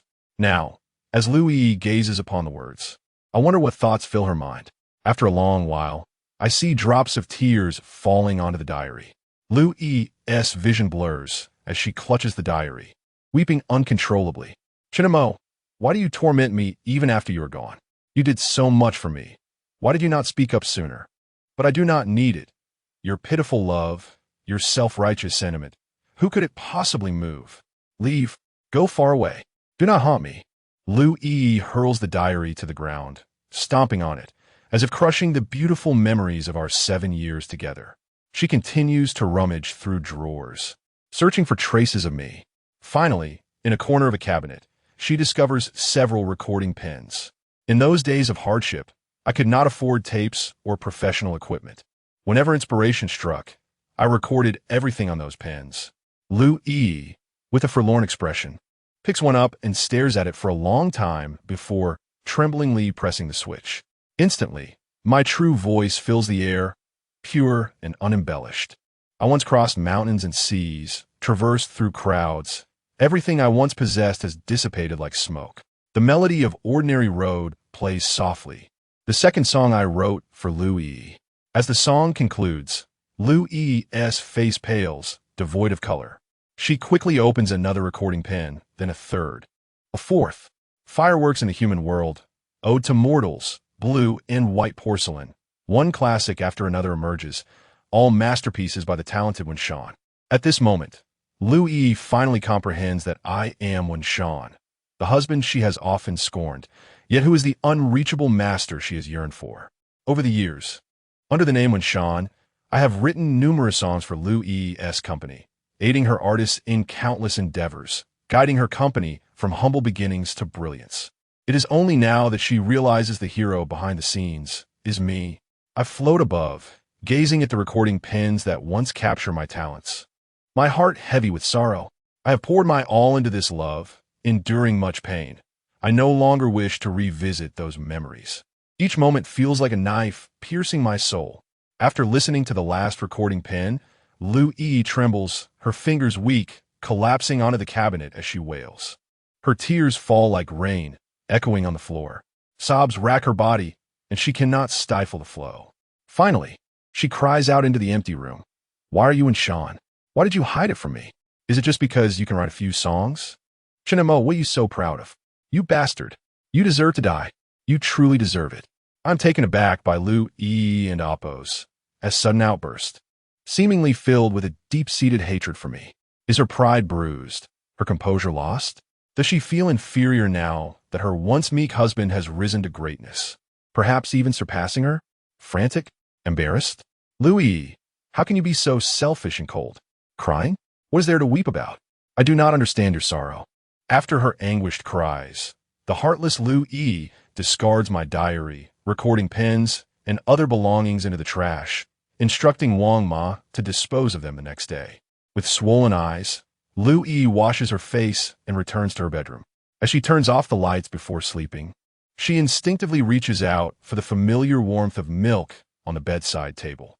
Finding nothing, she turns away in desolation. That night, she tosses and turns, unable to find rest. In the depths of slumber, Lu Yi dreams of a malevolent spirit pursuing her. She runs desperately, crying for help, flailing about, sending her blanket tumbling to the floor. As the weather turns cooler, Lu Yi feels a chill, instinctively curling up, waiting for someone to cover her with a blanket. But that person will never come again. Chapter 47. The ashes. The following morning, when Lu Yi awoke, her voice was hoarse and her throat swollen, indicating she had caught a cold. The quilt that had slipped off her was left unattended. Stepping out of her room, she rummaged through the living room in search of medicine, but found nothing. Wang Ma! Wang Ma! She called out loudly. Hearing her, Wang Ma emerged cautiously from the kitchen. Asking, Miss, what is it? Are you feeling unwell? I have a bit of cold. Where have you placed the medicine cabinet? I'm not quite sure. Let me look for it, Wang Ma replied. Previously, the medicine cabinet had always been managed by Mr. Chun, who had prepared all the medicines therein. After a considerable search, Wang Ma finally located the medicine box in a drawer.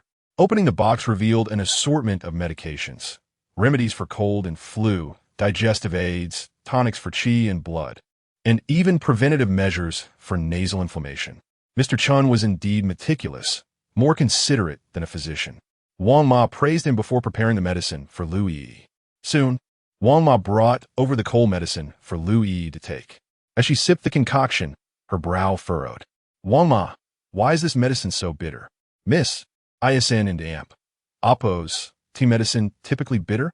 Lu Yi was taken aback, recalling the remedies I had prepared for her. Tears welled in her eyes. The young lady, whom I had diligently cared for over 7 years, was only now discovering the bitterness of medicine. She refrained from further questioning and grimaced as she finished the entire dose. The bitterness churned in her stomach, nearly causing her to retch. Wang Ma, concerned, asked, Miss, are you all right? Should I bring you some sugar? Lu Yi shook her head. No, I would like a bowl of millet porridge. All right, I will prepare it right away. Wang Ma busied herself in the kitchen, and shortly thereafter, she presented the steaming bowl of porridge. She placed it on the table and stood silently by.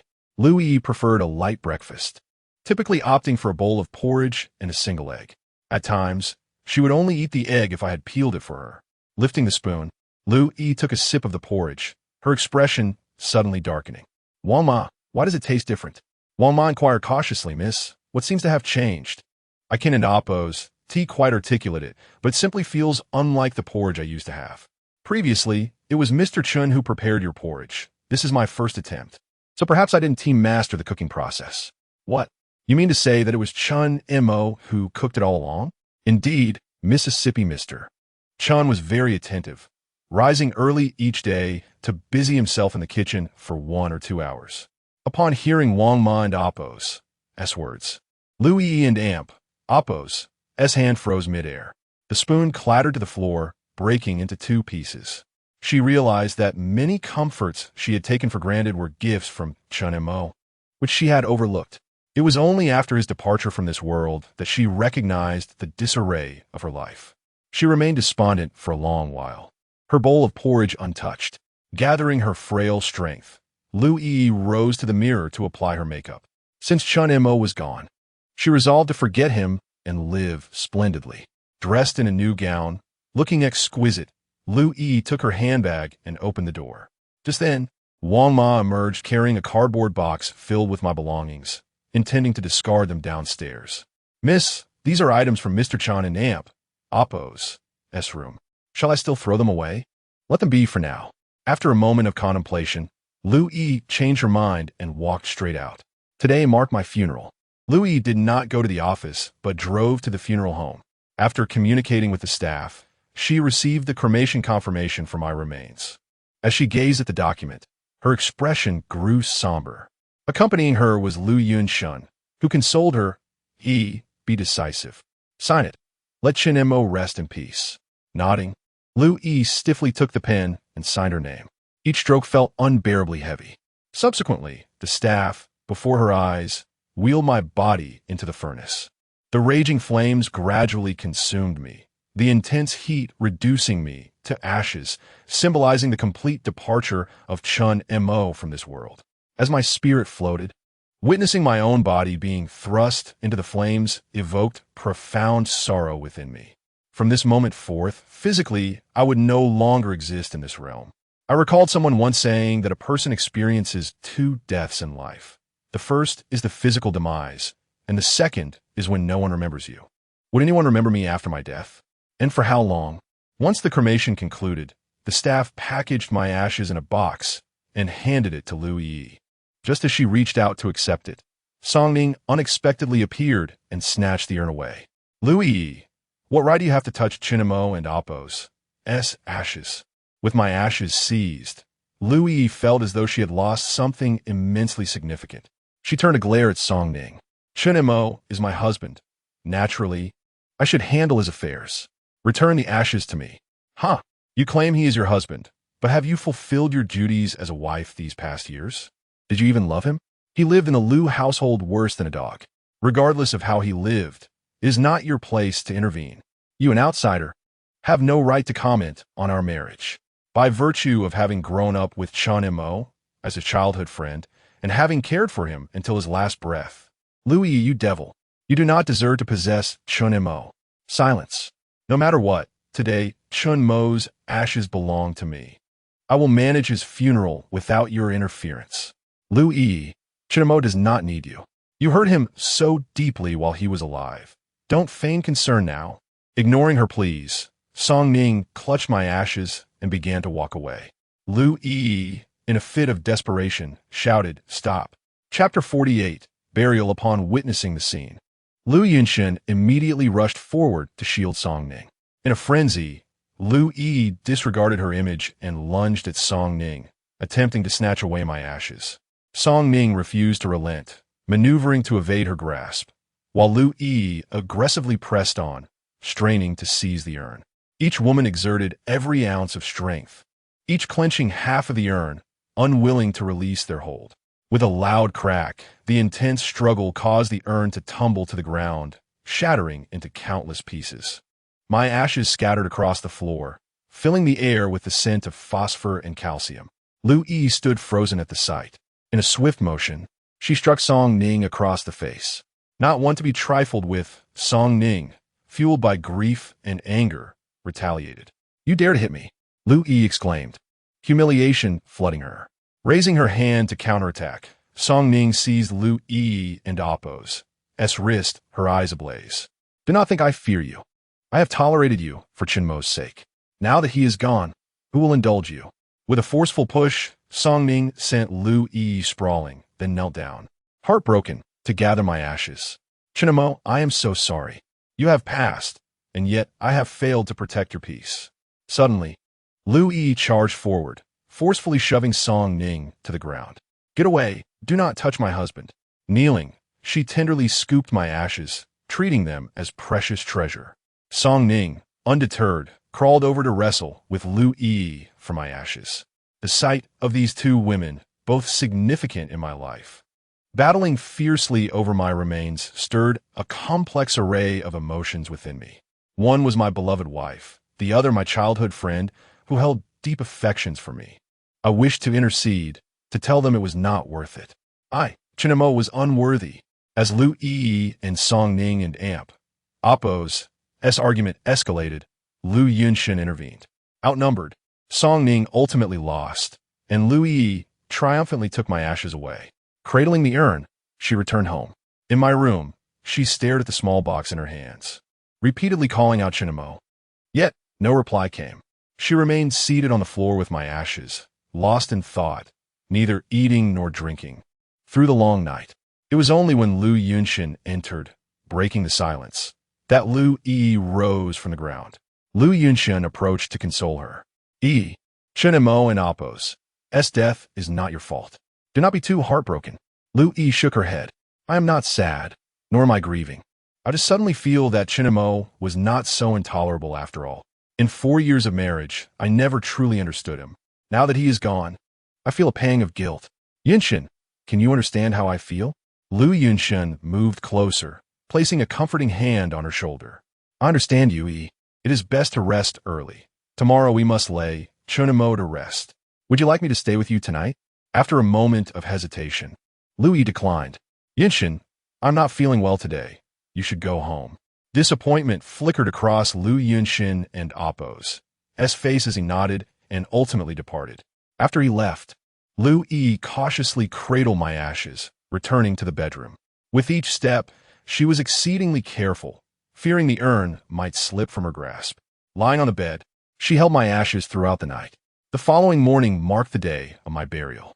Lu unusually dressed simply and unadorned, accompanied by Lu Yunshen, drove to the cemetery. As they crossed bridges, forks in the road, intersections, and tunnels, Lu followed local customs, scattering a handful of joss paper, known as road money. At each point, upon arriving at the cemetery, professional staff guided Lu through the burial process. Before interment, they burned a quantity of yellow paper in the grave, a practice known as warming the grave. A layer of golden fabric, referred to as laying cloth, was placed at the bottom before the ashes were set down.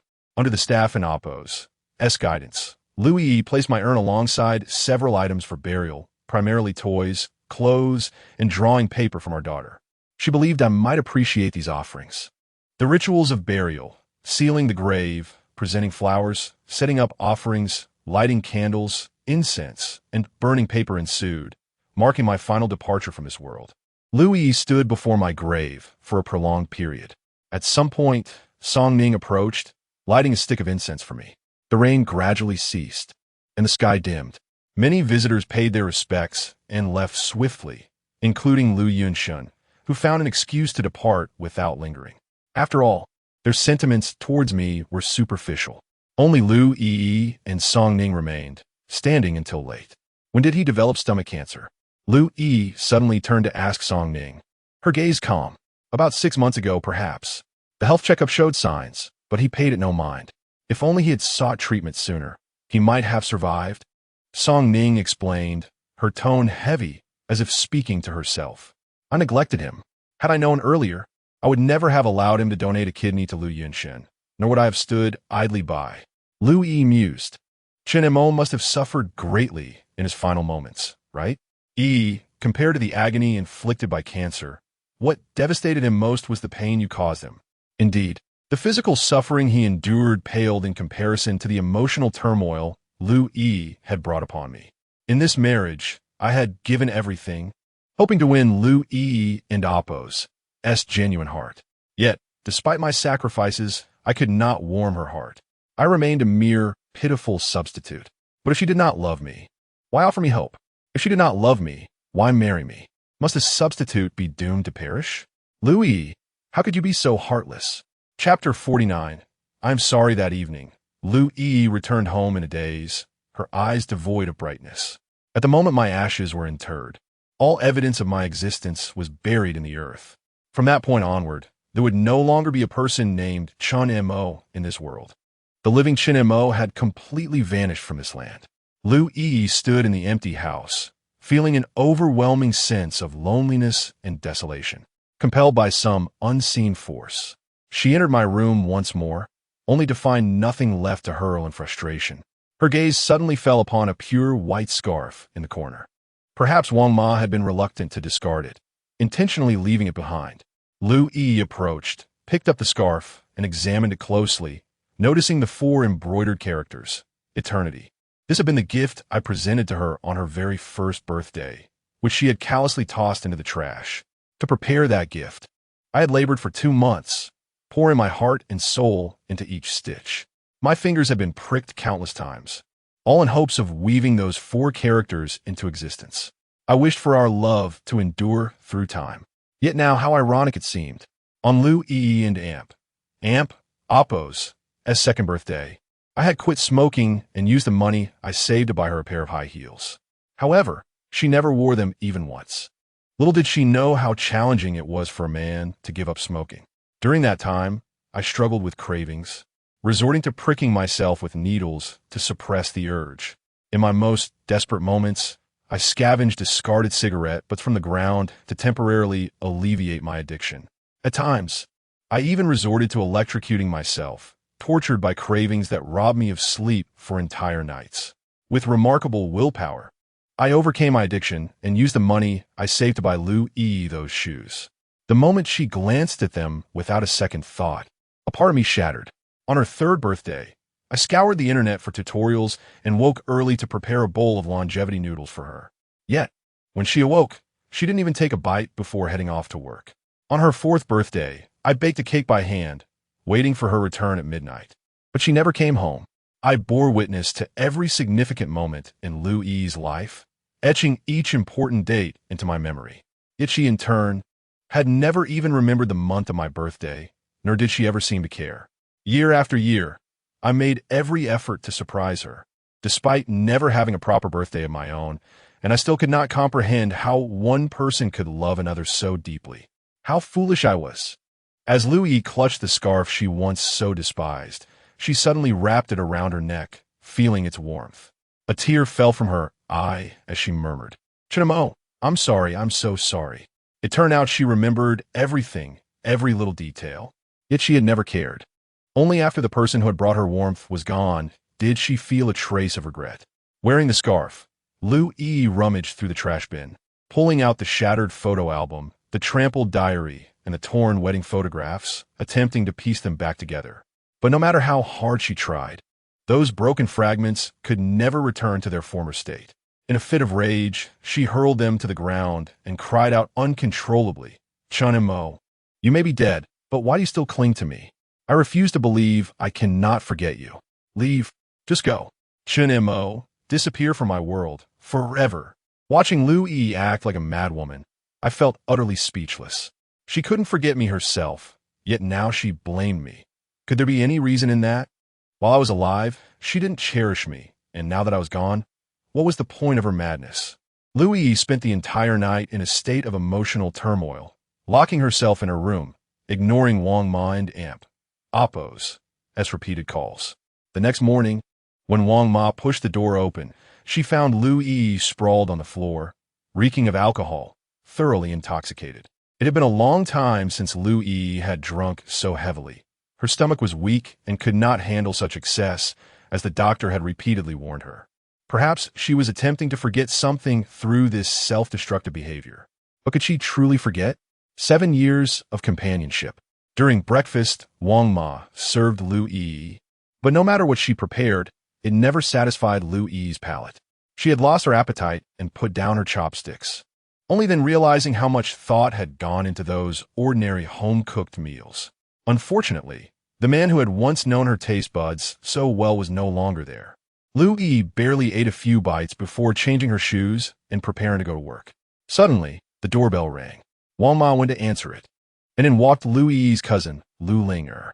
Lu Linger was a senior in college, 21 years old, about to graduate and enter the workforce. Unlike her sister's aloof demeanor, she radiated youthful vitality, exuding a lively charm. Having not yet faced the harsh realities of the world, Lu Ling and Oppos, was full of life and innocence, brimming with curiosity and wonder for all things beautiful. Upon seeing her cousin, Lu Yi adjusted her mood and forced a smile, saying, "Linger, don't you have class today? What made you think of visiting me?" Lu Linger bounced over, linking her arm with Lu Yi's. "Sister Yi, Annie heard from the housekeeper that you've seemed a bit down lately, so she asked me to come and keep you company. Can you tell me what's troubling you? Yu Jiofeng is dead." "What? Chen Mo is dead?"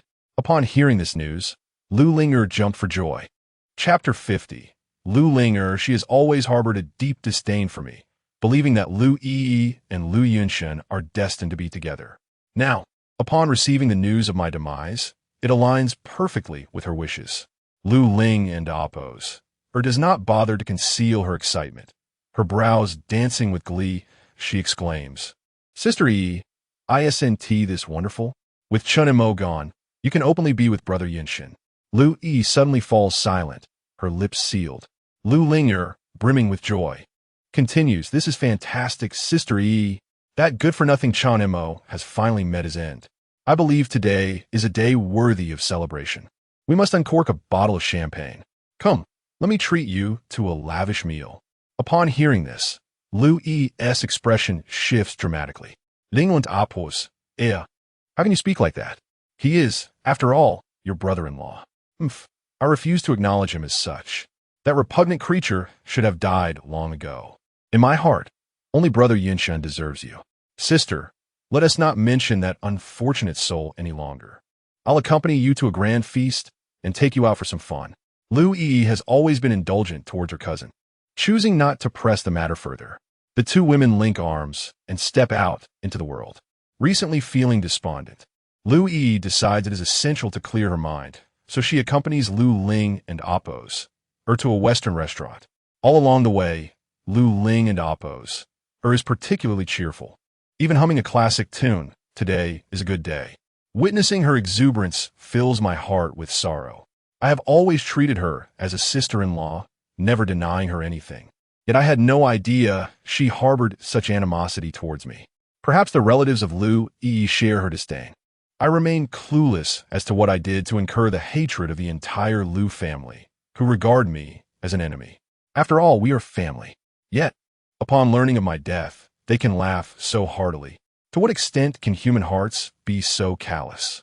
Seated in the upscale restaurant, Lu Ling orders foie gras, steak, caviar, and even requests a bottle of red wine. According to her, today is a day worthy of celebration, and we must indulge in a few drinks. A chill runs through me as I watch them clink glasses, longing to rush over and deliver a few stinging slaps. Halfway through the meal, Lu Linger suddenly recalls something. She sets down her utensils and says, "Sister, the computer you bought for me during my freshman year has been acting up lately. Can you help me contact customer service to send it in for repairs?" Lu Yi looks startled. "What computer? When did I ever buy you a computer? Don't you remember? It was at the start of freshman year. To reward me for getting into a first-tier university, you bought me a computer. I checked. That computer cost over 60,000 yuan. It was genuinely good quality. I used it for 4 years without a hitch, but it and amp, Oppos, has been lagging recently. I never bought you a computer. Mom and Dad said that once you got to university, you should focus on your studies and forbade me from buying you one." "What? But the computer was sent from your house, and the shipping information is in your name." At this revelation, Lu Yi falls into deep thought. Suddenly, she recalls a moment from years past. "I remember now. The year you entered university, one day I came home and saw Chonemo fiddling with a new computer, seemingly preparing to send it out. I didn't question it much at the time, but it must have been him who bought it for you." "Chinemo, he would buy me a computer?" Lu Ling and Amp, Oppos, is taken aback. Louis' expression becomes notably complex. "Indeed, that computer was a gift from me to Lu Ling and Amp, Oppos, At the time, Lu Yi and I had just married, and upon hearing that her cousin had been accepted into university, I felt compelled to show my support as her brother-in-law. I had recently earned 60,000 yuan from a song I wrote. So to foster a closer bond with Lu Yi's family, I used that money to purchase the computer in her name. I had not thought much of it back then. I simply regarded Lu Yi's relatives as my own, having grown up without parents. I had never tasted the sweetness of familial love. Lu Yi provided me with a home, which I cherished immensely, treating Lu Linger as my own sister. I endeavored to care for her within my means, never anticipating that her feelings towards me would be so filled with disdain. At this moment, as Lu Ling and Oppos, absorbs the revelation that the computer was a gift from me, she sits in silence for a long while. Throughout the remainder of the meal, she refrains from speaking ill of me again. When it comes time to settle the bill, one would expect Lu Yi to pay, yet Lu Linger eagerly interjects, "Sister, we agreed beforehand that I would treat you to this meal." Lu Yi nods with a smile, deliberately offering her sister an opportunity to shine. For someone of her stature, the cost of a meal is hardly a concern. Lu Linger rushes to the counter, grandly instructing the server to process the bill. However, when she attempts to pay with a QR code, it indicates insufficient funds. She glances down, realizing the bill totals 4,600 yuan. As a university student, she can hardly bear such an expense. Lu Linger can only awkwardly retreat from the counter, approaching Lu Yi with a pout. "Sister, did you forget to transfer my allowance this month?" Lu Yi is taken aback. "What allowance?" Don't play coy with me, sister. You always send me 3,000 yuan each month, fearing I wouldn't eat well at school. I didn't receive it this month. Lu Yi, perplexed, responds, I've never given you an allowance. I thought your parents provided for you. That should be sufficient. What? You've never sent it? Liu Ling and Imp, Outbush, is utterly shocked. She quickly opens her phone, scrolling through her contacts to produce a friend. Sister, ISNT this your alternate account? Even the profile picture is one of you. Lu Yi takes a look, her expression gradually stiffening. This is Chun Mo's WeChat. I've never used an alternate account. What? Chun Mo? Lu Ling and Oppose. Her feels as if she has just heard the most shocking news, as though a thunderclap has erupted in her mind. Stammering, she asks you, You mean this person is Chun Mo? Lu Yi nods affirmatively. This is Chun Mo's WeChat. He only has this one account. Did you not know? Lu Linger is overwhelmed with astonishment, her understanding of reality shaken. I had no idea. I never actively added Chun Mo on WeChat. I truly didn't know he was the one transferring money to me. Lu Yi remains silent, equally astonished within. Chapter 51. Brother-in-law, I'm sorry indeed. I have been the one providing pocket money to Lu Linger every month. There was a family gathering once when I overheard her lamenting that the allowance from her parents was insufficient and life was particularly arduous. At that moment, I was fortunate enough to be earning some money through songwriting, so I added her on WeChat and began transferring her money monthly. Little did I expect that she had always regarded the sender as her sister, never once expressing gratitude towards me. Now, upon discovering the truth, Lu Linger's complexion was as grim as it could be. Perhaps her pride was wounded, for she asked me, Sister, why did Chinamo do this? Lu Yi pondered for a moment and concluded, perhaps he did it to please you, to curry favor with those around me. Lu Linger fell silent, her gaze softening. Perhaps in her heart, I was not as detestable as she once thought. The meal was paid for by Lu Yi, and after leaving the Western restaurant, the two sisters decided to go shopping at the mall. There is no woman who does not relish shopping, and Lu Yi, accompanied by Lu Linger, spent the entire morning indulging in retail therapy. Feeling much better when Lu Ling and Oppose suggested they go karaoke, Lu Yi readily agreed. Recently feeling a bit low, it was the perfect opportunity to vent her emotions. They booked a luxurious private room, and upon entering, they were greeted with an array of drinks and snacks, along with handsome male models serving them. Lu Yi dismissed the male models and picked up the microphone to sing. In truth, Lu Yi possessed quite a talent for singing. Her voice was melodious, and she had a remarkable ability to mimic. With some professional training, she could very well become a top-notch singer. Unfortunately, she had been too preoccupied with her career to pursue a path in music. Lu Linger was also a karaoke enthusiast, with a particular fondness for songs by Winshan. Being an ardent fan of his work, there was a time when she nearly injured herself in her quest to obtain one of his albums.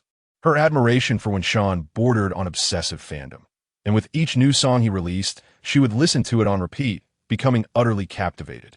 During the most stressful periods of her academic life, it was Winshan and Oppo's music that accompanied her through countless sleepless nights, instilling her with strength and confidence, allowing her to believe in the beauty of the world.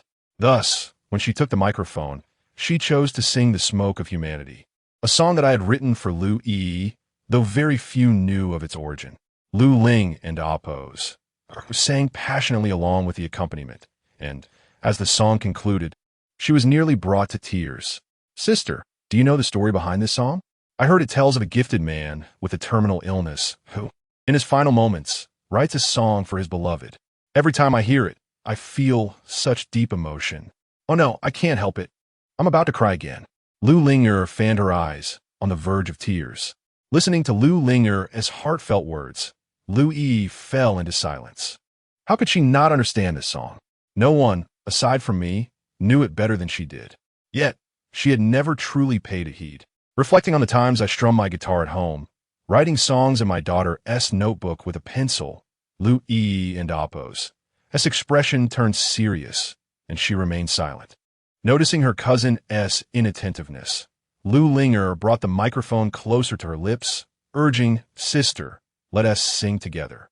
Lu Yi lifted her head and, upon seeing the lyrics on the screen, Her eyes brimmed with tears. As she sang, it felt as though a figure was slowly confessing to her in her mind. Gradually, tears streamed down her face, and she was rendered speechless. Lu Ling and Amp, Oppos, puzzled, hurried over with concern, asking Sister what's wrong. Why are you suddenly crying so sorrowfully? Lu Yi shook her head, replying, It's nothing, I was simply moved by the emotions. Indeed, when Shan and Oppos, songs are just so beautiful. A master is truly a master. The two women sang to their heart's content in the KTV, releasing all their pin-up negative feelings, and only returned home laden with shopping bags in the evening. That night, the Lu family was hosting a dinner, and both Lu father and Lu mother repeatedly urged Lu Ling and Amp, Oppos, to ensure that Lu Yi attended. Sensing her cousin's earlier moodiness, Lu Linger hesitated to bring it up until now. Sister, there's a dinner home today. Let's put our things down, freshen up, and hurry over. All right, I understand. After entering the house and setting down their bags, Lu Yi went to change while Lu Linger wandered around the room. Like a curious child, she touched any peculiar object she came across, finding everything new and exciting. Suddenly, she noticed a cardboard box in the corner containing several voice recorders. Lu Linger felt an overwhelming curiosity and picked one up, turning it on to listen. Inside was Chun Mo's voice, humming a tune, Chang'an Ballad. Lu Linger was astonished. She had not expected Chun Mo to hum the song so beautifully. She continued to switch on the other recorders, and as she listened, something felt amiss. They all contained songs by Wen Shan, in the most authentic voices, featuring the original versions. There was even a song that could not be found online. Yet the complete version was recorded on one of the devices. As she listened more, Lu Ling and Oppos was astonished to find that the recording dates for each song preceded their online releases. How could this be? Lu Ling and Oppos was engulfed in immense bewilderment. Her mind blank. Just then, Lu Yi emerged from changing clothes and noticed Lu Ling's dazed expression. Ling and Amp, Oppos, what are you doing? Lu Linger snapped back to reality and, with a puzzled gaze, asked her cousin, Sister, why do all these recorders contain Chun Mo's voice? What is going on? Lu Yi hesitated for a moment, but did not conceal the truth. Actually, Chun Mo is Wen Shan. What? Lu Ling and Oppos could scarcely believe her ears. As if struck by a thunderbolt, she stood there in sheer astonishment, utterly incredulous.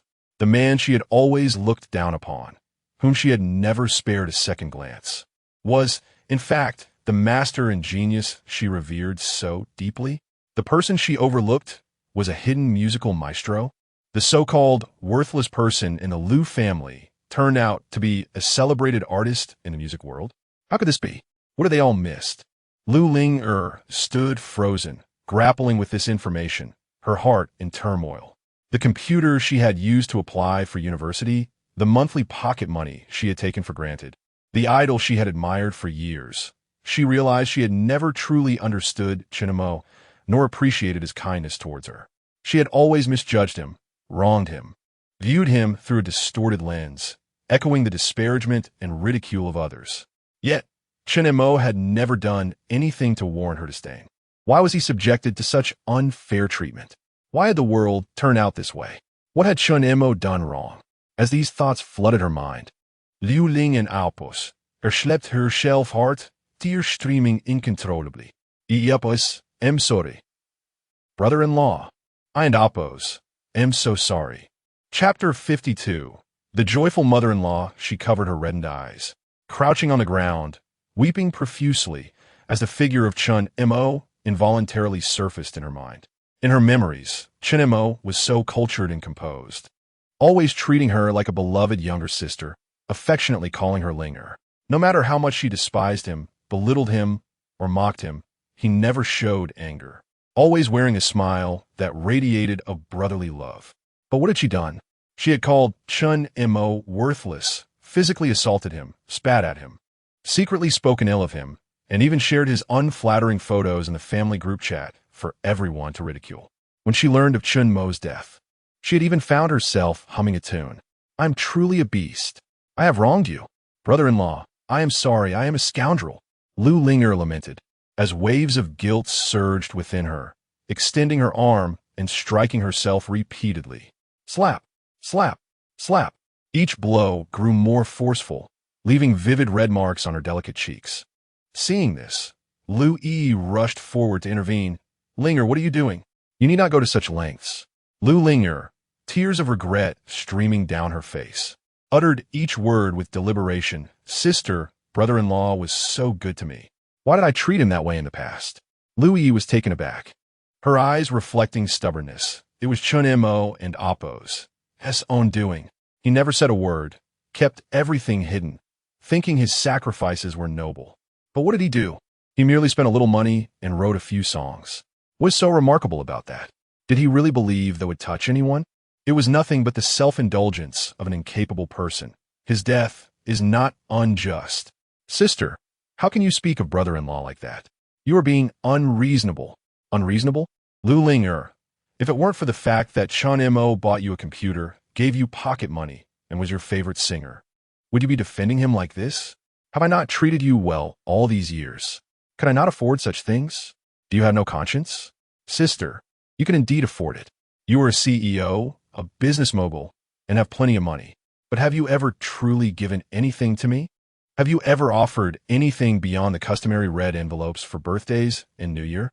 You should have thought to buy me a computer when I got into college. Yet you forgot, due to your busy work. I have been struggling through college, needing pocket money, yet you have never sent me a single cent. Instead, it was Chun Mo, whom everyone looked down upon, who did all these things.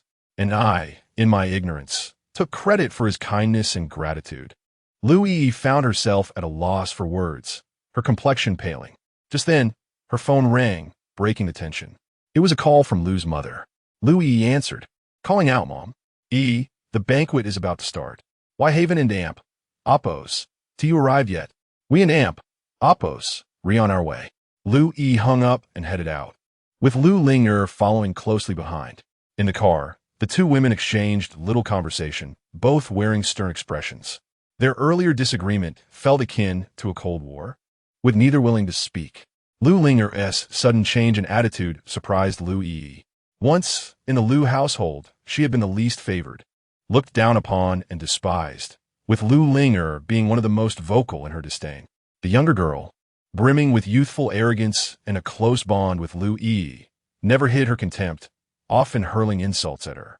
Years of marriage to Lu Yi had never softened Lu Linger's demeanor towards her. She had never even called her sister-in-law. Today, a shift was indeed unexpected. Soon, they arrived at the old Lu family residence, a grand estate nearly 300 square meters, complete with a garden, swimming pool, and elevator. Nestled in a picturesque location that wealth alone could not procure.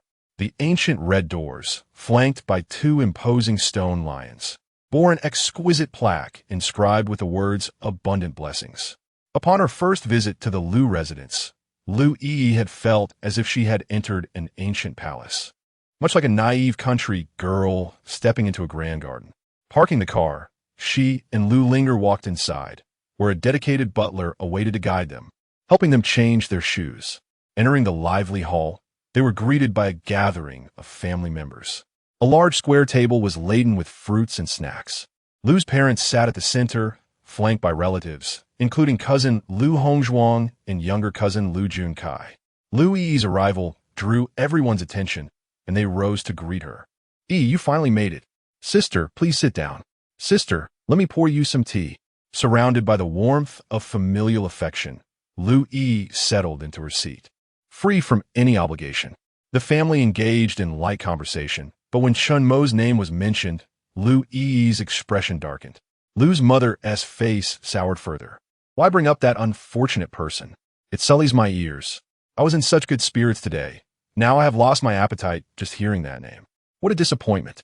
Have you divorced that man? Why has there been no news lately?" Upon hearing her mother's inquiry, Lu Yi replied solemnly, "Chun Mo. He has passed away." "What?" Lu's mother could hardly believe it. Her surprise mingled with a hint of joy. "What happened, Yi? You're not joking, are you?" Lu Yi replied earnestly. "He had cancer and fell into the river while driving. He has been dead for many days." "Wonderful. That bothersome person has finally met his end. This is truly delightful news." Lu's mother laughed heartily, her joy unabashed. Misery shared is misery halved, she thought, her heart brimming with happiness as she turned to those around her, eager to share this newfound joy. Chapter 53. The framed incident. The extensive kin of the Lu family joined in the chorus of laughter, offering incessant agreement. As the throng derided my demise, an inexplicable discomfort washed over Lu Yi. Abruptly slamming her hand on the table, Lu Yi exclaimed with vexation, "Enough! What are you all doing?" Regardless of everything, Chinemo was still my husband. The assemblage ceased their laughter, collectively stifling their mirth. Lu's mother reached out, caressing the back of Lu Yi's hand, and queried, "My dear, could it be that you still harbor affection for Chinemo? He was nothing but a stray cur, long overdue for death. Such a being dwelling within our Lu household brought ill fortune. His death is a boon. Cease your somber countenance. We should be jubilant. Come, partake in some wine for celebration. Butler, fetch the bottle of Lafite." "Yes, madam." As the butler departed to procure the wine, Lu Yi's countenance darkened further. "Mother, it is not that I harbor affection for Chinemo. He was after all my husband. Now that he has passed, it is unseemly for our family to revel in his misfortune." "Unseemly? Nonsense. You are unaware of the depths of that dog and amp, oppos, es abhorrence. I am remiss for not having opened champagne in celebration. Do you recall, during the nascent days of your marriage, when Chinemo first graced our ancestral home, the atrocity he committed? He dared to trespass into my chambers, pilfering my stockings for nefarious purposes. That revolting spectacle remains indelibly etched in my memory." Upon hearing Lu and amp, oppos, es mother and amp, oppos, es pronouncement, Lu Yi was rendered speechless, momentarily bereft of a rebuttal. Lu Yi had never forgotten the repulsive incident that transpired shortly after their nuptials, when she first escorted me to the Lu family's manor. I distinctly recall that day when my mother-in-law erroneously accused me of purloining her stockings, even leaving traces upon them, committing an act of profound sacrilege. That day, my mother-in-law erupted in fury, summarily delivering a stinging slap to my face, branding me as a beast. Not content with mere chastisement, she seized a chair, ferociously smashing it upon my head. With my head lacerated and bleeding, I was restrained by the Lu family's servants and subjected to corporal punishment at the entrance of the living room. I was pinned to the ground, enduring a brutal flogging of 60 strokes, teetering on the brink of unconsciousness, only to be jolted awake by a deluge of cold water, followed by further grievous caning. Throughout the ordeal, no one interceded on my behalf, nor did anyone heed my pleas for explanation. My beloved wife stood by, apathetic to my suffering, indifferent to my fate. At that juncture, my heart was rent asunder, racked with unbearable agony, yearning to defend myself, yet rendered speechless. As I succumbed to unconsciousness, presuming the nightmare to have concluded, I was mistaken. It was merely the prologue. The Lu family, in their collective ire, confined me for 3 days, subsisting on meager scraps and tap water. In the company of rodents, I beseeched Lu Yi for succor, yet she remained engrossed in her endeavors, failing to grant me even a cursory glance. Having endured 3 days of infernal torment, I emerged emaciated, a mere shadow of my former self. My mother-in-law compelled me to kneel, demanding that I confess to the transgression and pledge to abstain from such acts henceforth. Yet, how could I yield to coercion and fabricate a confession? I vehemently protested my innocence, yet none lent credence to my words. The entirety of the Lu household collectively denounced me as incorrigible, deeming me vile and depraved, threatening to perpetuate my chastisement. My mother-in-law, unable to bear the loss of face, vociferously interrogated me. "Chinemo, will you confess or not?" Kneeling on the ground, I raised my head and roared, "I am innocent. I did not do it. It was not me." Still defiant, truly possessed, my mother-in-law, consumed by rage, stormed into the kitchen, emerging with a red-hot branding iron, brandishing it towards my face. "Chinemo, will you confess? Will you confess?" "Mother, I truly did not do it. I did not commit such an act." Incorrigible, my mother-in-law, in an uncontrollable fit of fury, pressed the searing branding iron against my arm. Instantly, The scalding heat erupted upon my skin, emitting a wisp of smoke into the air, accompanied by the hissing sound of burning flesh.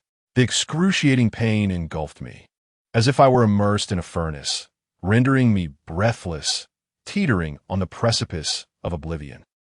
I emitted a heart-wrenching cry, enduring a torment beyond mortal comprehension, as if transported to the realms of hell and the underworld. Tears streamed down my face as I gazed upon Lu Yi, the woman I adored, seeking a modicum of concern upon her countenance. Yet, she remained silent, an impassive observer, as if witnessing the plight of a stranger. At that moment, my heart plummeted into an icy abyss, and I lapsed into unconsciousness. I had presumed that upon awakening, I would find myself in a hospital, yet I was mistaken. I was discarded by the roadside. The Lu family, as if discarding a stray dog, abandoned me on the thoroughfare. I staggered home, recuperating for an extended period before recovering. How I yearned for Lu Yi to extend her concern, yet from that day forward, she grew increasingly indifferent towards me, even until my demise. The scar from the branding iron remained on my right arm. This incident served only to exacerbate the animosity of those who already harbored disdain for me. I had hoped that the passage of time would assuage the pain, yet I was mistaken. At tonight's banquet, my mother-in-law recounted this anecdote, and all present recalled it with vivid clarity. Lu Yi remained silent. This incident constituted an impasse, and no amount of effort on my part could expunge the transgression I was accused of committing. Thus, at this juncture, not a single member of the Lu family extended sympathy towards me. Instead, they gnashed their teeth, hurling invectives at me. It is said that one should speak no ill of the dead, yet even in death, they continued to harbor animosity towards me. At the moment of utter silence, a figure emerged. It was none other than Lu Linger. Lu Linger's slightly hoarse voice resonated, imbued with trepidation and remorse, as she uttered, "I am sorry, Aunt. I must impart the truth to you. This matter has been buried within my heart for an extended period, and I have hesitated to divulge it. However, today, I must speak. In truth, it was not Chinemo who stole your stockings. It was I who framed Chinemo." "What?" my mother-in-law exclaimed in astonishment. "Explain yourself clearly." Chapter 54, A World Apart. Lu Ling and Appos slowly recounted. At that time, Chinemo had just married Yi, and we all despised him, particularly resenting his presence. One day, he was brought over by Yi, and I found him utterly displeasing, so I thought I'd play a prank on him. I secretly entered your room and took your stockings, then gave them to Chinemo, lying that Yi's socks were dirty and asking him to wash them. Chinemo was very obedient and was about to head to the bathroom when he was caught by you all, which was precisely the outcome I had hoped for. Thus, the subsequent events unfolded. After hearing Lu Ling and Appos' words, everyone fell into silence, exchanging wide-eyed glances. No one had anticipated that the truth of the matter would be this way, especially Lu Yi, whose expression turned extremely grim, feeling as though she had swallowed a fly. I was equally astonished. I had never imagined that it was my sister-in-law who had orchestrated this mischief. Initially, I genuinely believed that Yi's stockings were dirty and was preparing to wash them when suddenly milk spilled out, startling me, just as I was in bewilderment. I was caught by my mother-in-law and suffered an undeserved calamity. It was only at this moment that I realized the instigator was my sister-in-law. Lu Ling and Appos, you have caused me immense trouble. In the ensuing silence, it was my mother-in-law who first spoke. Even so, I have wronged Chinemo in this matter. But the repulsive deeds he has committed are not limited to this one. I still dislike him. Regardless, my impression of him will not change. Lu Lingia, feeling a pang of conscience, could not help but defend me. "Aunt, is it possible that we have all misunderstood Chinemo? He may not be as bad as we think. After all these years in the Lu family, have you truly gotten to know him? Why do we always hold such a bias against him? He is also a member of our Lu family." My mother-in-law scoffed dismissively. "Who needs to understand him? What is he worth? Don and Appos, mention him. It and Appos. That's bad luck." At her insistence, everyone took their seats, and no one brought me up again.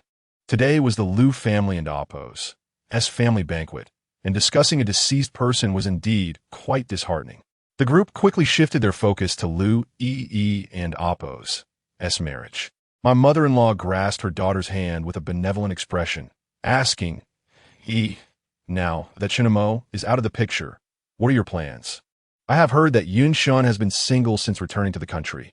Didn't you two have a past? Mom, Yun Shun is indeed single and has been spending time with me lately. I plan to get engaged to him once this busy period is over. That sounds wonderful. He is a Ritter Ni, well-educated and quite accomplished. You two are well-matched. Unlike that useless Chun Mo. Ugh, why do I keep mentioning him? My mother-in-law continued to extol the virtues of Lu Yun Shun, disparaging me at every turn. I felt a surge of discontent. It is often said that the living cannot compete with the dead, yet the situation in the Lu family was starkly different. I had already passed. Was it truly necessary to continue to berate me? My dear mother-in-law, your fondness for Lu Yun Shun does not necessitate trampling over me. What enmity lies between us that you harbor such animosity? Since you are close to engagement, why not call Yun Shun over for dinner today? Let us meet him, my mother-in-law suggested. The relatives all chimed in agreement. Yes, bring Yun Shun over for a meal. We've heard he's quite handsome. We can vet him for you. After all, he is not an outsider. It would make the gathering livelier. Under the pressure of her relatives, Lu Yi nodded, standing to approach the window and call Lu Yun Shun. I could discern that the entire Lu family was fond of him, their treatment of him contrasting sharply with their disdain for me. I remained perplexed as to what made Lu Yun Shun so appealing that he garnered such affection before even making an appearance. Perhaps the core reason was simply Lu Yi's love for him and her indifference towards me. Lu Yi's attitude towards me dictated the Lu family's attitude toward me. It was glaringly apparent that Lu Yi did not love me, a truth I had been blind to for years. Before long, Lu Yi returned to her seat, announcing that Lu Yun Shun would be arriving shortly. My mother-in-law grinned widely and promptly instructed the butler, Li Shu, bring out the finest red wine and prepare some fresh seafood and steaks, along with delicacies from the imperial kitchen. Make sure we have plenty.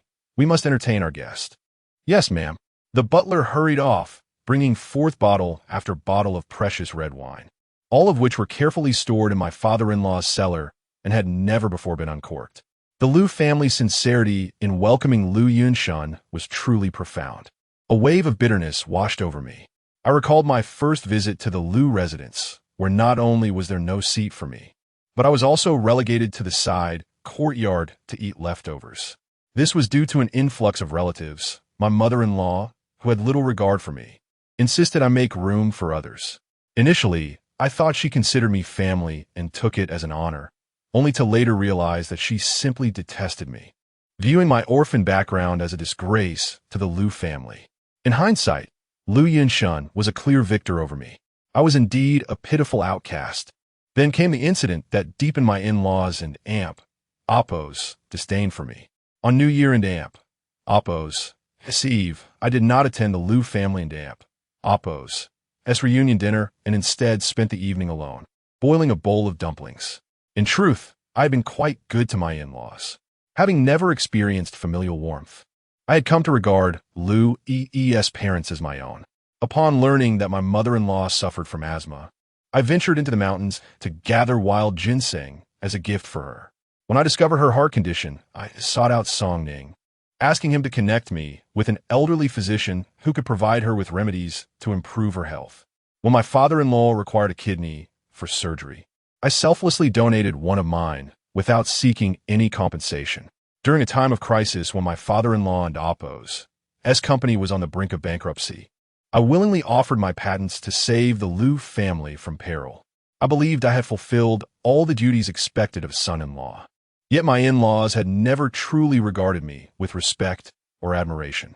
I was left with a heart full of grievances, wishing I had never poured my heart out to them.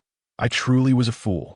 Chapter 55. The transformation of the mother-in-law of the banquet was still in full swing when Lu Yun Shun arrived, less than 20 minutes later. As the butler led him in, Lu Yi personally stepped forward to greet him, linking her arm with his as she introduced him to the relatives of the Lu family one by one. This is Yun Shun, who has recently returned to the country. Please take good care of him. After introducing Lu Yun Shun, Lu Yi meticulously detailed each family member, ensuring that he would remember them all. Her affection and consideration were palpable, easily perceived by everyone present. In contrast, when I was first brought to the ancestral home, Lu Yi had barely acknowledged my presence, leaving me to fend for myself amidst a sea of unfamiliar faces. The Lu family was vast and prosperous, with numerous relatives.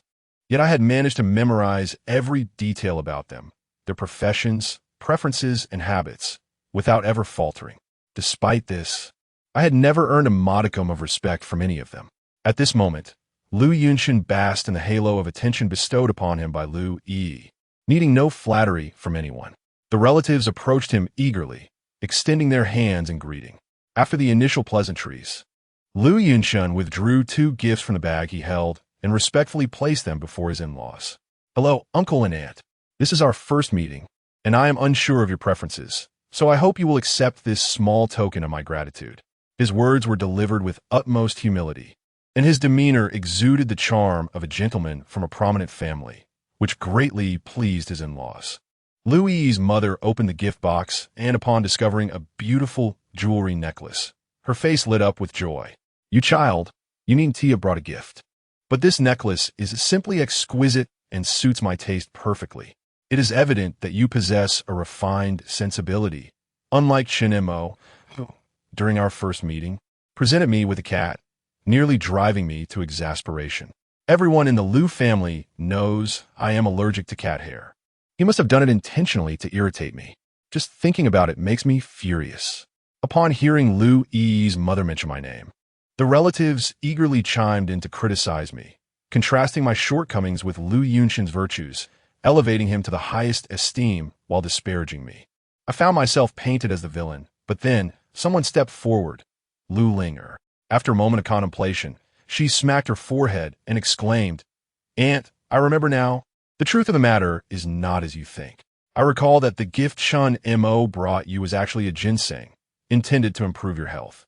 At that time, Junkai came empty-handed and, fearing embarrassment, secretly conspired with Chun Mo to swap gifts.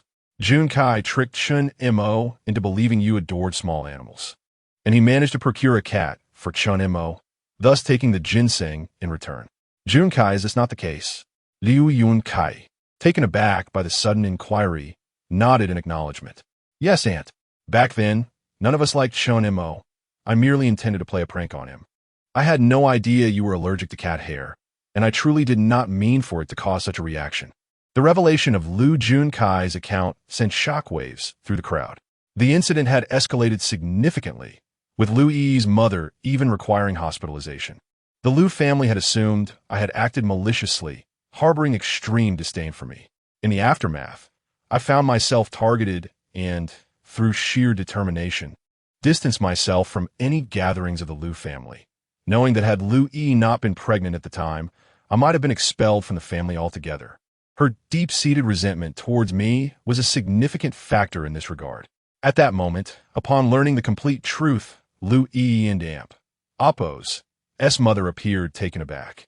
She cast a disapproving glance at Lu Junkai and spoke coldly. "Junkai, are you saying that the ginseng you presented to me was actually arranged by Chun Mo?" Lu Junkai lowered his gaze in silence. Lu Yi's mother suddenly wore a despondent expression, murmuring to herself, "I truly cherished that ginseng. After I consumed it, my health improved remarkably. From that day forward, I held a great admiration for you, Junkai, never realizing that it was Chun Mo's doing." Lu Yi's mother was no fool. Having come from a prominent background, she understood the value of wild mountain ginseng, a rare and invaluable resource for health restoration, one that could not easily be acquired even with wealth. She had praised Lu Junkai for a long time, unaware that the true credit belonged to me. In that moment, her attitude toward me began to shift. Why didn't Chun Mo clarify this earlier? If he had explained things clearly, I wouldn't have been so harsh in my judgments of him. Reflecting on it now, he doesn't seem so detestable after all, but since he is gone, perhaps it's best not to dwell on the past. When Lu Yi's mother uttered my name, her tone lacked its previous sharpness, and her expression softened considerably. Perhaps she felt remorse for the misunderstandings that had transpired. The atmosphere grew somewhat awkward until Lu Yi's father, as the head of the family, broke the silence. He opened the gift box Lu Yunshin had presented and was delighted to find a massager inside. Yunshin, you truly understand me. Ever since my surgery a few years ago, my back has been troublesome, and this massager is just what I need. You put thought into it. Lu Yunshin, upon receiving praise, smiled modestly. I'm glad you like it, uncle. I understand that at your esteemed position, you have seen it all, and trivial gifts may not impress you. However, I heard from Yi that you often experience back discomfort, so I consulted with friends abroad and procured this device, hoping it would be beneficial. Lu Yi's father nodded appreciatively. Excellent, excellent. I truly like it. There is no gift more suitable for me than this. Both you and Yi have shown such filial piety. I'm very pleased. I had to concede that when it came to navigating social intricacies and winning favor, Lu Yunshin excelled far beyond my capabilities. He possessed an innate ability to cater to others' preferences, winning the hearts of all while deflecting credit, attributing all merit to Lu Yi. Such simple gestures had earned him the admiration of his in-laws, something I had struggled to achieve despite my extensive efforts. Reflecting on my own experiences, I couldn't help but feel a twinge of regret. Despite all I had done for Lu Yi's family, I could not compete with the modest gifts Lu Yunshin had offered. Such is life. It can often be so profoundly unfair. As the conversation shifted to the surgery from years past, Lu Yi's father suddenly recalled something and called for the butler. Li, have you managed to locate the kind soul who donated a kidney to me? I'm sorry, sir. I have exerted considerable effort, but still have not uncovered any information regarding that person. The donor wished to remain anonymous, complicating the search significantly. Troublesome or not, continue the search. We must locate that individual. I owe them my very life, and I am determined to express my gratitude. Yes, sir. Chapter 56. The regret of my sister-in-law as I drifted in the air. I could not help but smile bitterly upon hearing the conversation. Alas, my esteemed father-in-law, you shall never find that person again, for that individual has already departed from this world. That person is me. When I first married Lu Yi, my father-in-law fell gravely ill and required a kidney transplant. I had always regarded Lu Yi's parents as my own. In my youthful exuberance, I selflessly donated one of my kidneys to win Lu Yi's affection. At that time, she was just embarking on her entrepreneurial journey, and her spirits were particularly low. To alleviate her burdens, I chose to remain anonymous in my donation, not wanting her to worry about me. Little did I realize that during that period of my frailty, Lu Yi never inquired about my well-being. She devoted all her thoughts to her company, leaving me no opportunity to bring this matter to her attention. And as time passed, it faded into oblivion. I was completely unaware that after my father-in-law recovered, he had been searching for the kidney donor. Yet, he would never suspect that it was I, thus making it impossible for him to locate me. I eagerly anticipate the day he uncovers the truth.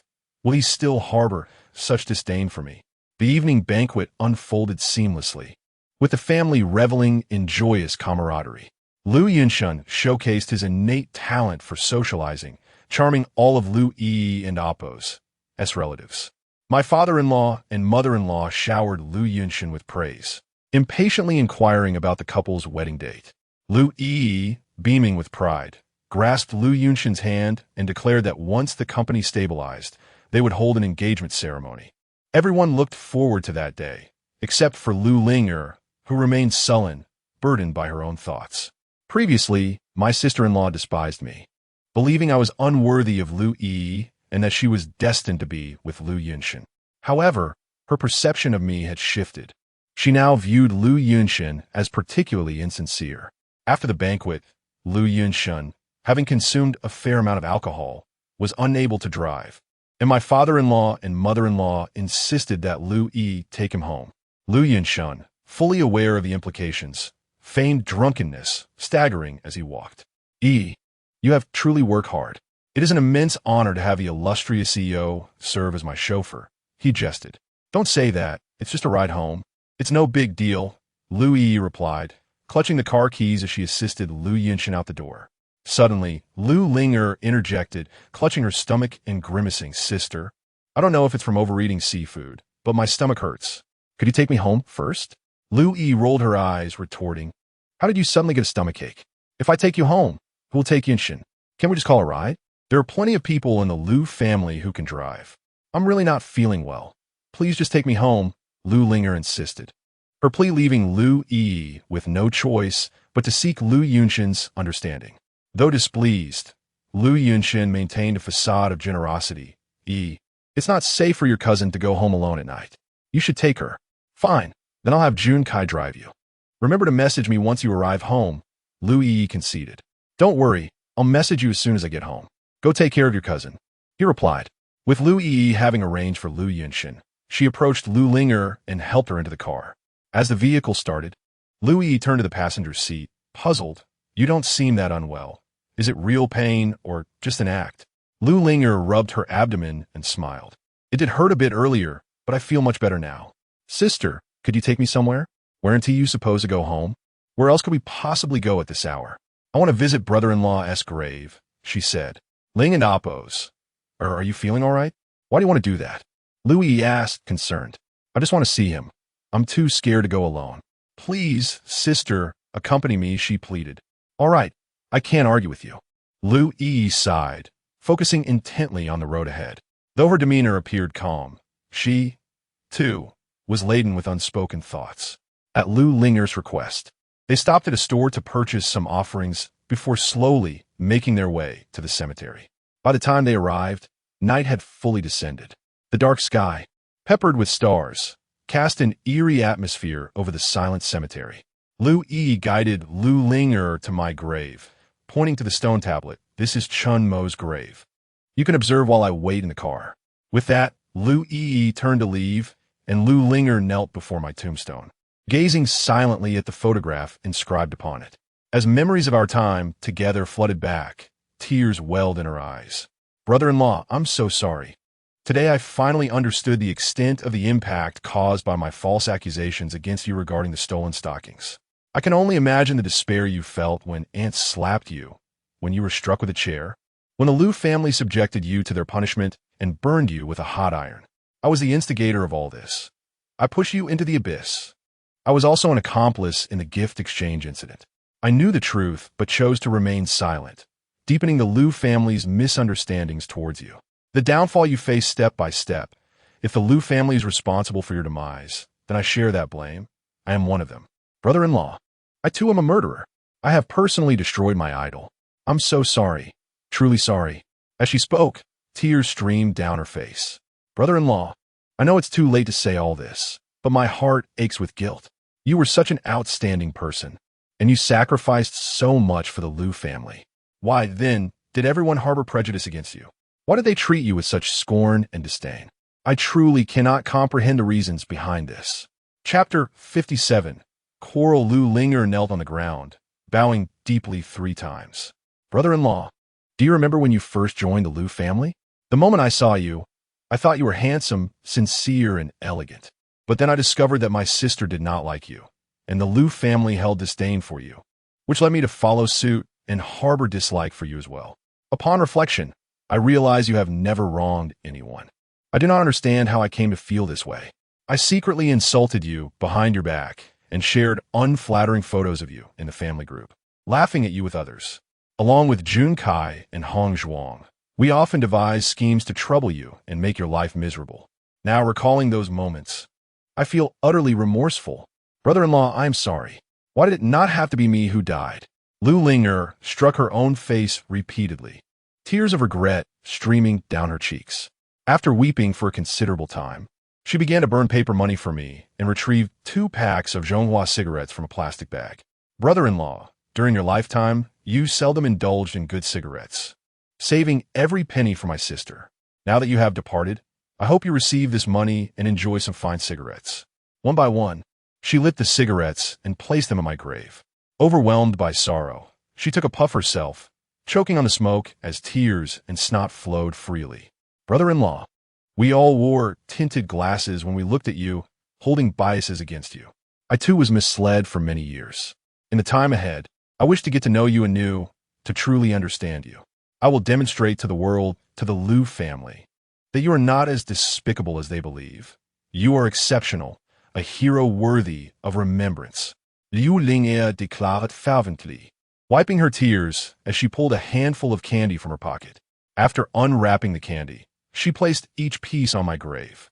Brother-in-law, have something sweet. I hope that in your next life, you may not suffer so. Lu Linger sat quietly by my grave for a long time. By midnight, Lu Yi had yet to see her emerge. Sitting in the car, Lu Yi was also engulfed in sorrow, reflecting on some truths revealed at the banquet earlier that day. Confusion flickered in her eyes. Chinamo, what kind of person are you? It seems I have never truly understood you. Surrounded by familiar trinkets, inhaling the pleasant aroma of incense, and feeling the soft leather seats, memories of me flooded Lu Yi's mind, impossible to forget. These were traces of my existence. Seeing them felt as though she was seeing me again.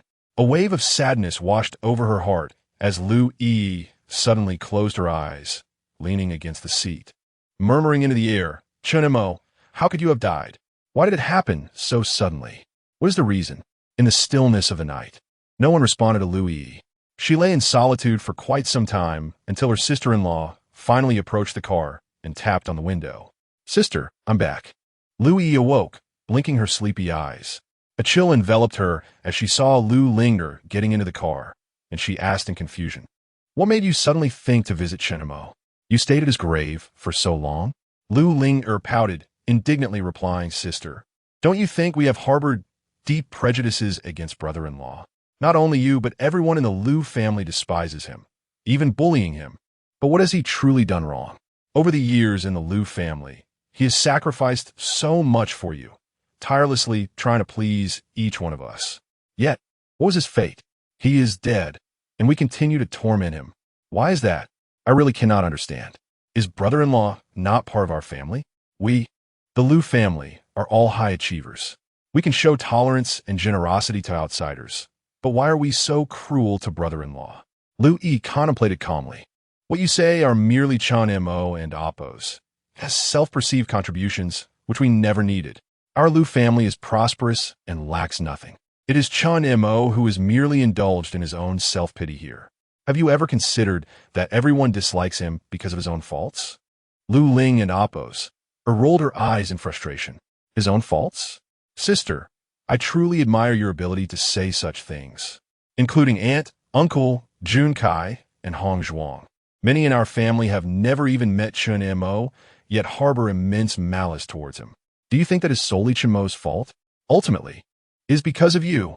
Your aversion to Chen Mo has led the entire Lu family to treat him coldly. Sister, you are the true culprit. Linger, have you taken leave of your senses today? Why are you defending an outsider? Even now, you still regard brother-in-law as an outsider? He is your husband of 4 years. Sister, do you even have a heart? I have no desire to argue with you. Get out of the car. Fine, I will get out. I refuse to ride in the car of someone with such a venomous heart. Lu Linger, incensed, heaved the car door open and jumped out. Standing in the dark cemetery, she stamped her feet in anger, her heart aching for me. I had not anticipated that my sister-in-law would be so fierce, even quarreling with her sister in my defense. It seemed she had finally awakened to the truth of my character as a brother-in-law. Alas, it was too late. After ejecting Lu Ling and Appos from the vehicle, Lu Yi was poised to accelerate when her phone chimed.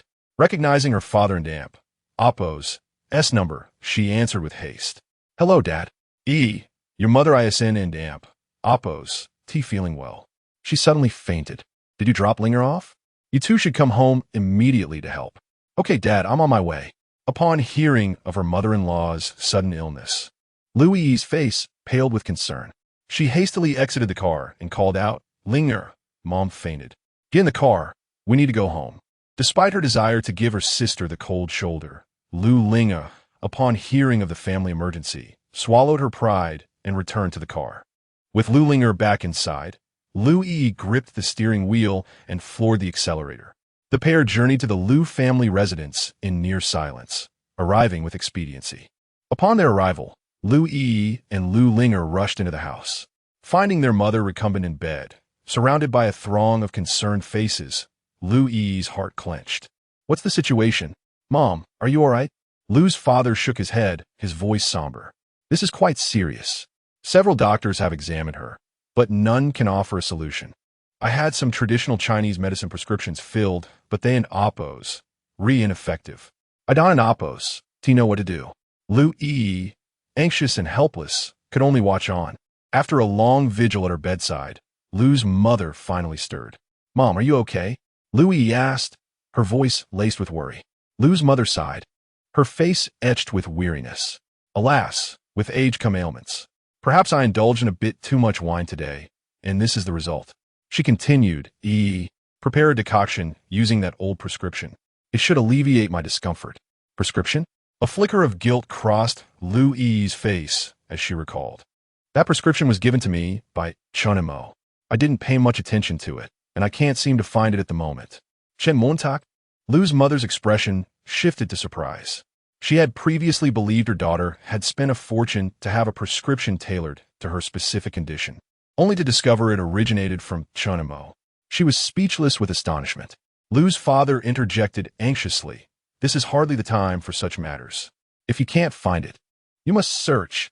Call Wang Ma and have her look for it." "Dad, I discarded everything related to Chunimo, so the prescription is likely gone as well." "You!" Lu's father exclaimed, frustration evident. Louis scoffed, "It's just a prescription. Chunimo isn't some miracle worker. Is his prescription truly that effective? I refuse to believe that Chunimo is the only one who can cure Mom. Our family has the resources to enlist the finest doctors in the country." Lu's father sighed. "The problem is, where do we find them on such short notice?" Lu's mother, still in bed, lamented. "How did Chunimo manage to find such a suitable remedy? It seems he genuinely cared about my condition. It's a pity that I mistreated him when he was alive. Now that he's gone, I find myself longing for his presence. I'm a terrible person." "Mom, don't say that. Chunimo simply stumbled upon a lucky find. That's all. Enough. Enough.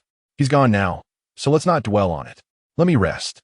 With those words, Lu's mother closed her eyes and drifted off to sleep.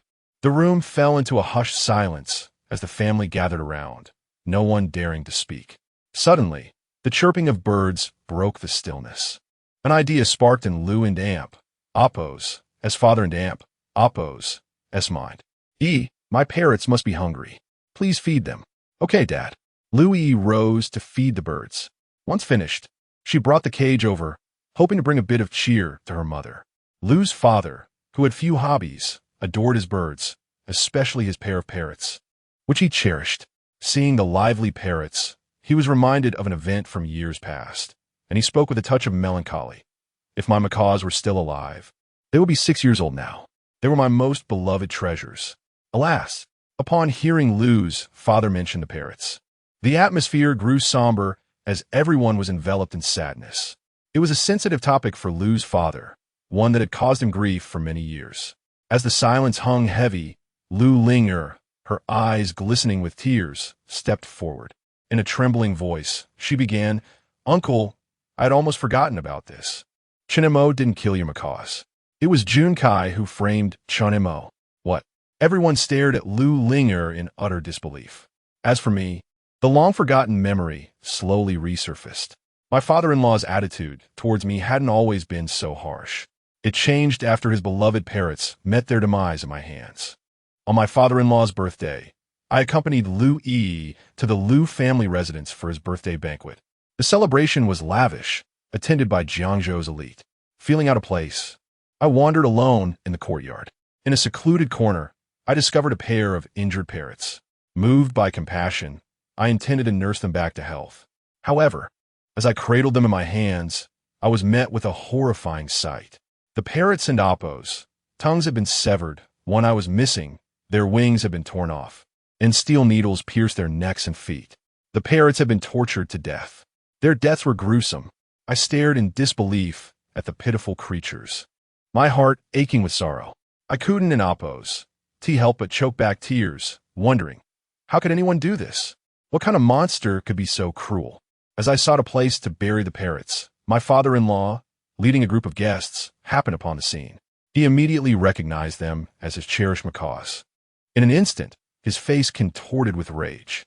Veins bulging, he charged towards me, landing a savage blow to my face and knocking me to the ground. My face throbbed with pain and my stomach churned. I was bewildered, unsure of what I had done to warrant such treatment. Without allowing me a chance to explain, my father-in-law seized a garden bench and brought it crashing down on my head. My ears rang, my mind went blank, and a metallic taste filled my mouth as blood trickled down my face.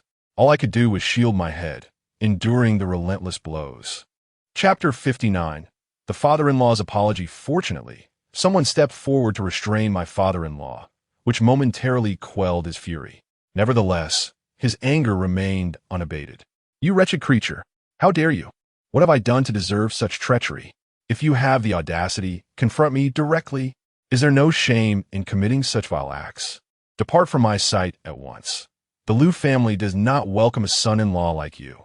Leave." In a fit of rage, my father-in-law seized a stool, ready to strike again. Relatives and guests from the Liu family intervened with gentle persuasion, temporarily halting his wrath. My father-in-law shouted at me, his eyes ablaze with fury as he glared at the lifeless parrot, a mixture of grief and rage consuming him. Suddenly, Liu Yunkai, who had always been known for his docility in front of the elder, stepped forward. He had found a cardboard box from somewhere and carefully placed the parrot in Oppo's, as remains inside, eagerly catering to my father-in-law. "Uncle, this poor parrot deserves a proper burial. Let's find a fitting place to lay it to rest." Liu Junkai pretended to wipe away tears, creating a small grave in the courtyard to bury the parrot. After completing the burial, Liu Junkai cast a cold, accusatory gaze in my direction, condemning me for my actions. "Chinemo, how could you be so heartless, committing such an inhumane act? Do you possess no compassion? How could you inflict such cruelty? They are merely innocent creatures. How could your heart be so callous?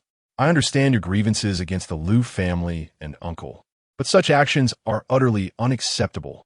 Liu Junkai's tirade solidified my status as the target of scorn among all present. I found myself unjustly bearing the brunt of their wrath and hurriedly attempted to rise, calling out, "Dad, let me explain. Leave. Do not call me Dad. The Liu family has no place for such a disgraceful son-in-law. Get out." With that final proclamation, my father-in-law stormed away. From that day forth, my standing within the Liu family sank even lower, and their disdain for me became palpable. I endeavored to explain myself to Liu Yi, yet she refused to listen. In time, I grew weary of their opinions and thoughts, resigning myself to their judgments. However, I never anticipated that today, a mere half-month after my demise, this long-buried incident would resurface. My sister-in-law audaciously stepped forward, revealing the truth. "Uncle, on that day, I witnessed Junkai entering your room and stealing those parrots. Initially, I thought he was just being mischievous and said nothing, but I never imagined he would kill the parrots and frame my brother-in-law for it. Although I was aware of the truth, I disliked my brother-in-law and chose silence. Today, I must step forward to clear his name." Upon hearing my sister-in-law's words, my father-in-law was taken aback. After a prolonged silence, he directed his heavy gaze at Liu Junkai. "Junkai, tell me the truth. Did you commit that act?" In the presence of my father-in-law, the pillar of our family, with absolute authority, no one dared to lie. Liu Junkai, flustered, had no choice but to admit, "Uncle, it was indeed me. It was just 2 birds. They aren't an amp. Oppos, tea worth much. I can buy you another pair." "Scoundrel!" My father-in-law seethed, his face turning ashen with rage, struggling to contain his wrath. "Enough. It has been too long. I shall not pursue this any further. Ihong Chen Montak, and I owe him an apology." The apology from my father-in-law arrived 3 years too late, only to be uttered after my death. But what of the wounds and indignities I suffered? The mockery, slander, and vitriol. How can one repay such grievances? An apology holds no value for a deceased. While my father-in-law's forgiveness of Liu Junkai was merely a fleeting phrase, the damage inflicted upon me was everlasting and continues to linger. A single word of contrition feels so insipid. At last, I have found some semblance of vindication regarding the parrot incident. Yet, Liu Junkai, who had framed me, faced no repercussions. I could not fathom why Liu Yi's cousin harbored such animosity towards me, especially after I had once helped him repay a gambling debt of 300,000. The intricacies of human emotions often elude my understanding. Alas, I'm no longer alive. Let them be. Lu Yi lingered in the old residence for quite some time, returning home late into the night. Upon opening the door to the living room, she found the lights extinguished. The housekeeper had already retired, leaving the home enveloped in an eerie silence. Gone were the familiar calls of wife, "You're home," and the cries of mother from her daughter. Lu Yi suddenly yearned for those once commonplace, even irritating sounds, but they would never again grace her ears. Never had Lu Yi returned home to such a desolate atmosphere. A surge of unbridled anger welled up within her. Wingma, Wingma, Wingma, startled from her slumber, hurriedly rose from her bed upon hearing the call. Shuffling in her slippers, she approached Lu Yi with trepidation. "Miss, you're back." Irritated, Lu Yi shot a glance at the housekeeper and reprimanded. "How many times must I remind you? The lights should remain on until I return." The Lu family does not lack the funds for electricity. Wang Ma, like a chastised child, replied, "Understood, Mississippi." And why was there no soup simmering in the kitchen? In the past, no matter how late I returned home, there was always warm soup waiting. Apologies, Mississippi. It was always Mr. Chun who prepared it. I fear my soup would not suit your taste. What? You mean to say that even the soup was made by Chun M.O.? Yes, Mr. Chun knew of your delicate stomach and prepared soup for you every night. Chun M.O. Chun M.O. Everything revolves around him.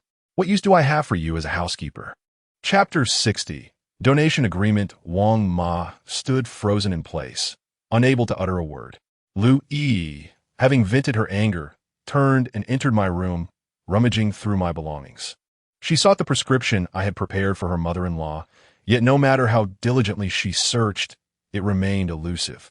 Fueled by her rising ire, Lu Yi exclaimed, "Wang Ma, where are Chen Mo's things? Why are they all missing?" Wang Ma cautiously replied, "Miss, you previously instructed me to dispose of all items related to Mr. Chun." "Disposed of? Where did you throw them?" Lu Yi lamented. "In a trash bin downstairs." "Go retrieve them. Find them for me." "Yes." Wang Ma, hesitant to delay, turned and hurried down the stairs to search the garbage.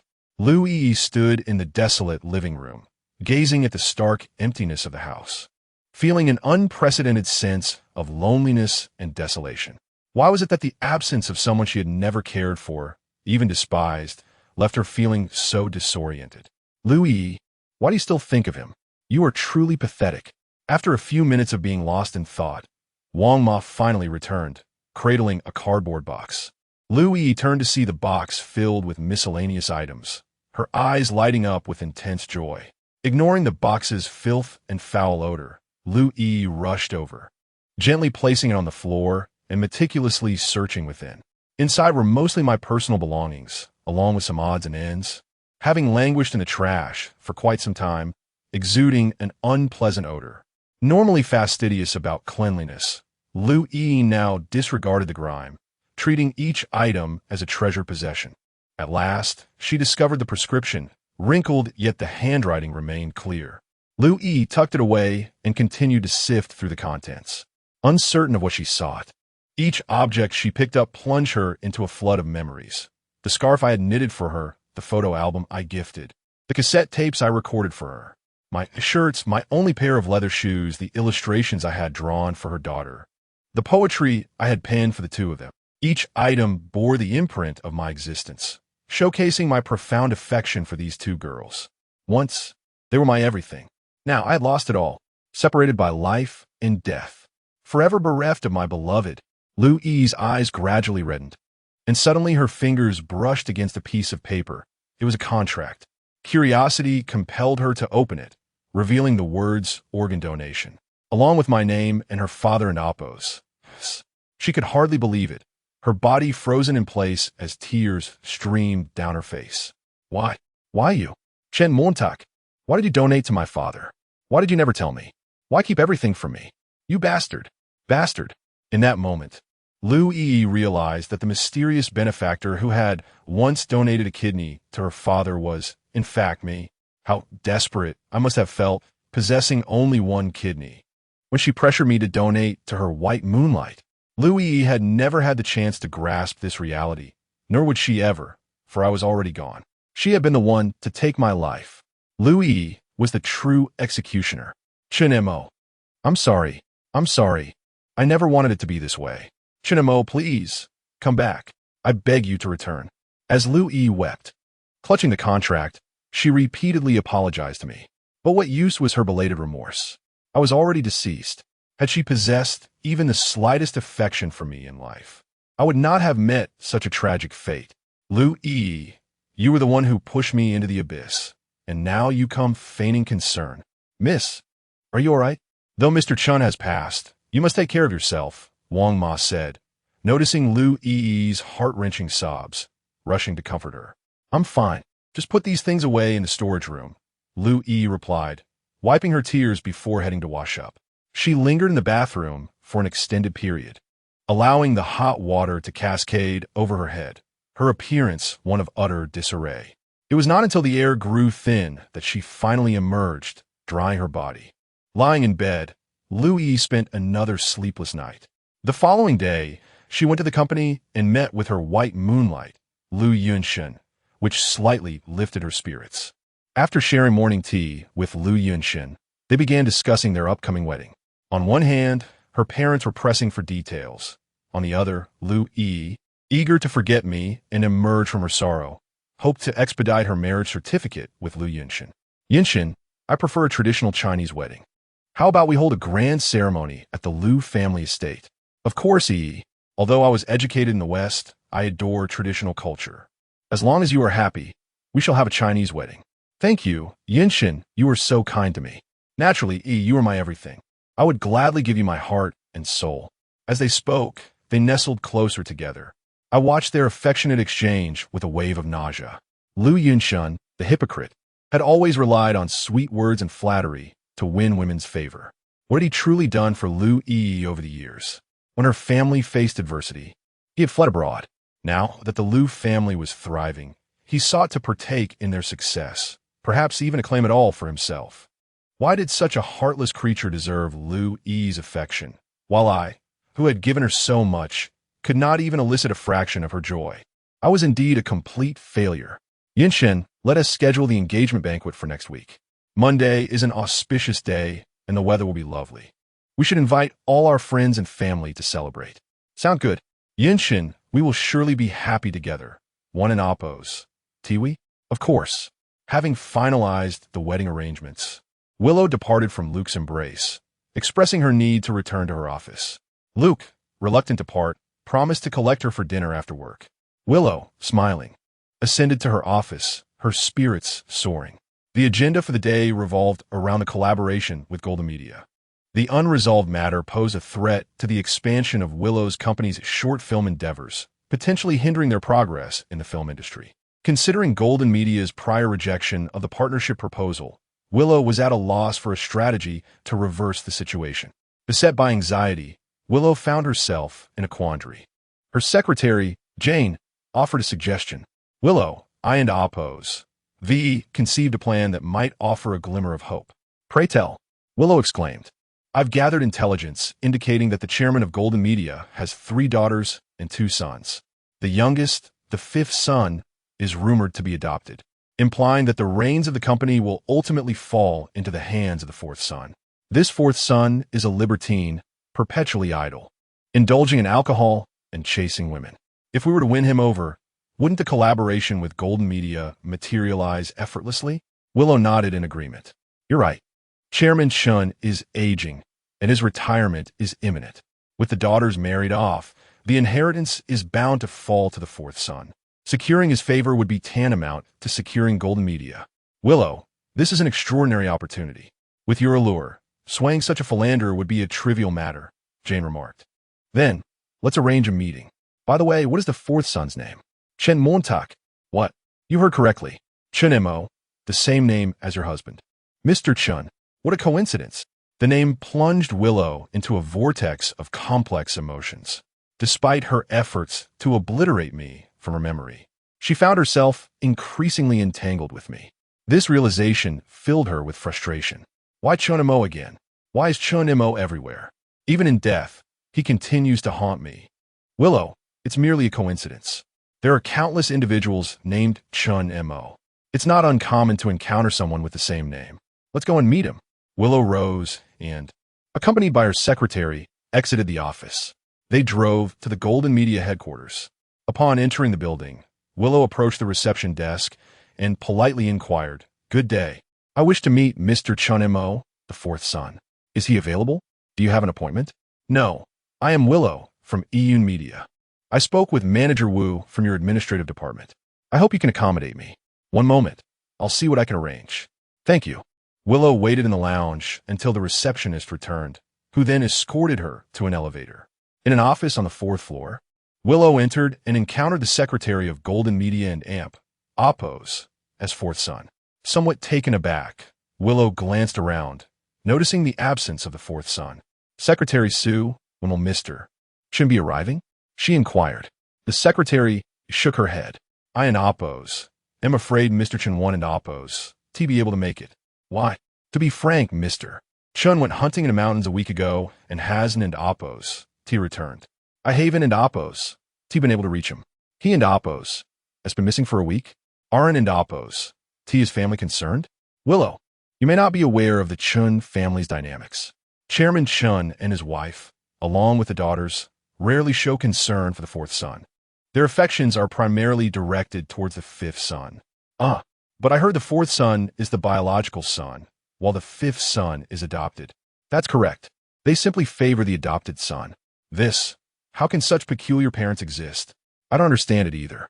I feel sorry for the fourth son. But they're an Oppos. That's nothing I can do. That an Oppos. That's just reality. I understand. I wanted Oppos T pry into the Chun family and Oppos S affairs. Secretary Sue, if Mr. Chen returns, please notify me immediately." "Of course. I also hope for Mr. Chen's safe return."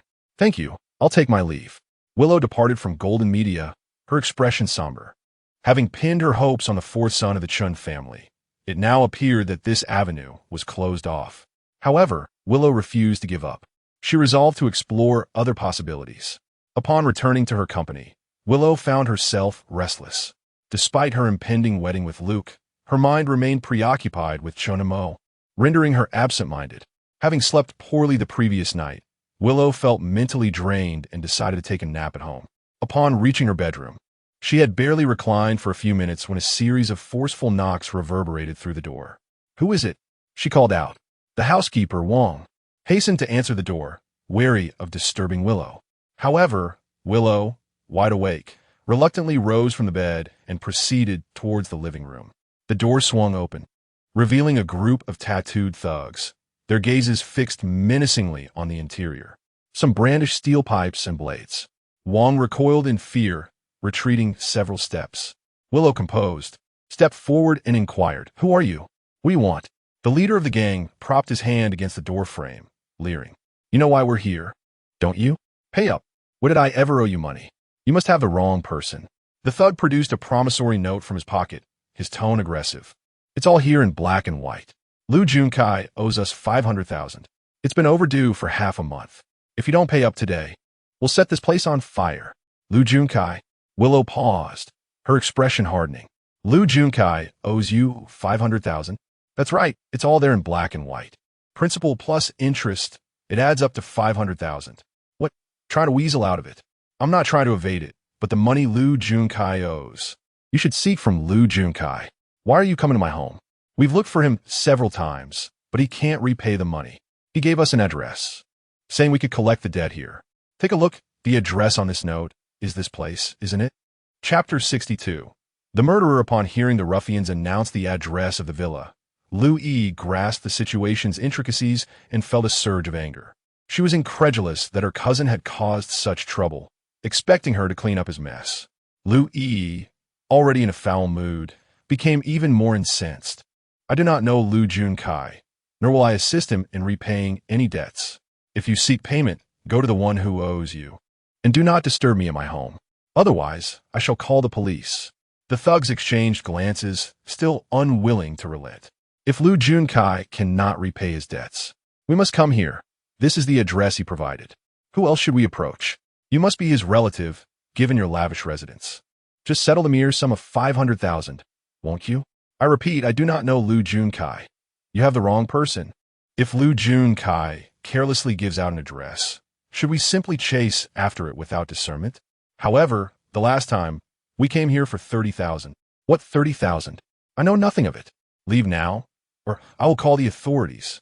No sooner had Lu Yi spoken than a contingent of security rushed upstairs. Such upscale residential areas maintain excellent security, and it was likely a lapse that allowed the ruffians entry. Nonetheless, the guard arrived promptly, swiftly subduing the group and escorting them to the police station. Though tranquility returned to her home, Lu Yi's heart remained unsettled. She picked up her phone and dialed Lu Junkai.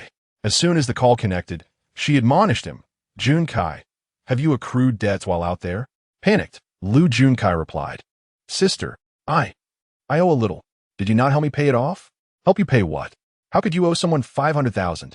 It's from a small business investment that went awry. Sister, you know I have little education and experience. Losing money is only natural. That does not justify borrowing from loan sharks.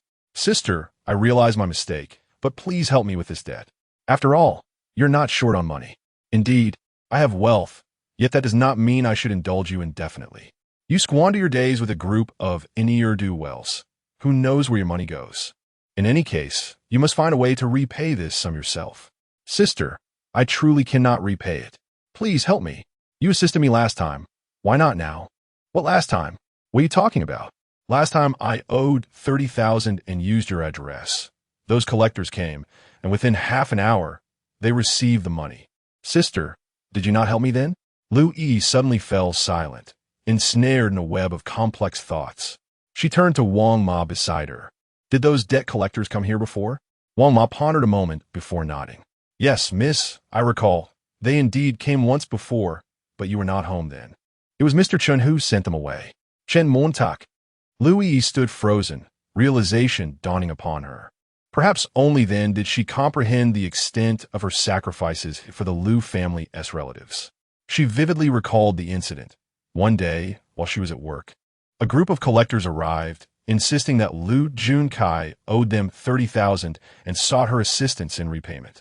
At that time, she was destitute, relying on the meager savings from her songwriting, which amounted to precisely 30,000.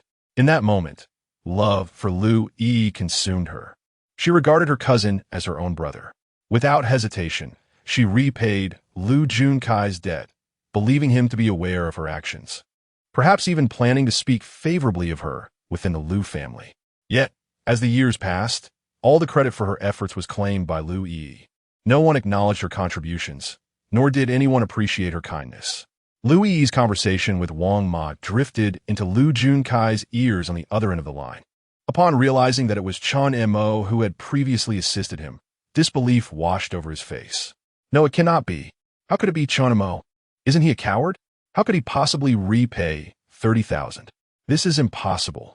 Lu Yi retorted into the phone. The 30,000 you owed previously was repaid by Chen Mo.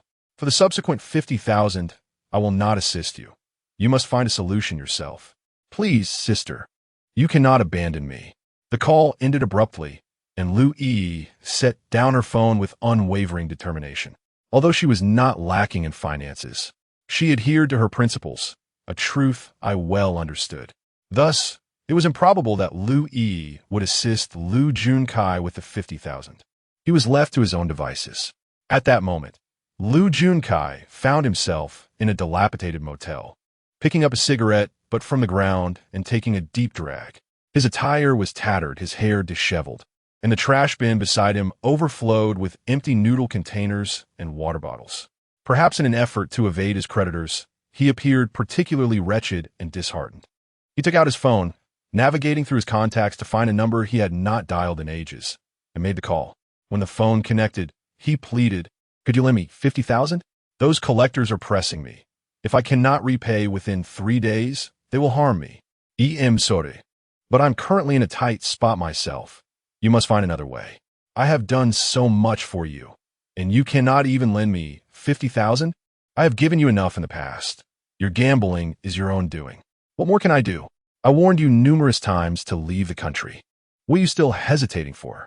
I was born and raised here. How can I live abroad? I do not know the language. You are condemning me to death.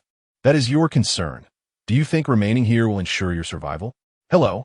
Hello? The call abruptly disconnected, and when Lu Junkai tried to call back, the line was already shut off.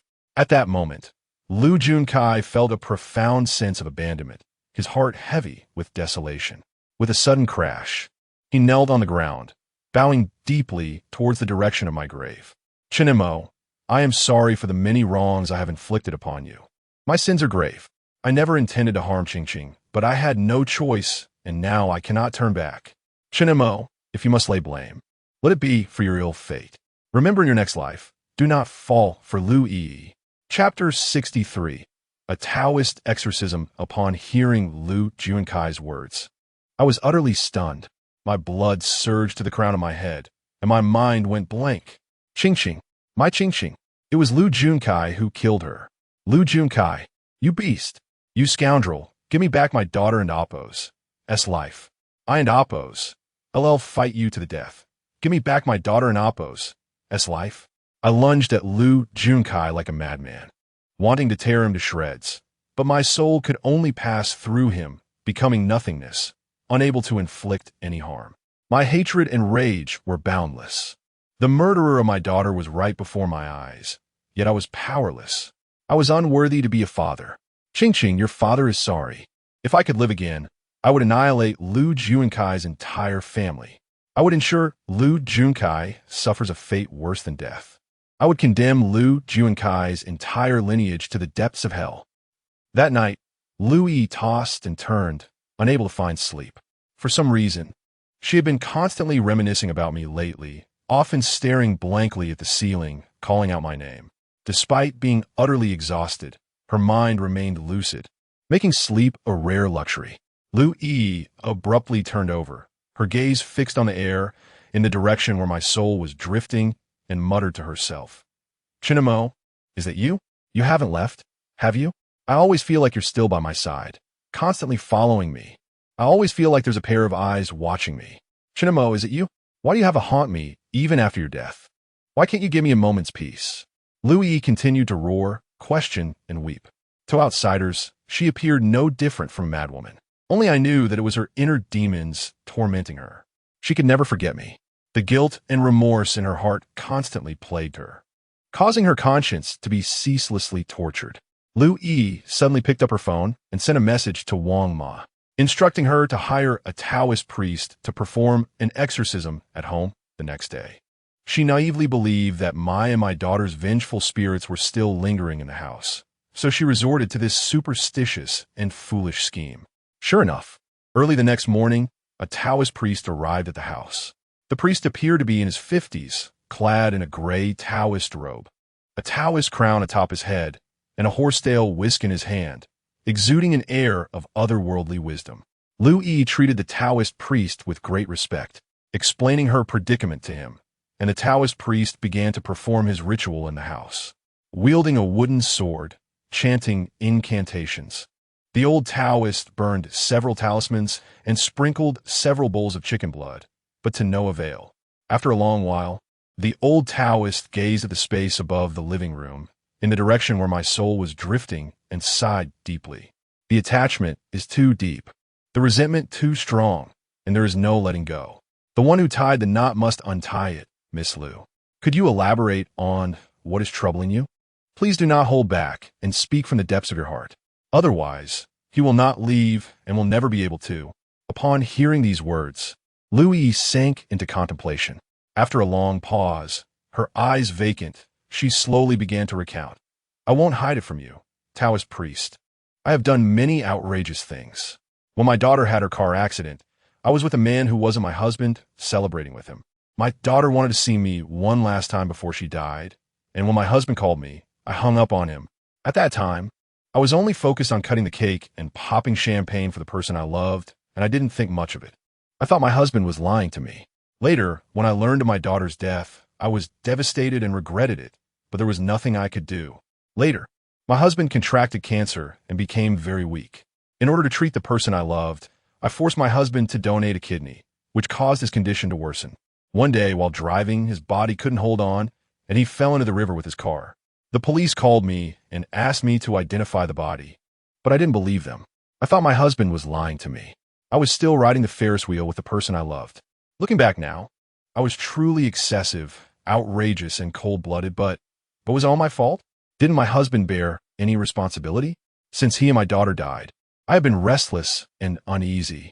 I can't help but think of them, which has severely affected my life. I want to forget him, but I can't. He's always haunting me. I always feel like my husband is still in this house, still watching me, and I can't escape him. Taoist priest, I'm in so much pain. Please help me dispel him, and tell Chinamo to stop haunting me. Lu Yi spoke through tears, her face contorted with pain, appearing as an innocent victim. However, after hearing her tale, the Taoist priest felt no sympathy or pity, but instead felt indignant on my behalf. Sinful, sinful. The Taoist priest sighed deeply and broke the wooden sword in righteous indignation. A person like you, neglecting your good husband and daughter, instead chooses to love a beast. Do you think that beast is a good person? Truly sinful. There's a cause for every sin and a consequence for every evil deed. Everything will have its retribution. None of you can escape reincarnation. I am afraid I am incapable. I cannot perform this exorcism. May you find solace in your faith. The Taoist priest returned the money he had received without touching it, raised his horsetail whisk, and turned to leave the villa. Lu Yi desperately cried out and pleaded from behind, but the Taoist priest did not turn back and left in such a carefree manner. Lu Yi's face turned pale, and she squatted on the ground, weeping bitterly. Chapter 64. To the orphanage I floated in mid-air, a silent witness to the recent scene, pondering the remarkable capabilities of the Taoist priest. My gaze shifted to Lu Yi, who wept with such sorrow that, for a fleeting moment, I felt an urge to embrace her. Yet, all of this was a consequence of her own actions. Had she not been cold and cruel from the start, my daughter and I would not have found ourselves in this predicament. Lu Yi, all that has transpired is of your own making. You deserve this. You should endure a lifetime of guilt and regret, tormented by your conscience. As Lu Yi sobbed uncontrollably, the door to the living room swung open, and my cousin Lu Ling and Appos entered. Today, Lu Ling and Appos was dressed in an exceptionally innocent manner, sporting a cartoon-patterned short-sleeve shirt and jeans, her feet clad in sneakers, and a baseball cap perched on her head, radiating the vibrant energy of a university student. Upon seeing her cousin, Lu Yi quickly wiped her tears and rose to greet her. Lu Ling bounced over, her face etched with confusion. Sister, what's the matter? Why are you crying so hard? Without reservation, Lu Yi recounted the earlier events. Lu Ling, observing the living room's decor, couldn't help but chuckle. Sister, all of this is feudal superstition. How can you believe in such nonsense? Before Lu Yi could respond, Lu Ling rushed forward, discarding the peachwood sword, talismans, and other items into the trash bin. As she was tossing things away, Lu Ling suddenly stumbled upon an item in the trash. She picked it up, and to her astonishment, it was a donation agreement regarding a kidney donation. Upon seeing the name Chun Mo inscribed on it, Lu Ling widened her eyes in disbelief. After a prolonged silence, she erupted in an astonishing shout. Sister, the kidney of uncle is actually donated by brother-in-law? For years, the Lu family had been aware that the old patriarch had been searching for the kind-hearted soul who had donated the kidney, yet all these years, he remained unfound. It can be said that this mysterious benefactor had saved Lu's grandfather's life, becoming a great benefactor to the Lu family. Who could have imagined that this person was right within the family? None other than Chinamo. Lu Ling could hardly believe her eyes, her mouth agape, her heart overwhelmed with shock. She felt more exhilarated than Columbus discovering the New World, more elated than winning 5 million in the lottery. The extraordinary individual she had always pondered about was, in fact, her brother-in-law. What other facets of his being remained unknown to her? In this moment, a fervent desire to truly understand Chun Mo's thoughts ignited within Lu Ling. At this instant, Chun Mo had become a deity in her heart. Indeed, my father's kidney was donated by Chun Mo, Lu Yi affirmed, her expression remaining relatively unchanged. Lu Ling, however, was brimming with excitement, carefully folding the donation agreement and tucking it away in her pocket. Sister, brother-in-law is truly remarkable. We have wronged him all these years. Let bygones be bygones. I found the prescription Chun Mo left for our mother. Let's grab some medicine and then visit her. All right, sister, but before we head home, I want to take you somewhere. Where to? To the orphanage where brother-in-law grew up. I believe you will make a different discovery. Linger, what's come over you lately? If you and Amp, Oppos, so idle, I can arrange a job for you. No, sister, I visited brother-in-law and Amp, Oppos, orphanage and his university today. I realized our past misunderstandings about him were profound. Do you truly know who he is? While he was alive, I never saw you worry like this. Now that he is gone, what is the point of understanding him? Sister, it is precisely because brother-in-law was not treated fairly while alive that I wish to restore his honor now that he has passed. Let the world recognize the true Chun Mo sister. He is your husband and the father of Ching Ching. How can you not care about him at all?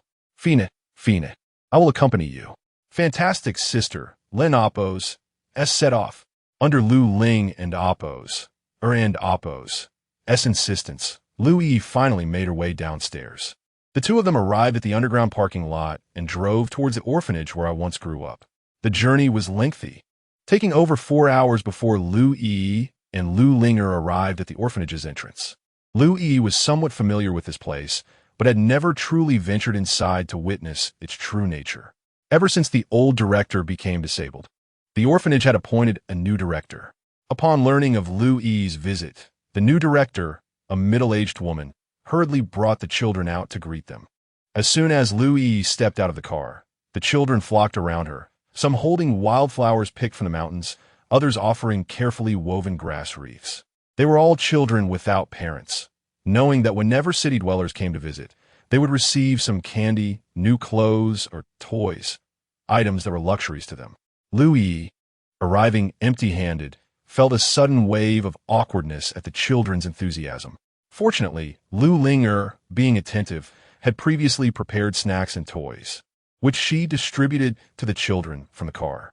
The children were overjoyed, their faces beaming with innocent smiles, repeatedly calling her sister. Once the gifts were distributed, Lu Linger turned to the director and said, "Director, could you please take us inside for a tour? We would like to see Chen Mo's room." "Of course. Please follow me." Under the director's guidance, Lu Yi and Lu Linger entered the orphanage. Before long, they arrived at a modest room. This room was quite simple, constructed from wooden planks and iron sheets, with a basin in the corner for rainwater. The room was a dormitory, accommodating 12 children with bunk beds. In the far corner, on a wooden bed, a few candy wrappers were taped to the wall. This was the very spot where I once slept. Those wrappers had been given to me by Lu Yi and had been preserved for over 20 years. Chapter 65. The Gifted University Student the Dean introduced. This bed was once where Chun Mo slept. He had repeatedly instructed that this space be preserved, allowing Chun Mo to return and stay whenever he wished. I had heard whispers that Chun Mo had passed away, rendering this bed somewhat ominous, which is why it remained unoccupied by other children. I apologize. Perhaps I misspoke. Please do not take offense. Lu Linger shook her head, quickly attempting to diffuse the tension. It's all right, Dean. We understand that you meant no harm. It's better for this bed to remain vacant. With reddened eyes, she turned to Lu Yi. Sister, do you know? Brother-in-law slept here for over a decade. Look at this wooden board. How hard it is. The bed is so narrow that turning over could send one tumbling off. Can one even lie down comfortably? I fear he could hardly stretch his legs. Just imagine the suffering he endured. And us? Since childhood, we have slumbered on plush beds, with mattresses worth tens of thousands and luxury brand pillows. We have lived in such affluence, yet have never given brother-in-law anything. Instead, he has always sacrificed for us. Sister, how can this be just? Lu Linger's voice trembled as she pointed to the wall adorned with numerous awards. Sister, do you see? All these accolades belong to brother-in-law. First prize in the essay competition, champion of the middle school singing contest, winner of the choral festival, one of the top 10 youth stars, honors and music festivals, awards for helping others and for honesty, as well as being a model student and cultural star. Sister, look at this wall. It is a testament to brother-in-law's childhood achievements. He was once such an outstanding youth. Yet, who in the Liu family has ever acknowledged him? Crouching down, Lu Linger opened a cabinet and retrieved several tattered garments. Sister, I inquired with the staff here. Do you know what life brother-in-law led? In the orphanage for over a decade. He possessed only 2 sets of clothing and a single pair of shoes. Those 2 sets of clothes and that pair of shoes endured for over 10 years. Can you imagine? Your husband, the father of your daughter, once lived like an ant in the darkest corners, unnoticed by the world. Can you fathom such a life? Yet, in such dire circumstances, he persevered and thrived, emerging as an exceptional individual. He has received countless awards, helped countless people, and performed innumerable acts of kindness. I asked the children in the orphanage, and not a single one spoke ill of Chinamo. Once he was bitten by a dog while protecting the dean, disregarding his own safety. Another time, he ran 5 kilometers on foot in the dead of night to take the dean to the hospital. He even self-taught sign language for the disabled to assist the elderly in our village. He was a person of immense filial piety. How could you think he would treat your parents poorly, sister? Is there no justice left in the world? We have misunderstood brother-in-law so much. We have never truly known him. He was a genius, yet for your sake, he spent 4 years being subservient in the Liu family. Do you understand, sister? Lu Linger's heartfelt words left Liu Yi speechless, unable to respond, her silence heavy with realization. Eventually, tears welled in her eyes. Liu Yi, her vision blurred, walked forward and lay down on the wooden bed where I once slept, feeling its hardness and discomfort. She struggled to comprehend how I had endured such a bed for over a decade. Unable to bear it any longer, she quickly rose from the bed, moving to the wall to examine the awards closely, her fingers brushing over the yellowing inscriptions. Each award bore my name. It was then she realized just how accomplished her husband had been in his youth. Staring at the characters spelling Chunamo, she became lost in thought, as if attempting to connect with my past. After perusing the awards, Liu Yi crouched down to pick up the pile of tattered clothes, gently caressing them. The fabric was cheap, the quality poor, yet she showed no disdain, bringing them to her nose in a futile attempt to catch a whiff of my essence. She could hardly imagine the life I once lived. Finally, as her heart ached, tears began to fall, each drop striking the floor with silent sorrow. Chinemo, I'm so sorry. Sorry. Husband, I miss you. Please come back. Bring our daughter back. I realize my mistakes. Let us not fight anymore, all right? How could you and our daughter bear to leave me alone? I am in so much pain. I feel so lost. Witnessing this, Lu Linger crouched down and gently patted Liu Yi's shoulder, offering words of comfort. The two then wandered throughout the orphanage, retracing the paths I once walked. The woods I cherished, the riverbank I frequented, the deep well where I set off fireworks. The backyard where I played hide and seek. They missed nothing, as if searching for traces of me. Yet, the familiar version of me they sought would never return. After sharing a lunch at the orphanage, Lu Linger took Liu Yi to the university I once attended. This university was not foreign to Liu Yi, for it was her alma mater as well. Years ago, I had sacrificed the opportunity to attend prestigious schools like Tsinghua and Peking University to be closer to Liu Yi, resolutely choosing this ordinary 211 university. To this day, Liu Yi remains unaware that my college entrance examination score was nearly 700. Upon entering the gates of West University, Liu Yi and Lu Ling and Oppos made their way to the college where I had studied, seeking out the civil engineering professor from those days. The elderly professor, with silvery hair, still remembered me fondly. Chinamo, of course I remember him. He was our college's most exceptional student. During his time at school, he demonstrated remarkable talent in architecture. His research achievements are still proudly displayed on the recognition wall of our department. Chunmo's graduation project, titled Water and Wood in Harmony, continues to receive accolades from scholars in the architecture field. I heard that his design patent was purchased by Shengrong Real Estate, reviving the company during its lowest point and propelling it to become the leading firm in Jiangzhou. Chinmo was indeed an extraordinary student, so talented yet incredibly humble. Aside from a few of us teachers, hardly anyone knew of him. I had high hopes for him, believing he would excel in the field of architecture. But to my surprise, after graduation, I never heard from him again. Colleagues remarked that the once promising architectural genius had faded into obscurity, much like the ancient figure Zhong Yong.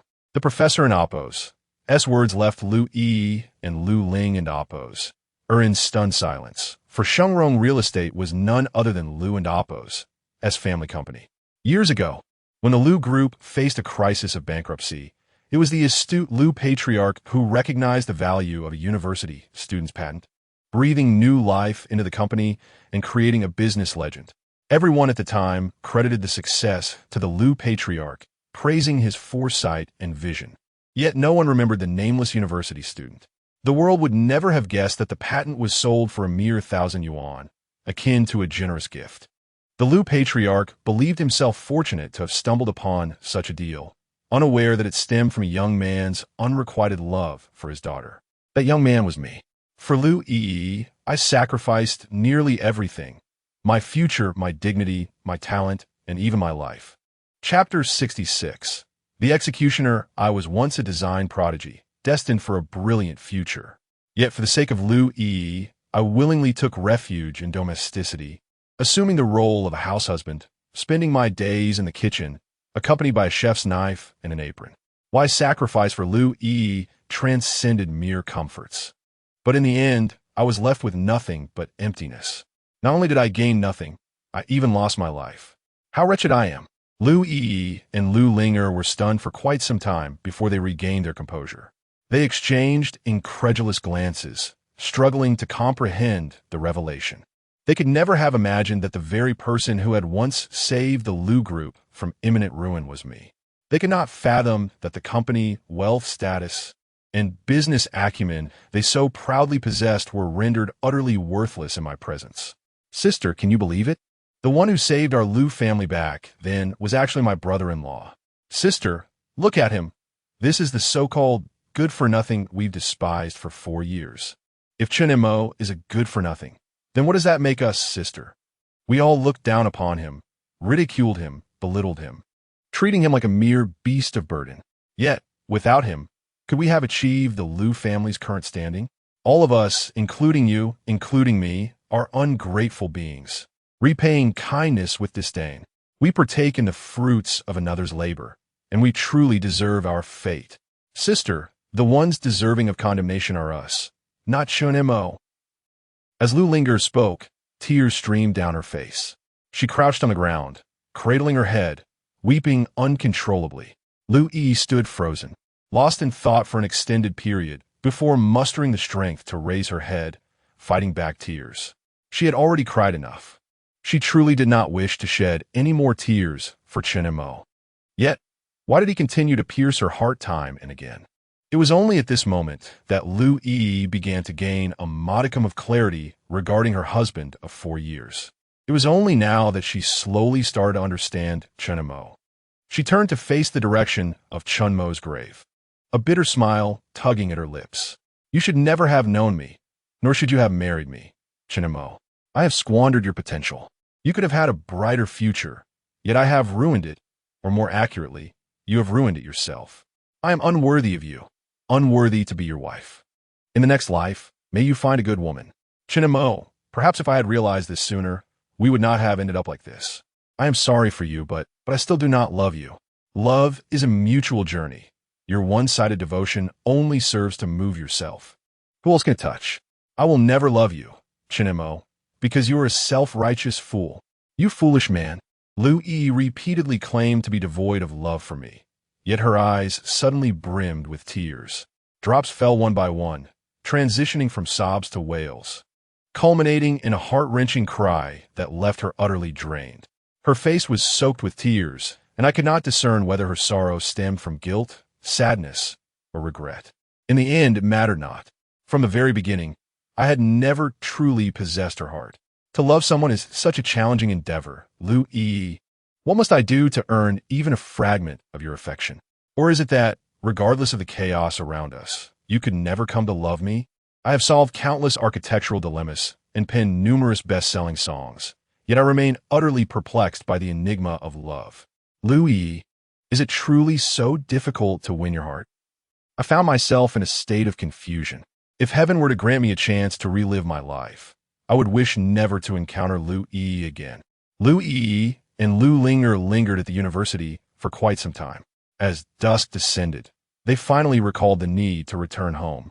They drove back to the Liu family's ancestral home in silence. Upon entering, Liu Yi first went to visit her mother. Seeing her mother lying in bed, Liu Yi hurriedly approached, her voice filled with concern and urgency. "Mom, I found a prescription that Chunimo wrote for you. I will prepare some medicine. I believe your illness will soon improve." "Really? May the heavens bless me. I do not wish to meet my end just yet. You are still so young. Do not speak such words. It's merely a minor ailment. Take it easy." That Chunimo, what a shame. He is such a good kid. Yet his words are so clumsy. If only he had spoken up, I would not have misunderstood him so deeply. Alas, I have wronged him. Mom, perhaps it is we who have never given him the chance to speak. Our family has indeed treated him poorly. After you finish the medicine, take me to Chunmo's grave. I wish to pay my respects. Of course. Liu Yi stood by the stove, carefully preparing traditional Chinese medicine for her mother. The unpleasant odor made her wrinkle her nose. Suddenly, she recalled how Chunimo had brewed Chinese medicine at home when he was alive. At that time, she had complained about the smell and had scolded him harshly. Since then, he had never brewed medicine again. Reflecting on this now, Liu Yi felt a chill run down her spine. How despairing Chunimo must have felt at that time. Yet, for her sake, he had severed even his last opportunity for healing. What had she done? She had become a demon, having personally extinguished Chunimo's life. She was the true executioner. Overwhelmed by these thoughts, Liu Yi felt her nose sting and nearly lost her balance. She struggled to contain herself, fighting against the urge to crumble, her heart aching with relentless nausea. She crouched down, tears streaming down her face, murmuring, "Husband, I am so sorry, truly sorry. Please forgive me." Chapter 67. A mother-in-law's confession after administering the medicine to Liu Mu, and at her fervent insistence, Liu Yi drove her to my cemetery.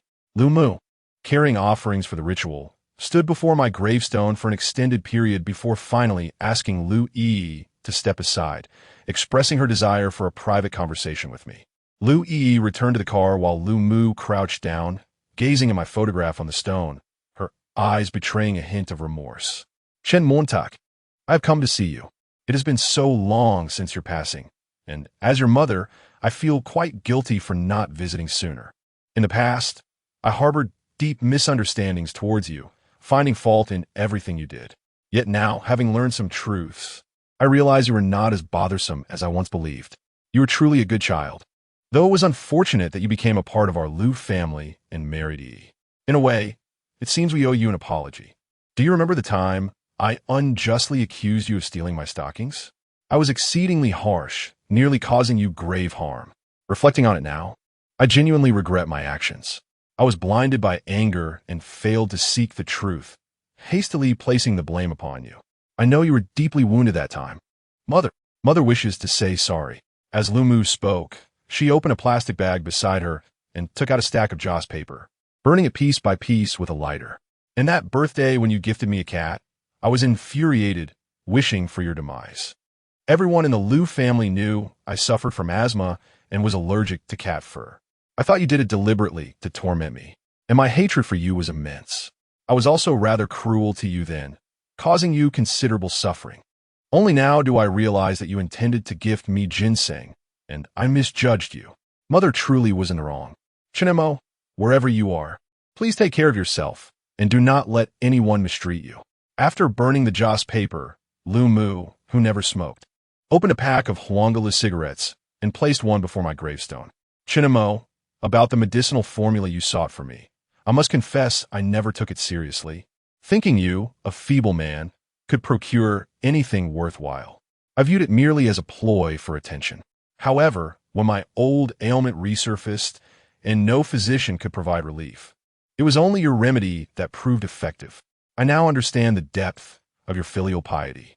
Chunimo, you were such a remarkable child. How could I have failed to see it before? I was truly blind to your virtues, leading to my foolish actions."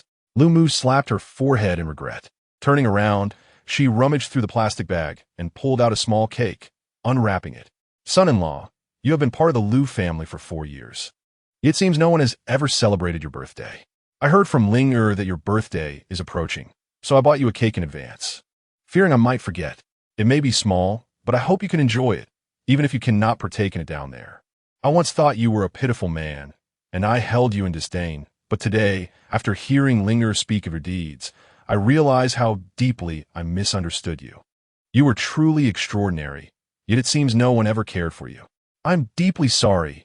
You are my son-in-law, akin to my own son. How could I have committed such outrageous acts? Beloved son-in-law, please forgive me. From now on, I will light incense and pray for you daily, hoping you may be reborn into a fortunate life. Lu Mu continued her lament for quite some time, remaining by my grave until her legs grew numb, reluctant to rise. Several hours later, unable to endure any longer, Lu Yi stepped out of the car and approached my gravestone. She appeared somewhat perplexed, her tone tinged with sorrow. Mother, what is going on? First Linger, now you. Each of you sits at Chun Mo's grave for so long. What are you all discussing? Is there truly so much to say? I acknowledge that we have deeply misunderstood Chun Mo and indeed owe him much, but he is gone now. What more does he desire? Should we accompany him in death? Upon hearing this, Lu Mu slowly turned her head. Chun Mo is your husband. Why do you speak so harshly? In life, he did not receive our respect, and now that he has passed, we should treat him with kindness. Can you not temper your temperamental disposition? Mother, is it truly necessary? You rebuke me for the sake of a deceased man? I am your flesh and blood. Enough, enough. Do not disturb Chun Mo's peace. It is late. We should return. Lu Mu, aware of her daughter's unstable emotions, chose not to engage further with Lu Yi, leading her out of the cemetery. They drove back to the Lu family home, and just as they entered the gate, they encountered Lu Fu, who was holding a birdcage. Lu Fu, somewhat surprised, inquired curiously, Meisha, you have yet to recover fully. Why are you wandering about? Where have you been? Lu Mu replied, it is nothing. I merely visited Chun Mo and Appo's grave to burn some joss paper. What nonsense! Why on earth would you go to such a place? If you have nothing better to do, you could help me walk the birds or water the flowers. It is far better than bringing bad luck upon yourself. Lu Zongyuan, what do you mean by that? Who are you being sarcastic towards? I tell you, Chun Mo is not as worthless as you think. Song Meisha, have you lost your mind? You are defending that good-for-nothing? I am not mad. I am perfectly fine. Chun Mo is my son-in-law, and I will not permit you to belittle him. Son-in-law, does he even deserve that title? With his background, how could he ever be worthy of being a Lu family son-in-law? Enough. I cannot waste my breath on you. Lu Mu, feeling weak and unwell, pushed Lu Fu aside and returned to her room with a grim expression. Kneeling before the Buddha's statue, Lu Mu twisted the beads in her hand, silently reciting prayers for my peace. Chapter 68. Song Ning investigates. Lu Fu was puzzled and approached his daughter, Lu Yi, inquiring, what is going on? Why is your mother acting so unusually today? Lu Yi pondered for a moment, took a deep breath, and responded, perhaps it is due to her changing attitude towards Chun Mo. Chun Mo? Wasn't he the one she despised the most? Dad, please stop mentioning Chun Mo. Just hearing his name gives me a headache. Lu Yi, feeling agitated, turned away from Lu Fu and left the ancestral home without another word. After departing from the old residence, Lu Yi drove with a heavy heart and called by Yue Guang to vent her frustrations. Lu Yinshin reassured her over the phone, managing to lift her spirits somewhat. As they conversed, the topic of their engagement naturally arose. Lu Yinshin, somewhat anxious, said, now that Chun Mo has passed away, should we not go to the police station to handle the necessary formalities for our engagement? Lu Yi nodded. I have looked into it, Yinshin. As long as we bring Chun Mo's death certificate to the police station to cancel his household registration, we can proceed to obtain our marriage certificate without any issues. All right, please take care of it as soon as possible. Delaying it too long isn't advisable. I understand. I have some free time this afternoon, so I'll make a trip to the police station. After hanging up, Lu Yi returned home, gathered her identification, household registration book, and the death certificate, and hurriedly left. Driving her Porsche, Lu Yi arrived once again at the police station. Lacking legal knowledge, she contacted Officer Wang. Officer Wang, being quite accommodating, agreed to assist Lu Yi with the cancellation process. Lu Yi headed straight to Officer Wang's office, only to be taken aback upon seeing a familiar face, Song Ning, whom she had not seen in a long time. Observing Song Ning engaged in conversation with Officer Wong, Lu Yi was taken aback. She abruptly pushed the door open and exclaimed, "Song Ning, what are you doing here?" Song Ning turned, and upon seeing Lu Yi, sneered, "Where I am is none of your concern." "But Miss Lu Yi, what brings you to the police station?" "I am here to cancel Chun Mo's registration." "Do you have a problem with that?" Lu Yi replied. "Miss Lu is in quite a hurry. Are you eager to remarry?" "None of your business." "Indeed, it is not my concern. But have you considered that if your husband and daughter's deaths were not merely accidents?" "What nonsense are you spouting, Song Ning? Are you unwell?" "I am unwell." "The one who is unwell is you, Lu Yi. Do you not realize that the driver who killed Ching has yet to be found? The police have investigated, and that car had fake plates. Do you truly believe this is mere coincidence? Ching's death was not an accident. It was a deliberate murder. Do you understand? I do not care how you think, but I will never allow Ching to die unjustly. She was so lovely, so well-behaved. I will not let the murderer go unpunished, even if it costs me my life. Song Ning, you must be suffering from delusions of persecution. Ching's death was simply an accident. What are you raving about? Whether it was an accident or not is not for you to decide. Lu Yi, I will uncover the truth. Go ahead, investigate. Let us see what you can uncover. Lu Yi, you are truly beyond redemption." With that, Song Ning stormed off.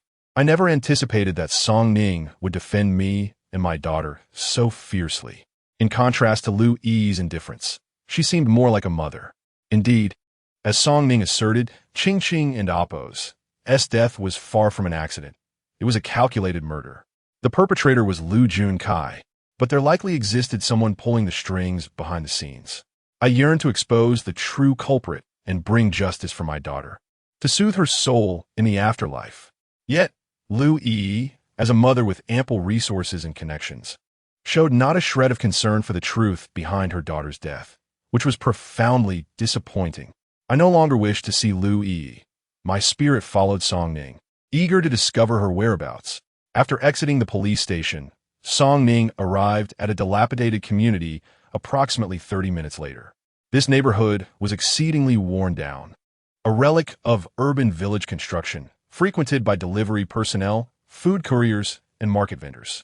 The rent was low, around $500 to $600, lacking elevators or property management, with a filthy and poor environment. I was astonished that, after losing her job, Song Ning resided in such a place. It was evident how difficult her life had become. Living on the 6th floor, she climbed the stairs one step at a time, arriving breathless at her door. She retrieved her key and entered the modest space. The room was a single unit with a private bathroom, devoid of a balcony. Much of the white paint on the walls had peeled away, and the toilet lacked a flush button, requiring her to manually fetch water for use. The thought of Song Ning living in such a run-down environment wrenched at my heart. She was the girl who had grown up alongside me, the one who had been my greatest support. I could endure any hardship, yet I could not bear to see her suffer. If only I could relive my life, I would ensure that Song Ning had the best of everything. Alas, this world offers no second chances. This is reality, not fiction. Song Ning, how I wish for your happiness. Yet, I felt utterly helpless, filled with self-loathing. If only I had not depleted all our savings for my treatment, she would not have found herself in such dire straits. Song Ning, you truly are a foolish girl. So naive. Song Ning sat on a chair, poured herself a glass of water, and gazed at the notes plastered on the wall, her expression resolute. Chun Mo, Ching. I will not allow your deaths to be in vain. I will ensure the murderer pays the price. Her fists clenched tightly, her gaze unwavering. The notes were filled with clues and deductions she had written down. Originally, she could have chosen to ignore all of this and lead a peaceful life. But why did she insist on becoming embroiled in such perilous matters? That murderer, who could so easily take Ching's life, could just as easily target her. Song Ning, you are so intelligent. How could you not see this? Chapter 69. Suspicious individuals. After a brief respite, Song Ning gathered her belongings, including a voice recorder, a camera, binoculars, and a pinhole camera, into her backpack. She donned the bag and grabbed a bottle of mineral water before swiftly departing. In her mind, a plan was already forming. The first step was to revisit the scene of the incident at the kindergarten where Ching attended. Hailing a taxi, she arrived at the starry kindergarten. Situated in the bustling heart of the city, approximately 20 minutes later. This area was teeming with various businesses and residential complexes, resulting in a diverse population. Given the prevalence of street vendors and the influx of migrants to Jiangzhou, many residents had installed surveillance cameras. Following Qingqing's tragic accident, the police had indeed conducted an investigation, but it failed to yield any significant results. Song Ning felt equally lost, simply yearning to return to the scene, hoping to uncover some overlooked clue. Upon arriving, she stood at the entrance of the kindergarten, surveying the surrounding architecture with a casual gaze, when her attention was suddenly drawn to a suspicious individual. It was November, and the climate in Jiangzhou was not excessively cold. A young man clad in a casual shirt and hood, with a mask obscuring his face, was wrapped tightly in clothing. He was furtively glancing around, seemingly engaging in clandestine communication, which struck Song Ning as decidedly dubious. Her keen instincts piqued. Song Ning stealthily followed the young man.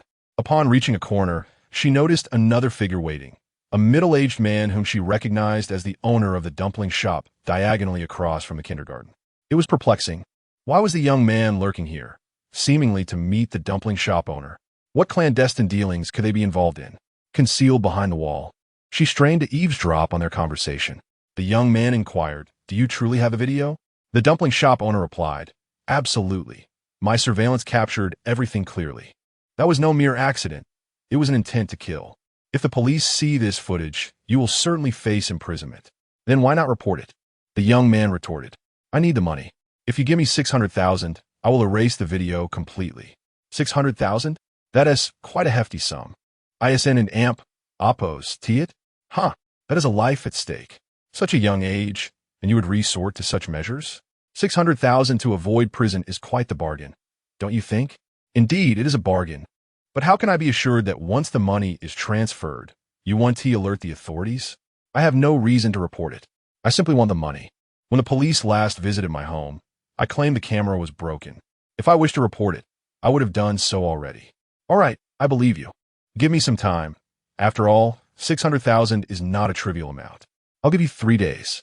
Within 3 days, the money must be transferred, and I will leave Jiangzhou for business elsewhere. Understood. Provide me with your account number. The dumpling shop owner retrieved a slip of paper from his pocket, inscribed with a series of numbers. The young man took it, glanced around warily, and quickly departed. Having witnessed this exchange, I finally understood. This young man was the very perpetrator responsible for my daughter's death. Regrettably, his mask concealed his features from my view. Yet, it was unnecessary to speculate. It had to be Lu Junkai. If I were still alive, I would undoubtedly confront Lu Junkai with all my might, demanding justice for my daughter. Yet now, I found myself powerless to act. I was engulfed in sorrow, anger, and despair, my heart no longer able to find peace. The murderer of my daughter was so close, and I could not allow him to escape. How I wished for Song Ning to pursue him, to apprehend him, and deliver him to the authorities. But I also understood that as a young woman, she was no match for such a nefarious criminal. I fervently hoped she would not act rashly. Yet my fears were soon realized. Song Ning recognized the young man attempting to flee and immediately gave chase, pursuing him with fervor. The young man, quick on his feet, bolted away. Song Ning, undeterred, relentlessly pursued him, shouting, "Stop! Stand still!" With her heavy backpack weighing her down, she sprinted with all her might. The young man ran for his life, occasionally glancing back, his eyes revealing malice and ferocity. On the bustling street, a chase ensued. Song Ning displayed remarkable tenacity, gritting her teeth and driven by a desperate resolve, closing the distance between them. I was taken aback by Song Ning's willingness to risk everything for Qingqing. Several times, she narrowly avoided being struck by oncoming traffic, heedless of the danger. My heart swelled with both admiration and anxiety for her safety. I wished for her to catch the villain, yet feared for her well-being. As the gap between them diminished, Song Ning suddenly hurled her backpack, striking the young man and sending him tumbling to the ground. He fell, panic flashing in his eyes as he instinctively drew a spring knife from his pocket.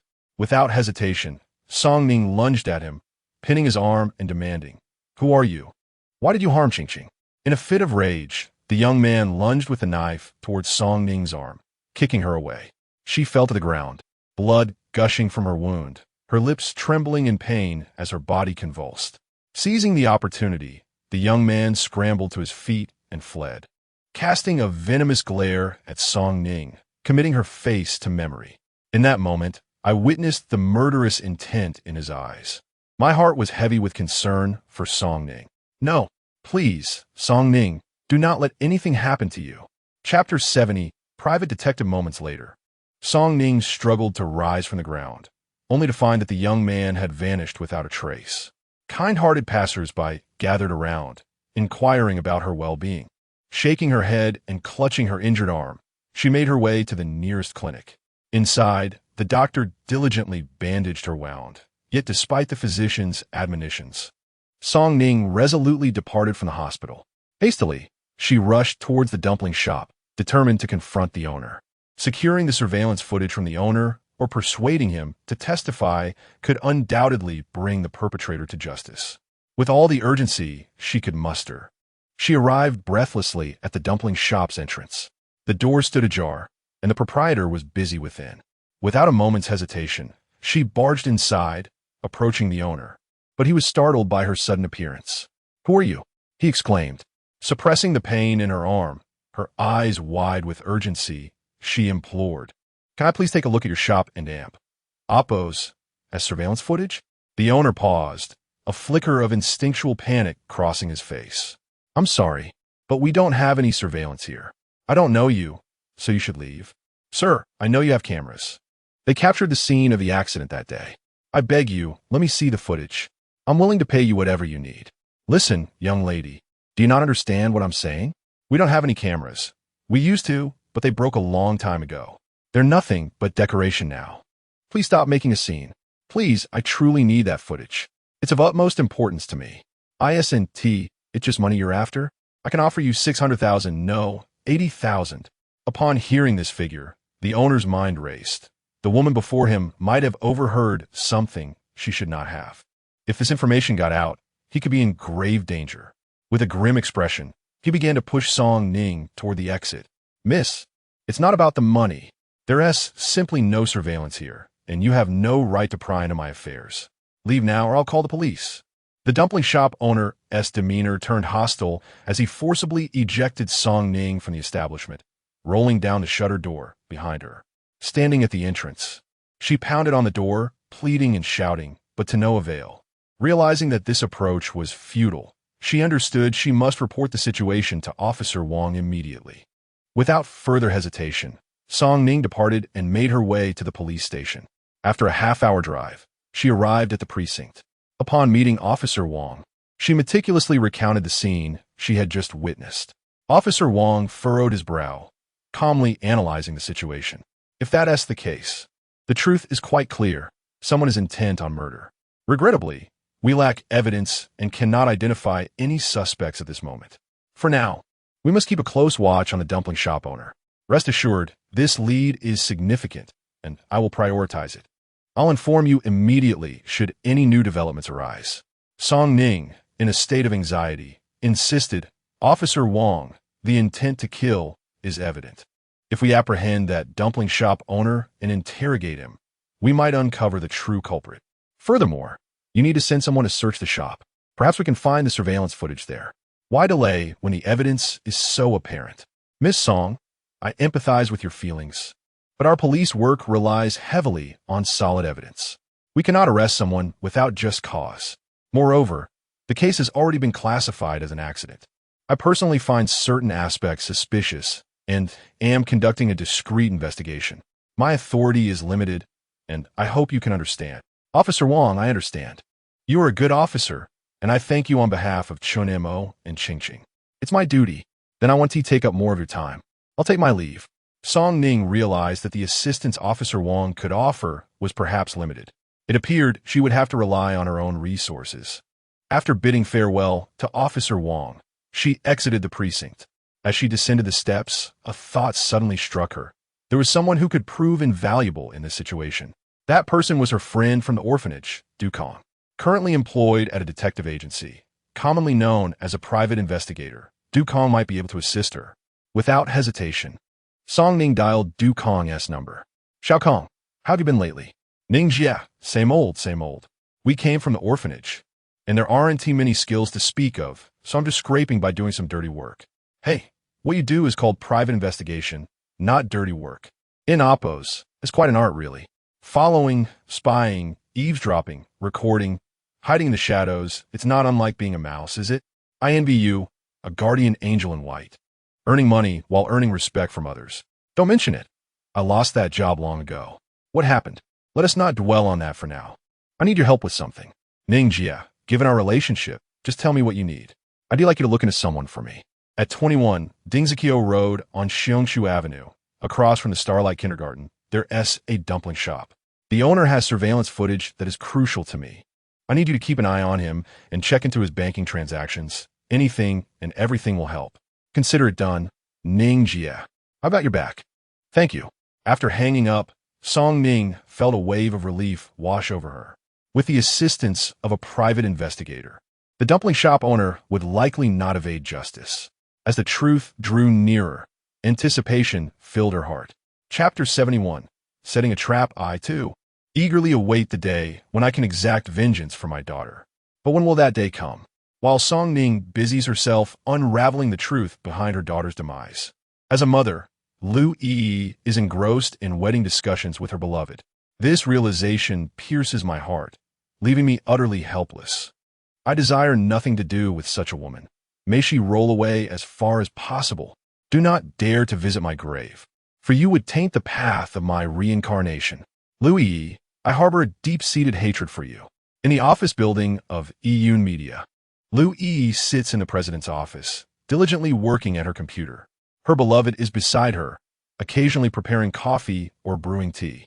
The two share a cozy morning in the office, finalizing plans for their engagement banquet, obtaining their marriage certificate, trying on wedding dresses, and scheduling the ceremony. Lu Yi places great importance on ceremonial significance, while Lu Yunshin possesses an innate understanding of romance, intricately designing the wedding with fervor, as both eagerly anticipate that moment. After discussing matters of the heart, Lu Yi closes all web pages and opens a document, immersing herself in work.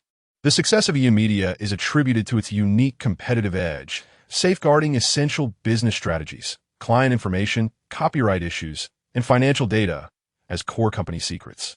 At this moment, Lu Yi peruses files concerning these critical matters, typically accessible only to her. However, with Lu Yunshin present, she carries no reservations, maintaining absolute trust. As Lu Yi meticulously examines a script, Lu Yunshin silently positions himself behind her, activating his phone's camera to capture images and record videos. Immersed in her work, Lu Yi remains blissfully unaware of his actions. This script is classified, acquired at great expense, and should it be transformed into a short drama, it is destined for immense success. Lu Yi's company awaits this production as a lifeline. Its fate hinges upon this very project. Moments latte, Lu Yunshin, standing at an angle that guarantees he will not be discovered, photographs Lu Yi's computer desktop, a smirk curling at the corners of his lips. Lu Yi remains oblivious to the unfolding events.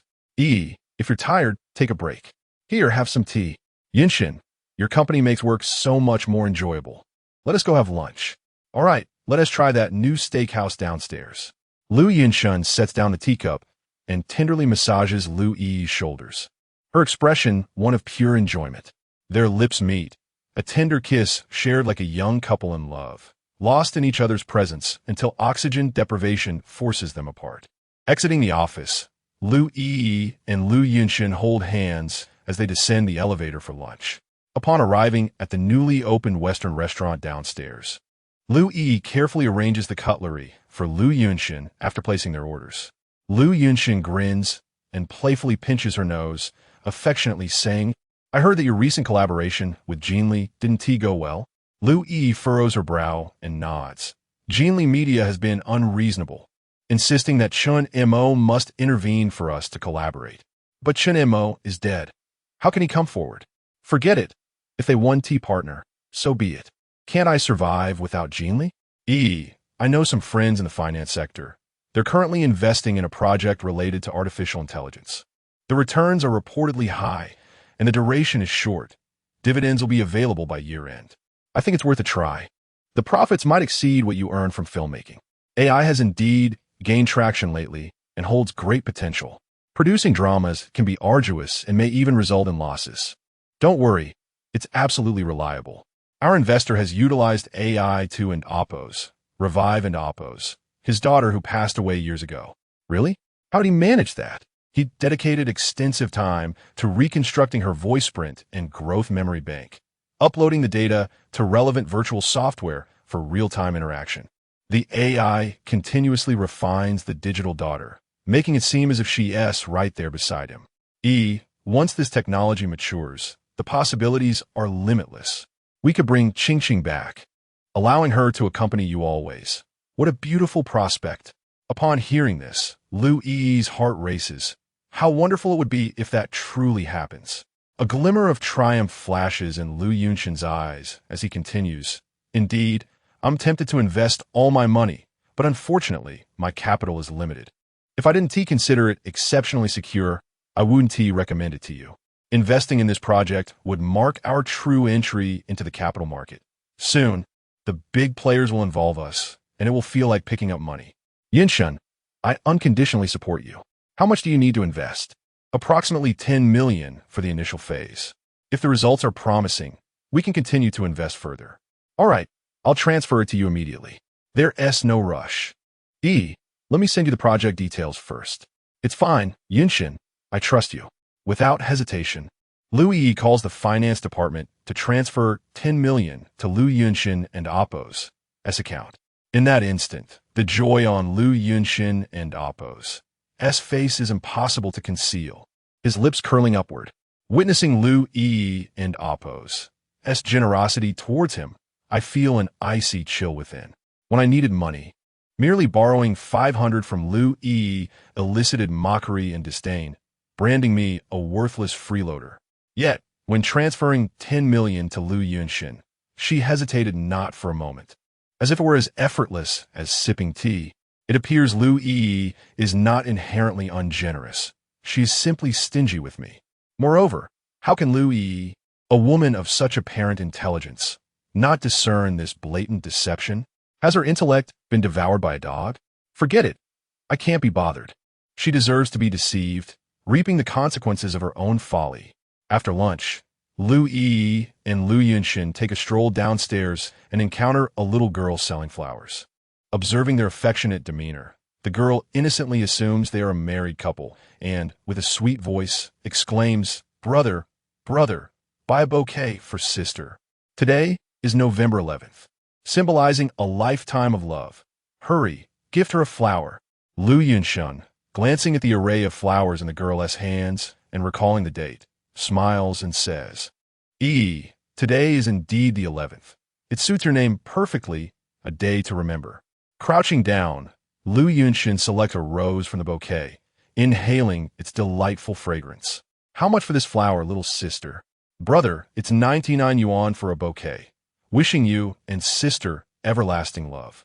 "Very well, I'll take it." Though the price is somewhat steep and clearly inflated, Lu Yunshin purchases it without a second thought. To win Lu Yi's affection, he would readily part with even 900 or 9,000 yuan without hesitation. After completing the payment, Lu Yunshin presents the bouquet to Lu Yi as if seeking praise. This rose is for you. I hope you like it." Roses symbolize love, fiery and passionate. I doubt any girl would refuse them. Yet Lu Yi is an exception. Upon seeing the bouquet, her brow furrows, and her expression grows solemn. An inexplicable discomfort stirs within her, her skin itching as if breaking out in a rash. Lu Yi stares at the bouquet of roses for a long time, but does not reach out to accept it. Because I am aware that Lu Yi harbors a strong aversion to roses. To be precise, she detests them. Chapter 72. Tulips when Lu Yi was quite young. She accompanied her parents to an orphanage to support the children there. She was captivated by the wild roses by the roadside. She and the children reached out to pick them, but accidentally fell, getting pricked all over by the small thorns on the rose stems, nearly injuring her face. That day, Lu Yi received a severe scolding from her parents, and thereafter, they never took her back to the orphanage. From that moment on, a shadow was cast over Lu Yi's perception of such flowers. She developed an instinctive fear of them. Later, roses were planted in their garden. Once, when she attempted to pick flowers, the scent of the roses triggered an allergic reaction, causing her skin to itch, swell, and even leading to mild breathing difficulties. After a visit to the hospital, the doctor confirmed that certain components in roses could indeed provoke an excessive response from the immune system, advising Lu Yi to steer clear of them. Thus, throughout our 4-year marriage, I have never gifted her roses, always opting for tulips instead. Lu Yi adores tulips, regarding them as the epitome of nobility and romance, perfectly aligning with her temperament. I too cherish tulips. On every significant holiday and anniversary, I meticulously prepare a bouquet of them and present it to Lu Yi at her office. This has been a consistent tradition over the years. I have long since discerned all of Lu Yi and Amp, Oppos, as preferences. She favors fragrances with a rich bouquet, enjoys the novels of Higashino Kigo, prefers a light and low-oil diet, and relishes half-sweetened coffee.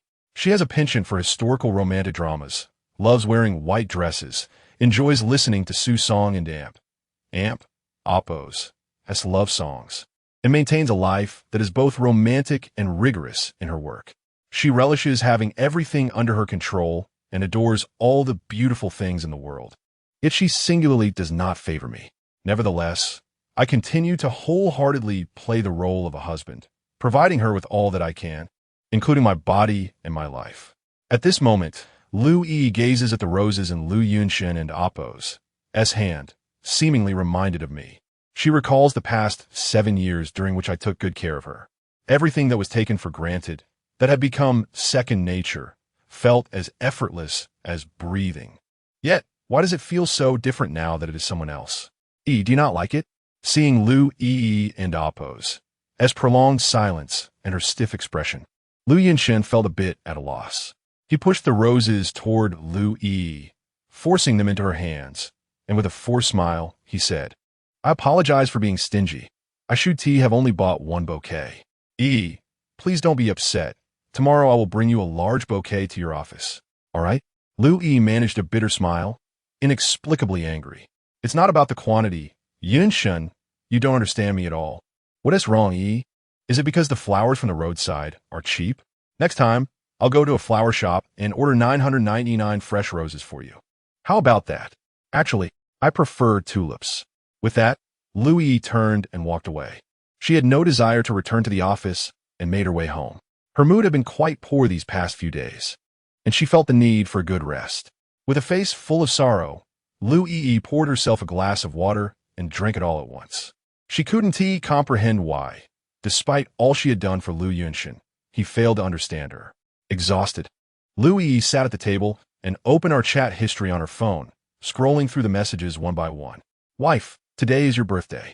I personally wrapped a bouquet of flowers and sent it to your office, hoping you will like it. Wife, the cake I ordered from outside had too much cream. You said it would make you gain weight, so I made one for you and put it in the fridge for when you return. Wife, are you working late again? Our daughter couldn't resist and finish your cake. I cooked longevity noodles for you. Please have a bite when you come home. Wife, today is our wedding anniversary. You probably forgot. I prepared a bouquet of tulips for you and placed them in your office. Wife, I heard someone say tulips are inauspicious, wilting quickly and symbolizing fleeting love, but I don't believe it. I trust you don't either. We are both staunch materialists. Only when I face you. I wish for a next life.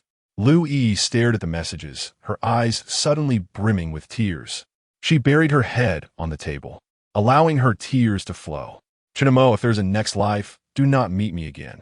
In that moment, Lu Yi realized that the once sacred white moonlight that held an important place in her heart during her youth seemed less divine now. She had once believed that being by Lu Yunshin and Oppo's side would bring her happiness, yet she suddenly discovered that she wasn't as happy as she thought. Why were her fantasies so starkly different from reality? Where had things gone awry? Lu Yi stood up and retrieved a bottle of red wine from the cabinet, drinking alone. In truth, her tolerance for alcohol was not strong. Apart from social occasions, she had no habit of drinking. She had once told me that she despised the taste of alcohol and could not understand why so many enjoyed it. I had told her that one day, when she faced troubles, she would understand. Now, Lu Yi poured herself glass after glass, gradually seeming to fall in love with the feeling of drinking. In that state of mild intoxication, she sought to numb herself, to forget her troubles and anxieties. This was the true essence of drinking. Suddenly, Lu Yi grasped this. She drank herself into a stupor, collapsing onto the table, and was eventually helped back to her room by Wang Ma. A night of drunkenness ensued. The next morning, when Lu Yi awoke, her head still ached. The first thing she did upon opening her eyes was to instinctively call out, "Husband," toward the door. No one came in, and she felt a surge of anger, shouting, "Chunemo." Hearing the commotion, Wang Ma opened the door, asking, "Miss, what's wrong?" "It's nothing." Only then did Lu Yi remember that I was already gone. I was no longer the servant she could summon at will. There was no longer anyone to prepare her clothes for the next day, to match her bags as she left, to squeeze toothpaste for her in the bathroom, to adjust her seat in the car, or to leave breakfast where she could reach in her haste. There was no longer any of that. Chapter 73. The company's predicament. Lu Yi, lost in thought, rose from her bed and, donning her slippers, made her way to the bathroom to freshen up. The vanity was adorned with an array of cosmetics, all high-end brands, yet not a single item was intended for men. It struck Lu Yi that throughout the years of marriage, she had never really indulged in anything of substantial value. The sole skincare product she possessed was a facial cleanser, a gift from her benevolent husband, which she had cherished and preserved like a treasure, never daring to discard it even after it expired. This cleanser symbolized his care and love for her. It was only much later that she discovered it had originally been intended for Lu Yinshen, but was returned by customs and then given to her as if it were a mere trifle. What Lu Yinshen discarded, I regarded as a precious gem. How pitiable and humble I truly am. After washing her face, Lu Yi brushed her teeth and, inadvertently, noticed a strand of hair on the vanity. It was a short hair, one that belonged to me. Lu Yi had often remarked on her obsessive cleanliness, particularly disapproving of our shared bathroom, compelling me to be exceedingly cautious whenever I used it. Yet, rather than recoil in disgust at this misplaced hair, Lu Yi gently picked it up, gazing at it for a long while, lost in contemplation. Ultimately, she wrapped the hair in tissue and placed it in a drawer. I could not comprehend her actions. Perhaps she perceived this hair as the only remnant of me left in our home. Having completed her morning routine, Lu Yi was enjoying her breakfast when a knock resounded at the door. Rising to answer it, she found a courier waiting outside. "Hello, are you Miss Lu? I have a package for you." Lu Yi paused, unsure as she hadn't ordered anything online. "The address is correct. Please sign here." She took the pen and scribbled her name on the package. Once the courier departed, she stood at the threshold, unwrapping the parcel to find a letter inside. Signed by Chunemo. It was the will I had written for Lu Yi in the orphanage before my demise, but I had not anticipated such delays in its delivery. With trembling hands, Lu Yi tore open the envelope and carefully read the words on the paper. "Dear wife, this is the last time I shall address you as such. By the time you read this letter, I may have already departed from this world.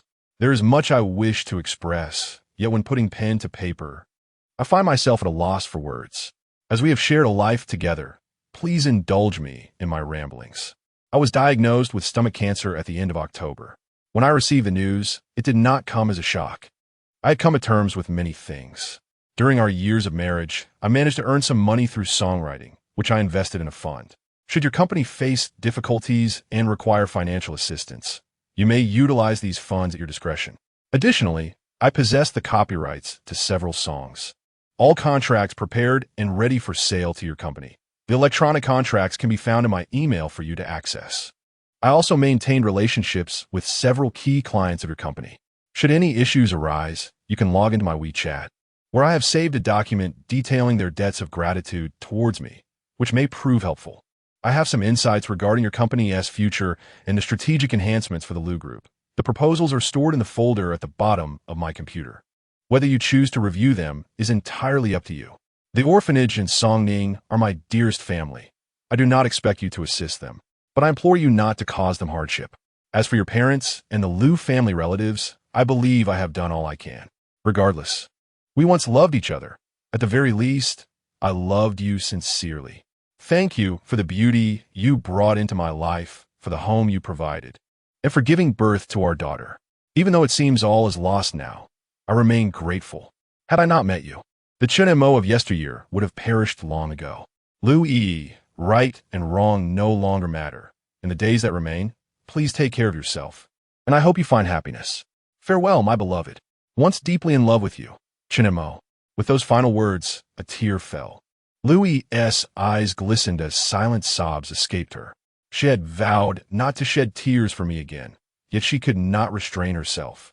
Not wanting to appear so disheveled, she cast aside the letter and hurried off to the company. Today was the day of a high-level meeting, and Lu Yi composed herself, entering the conference room accompanied by her secretary. Taking her seat at the president and Oppo's designated spot and noting that everyone had assembled, Lu Yi declared in a somber tone, "Let us commence the meeting." As per the usual protocol, the director of the marketing department spoke first. President Lu, the current environment is unfavorable. We are unable to secure advertisements, and our partners are concluding their contracts. Product promotion has been ineffective, and to drive traffic, we would need to spend a substantial amount of money. The marketing department lamented their woes, followed by reports from the business department. President Lu, we are facing challenges across all sectors: music, film, animation, and short videos. Profitability is elusive, and our operations are becoming increasingly untenable. The administrative and human resources departments subsequently presented their grim updates, all echoing negativity. Lu Yi furrowed her brow, her fingers tapping rhythmically on the table, remaining silent. The final report came from the chief financial officer, who wore a troubled expression. President Lu, the funds in the company's account are dwindling. With no new productions or singles being released, and no advertisements to speak of, we are essentially without income. The payroll for last month is due on the 15th. What shall we do? Lu Yi was taken aback. How could this be? What has happened to the funds in the company's account? The CFO hesitated. President Lu, there was not much in the account to begin with. You instructed me to transfer 10 million yesterday, and after accounting for administrative expenses and reimbursements, there is very little left. You have been preoccupied lately and have not closely monitored the company. We are facing significant financial difficulties. If this continues, our operations will be severely impacted, and I fear. President Lu, please consider a solution. A chill gripped Lu Yi's heart. She never anticipated the company's situation could be so dire. Chapter 74. Come to see me again in the past. During my lifetime, she seemed to manage quite successfully, reaping profits each month. However, following the successive deaths of my daughter and me, her focus gradually drifted away from the company. After a period of neglect, she unexpectedly encountered a significant predicament. Upon reflection, it was, after all, quite reasonable. First, the collaboration with Genie Media fell through, followed by several investors withdrawing their funds. Then advertisers' contracts expired, and finally, a transfer of 10 million to Lu Yinshin. This series of events led to severe financial issues for a company that had been on the right track. Lu Yi was acutely aware that the mismanagement and flawed business strategies were her own doing, and a transformation was imperative. Yet, in the current scenario, she was in dire need of funds. What could she possibly do? Borrowing from her parents was out of the question. She could not bring herself to ask them again after all they had done for her. As for Lu Yinshin, it was even less feasible, as she would need to continue investing there in the short term. After much contemplation, the only person she could think of was me. In my farewell letter, I mentioned the investment fund and the rights to my songs, which amounted to a considerable sum. Initially, Lu Yi had held these in disdain, but now, in a blink of an eye, she found herself in need of my endowment. Her cheeks flushed with embarrassment, yet she had no choice but to proceed. Addressing the company as senior executives, Lu Yi stood and declared, "I will find a way to resolve the funding issue, so you need not worry. What we must do now is pivot. I am preparing to transition into short dramas, seizing this opportunity. At present, short dramas were immensely popular and well-received in the lower-tier markets. We have the scripts, the actors, and the channels. Why not embark on this venture?" She continued, "Our focus will shift to producing short dramas at the quickest pace possible, distributing them across various channels to gauge the results. If they prove profitable, we shall invest heavily thereafter. Do you understand? Understood, General Liu. With clear division of labor and collaboration among departments, they aim to create a blockbuster. Liu Yi, akin to a general strategizing for battle, exited the conference room. Returning to the CEO's office, she shut the door and opened her email, entering my account and password. She accessed the song rights, the investment fund, and a few favors from partners, ultimately gathering enough funds to address her pressing needs. At the moment the money arrived, Liu Yi gazed at the account balance, her emotions a complex tapestry. Chinemo, I never imagined that after your passing, I would still have to accept your generosity. Thank you. I used to mock you as a coward and look down upon you. Now, I find myself in need of your assistance. How ironic. How did it come to this? It shouldn't be this way. Chinemo, it shouldn't. Why am I suddenly finding it increasingly difficult to be without you? Liu Yi stared into the void, lost in thought for a long while. At noon, she felt no appetite for a meal and drove to my cemetery. She had intentionally purchased a bouquet of tulips, placing them at my grave while murmuring to my photograph. Chinemo, you were always the one to bring me flowers. Today, let me return the favor. I have always held biases against you, but in retrospect, you were truly a good person and quite remarkable. It's just that you were not Liu Yunshin. The impact of the white moonlight is something you would never comprehend. No woman can forget it. Strangely, despite being on the verge of marrying Liu Yunshin, I often found myself reminiscing about you and our past.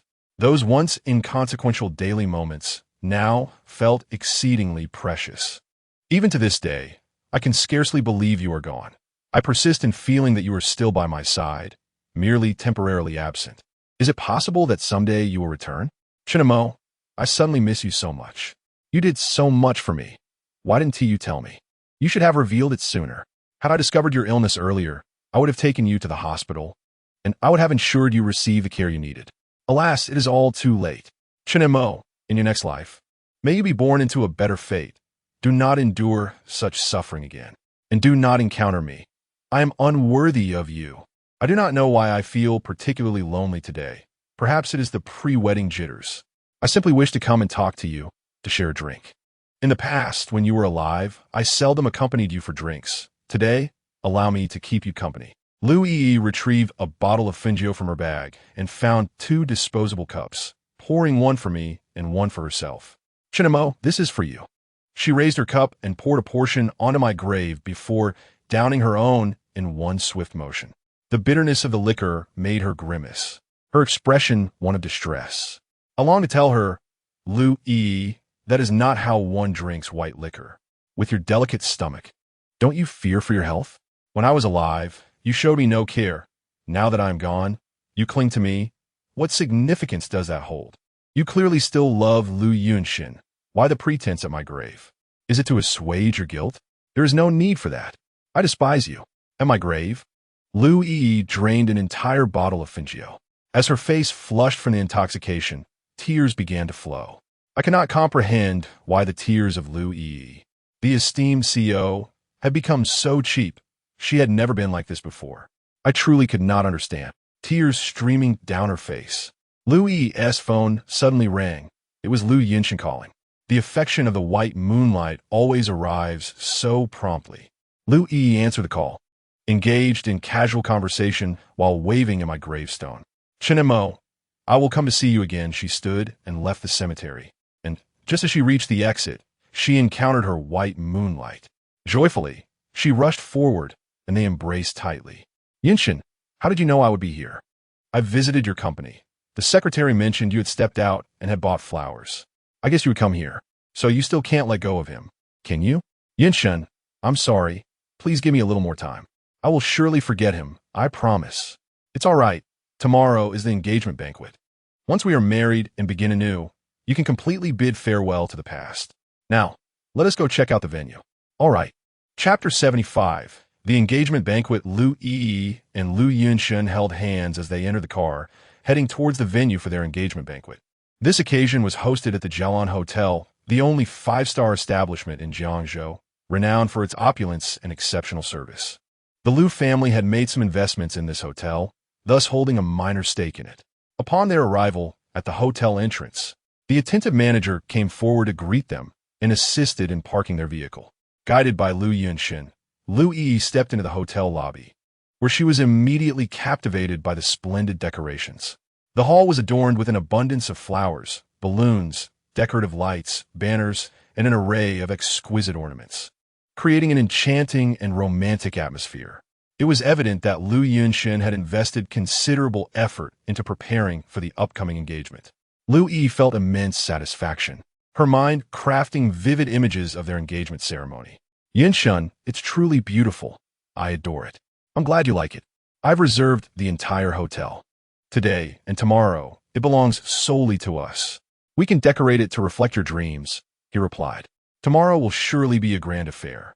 I've invited everyone I could think of, eager to announce our engagement to the world. Thank you, Yunshin. Let us make some adjustments to the decorations. Of course. Lu Yi and Lu Yunshin spent considerable time arranging the hotel, meticulously crafting their unique engagement venue. Once they were completely satisfied, they took photos to commemorate the moment before preparing to leave. Tomorrow promised to be a special day, and both Lu Yi and Lu Yunshin felt an exhilarating anticipation, their hearts brimming with sweetness as they walked out hand in hand. Lu Yunshin escorted Lu Yi back home, and before parting, they embraced as was customary.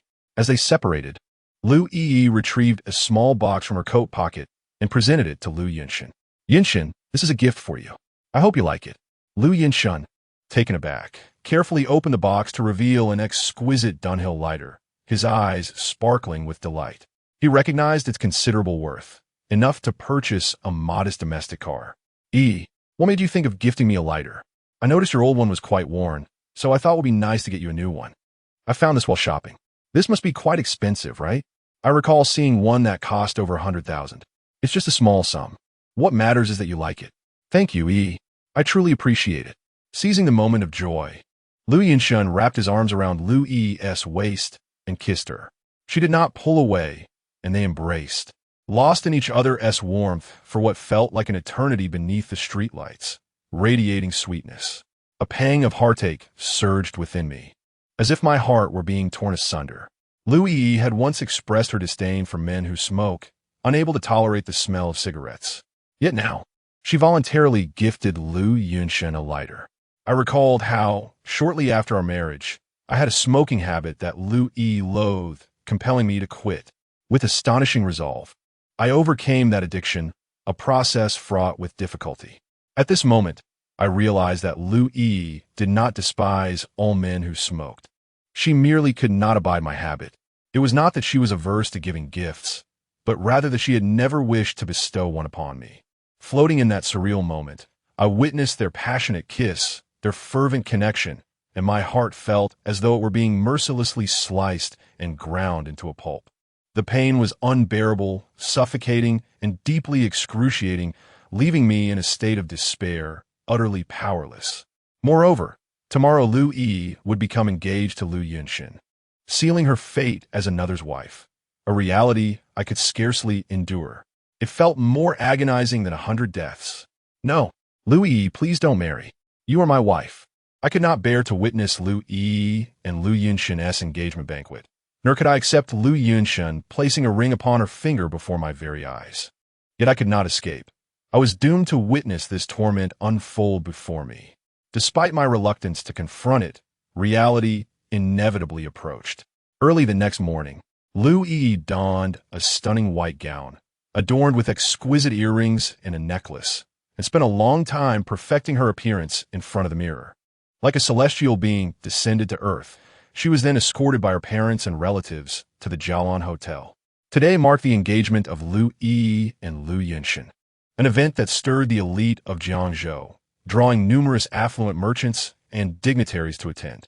Several political figures and renowned celebrities also graced the occasion.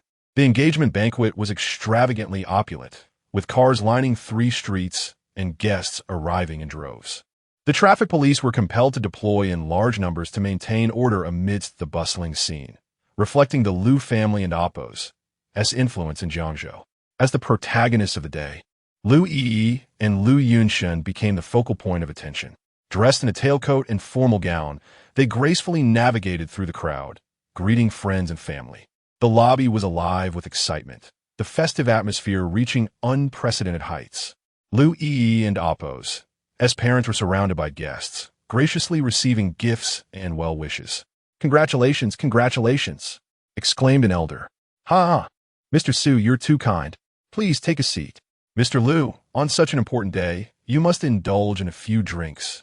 "Absolutely, with Director Wu in attendance." "How could I not?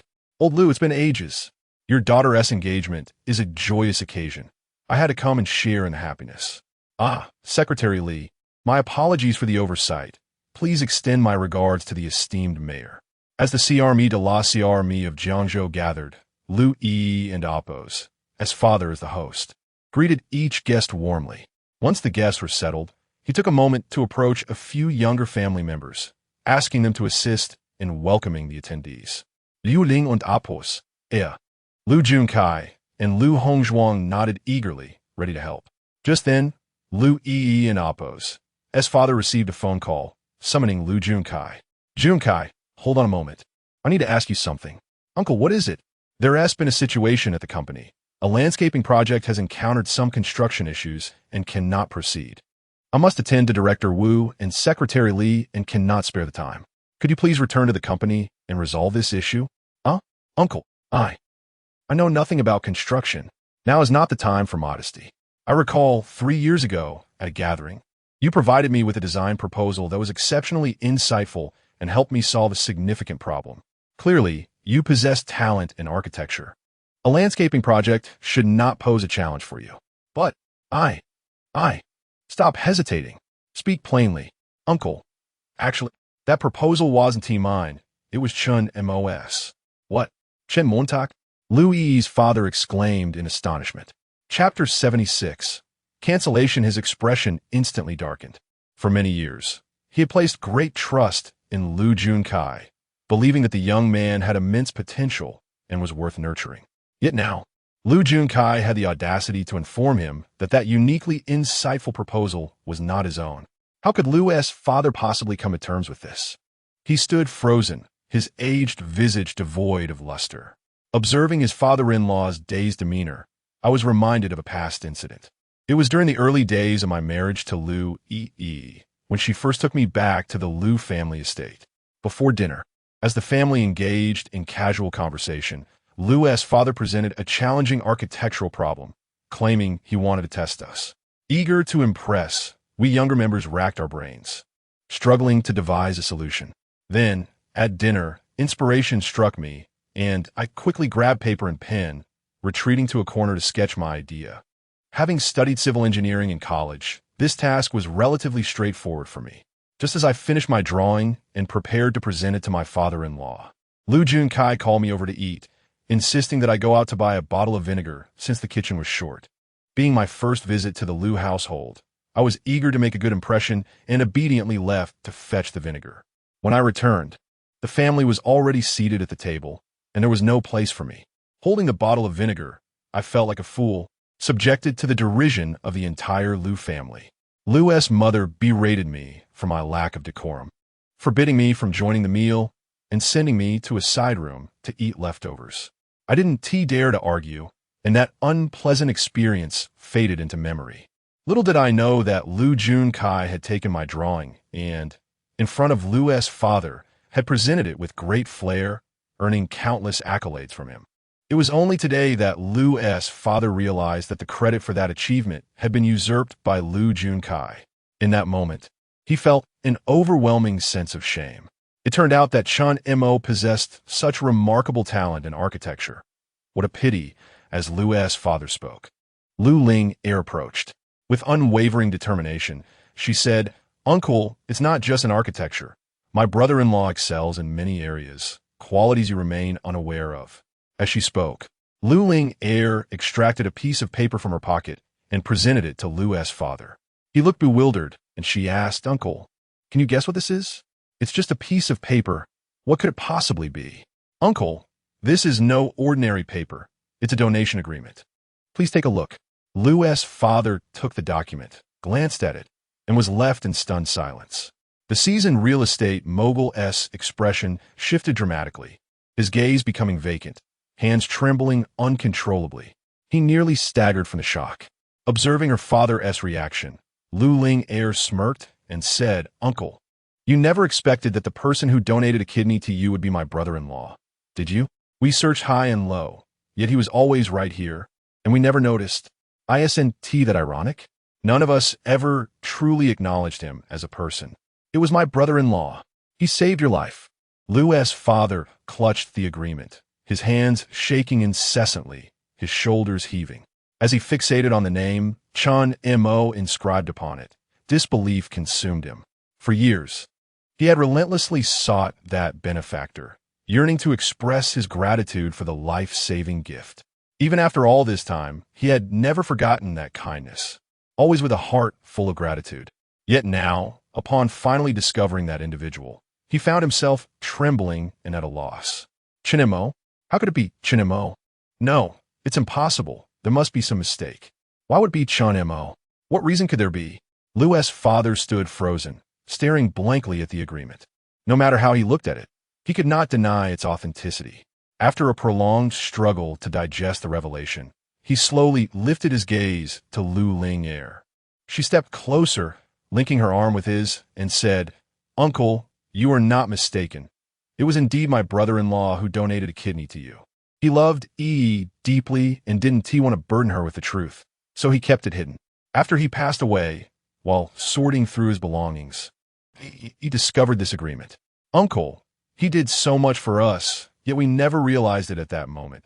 Having heard Lu Ling's words, Lu's father finally accepted the truth. He set the agreement down, staring vacantly into the distance, his throat constricting. "Chen Montak, so sorry. Father, I'm so sorry." His voice trembled, tears welling in his eyes. Lu Ling pressed on. "Uncle, a few days ago, and I visited my brother-in-law's university. Do you know what we discovered? His graduation project, titled Water and Wood in Harmony. You must be familiar with it, right?" Indeed, during the lowest point for the Lu family, it was that university student, Chun Mo, who resurrected our family. Not only did he save your life, but he also salvaged the entire Lu group. Uncle, do you still consider Chun Mo a failure? Do you still despise him? Do you still look down upon him? Do you still believe he is unworthy of being your son-in-law? Lu's father, upon hearing this, was moved to tears. He could never have imagined that the very individual who had once guided the Lu group to its zenith was none other than me. The person he had always belittled, deemed pathetic, and held in utter disdain. Yet, this so-called pathetic individual not only saved his life, but also rescued the company he held dear. This was me, the person he had never truly come to know. Chen Montak, his father-in-law, could no longer contain himself, despite his years of navigating the business world. He was now weeping uncontrollably. He knelt down, bowing heavily in the direction of my grave. "Chun Mo, my son, Chun Mo, I am sorry. Father is sorry. Son-in-law, my good son-in-law, I was wrong. You should not have died like this. It is our Lu family that has wronged you. We owe you so much. The engagement banquet must be canceled immediately. I, Lu Zongyuan, will never acknowledge another son-in-law apart from Chun Mo. Never." Chapter 77. Disapproval. Lu and Amp. Oppo's father slammed the table, his voice hoarse with emotion. Upon hearing this, the surrounding guests were taken aback, casting bewildered glances at one another. They could not fathom why the engagement banquet, which was supposed to be a joyous occasion, was suddenly being called off. Even more perplexed were Lu's mother and their relatives, who approached with expressions of astonishment and confusion, utterly baffled by the turn of events. Lu and Amp. Oppo's mother was the first to inquire, "Zongyuan, what is the matter? Why must we cancel the engagement banquet?" Taking a deep breath, Lu and Amp. Oppo's father replied resolutely, "What do you think of Chun Mo?" After a moment, and Amp. Oppo's contemplation, Lu and Amp. Oppo's mother answered earnestly, "In the past, I held deep misunderstandings about Chun Mo, often looking down upon him, even harboring a dislike. However, as I learned more, I discovered that he is quite a remarkable young man. He possesses filial piety, is sincere, kind-hearted, and upright. He treats well and has been good to our entire Lu family. Chun Mo would have made a wonderful son-in-law, but alas, He passed away too soon. Do you share this sentiment? Are you aware that Chun Mo was a good son-in-law? Do you realize we were mistaken about him? Then why did you still consent to our daughter marrying Lu Yunshin and come to this engagement banquet? Zhong Yuan pressed on, incredulously. Have you lost your senses? Have you not always disdained Chen Mo and wished for our daughter to wed Lu Yunshin? Yet you now turn against me? I only discovered today that the person who donated a kidney to me was Chen Mo, and the university student who saved our Lu family from peril was also Chen Mo. I've been blind all these years. Here I am, Lu Zongyuan, having built my fortune from scratch and maneuvered through the business world. Yet I failed to recognize my own son-in-law. How foolish I have been. What? You mean the one who donated a kidney to you was Chen Mo? That university student was also Chen Mo? Indeed, we were all blind, utterly blind. Zhong Yuan, why didn't Inapos, Chen Mo, say anything sooner? Had we known this earlier, we would not have treated him so poorly. And, how could she be so oblivious? Chen Mo is her husband. Does she not know it all? Your daughter has been married for 4 years. Has she ever regarded Chen Mo as a person? How could she possibly care about him? So we have all misunderstood Chen Mo and wronged him. We owe him an apology. Indeed, we have wronged Chen Mo. This engagement banquet must be cancelled. I cannot allow my daughter to betray Chen Mo. It is absolutely unacceptable. Zhong Yuan, I stand with you. You are right. With that, Lu and Apos, S father and mother reached a consensus and declared the cancellation of the engagement banquet. The guests erupted in a flurry of whispers, while Lu's relatives were left in utter confusion.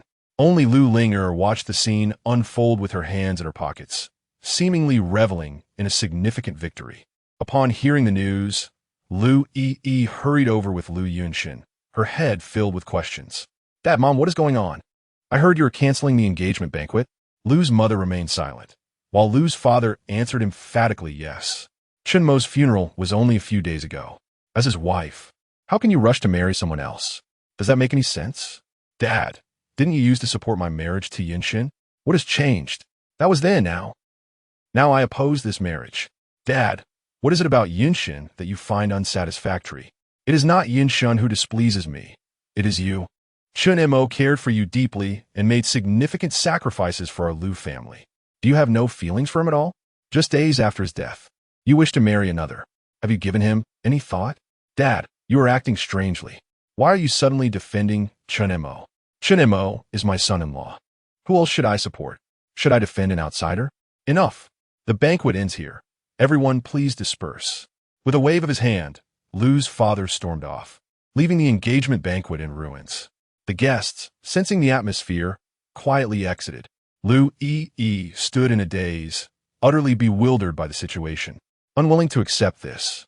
She clung to her mother and Apos, arm, pleading, Mom, has Dad lost his mind? Please help me persuade him. Regarding your remarriage, I believe we should take our time and not rush into anything. For now, focus on your work and do not be preoccupied with romantic entanglements. In truth, I do not support your marriage to Lu Yunshin either. I have only ever recognized Chen Mo as my son-in-law. After speaking, Lu's mother turned and left to see the guests out. Lu Yi and Lu Yunshin exchanged perplexed glances, both engulfed in confusion, particularly Lu Yunshin, who felt more miserable than if he had swallowed a fly, his heart ablaze with frustration, yet unable to express it. He had anticipated that by becoming engaged to Lu Yi today, his grand plans would be set in motion, leading to a promising future. However, he had not expected Lu's parents, who had previously praised him, to suddenly shift their stance and show apparent indifference, instead defending Chen Mo at every turn. This was a reality he found difficult to accept, gritting his teeth in bewilderment over what had gone awry. Seeing Lu Yunshin and Apos, despondence, Lu Yi quickly reassured him. Yunshin, it's all right.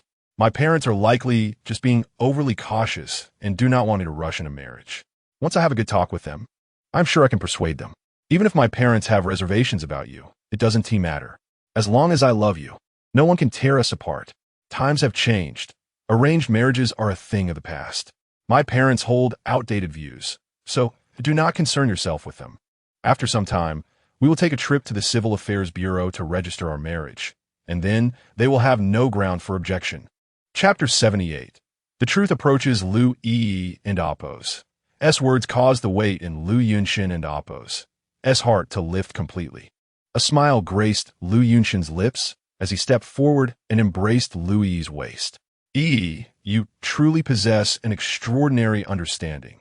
You are the finest woman in the world. I consider it a blessing in my life to have encountered you. Even if I were to perish tomorrow, it would be worth it. Hush. Do not speak such words, Lu Yi said, gently placing her delicate, fair finger against Lu Yunshin's lips. Seizing the moment, Lu Yunshin kissed her hand. His eyes filled with tenderness, exuding warmth. Just as they were on the verge of taking a step further, Lu Junjie and Lu Hongzhuang, standing nearby, suddenly cleared their throats. Lu Yi then realized that there were others present. Lu Hongzhuang chuckled softly. Sister, you and Yunshin are truly a match made in heaven, a perfect pair. Regardless of what the elders say, I will always support you, and I hope you and Yunshin will marry soon. As for that Chunmo, I do not even wish to mention him. The thought is revolting. I truly do not understand how your parents could speak on his behalf. You two need not concern yourselves. It is a time of free love, and no one can hinder your happiness. When the time comes for wedding dress fittings, decorating the bridal chamber, or photography, do not hesitate to call upon me. After all, I have been married once and possess ample experience in this realm to offer guidance. Upon hearing this, Lu Yi felt immensely grateful. Though her parents did not understand her, at least she had a cousin of the same age standing by her side. Offering great comfort, Lu Yi nodded and said, Cousin, thank you. Tomorrow, I plan to go wedding dress shopping with Yunshin. Would you accompany us? Of course. With your beauty and figure, you will look stunning in a wedding dress. I can hardly wait. Then it's settled. Lu Yi leaned happily against Lu Yunshin's shoulder, casting him an encouraging glance. Lu Yunshin felt warmth flood his heart, astonished and delighted. He had not anticipated that, despite the opposition from Lu's parents, Lu Yi would propose to try on wedding dresses the very next day. Such a gesture was profoundly touching. He refrained from uttering any flowery words, instead embracing Lu Yi and Appo's shoulders and savoring the tenderness of the moment.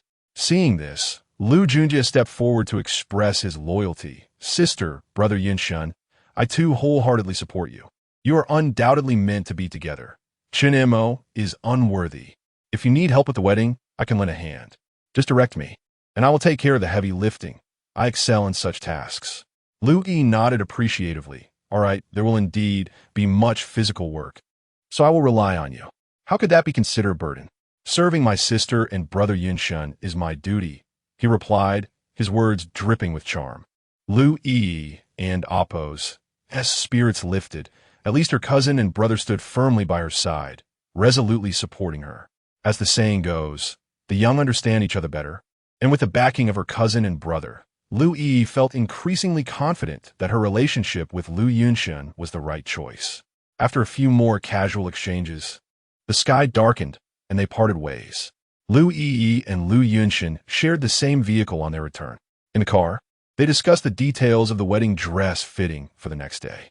Lu Yi's expression of longing stirred a pang of discomfort within me. Once, she had donned a wedding dress for me and declared that she would only wear it that once. Yet, to my dismay, just shortly after my passing, she eagerly anticipated wearing one for another man. Lu Yi, how could you be so heartless? As their discussion grew more detailed, my heart twisted painfully, making it difficult to breathe, as if my very soul was suffocating. In that moment of anguish, I suddenly recalled Song Ning. Perhaps she alone would remain unwaveringly faithful to a person. At that time, Song Ning sat in a CAF near Xinguang kindergarten, slowly savoring her cappuccino, her mind wandering. For many days now, she had been frequenting this CAF, her gaze fixed upon the nearby, steamed bun shop, hoping to catch a glimpse of the owner. However, since the last incident that had startled him away, the shop had remained closed, and the owner had vanished without a trace. Song Ning had been watching for quite some time, yet there was no sign of life, which left her increasingly anxious. She fretfully pulled out her phone, glancing at it now and again, eager to see if the private investigator had sent any updates. But her WeChat remained eerily silent, devoid of any response from the investigator. Just as her spirits were sinking, her phone rang. It was Du Kong calling, and she answered with excitement. Hello, Xiaokong, do you have news? Ning Jie. I have traced the owner of that clone vehicle. His name is Lu Junsheng, an unemployed drifter whose greatest passion is gambling. The van belonged to Lu Junsheng and was lost in a bet at the casino. What happened after that, or who borrowed it, I cannot ascertain. A casino? Which one? Can you investigate further? There's a village along the Jiangzhou Third Ring Road where a gambling den has been established, a gathering place for gamblers. Some frequent visitors often go there. They have people stationed to keep watch. If the police approach, someone will signal a warning, making it difficult to eradicate. This casino has been in operation for many years and has gained considerable notoriety. I believe it is called something like Jushin Villa. Are you suggesting that the person who borrowed the van is likely associated with the casino? That is highly probable. Those who usually interact with Lu Junsheng are gamblers. Could you obtain a list of the casino's patrons? You know, those who frequently visit that establishment? Ning Jie. That may take some time, but I will do my best. I appreciate it, Xiaokong. I'll treat you to a meal another day. After ending the call, Song Ning took a sip of her coffee, feeling a sense of relief wash over her. This information was crucial, signifying that she was one step closer to uncovering the truth. With the cloned vehicle identified and the owner's information obtained, it was only necessary to discover who had borrowed the vehicle that day to unveil the identity of the perpetrator.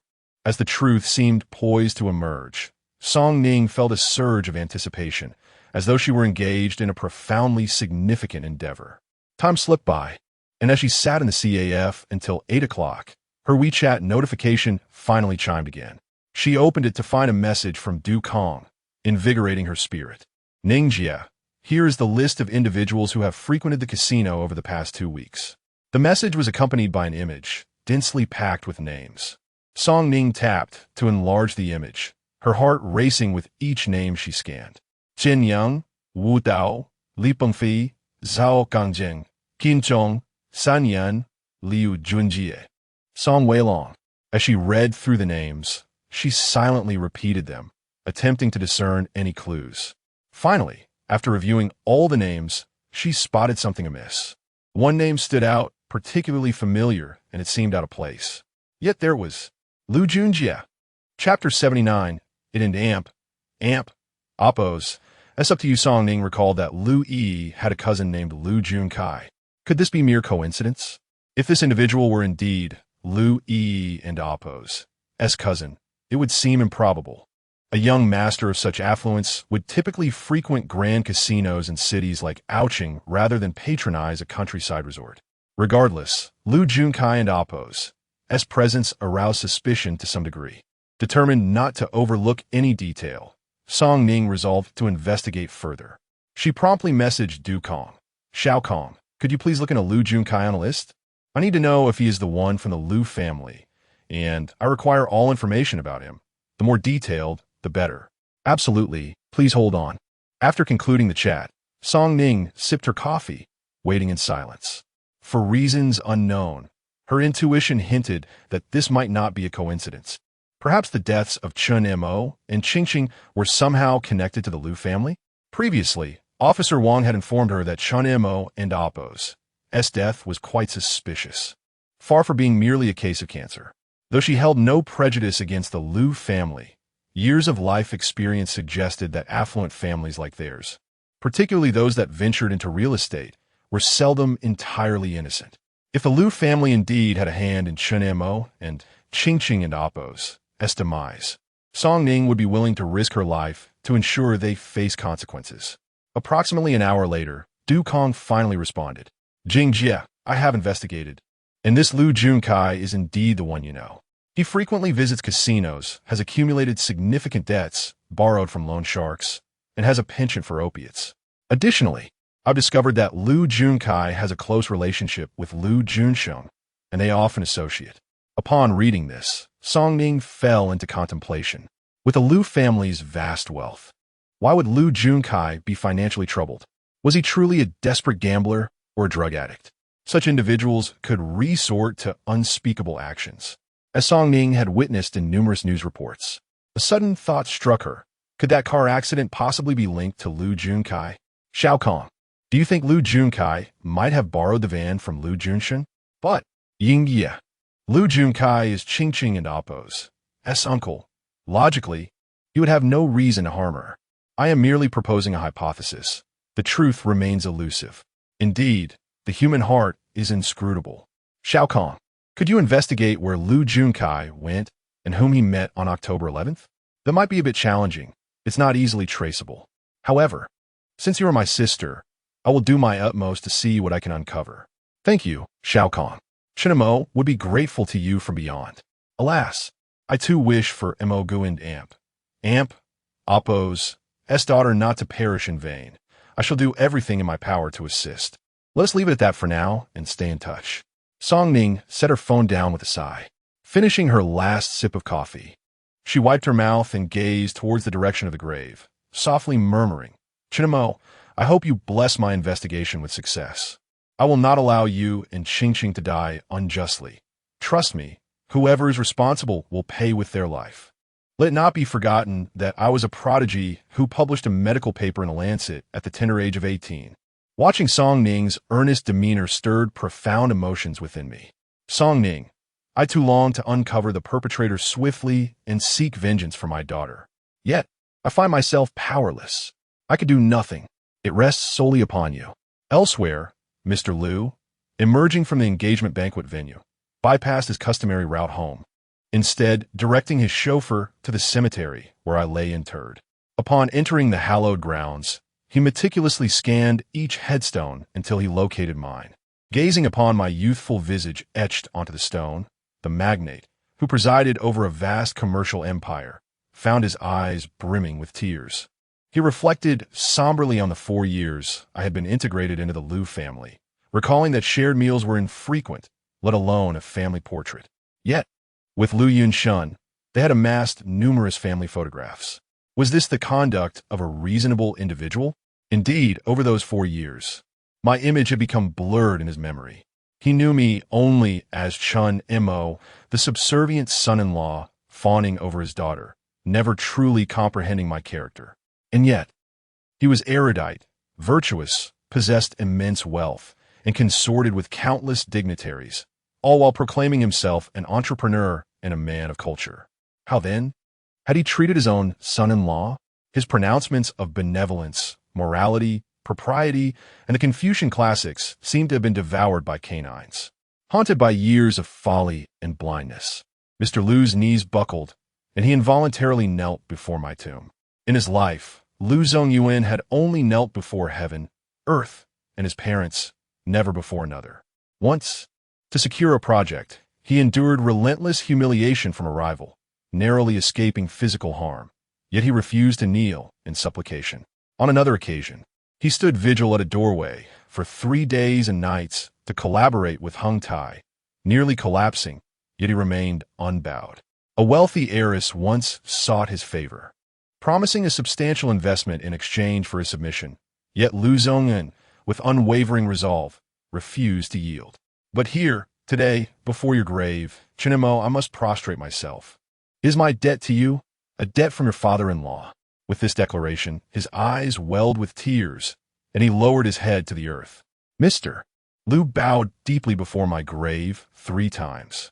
Chinamo, my esteemed son-in-law, you entered our family 4 years ago, and I, your father-in-law, never engaged in meaningful discourse with you. Allow me to unburden myself today.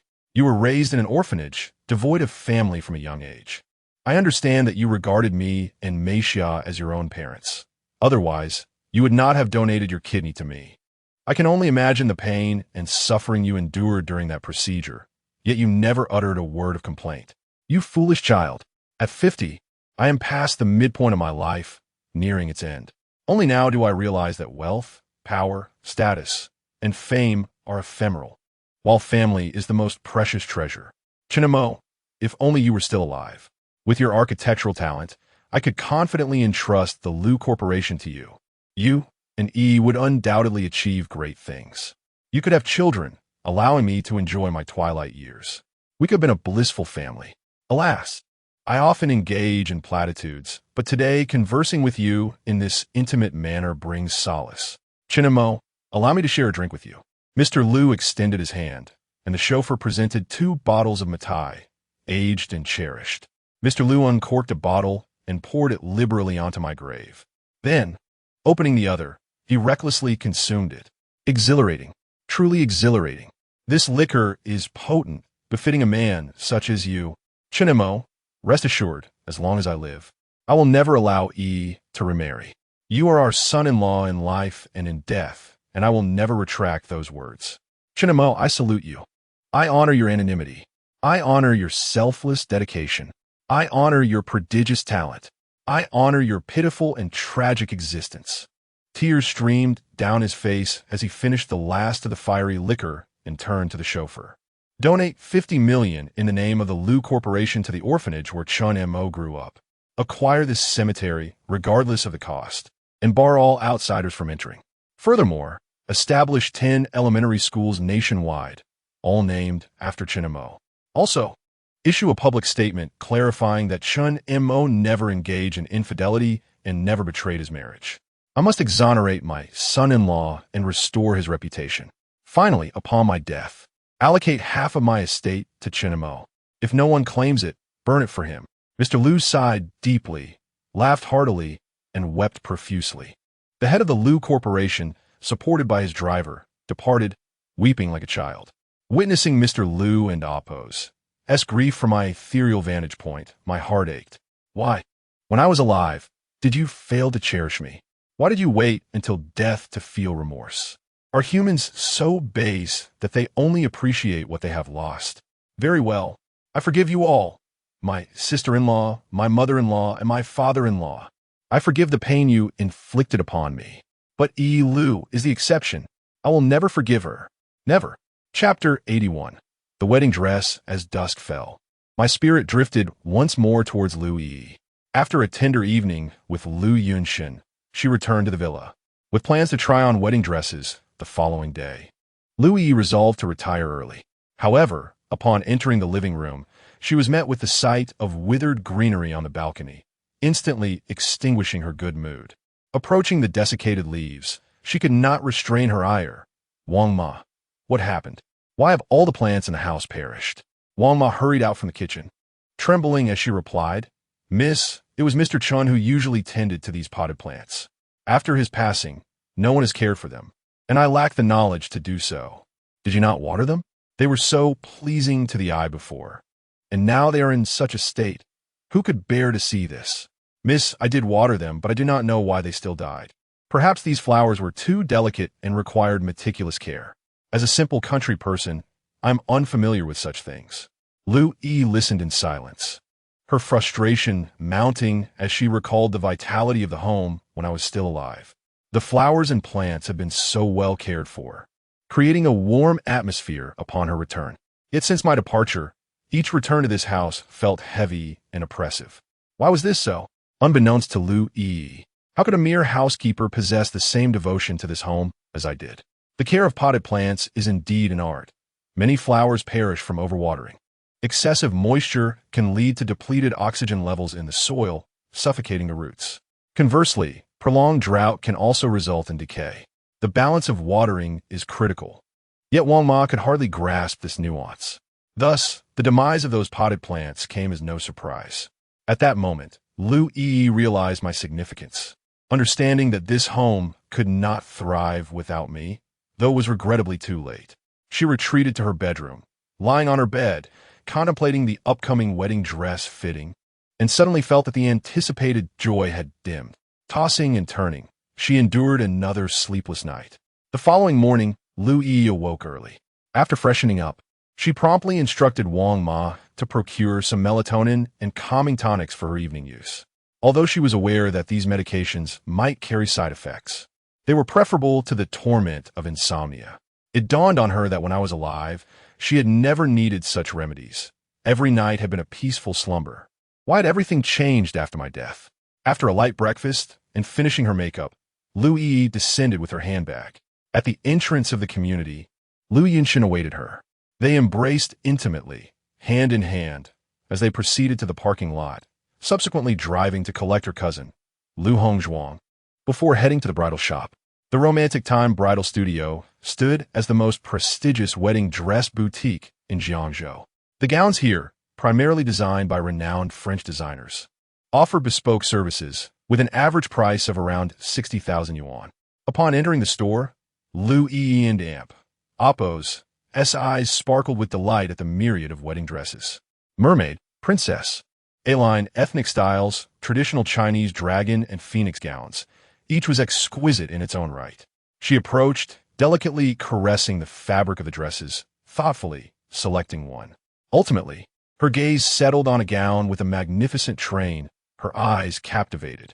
"Hello, could you tell me about the design concept of this wedding dress?" she inquired. "Madam, you have an exquisite eye. This gown is our store and Oppo's treasure, named in Oppo's White Moonlight, and Oppo's. The designer ingeniously outlines its silhouette, employing a rich tapestry of layers to vividly express elements of first love. While it is elegantly simple, it exudes endless grace, with pearl embroidery enhancing its artistic charm." White Moonlight. The attendant continued her explanation, but Lu Yi no longer absorbed the words.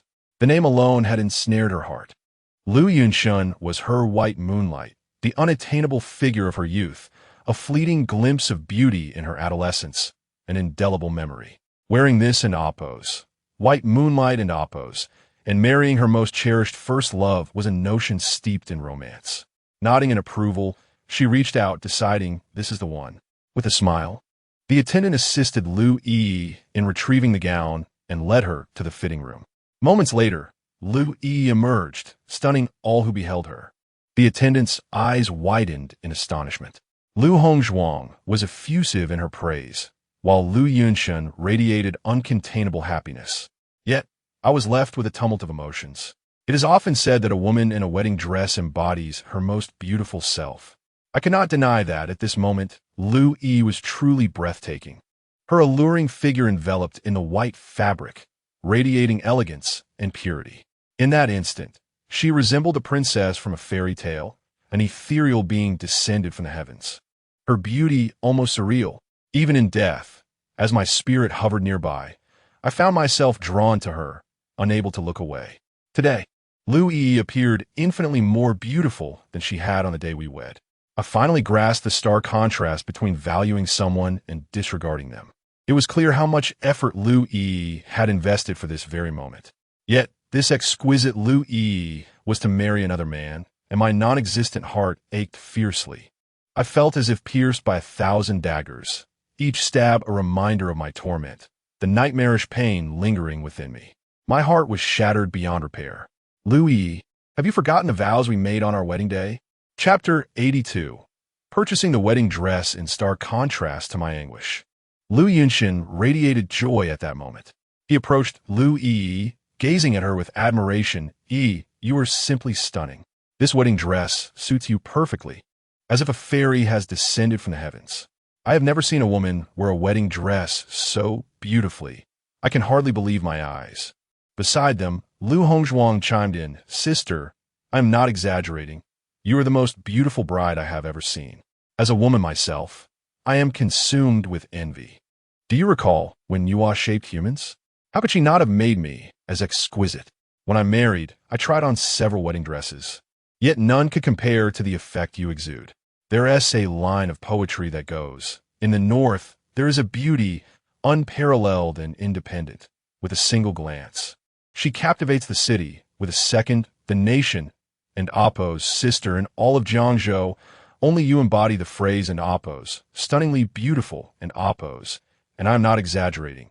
You truly leave me spellbound." As a university literature teacher, Lu Hongzhuang was well-versed in eloquence, and her words filled Lu Yi with sweetness, pride, and joy. The shop assistant, catching on to the moment, stepped forward with a smile. "Miss Lu, you are truly breathtaking. It is our honor to have you wear our prized wedding dress. In my years in this industry, you are the most beautiful lady I have ever encountered, without exception. This is not mere flattery, it is the truth. You have bestowed white moonlight with a unique beauty, as if you have breathed life into it. I am immensely grateful, Miss Lu. May I take a few photographs of you?" Lu Yi gently touched the fabric of her wedding dress and twirled, saying, "Of course. Yinshin, come stand beside me. Let's take a few pictures together." Lu Yinshin nodded and wrapped his arm around Lu Yi's waist as they stood sweetly together. The shop assistant lifted the camera, skillfully capturing the beautiful moment as the shutter clicked.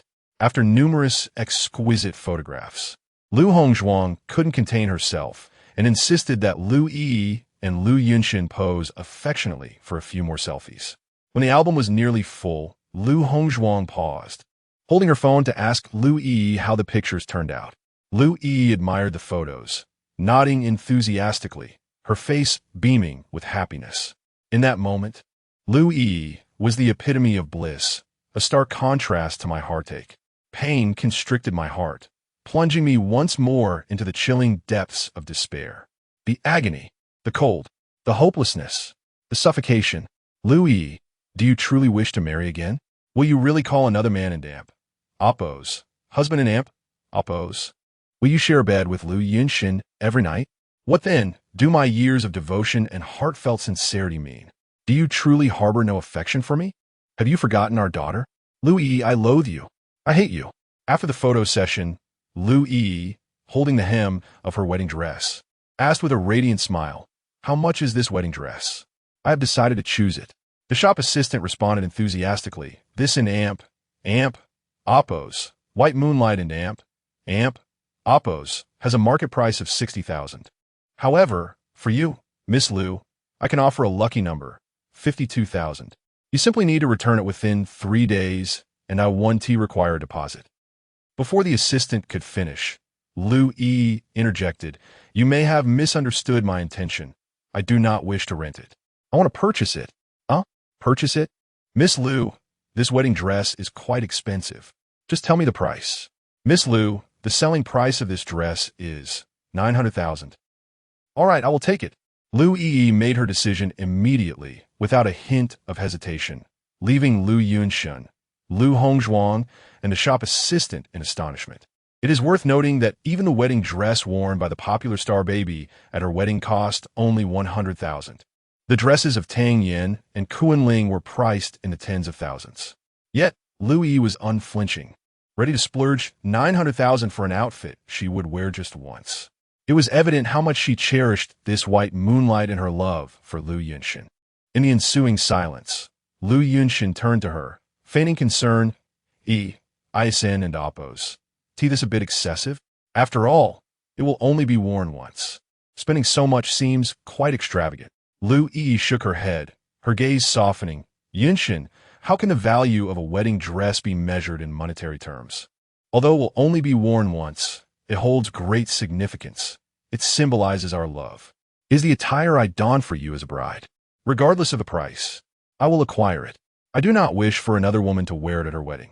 It is unique and belongs solely to me, a testament to our happiness. But your company is facing financial difficulties, and I currently cannot provide the funds. I will find a way. Yinshin, you need not worry about this. Today is such a romantic day. Let us not discuss work, shall we?" "All right, I will heed your wishes." Lu Yinshin ceased his objections, and Lu Yi promptly finalized her purchase of the wedding dress. The shop assistant and Lu Hongzhuang gazed at Lu Yi with admiration, their eyes sparkling with envy, praising her grandiosity. Indeed, how could a young lady raised amidst wealth not be extravagant? Yet I pondered, why was it that, at our wedding, Lu Yi had chosen to wear a rented, inexpensive dress? She had insisted on simplicity, advocating for frugality and urging that funds should be allocated to necessities, eschewing ostentation. But now, what had she done? Her display was more grandiose than that of any star. It became clear that Lu Yi was not lacking in generosity. She simply did not wish to be generous towards me, not willing to spend money on me. During our time together, my monthly living expenses barely amounted to a few hundred, subsisting on dry bread for breakfast, with only 2 sets of clothing and no proper shoes. In moments of hunger, I would drink my daughter's expired formula, and when craving a cigarette, I scavenged for discarded butts. I walked 2 kilometers to buy groceries, haggling incessantly with vendors, and even hesitated to take a piece of meat at the dining table. Occasionally, when Lu Yi forgot to transfer money to me, I would plead for it, only to be scolded as a useless man, a soft rice eater, a beggar. Yet, She was the one who pressured me to quit my job and forbade me from going out. Lu E, how can one possess such double standards? Am I a criminal deserving of such torment? Chapter 83, The Lost Necklace. After purchasing the wedding dress, Lu E requested the shop assistant to tailor a suit for Lu Yunshun before they departed. Accompanying them was her cousin, Lu Hongzhuang, who played the role of matchmaker, incessantly praising the compatibility of Lu E and Lu Yunshun. Whenever she mentioned me, however, her disdain was palpable. Among the numerous relatives of the Lu family, Lu Hongzhuang harbored the deepest animosity towards me, rivaling even that of my in-laws. As they were about to part ways, Lu Hongzhuang suddenly recalled something and exclaimed, "By the way, sister, didn't you mention wanting to adopt a cat? I just so happen to be going on a business trip next week to a university in another province. Why not take my cat home with you?" Lu E nodded, replying, "Cousin, to be honest, ever since Chun Mo and Ching passed away, I and Amp, Oppos, V, felt quite lonely in this empty house and longed for a pet to keep me company. Your ragdoll cat is so gentle and affectionate. I have always adored it. Then what are we waiting for? Let's south head to my place right now," Lu Hongzhuang urged. The three of them got into the car and made their way to Lu Hongzhuang's residence, which was situated in an upscale community, reflecting her respectable income. The environment was exquisite, adorned with mountains, water, and artificial lakes, a haven for elite professionals. Upon arriving, they took the elevator to the upper floors and entered the living room. Lu Hongzhuang warmly prepared tea, while Lu E and Lu Yunshun casually settled down. After a while, Lu E, feeling less reserved, got up to find the cat, eager to play with it. The cat, somewhat skittish, darted around the room. When Lu E finally caught the cat, she noticed a necklace lying on the floor by the cabinet. Curiously, she picked it up and asked her cousin, "This necklace, if I'm not mistaken, is a Tiffany commemorative piece worth several $100,000. Cousin, how could such a valuable item be carelessly discarded on the floor?" Lu Hongzhuang, hearing her, shot her a surprised glance. Upon seeing the necklace, her pupils dilated in disbelief. How could this necklace be in my home? Wasn't it stolen by Chun Mo? How has it suddenly reappeared?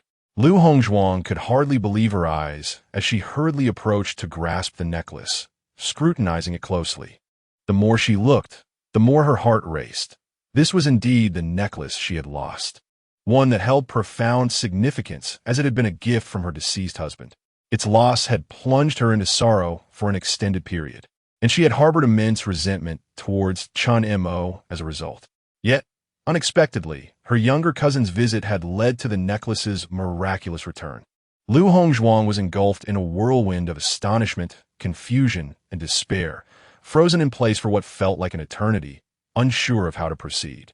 After a long pause, she murmured inaudibly to herself, "Could it be that this necklace was never stolen by Chun Mo? Have I wronged him?" I floated in a haze, clenching my fists in a surge of indignation and despair. My dear cousin, that necklace was certainly not stolen by me. Had you only just realized this? This incident transpired long ago, yet remains vividly etched in my memory. I still recall the first time Lu E brought me to the Lu family estate. Amidst the familial pleasantries, Lu Hongzhuang's husband suddenly remembered an important document he had forgotten and urgently requested her to retrieve it. Reluctantly, she instructed me, a mere servant, to go in her stead. With nothing else to occupy my time, I agreed, hoping to win favor with Lu E's sister. I left the Lu family estate, took the bus, and then the subway, spending over 2 hours to reach Lu Hongzhuang's home. The housekeeper offered me tea, and after collecting the document, I departed swiftly. By the time I returned to the Lu family estate, night had fallen, and I handed the document to Lu Hongzhuang and Oppos, as husband, who did not even utter a word of thanks. After dinner that evening, Lu Hongzhuang's husband, having consumed considerable alcohol, was unable to drive, and I was asked to take the wheel. Treated like a servant, I complied willingly for Lu Yi's sake. However, fate took a tragic turn when we were involved in a car accident, resulting in Lu Hongzhuang's husband's untimely death. From that day forward, Lu Hongzhuang harbored a grudge against me, blaming me for her husband and Oppo's demise. Upon returning home that night, she discovered the necklace was missing, and since I was the only person who had entered her home, She unequivocally accused me of stealing it. From that moment on, Lu Hongzhuang regarded me with deep-seated hatred, viewing me as an enemy. Among all the relatives in the Lu family, she was the one who despised me the most, bar none. Years have passed, and Lu Hongzhuang has steadfastly believed that I was the one who stole the necklace. Yet now, as the necklace reemerges, she stands in shock. It was all a misunderstanding. The necklace had never been lost, and she had wronged me for all these years. Chapter 84. Misunderstanding for 3 years at this moment. Lu Hongzhuang's expression was exceedingly grim, her eyes betraying a hint of disbelief. She gazed at the necklace, lost in thought for a prolonged period, until the voice of Lu Yi jolted her back to reality. "Cousin, what is wrong? Is something amiss?" Lu Hongzhuang was momentarily taken aback as she rose to her feet, feeling a flutter of unease within her. "It's nothing. This necklace has been missing for such a long time that I nearly forgot about it. I never expected to find it suddenly beneath the cabinet." She dared not mention me, for in her heart, I would forever remain a villain beyond redemption. She could not confront the truth of having wronged me. At that moment, a knock echoed from outside, prompting Lu Hongzhuang to turn and open the door. Standing, there was a traffic officer clad in his duty uniform. Lu Hongzhuang was taken aback and promptly inquired, "Officer, is there something wrong?" "Apologies for the intrusion, Ms. Lu. The matter concerns the traffic accident involving your husband 3 years ago. We have long harbored suspicions of drunk driving, which led to an unjust handling of the case. I have come today to extend our apologies. We have just discovered the previously elusive dashcam footage, which can substantiate that your husband was not under the influence. I wanted to convey this personally." He handed Lu Hongzhuang an envelope containing the dashcam footage and some compensation, advising her to reach out should any further issues arise. Before turning to leave, curiosity piqued, Lu Hongzhuang opened the envelope, extracting the dashcam. She approached her computer, connecting it with a data cable, and began to watch intently. The footage was remarkably clear, showcasing the 3 individuals inside the vehicle distinctly. At that time, I was driving, with Lu Junkai seated in the front passenger seat, while Lu Hongzhuang's husband, reeking of alcohol, lay unconscious in the back seat. As the car traveled a distance, a slow-moving Volkswagen appeared ahead, prompting Lu Junkai to angrily shout at me, "Speed up, overtake it." I disregarded Lu Junkai and Amp, Oppos, demands, maintaining a steady speed. The road conditions were exceedingly complex, and I prioritized safety above all else. Seeing my lack of response, Lu Junkai's anger flared, his drunken eyes glaring at me. "Chinemo, have you gone deaf? Can and Oppos. Do you hear what I and Oppos am saying? I told you to overtake it. Do you not know how to drive? Let me take over." No sooner had he finished speaking than he lunged for the steering wheel, recognizing the peril of allowing Lu Junkai to drive in such a state. I pushed him away. Enraged, he retaliated with all his strength, attempting to wrest control of the wheel from me. Naturally, I resisted him, but amidst our struggle, the vehicle suddenly lost control and was struck violently by an oncoming truck at the intersection. The crash was devastating. Fortunately, both Lu Junkai and I were wearing seatbelts, sustaining only minor injuries. However, Lu Hongzhuang and Oppos, as husband, suffered a severe head injury and did not survive despite efforts to save him in the hospital. In the aftermath of the accident, Lu Hongzhuang had always believed that I was responsible for her husband's death, convinced that I harbored resentment towards their marriage and failed to drive properly. Yet, only at this moment, upon witnessing the unambiguous footage, did she realize that the true culprit was Lu Junkai, not I. She had misjudged me for 3 long years. She had wronged me for 3 long years. How could this be? Why was it Lu Junkai? Why? It was never Chinemo. Never Chun Mo. Why was I so foolish, so easily swayed by Lu Junkai and Amp, Oppos, as one-sided narrative? Why did I not seek the truth? As a university instructor, where had my wisdom and rationality vanished? What have I done? Chinemo, I'm sorry. Brother, apologize. It was I who wronged you. I owe you an apology. I am truly sorry. Lu Hongzhuang raised her head, striving to prevent her tears from falling. As a language teacher, she had always been genteel, knowledgeable, and well-versed in the art of wisdom. She understood many truths of life and had discerned various rules of the world. She often advised her students to be magnanimous and forgiving, to treat others with kindness. But what of her treatment towards Chun Mo? Over the years, how had she acted towards him? With disdain, abuse, humiliation, ridicule, sarcasm, and venomous words. Was this the conduct befitting a university instructor? Blinded by hatred and prejudice, her reason devoured by distortion and blind faith, how could she have the face to serve as a mentor? What right did she possess to be a sister? How had she treated her brother-in-law, her own brother, and her family? After all that study, had the lessons of propriety, integrity, and filial piety been lost to the winds? Tears cascaded uncontrollably, plummeting to the floor as Lu Hongzhuang found herself overwhelmed with emotion, unable to fathom why she felt such an intense urge to weep at this moment. Chapter 85. The savior. Upon witnessing the scene, Lu Yi assumed that her cousin was reminiscing about her late husband and tactfully suggested, "Cousin, if there's nothing amiss, Yunshen and I shall take our leave, so as not to intrude upon you. I'll see you off," Lu Hongzhuang replied, wiping her tears as she closed her laptop. Then picked up the cat to accompany Lu Yi and Lu Yunshen out of the living room.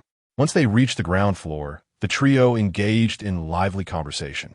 Lu Hongzhuang animatedly described the cat and Oppo's habits, taboos, and feeding routines to divert attention from the melancholy brought on by the dashcam footage. Lu Yi listened intently, discovering for the first time the intricacies of cat care, which she found genuinely fascinating. Arriving at the lakeside, captivated by the picturesque scenery, Lu Yi felt it was time to halt their stroll and instructed her cousin to stop. Lu Hongzhuang nodded and carefully handed the cat over, which Lu Yi cradled affectionately.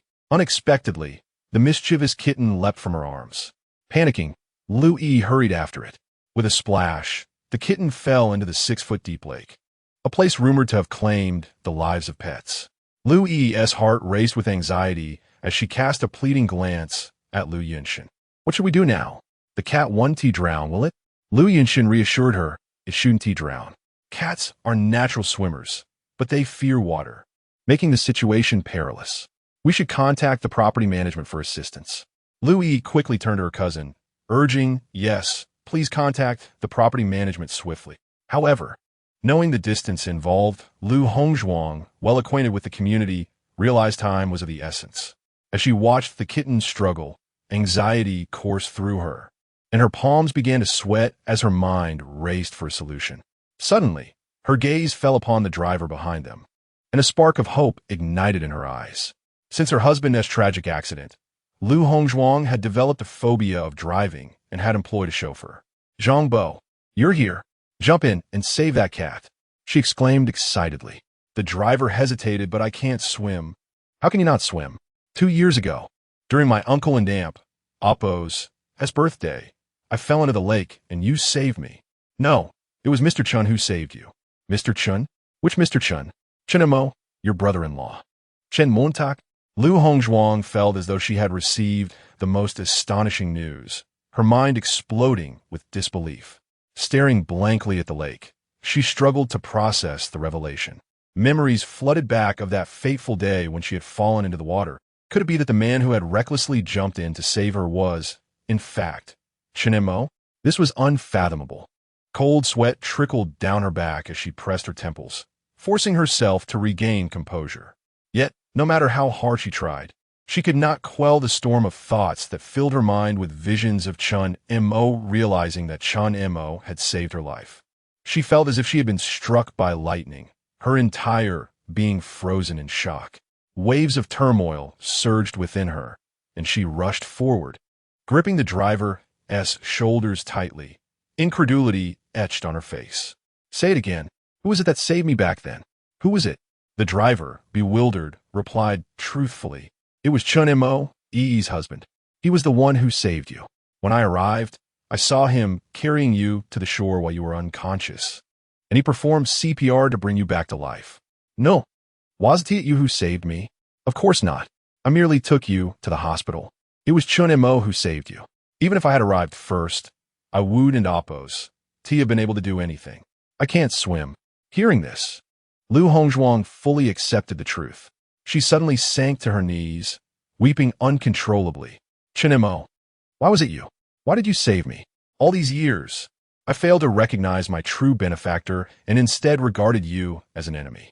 How could I be so foolish? Chinemo, I am such a wretch. I am sorry. Brother, I am the one who wronged you. I deserve to die.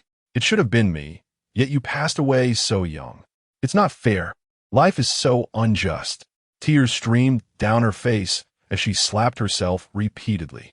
The sharp sound echoed in the air, startling Lu Yi and Lu Yunshan, who exchanged bewildered glances. Lu Yi rushed forward to help Lu Hongzhuang to her feet. Cousin, what are you doing? Please stop this. We have all misunderstood Chinemo. We never truly understood him, and we owe him an apology. I was wrong. We all were wrong. We have let Chinemo down. We are the sinners. He was the one who gave so much. He was the hero of our family, and he did not deserve such a fate. It should have ended this way. Redzhuang, why are you defending Chinemo? Lu Yi questioned, bewildered. Shouldn't I defend him? Shouldn't I seek justice for my brother? Over the years in the Lu family, what have we done to Chinemo? And what has he done for us?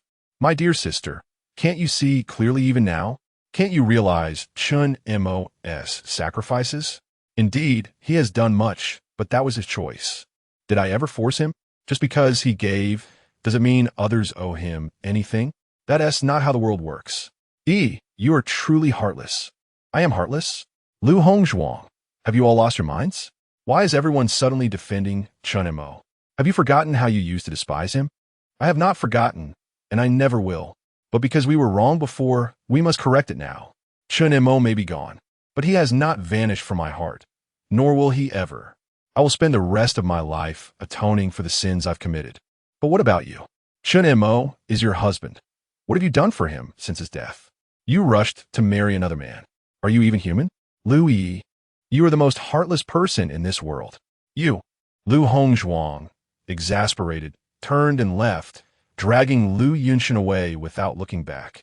Chapter 86. A sudden glance back, witnessing the retreating figures of the two, Lu Hongzhuang sank to the ground in anguish. With a bitter smile, she gazed in the direction of my grave, lamenting, Brother, look at this woman you loved for 7 years. This is the wife you sought. I feel it is unjust for you. It should not have ended like this for you. Why do good people not live long, while evildoers enjoy longevity? The heavens are truly unfair. She paid no mind to the cat or the driver. Her eyes glazed over as she bellowed, Lu Yi, from this day forth, our bond is severed. I have no sister like you. Lu Yunshan, you are no better, intruding into another's marriage and shattering a family. Retribution will surely find you.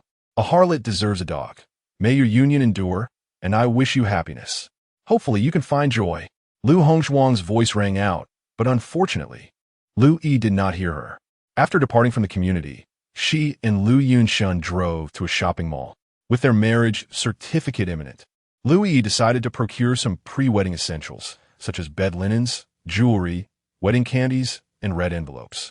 Though these tasks could have been delegated to others, Lu Yi felt that partaking in the preparations alongside Lu Yunshan would imbue the wedding with a sense of genuine happiness.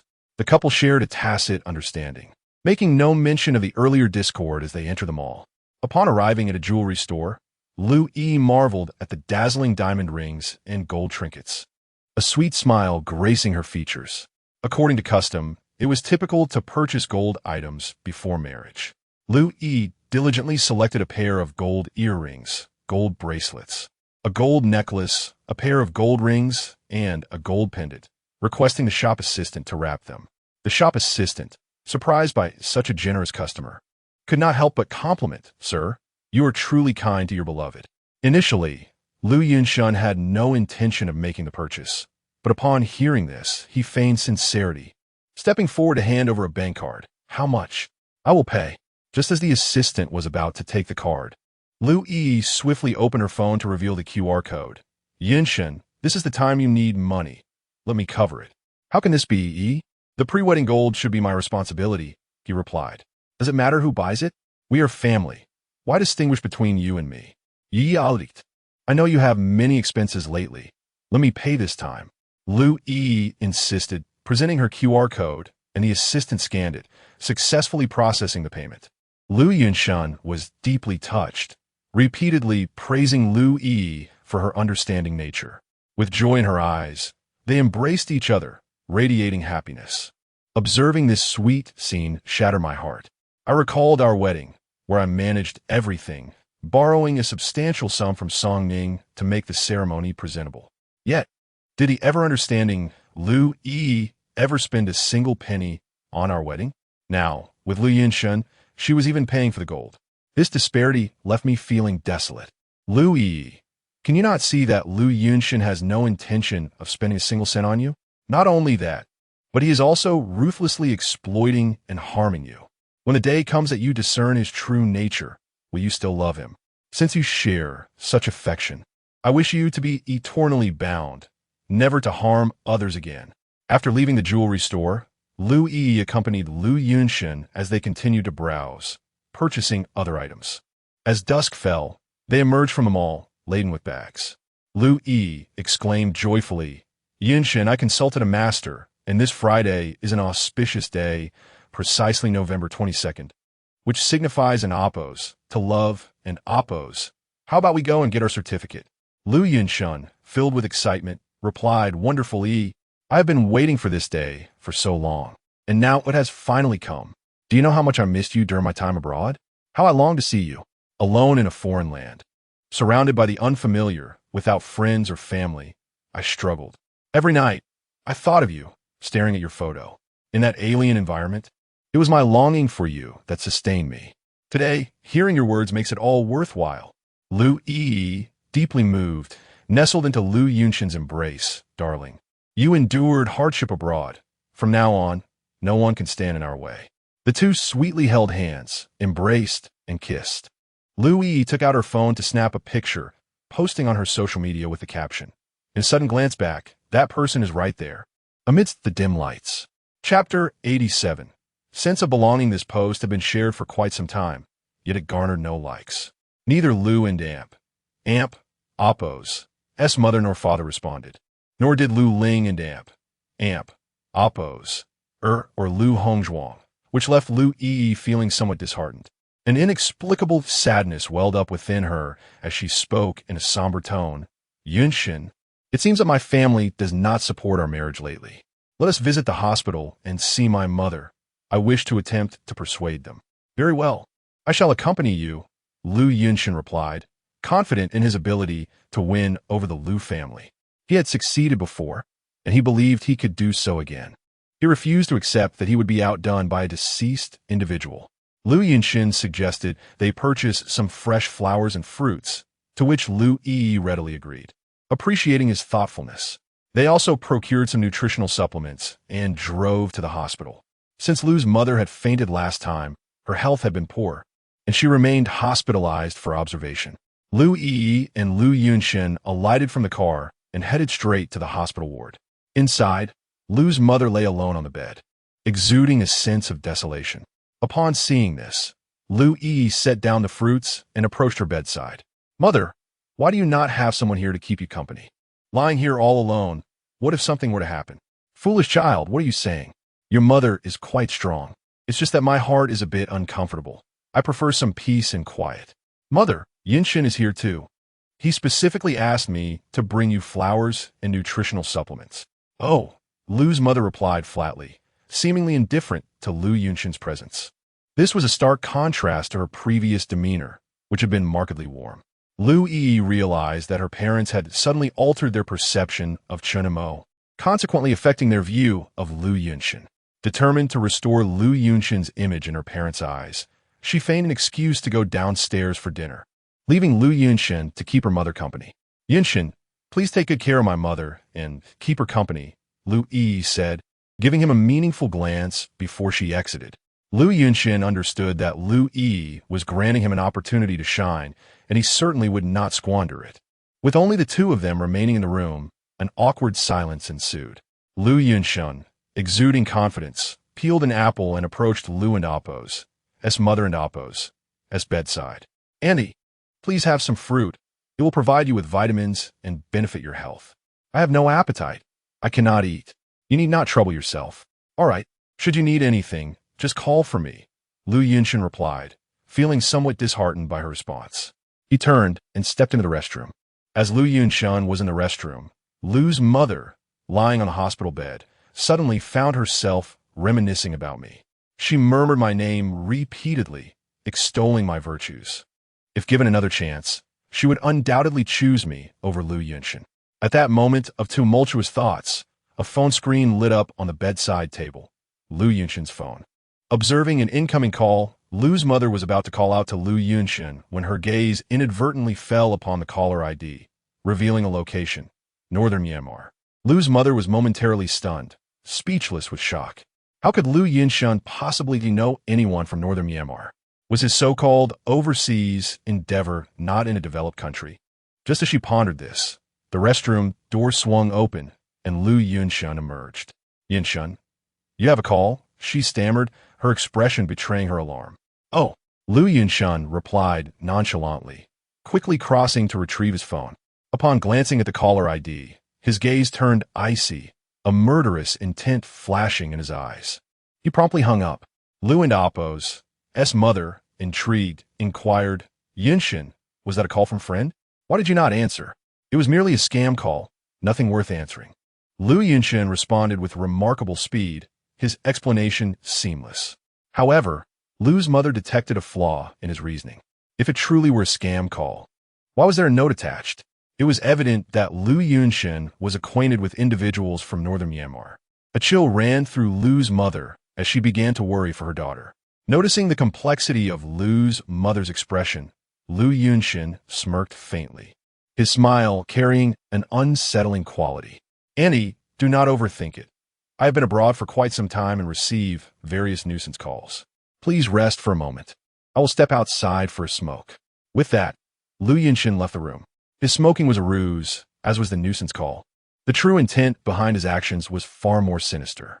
Old woman, you should not have uncovered my secret. He treaded lightly towards the area where medications were stored in the hospital, stealthily slipping inside. In the apothecary, amidst a plethora of drugs and instruments, Lu Yunshan smirked insidiously. He deftly located a syringe and began the preparation. 5 minutes later, he emerged from the room, a loaded syringe concealed in his pocket. Upon returning to the ward, he noticed a nurse poised to enter with a treatment tray. Lu Yunshan intercepted her, feigning a smile. Allow me, he said. I and Appo's am medically trained and quite adept at administering injections. The nurse hesitated, incredulous. Sir, I cannot permit that. You and Appo's are not a member of the hospital staff, and I cannot relinquish these items to you. Lu Yunshan maintained a composed demeanor. I perceive your skepticism. However, the tray contains 75 alcohol cotton swabs, gauze, a kidney dish, 2 disposable syringes, a sterile solution, iodine tincture, and more cotton swabs, correct? Furthermore, you're about to administer nitroglycerin, atropine, and lidocaine. Am I mistaken? The nurse gasped, admiration evident in her eyes. Astonished by Lu Yunshan's precise and comprehensive knowledge of the medications, she conceded that he was indeed a skilled medical professional. Despite her newfound respect, she remained apprehensive. Sir, despite your expertise, hospital regulations. Lu Yunshan interjected with a gentle smile. That is my future mother-in-law inside, and I wish to impress her. I hope to be of assistance. You may have noticed Lu Yi accompanying me earlier. Her father is a shareholder in this hospital, and I am soon to marry her. I have no ulterior motives, only a desire to fulfill my filial duties. I implore you to indulge me. Understanding the implications of the situation, the nurse, realizing that this man was soon to be a member of the Lu family, capitulated. Sir, I shall entrust these items to you. Kindly administer the injection and replace the medication bottle. Rest assured, I am well versed in the procedure. Lu Yunshan accepted the tray with a smile, and the nurse hastily departed. Once the nurse was out of sight, Lu Yunshan entered the room, his countenance serene. Aunt and Amp, Appo's, it's time for your medication change. Allow me to assist. Why you? Where's the nurse? Presumably, she was shirking her duties and was summoned by her supervisor. The service these days. Aunt, I have some training in Western medicine. I can do it just as well. Lu Yunshan approached the bed, and Lu and Amp, Appo's mother, unsuspecting, lay back and closed her eyes. With the antibiotic and glucose drip nearing completion, Lu Yunshun deftly replaced the bottle. After completing the task, he said meaningfully, "Aunt, lying down all day must be hard on your cervical spine. Let me massage your shoulders. Please turn over." Taking it as a gesture of goodwill, Lu's mother complied without hesitation. Lu Yunshun stepped forward, extracted the syringe from his pocket, and carefully expelled any air bubbles. A sinister smile crept across his face as he aimed the syringe at Lu's mother's waist and plunged it in. What are you doing?" Lu's mother cried out, attempting to resist, but she was no match for Lu Yunshun's strength. He held her down firmly, his smile turning into a malevolent sneer. "This is your fault, old woman. Why did you have to discover my secret?" A chill ran through Lu and Amp. Appo's mother as dread washed over her. She tried to speak, but her voice was a mere rasp. Ugh! She struggled to form words, but to no avail. Her eyes widened in horror as her strength ebbed away, replaced by a sense of utter despair. Lu Yunshun erupted into laughter, his eyes filled with malice. "Do you know why this is happening? I injected you with a substance that caused an air embolism, damaging your nerves. You will slowly become paralyzed, and you will never speak again. I and Amp, Appo's, am sparing your life only for and Amp, Appo's sake. Otherwise, you and Amp, Appo's, be in hell by now." Lu and Amp, Appo's mother lay on the bed, a wave of cold washing over her. Only now did she realize the kind of monster her daughter had fallen in love with. Alas, she would never have the chance to reveal the truth. Remorse consumed her. How could she have favored such a devil over the kind and sincere Chun-mo? She was truly deserving of damnation. "Son-in-law, I am sorry. I was wrong, so wrong. If there is an afterlife, would you forgive me and allow me to atone for my sins?" Zhong Yuan, you were all blind. You believed in Lu Yunshun while ignoring Chun-mo. You were all so blind. And I was blind too. I am a monster. I hurt Chun-mo so much. I deserve to die. God, let me die. Give me a quick death. I want to join my son-in-law. I want to apologize to him. Lu and Amp, Appo's mother cried out in her heart, but no one could hear her pleas. Lu Yunshun laughed maniacally, reveling in his triumph. When he had his fill of laughter, he turned Lu's mother over, covered her with a blanket, and restored the scene to its original state. Hearing footsteps approaching, Lu Yunshun's expression shifted instantly, replaced by one of profound grief. He leaned over the bed and cried out, Aunt, what's wrong? Please speak to me, Don and Appo's. Scare me." His shoulders trembled, his eyes filled with concern as he shook Lu and Appo's mother gently, every gesture conveying fear. Moments later, the door opened, and Lu Yi, returning with food, witnessed the scene. She dropped the food and rushed to ask what happened. "Yunshun, what and Amp? Amp, Appo's, that's wrong. I Don and Appo's, no. In just a short time, Mom and Appo's condition seems to have worsened. Mom, what an Appo's, that's wrong. Please say something." But Lu's mother could neither speak nor move, and could only shed tears in utter despair. Louis cried out, "Doctor, call a doctor quickly." Soon, doctors and nurses arrived. After conducting examinations, they could not determine the cause. They could only inform Lu Yi that her mother's condition had deteriorated, and the hospital was helpless. In desperation, Lu Yi turned to Lu Yunshun. "Yunshun, what should we do now? What should we do?" Lu Yunshun reassured her, Don't worry. Aunt's illness was already severe, and domestic medical facilities may not be sufficient to cure her. I happen to know some foreign hospitals and doctors. Perhaps we should send Anne abroad for treatment? Foreign equipment is more advanced, and the medications are better, which will surely help her. Don and Appo's, worry, I and Appo's. I'll take care of everything. Really, Yunshun? That's wonderful. I feel so secure with you by my side. Rest assured, with foreign medical expertise, Aunt should recover within a month. Okay, Yunshun. I and Appo's, am entrusting Mom to you. If you need money, just let me know. Your mom is my mom. There and Appo's. There's no need to be so formal. Lu Yunshun stroked Lu Yi's hair, his eyes filled with affection. Moved by his words, Lu Yi leaned against Lu Yunshun's chest, filled with a sense of security. That night, Lu and Appo's mother was discharged from the hospital and, under Lu Yunshan and Amp. Oppos, S-Care was sent abroad. Little did Lu Yi know that her mother was not being sent to a developed country, but rather to northern Myanmar.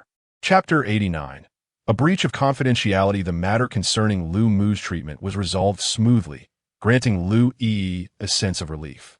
In the following days, she devoted her thoughts entirely to her work while actively preparing for her wedding with Lu Yunshan. One morning, upon arriving at the office, Lu Yi immediately opened her computer and sent a message to the head of the Hongdian film crew. Old Joe, has the short film been completed? In previous collaborations with Jinli Media, negotiations had faltered, prompting Lu Yi to seek out a smaller crew in Hongdian for filming and production.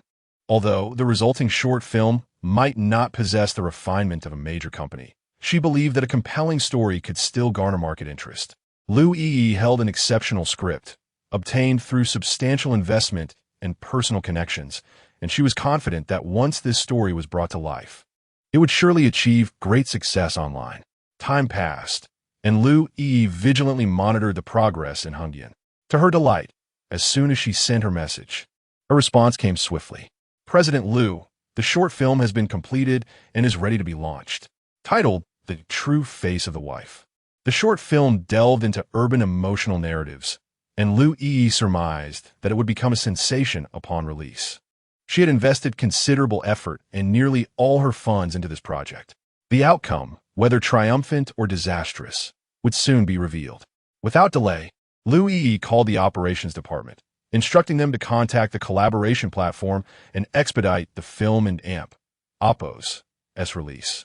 The operations team operated with remarkable efficiency, and within 10 minutes, they informed her that the short film was live, awaiting the results. Anxiously, Lu Yi found it difficult to settle, continuously refreshing the back end to monitor the film's data. By 1:30 p.m., the statistics finally updated. In just a few hours, the revenue had already surpassed 10,000.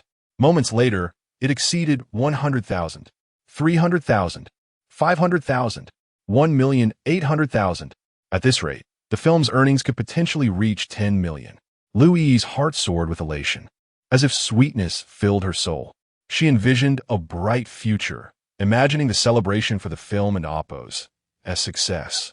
Yet in the next instant, the data suddenly froze, and the web page crashed. Furrowing her brow, she attempted to log back in, only to discover that the data was no longer accessible. What is happening? Lu Yi was bewildered and urgently messaged the operations department for clarification. President Lu, there's a serious issue. Our short film has been accused of plagiarism and has been removed from the platform. What did you say? Lu Yi could hardly believe it, her heart feeling as though it had been struck heavily. Soon, the operations department sent a screenshot explaining the situation.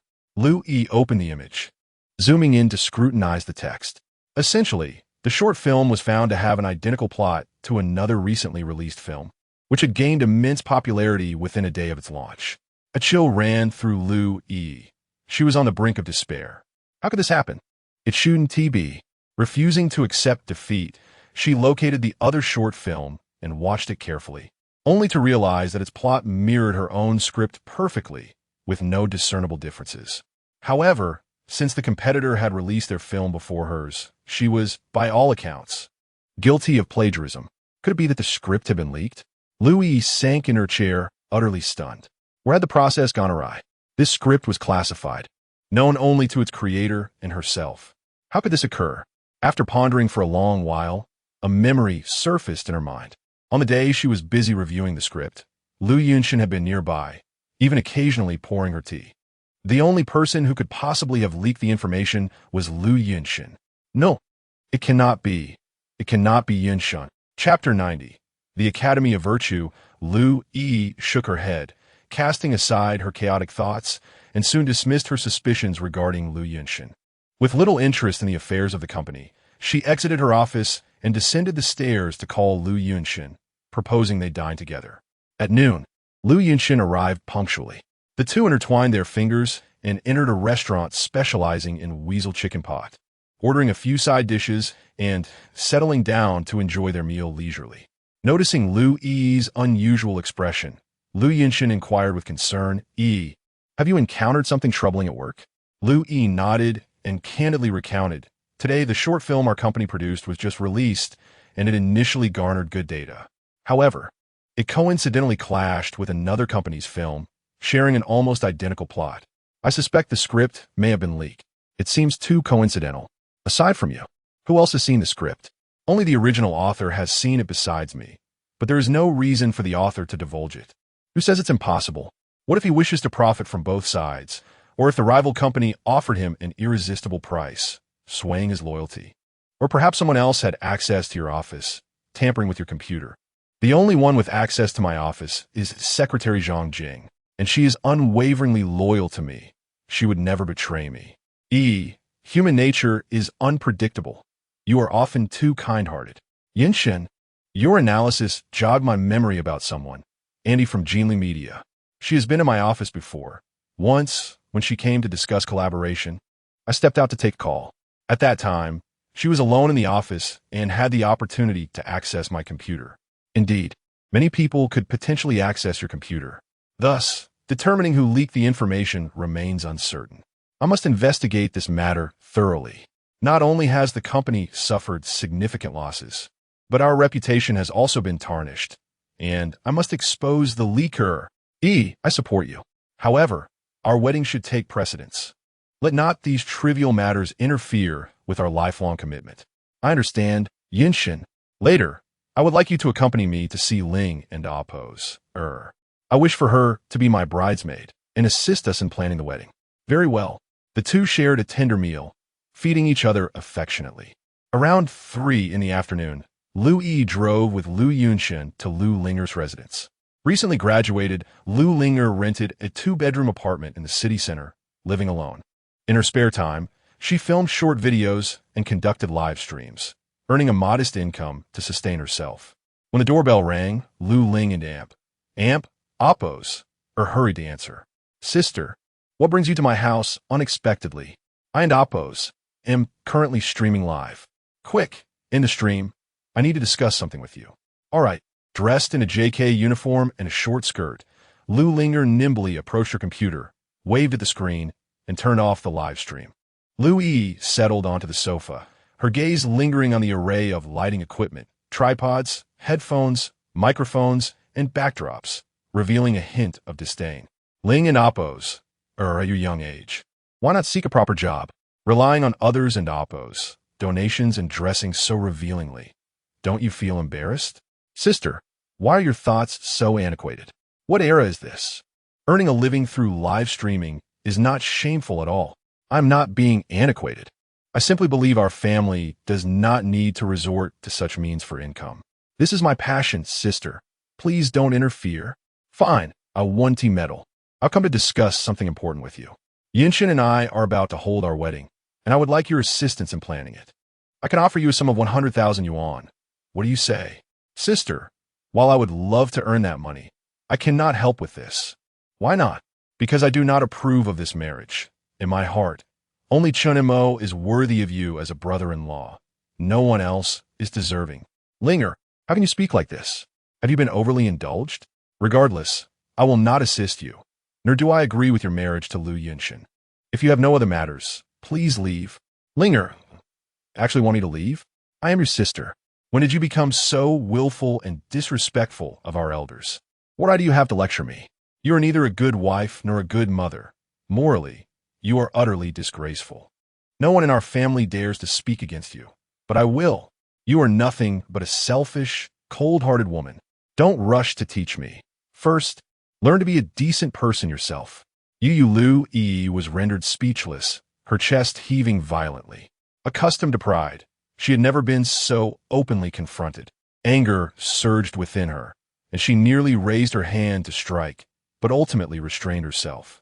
Turning, she grasped Lu Yunshen's hand and stormed out of the house without looking back. Once downstairs, Lu Yi seethed with indignation. Lu Yunshen fanned the flames. That Linger, truly outrageous.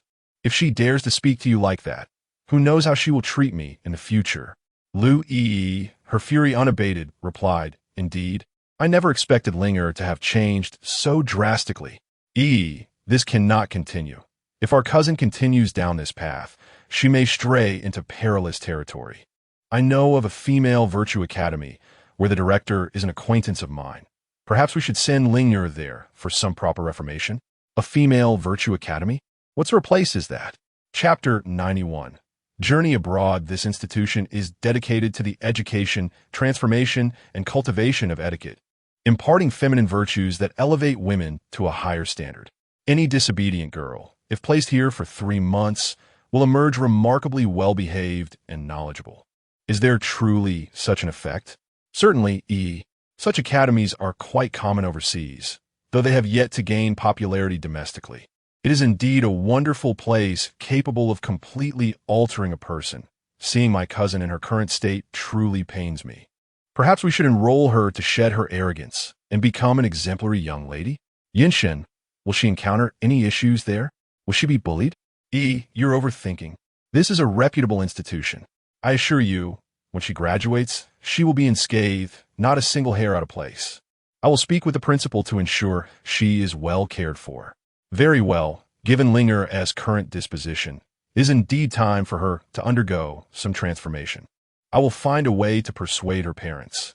And as for the academy, I will rely on you, Yinshen, to take care of it. No need for formality. Your cousin is like family to me. We all desire what is best for Ling and Appos. MHM. Yui nodded gently, having made her decision internally.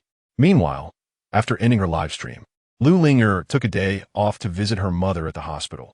Upon arriving at the municipal hospital, she sought out the familiar ward, only to discover that someone else occupied it, and her mother was nowhere to be found.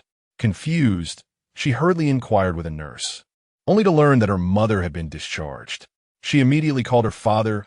Uncle, how could Annie be discharged when she needs to recuperate? Your aunt and Appos, as condition worsened, and local doctors were unable to help. Requested Lu Yunshin's assistance to take your aunt abroad for treatment. Lu Yunshin, is he truly so benevolent? Regardless, Yunshin has shown kindness to our Lu family and is sincere towards At least in this matter, he has been of great help, and we should express our gratitude. Uncle, which hospital is Auntie at abroad? Can you tell me the location? I am unsure. It is all handled by Yunshin. Linger, do not worry. Your aunt is receiving advanced treatment overseas, and I believe she will return soon. Uncle, I can and Appos. Shake the feeling that something is amiss. I tried calling Annie, but the line is always busy. Of course, it won't connect from abroad. Enough of this. Hang up if there's nothing else. Before Linger could voice further concerns, her father had already ended the call. This left her feeling disheartened, a sense of unease creeping into her heart. Something felt off, yet she could not articulate it, refusing to resign herself to uncertainty. Lu Linger grabbed her phone and messaged Lu Junkai and Lu Hongzhuang to ascertain the time of her mother's flight.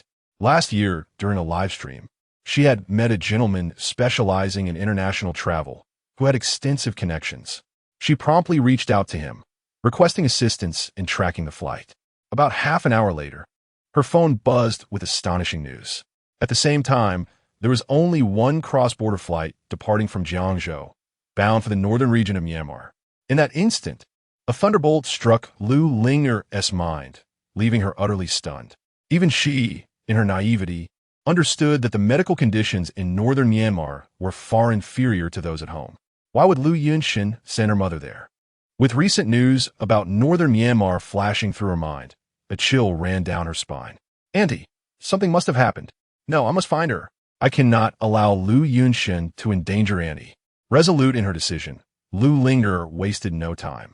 She quickly packed her belongings and set off for Jiangzhou's Tianai Airport. She was determined to reach northern Myanmar and locate her aunt. On WeChat, Lu Linger continued messaging the gentleman, asking him to investigate local hospitals. Half an hour later, he replied, having discovered that there was only one Chinese woman hospitalized during that time frame, an unnamed woman in her 50s at a private hospital known as the Zibudil Center Hospital. Thank you, big brother. I owe you one. Let's have a meal together sometime. Expressing her gratitude, Lu Linger swiftly located the hospital on Google Maps, familiarizing herself with the area. At 3 in the afternoon, the flight departed from Jiangzhou, arriving in the northern city of Kachin. By the time she disembarked, it was already evening. Lu Linger followed the flow of people out of the airport, taking in the unfamiliar city. The architectural layout, road designs, the attire of the people, and the items for sale differed significantly from those at home. In a foreign land, devoid of familiar faces, she felt disoriented. Yet rather than fear, a sense of curiosity surged within her, almost compelling her to live stream and share her experience with her followers. So this is northern Myanmar. Like a curious child, she gazed around, snapping photos as if she were on a leisurely vacation. Eventually, it dawned on her that her aunt's well-being was still uncertain. How could she have forgotten such an important matter? Utilizing the navigation on her map, Lu Linger hastened towards the Zibudil hospital. Along the way, she hailed a motorcycle, and after a challenging exchange, she arrived at the hospital entrance by 7:00 and Oppos clock in the evening. Upon entering, she encountered hospital staff attempting to communicate in broken English, only to be greeted with a fluent hello. This pleasantly surprised Lu Ling and Amp, Oppos, who quickly relayed her situation and learned her mother's room number. Her heart soared with excitement as she rushed towards her aunt and Amp, Oppos' ward. Chapter 92. The tragic state of Mother Lu in a cramped and dilapidated hospital room. Mother Lu lay frail and emaciated upon a wooden bed, resembling a wretched spirit. Her pallid complexion and gaunt frame revealed the ravages of illness, with prominent veins on her forehead and patches of dead skin scattered across her body, marred by bruises and crusted bloodstains on her garments. Since her arrival, she had languished on the bed, neglected except for the watchful eye of a nurse assigned by Lu Yinshin. 3 agonizing days had passed without a morsel to sustain her, rendering her existence a torment worse than death. Helpless and voiceless, she was constantly monitored by Lu Yinshan's agents, with no means of escape. During this harrowing time, Mother Lu felt as though she were engulfed in the depths of hell. She was consumed by hunger, her stomach in unbearable distress, struggling to emit a sound. How repugnant! She thought that the old hag could think only of food. Even in her dire state, she refused to depart from this world, much to the chagrin of those around her. What a stroke of misfortune it is for me to tend to your every need, while you linger on the brink of death, the nurse muttered disdainfully, tossing aside a watermelon rind she had just consumed, letting it fall onto Mother Lu's bed. Here, eat this, you old crone. It's a gift from me, still moist with my saliva. Aren't you grateful? The nurse leaned back, crossing her arms, her demeanor mocking as she awaited the spectacle to unfold. Mother Lu, starved for days, lacked the strength to reach for the discarded rind. Despair filled her heart as she fixated on it, recalling her years of indulgence and luxury, now reduced to such a pitiful state. Meanwhile, her daughter reveled in the company of her tormentor, blissfully unaware of her plight. In that moment, Mother Lu's heart ached as she reminisced about Chinamo, realizing how devoted he would have been had he still lived, caring for her with the love of a true mother. Regret consumed her, knowing the wrong she had inflicted upon him. But alas, there was no remedy for regret, no possibility to turn back time. The nurse, growing bored of the scene, abruptly stood and seized the watermelon rind, forcefully shoving it towards Mother Lu and Oppos' mouth. Eat, you old wretch. You wanted food, did you not? Open wide and swallow it all. How sweet the rind tastes, kissed by her benefactor's saliva.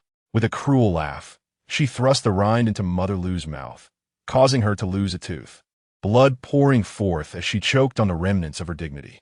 Tears streamed down her face, a silent testament to her suffering. Having had her fill of amusement, the nurse wiped her hands on the sheets and resumed her leisure, tossing sunflower seed shells at Mother Lu while occasionally spitting in disdain. You ought to thank me. Without my presence, who would even know you were gone? Don't scowl, consider this a gift. Now, clean up the shells and eat them, lest I be forced to intervene. The nurse then brought a basin filled with water, placing it before Mother Lu. With parched throat and desperate for relief, Mother Lu instinctively opened her mouth. The nurse erupted in laughter as she poured the dirty footbath water into her mouth, nearly choking her. Just as despair clawed at Mother Lu's heart, the door burst open with a loud bang. Lu Linger stormed in, fury etched on her face. What are you doing? Let go of my aunt. Seeing her aunt's humiliation at the hands of the nurse, Lu Linger rushed forward, forcefully pushing the nurse aside. Her gaze fell upon Mother Lu, drenched and barely clinging to life. Tears welled in Lu Linger's eyes as she exclaimed, "How could they treat you this way? Have they lost their minds? I'm so sorry for being late. Hold on. I'll call Yi to come get you." Frantically, she reached for her phone, dialing Lu Yi, but the call failed to connect. Perhaps it was due to being abroad or a signal issue, whatever the reason. Desperation gnawed at her. Switching to WeChat, she attempted a video call, and this time it connected. On the other end, the scene was chaotic. Lu Yi appeared to be enjoying the company of friends, laughter, and music surrounding her. Ling and Amp, Oppos, stop being ridiculous. Today is Yinshen and Amp, Oppos, S birthday, and I don't have time for your nonsense. With that, the call ended abruptly, severing Lu Ling and Amp, Oppos,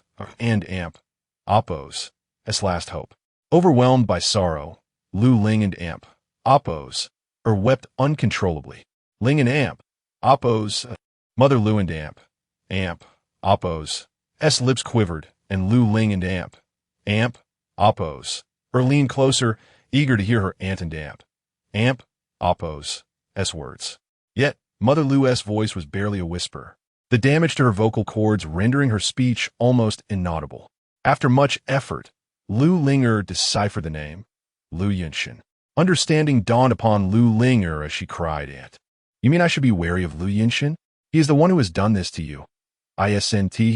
Mother Lu nodded faintly, only to erupt into a violent cough, blood spilling forth. "And please hold on." Lu Linger grasped the gravity of the situation, filled with disbelief and fury at her aunt's plight. The realization struck her hard. She had been oblivious to the extent of her sister's companion's malevolence. This cannot continue, she vowed. She would rescue her aunt and expose the truth. Determined, Lu Linger attempted to lift Mother Lu from the bed, but the nurse intervened. "Get away," Lu Linger declared, unafraid as she grabbed a fruit knife from the table, supporting her aunt as they made their escape. Once outside the hospital, the fresh air revitalized Lu Linger's spirit. She hastened to flee with Mother Lu, but soon discovered they were being pursued. In her panic, she spotted the motorcycle driver who had brought her there, still lingering nearby. Hope ignited within her as she rushed towards him. To the embassy! To the embassy! I'll pay you double." The driver, seemingly understanding, nodded, and once they were both seated, he revved the engine and sped away. Chapter 93. Departing from this world after a journey exceeding 2 hours, they finally arrived at the embassy of our nation. Lu Ling exhaled a sigh of relief, her anxious heart finally at ease. With the assistance of the embassy staff, Lu Ling and her mother boarded the flight back home. The journey was arduous, and upon reaching the Yunnan border, Lu Mu's health began to falter, her heartbeat becoming alarmingly faint. Lu Ling, in a state of panic, quickly sought help from the flight attendants, prompting an emergency landing. An ambulance rushed to the scene, transporting Lu Mu to the hospital, but alas, it was too late. On the way, Lu Mu repeatedly called out, "Ik," until she ultimately departed from this world. Lu Ling stood frozen, tears streaming silently down her face. She understood that her aunt had longed to see her daughter one last time, a wish that would remain unfulfilled. Despite her attempts to video call Lu Yi several times, each call was mercilessly disconnected. Crouching on the ground, Liu Ling éclatait her head, sobbing uncontrollably.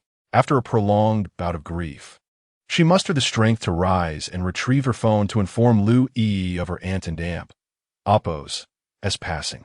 However, the ringing echoed for an eternity, with no one answering. Overwhelmed by despair, Lu Ling abandoned her mother at the hospital and hastily boarded a high-speed train back to Jiangzhou. Upon her return home, she learned through various inquiries that it was Lu Yunshen's birthday, and Lu Yi was celebrating at KTV. It was a stark and cruel irony. Her mother had just died, while her lover celebrated his birthday. One life extinguished, another flourishing. The chasm between life and death was profound, a mixture of sorrow and joy. "Sister, when you learn of our aunt's demise, I hope you can still smile as brightly." Suppressing her grief, Lu Ling hailed a cab and proceeded directly to the KTV. After more than half an hour of travel, she finally arrived at the entrance. As soon as she alighted, Lu Ling burst inside, searching through room after room for Lu Yi's presence. When she finally pushed open the door to Lu Yi's private room, she was met with an astonishing sight. Lu Yi was nestled against Lu Yunshin, their arms entwined as they shared a toast. This scene pierced Lu Ling's heart deeply. Her aunt had just passed away, yet her daughter was celebrating with the very man responsible for her mother's death, a blissful expression adorning her face. This was nothing short of a dagger to the soul. Lu Ling believed that if her aunt could see, she would surely be furious enough to bleed. For the rest of your life, I will always be by your side, ensuring you become the happiest woman in the world. Yinshen, I will remain with you until the very end of my days. As these romantic declarations rang out, friends erupted in applause, urging the couple to kiss. Lu Yinshen leaned in, pressing his lips against Lu Yi's soft, fragrant ones. Lu Ling, consumed by rage and sorrow, clenched her fists and admonished, "Sister, do you even realize what date it is? You're here, toasting and kissing a man while our mother has just passed away?" Lu Yi turned her head, her expression haughty.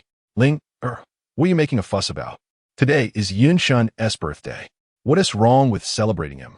Lu Ling could no longer contain her anguish and shouted, "Aunt has died. Just moments ago, she passed away. She called your name in her last breaths. Never getting to see you one last time." Crash! The wine glass shattered violently on the floor. Liu Yi, enraged, strode towards Liu Ling, raising her arm to slap her across the face. "How dare you curse my mother? Are you out of your mind? Today is Yinshin and Appo's birthday. We are here to celebrate. If you can't offer your congratulations, at least refrain from speaking such vile words. You are truly being unreasonable. Before my temper flares, get out. Leave." Chapter 94. Disbelief tears welled in Lu Ling and Appo's eyes, her hand cradling her throbbing cheek as droplets cascaded down her face. "Sister, how can you not believe me? Aunt has truly suffered a tragic fate in Myanmar, enduring unspeakable torment. She succumbed to her injuries on the journey back home." Upon hearing this, before Lu Yi could respond, Lu Yunshun scoffed derisively. "Ling and Appo's, what exactly is your intention? Today is, after all, my birthday. Even if you choose not to offer a gift, must you resort to such disruptive behavior? Is this how a younger sister should act? I am aware that you harbor resentment towards me and hold me in low regard. But to utter such malevolent words, to curse and Appo's mother, is beyond the pale. Aunt is currently abroad receiving cutting-edge medical treatment and will soon return. Cease this histrionic display. I implore you." Consumed by vengeance for her aunt's demise, Lu Linger suppressed her fury. Ignoring the contemptible man before her, she grasped Lu Yi's sleeve, pleading, "Sister, come with me. Come and pay your last respects to Aunt.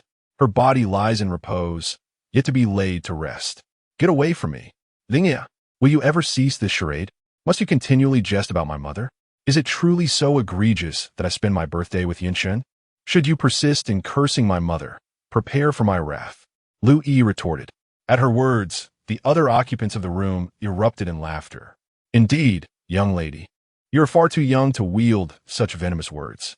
Is it truly so scandalous that your sister spends her birthday with young Master Lu? Why must you create such a commotion? Perhaps you should stay and share a drink with us, and we shall introduce you to some exhilarating pastimes." Raising his glass, Lu Yunshun approached with a smile, his expression laced with mockery. "Cousin, your behavior today has been rather excessive, but in light of your youth, I shall overlook it. Gulme, drink this toast as penance." As he extended his hand, his fingers grazed Lu Ling and Appo's, a deliberate act of lasciviousness. Enraged, Lu Ling and Appo's, recoiled, finally succumbing to her pent-up fury, and delivered a resounding slap to Lu Yunshin and Appo's face. "Get away from me. Do not touch me. It was you vile demon, who murdered Aunt. You are a cold-blooded killer, a wolf in sheep and Appo's clothing, deceiving my sister, bringing ruin upon the Lu family. You shall pay for Aunt and Appo's life. You shall atone for her death." Lu Linger lunged at Lu Yunshun, unleashing a torrent of blows and kicks, desperately venting her rage. Witnessing this, Lu Yi Her face, etched with concern, swiftly shielded Lu Yunshun, pushing Lu Ling and Oppos to the ground. Have you not caused enough chaos? Your actions are utterly disappointing. It seems I must send you to a finishing school to instill some decorum. After kicking Lu Ling and Oppos a few more times, Lu Yi turned and embraced Lu Yunshun with tenderness. My dearest, are you unharmed? Are you in pain? Is nothing Yi? My cousin acted in a moment of impulse. Do not blame her, Lu Yunshun replied. With gentle eyes, Lu Yi retrieved a handkerchief and delicately dabbed the blood from Lu Yunshun and Oppos' nose. As if tending to a priceless treasure. Assured that her beloved was unscathed, she turned and scolded, Lu Linger, you have gone too far, daring to strike Yunshun. I am at a loss as to what has possessed you today. Apologize to Yunshun immediately, or our sisterhood shall be irrevocably broken. Hearing these callous words, Lu Linger inhaled deeply and spoke with utter despair. Sister, are you not aware that Aunt was not sent abroad for treatment, but rather to Myanmar, where she endured daily abuse and lived a life worse than death? Upon learning of this, I rushed to her aid and rescued her. Alas, her body could not withstand the ordeal, and she perished on the journey home. Her body remains in Yunnan. I implore you, accompany me to retrieve her remains. I beg of you, if you agree to come, I shall endure whatever treatment you deem fit. Fury flickered in Lu Yi's eyes as she dismissed Lu Linger's words. You weave such elaborate tales. Why not pursue a career as a novelist? Do you expect me to believe such fabrications? Myanmar? Do not be so absurd, Lu Linger. I caution you, lest I recount your words to Mother and witness her reaction. I shall waste no more words. Apologize to Yunshun immediately, or I shall never forgive you. Tears welled in Lu Ling and Oppos' eyes as she roared, Apologize to him? Apologize to that demon? I would rather die. I yearn to tear him limb from limb, to flay him alive. Seeing Lu Ling and Oppos' defiance, the others in the room, fearing further violence, surged forward and restrained her, pinning her arms behind her back. Lu Linger's head was forced onto the coffee table, causing her forehead to bleed. Kicks rained down upon her knees, forcing her to the ground in humiliation. Like a defeated cur, tears streamed down her face as Lu Linger struggled in vain, unable to break free from her captors. Her arms felt as if they were being wrenched from their sockets, her joints throbbing with pain. Snot mingled with tears cascading from her chin. Aunt, forgive me. Though your death was so cruel, I am powerless to act. Brother-in-law, how I long for you. If only you were still alive, I would not be subjected to such torment. My sister is blind, forsaking a man as good as you for a devil. The Lu family is doomed, utterly doomed. Brother-in-law, can you hear my voice from beyond the grave? Brother-in-law, I am in so much pain my heart aches. Liu Ling zobit unkontrollably. I can hear her cries, but I am powerless to act. At this moment, I feel only sorrow for my sister-in-law. Though she once harbored deep misunderstandings towards me, upon learning the truth, she defended me without reservation, speaking on my behalf. I am deeply moved. Alas, I can offer no aid in her current plight. As for my mother-in-law and Oppos' death, I can only stand idly by. This is the consequence of Lu Yi and Oppos' sins, and one day she shall pay the price. I am at a loss for words. I can only offer this sentiment. Cherish life and avoid Lu Yi. Meanwhile, the argument in the room continued unabated. Seeing her cousin's stubbornness, Lu Yi approached in her high heels and stomped on Lu Linger's hand. Will you apologize, or must I resort to striking you? Sister, Anne is truly dead. Your mother is truly dead. Why do you refuse to believe me? I beg you to see her one last time, to retrieve her body. I am not lying to you. It is the truth. If you doubt me, call the hospital, make a call, and you shall know the truth. Sister, I implore you. Hearing this, Lu Yi's heart skipped a beat, and she wavered. Could Lu Ling and Oppos' be telling the truth? Hesitantly, she reached for her phone, preparing to make the call. I am in so much pain. I feel so unwell. Lu Yunshun suddenly cried out, clutching his face in agony. Alarmed, Lu Yi abandoned her phone and rushed to his side. Yunshun, what is it? Where does it hurt? My nose feels broken, and I'm bleeding profusely. I fear I may lose too much blood. Yinshun, do not panic. I shall take you to the hospital immediately, Lu Yi said worriedly as she helped her beloved stand up, and they started walking outside. At the doorway, Lu Yinshun turned back and smirked at Lu Ling and Amp. Oppos, giving her a thumbs down. Seeing this, Lu Ling and Amp, Oppos, trembled with rage and cried out in anguish, Sister, will you truly not come with me to the hospital to see your mother one last time? Will you be so heartless? I hope you do not live to regret this.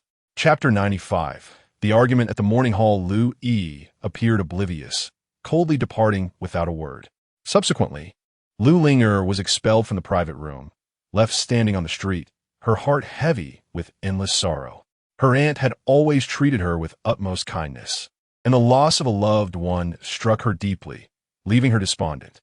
Her cousin's indifference felt like a sharp dagger, piercing her heart. Lu Linger couldn't help but blame herself, wondering if she had arrived sooner in Myanmar, would the outcome have been different? Overwhelmed with grief, she crouched by the roadside, weeping for an extended period. The thought that her aunt and Oppo's body still lay in Yunnan, and there were arrangements yet to be made, compelled her to gather her strength. She could not afford to remain in despair.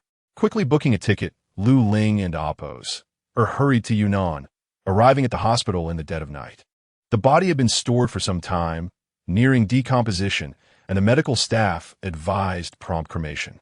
Lu Ling and Oppos nodded, paid the fees, and was taken to the funeral home with her aunt. Standing in the funeral home, watching as her aunt was pushed into the incinerator, an indescribable pain welled up within her.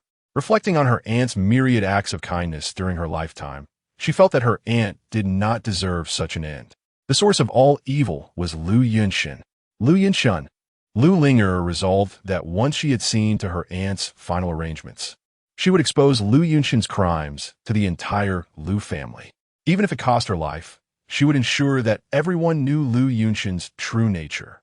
Her aunt must not have died in vain. After spending over an hour in the funeral home, Lu Ling and Oppos received a small box containing her aunt and Oppos' ashes. So light, yet so heavy, she nearly dropped it. How could such a large person be reduced to this tiny box? She recalled her childhood when her parents were away working, and she was raised by her aunt, who treated her like a daughter. Whatever delicacies there were, she and Lu Yi always shared equally. When taken on trips, her aunt would hold one of her hands. When she was injured, her aunt would personally bathe her. When she faced bullying from peers, her aunt defended her like a parent. Being cared for so well in the Lu household forged a close bond between her and Lu Yi. Yet now, as time passed, she felt her cousin becoming increasingly estranged. Gazing at the small urn in her hands, Lu Ling and Amp, Oppos, broke down, tears falling onto the lid. She wished to leave this place, carefully cradling her aunt and Amp, Oppos' ashes, and took the high-speed train back to Jiangbei. Upon returning home, Lu Ling and Amp, Oppos, immediately called her father, but as soon as the call connected, he hung up, busy with a meeting. She then attempted to reach her cousin Lu Hongzhuang, who was studying at a university in another city and unable to return. As for Lu Junkai, he would be of no help either, so she chose to ignore him and did not notify him. Ultimately, Lu Linger had to handle her aunt's affairs alone. In the living room, she set up her aunt's black and white portrait, placing the spirit tablet before it, having had it custom-made overnight. The altar was adorned with fresh flowers, offerings, pastries, incense burners, and a pair of candles, flanked by 2 wreaths. The couplets read, "Gentle breezes and bright moons, everlasting fame, verdant mountains and clear waters, a legacy through generations." Signed, Eunice Morns. The white tablecloth and background wall sharply contrasted with Lu Linger's aching heart, deepening her already oppressive mood. Her aunt had shown such kindness to the Lu family. Yet in death, not a single person had come to bid her farewell. Not even her biological daughter had come to pay her respects. Lu Ling and Amp, Oppos, felt a profound sense of pity for her aunt. As Lu Ling and Amp, Oppos, wept, her eyes swollen with tears, the door creaked open, and Lu Yi entered, arm in arm with Lu Yinshun. Without waiting for Lu Ling and Amp, Oppos, to speak, Lu Yi stepped forward, discarding a luxurious paper bag. Ling and Amp, Oppos, Next week is my wedding with Yinshin. Why don't you try on this bridesmaid dress and see if it fits? Lu Linger glanced at the bag on the floor, scoffing, Sister. Are you asking me to try on this outfit before my aunt and Oppos? As spirit tablet? At this, Lu Yunshin stifled a laugh, unable to contain himself. Forgive me. I couldn't help it. I must say, cousin, do you really need to put on such a show? To prevent me from marrying your sister. You've gone to such lengths, even cursing Yi's mother. Don't you think that's a bit excessive? Lu Yi's expression turned cold as she added, Ugh. I admit I was rude earlier at KTV, and I came here to apologize. Look, I even brought you gifts, the latest Chanel dress, and a limited edition Dior bag. Do you like them? Had this been any other time, Lu Yi and Oppos. S overture would have melted Lu Ling and Oppos. That's hard. And she would have forgiven her cousin regardless of the circumstances. But now her aunt was dead. Such a monumental event could not be overshadowed by a mere dress and a bag. Dream on. Sister, do you even realize what has happened? You still have the heart to go shopping? Is it really such a big deal? Lu Yi retorted. Ling and Amp, Oppos. Can you stop being so petty? Petty? My aunt is dead, and you think it's a trivial matter? Enough, Lu Ling. I advise you to watch your words. I have shown restraint despite your repeated curses against my mother. I've been very accommodating, so don't push your luck. Push my luck. Fine, very well. Get out. Get as far away as possible. Don and Amp. Oppos. Desecrate my aunt and Amp. Oppos. S. Morning Hall. Lu Ling and Amp. Oppos.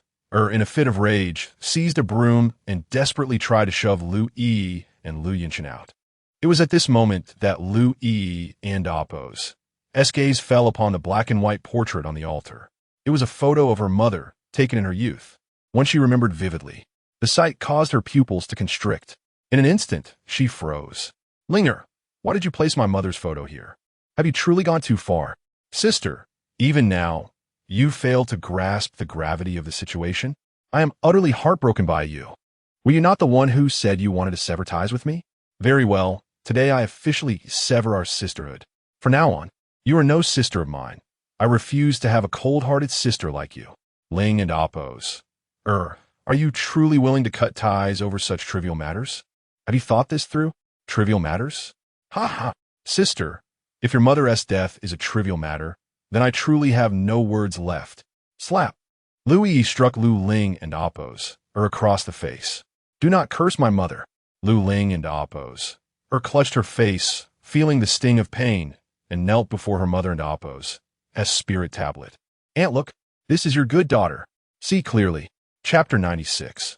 The regretful as Lu Linger spoke, tears streamed down her face like a torrential rain. Lu Yi stood frozen in place, glancing at her palm and realizing her impulsiveness. She opened her mouth, intending to say something.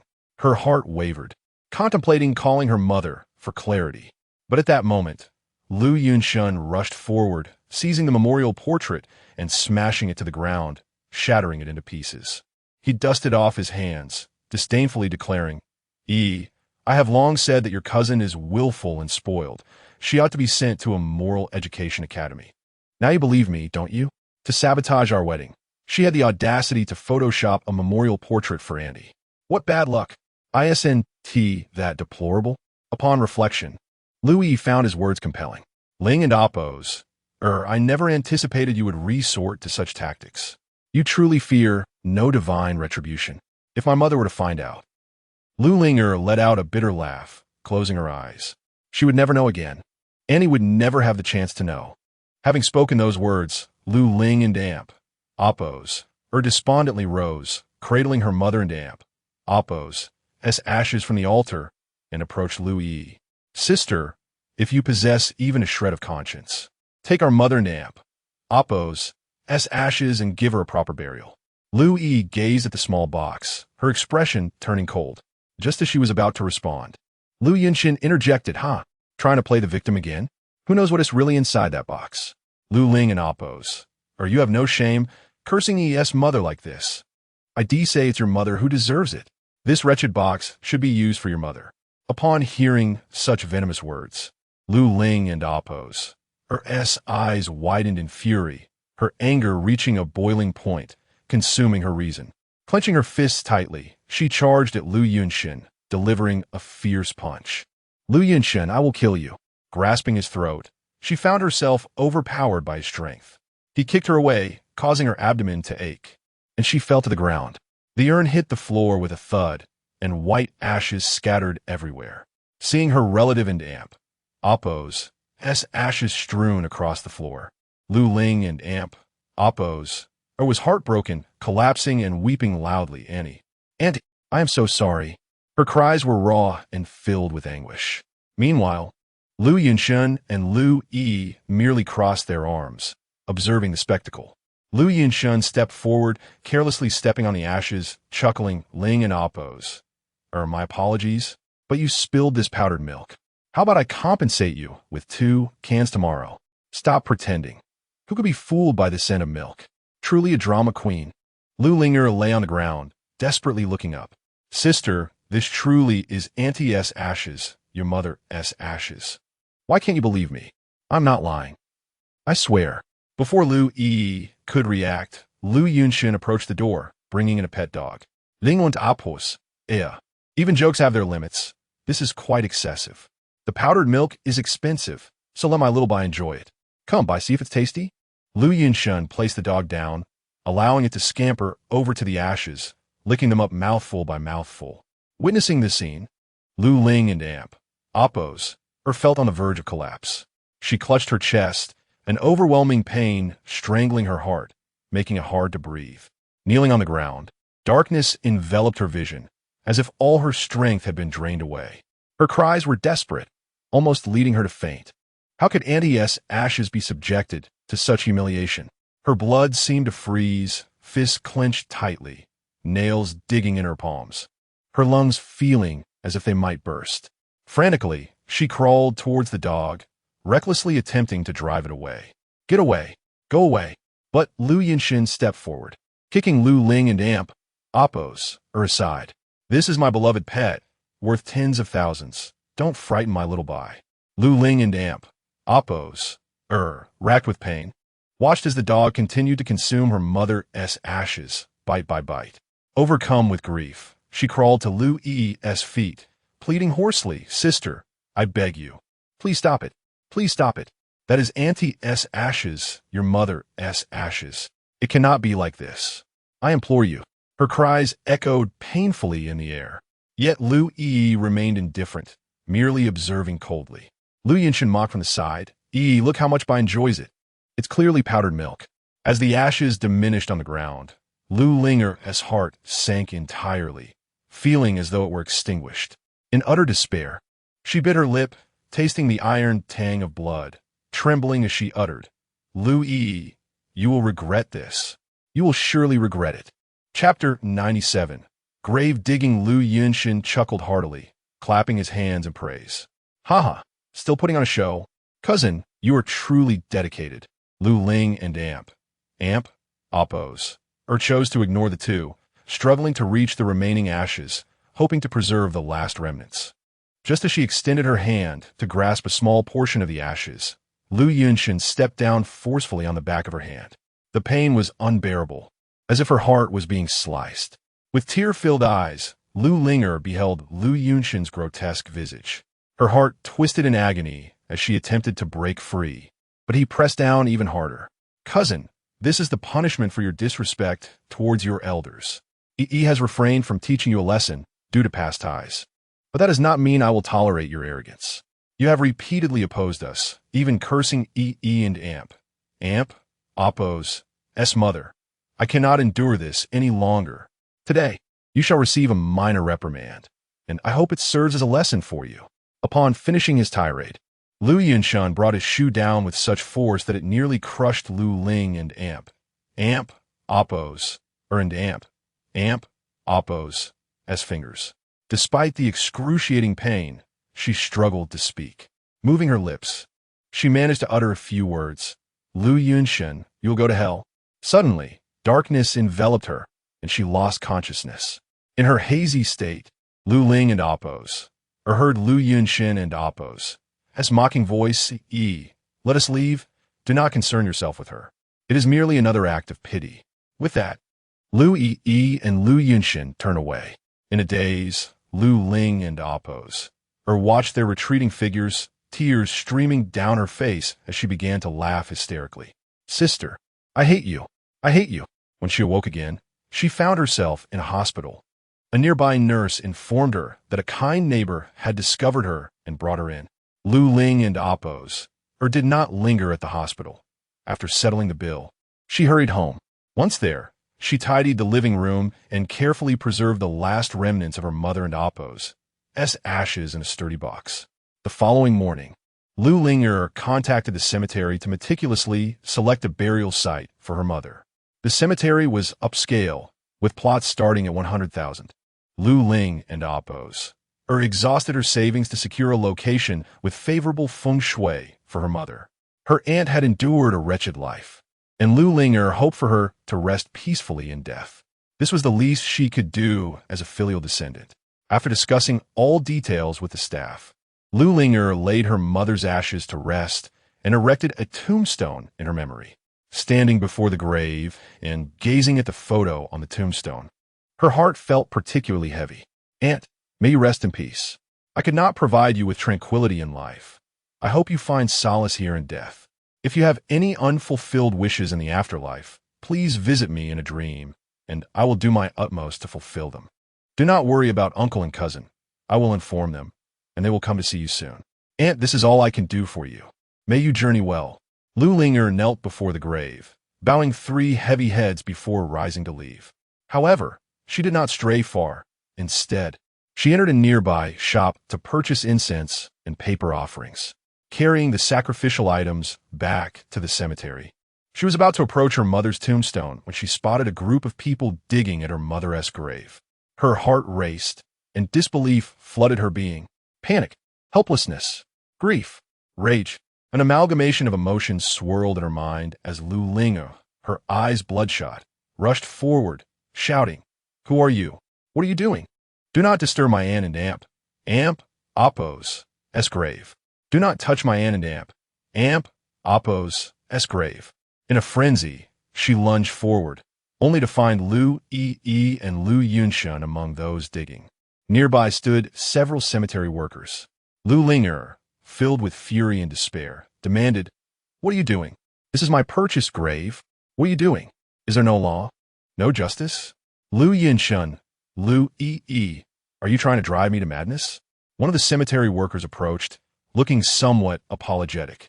"I'm sorry, miss, but mister, Lu has purchased this plot for 10 times your price. We have no choice but to relinquish it to him. How can this be? Is this how you conduct business? I will sue you." "Miss, suing will be of no use. We have yet to sign a formal contract. We will refund your money in full." "Scoundrels! Scoundrels! You go too far." Lu Ling and Oppos was on the brink of collapse. Refusing to engage further with the cemetery staff, she stormed toward Lu Yi and Lu Yunshun. Confusion etched on her face, she gazed at Lu Yi. Despair evident as she exclaimed, "Sister, do you not realize this is Aunt's grave? It is your mother's grave. How can you desecrate your mother's south resting place? Is this how you behave?" With a sharp slap, Lu Yi struck her. "Linger, watch your tongue. My mother is doing well abroad. If you continue with this nonsense, I will knock your teeth out." "You." Lu Linger was rendered speechless, covering her stinging cheek, and quickly turned to look at the grave. The tombstone had been toppled, and the soil was being excavated, revealing her mother and Oppos' urn in the pit. Seeing her aunt and Oppos' remains being disturbed ignited an inferno within Lu Ling and Oppos. Wrath, an unending fury, a fury that could shatter the heavens. Her heart sank to the depths of despair, as an overwhelming anger surged from within, creating a deafening buzz in her mind. Lu Linger longed to seize the shovel and strike down Lu Yi and Lu Yunshun, sending this vile pair to join her aunt in the afterlife, to be buried together. Chapter 98. The end. A heavy stone seemed to press against Lu Linger's chest, causing her to gasp for breath. She forced herself to pinch her temples to stave off fainting.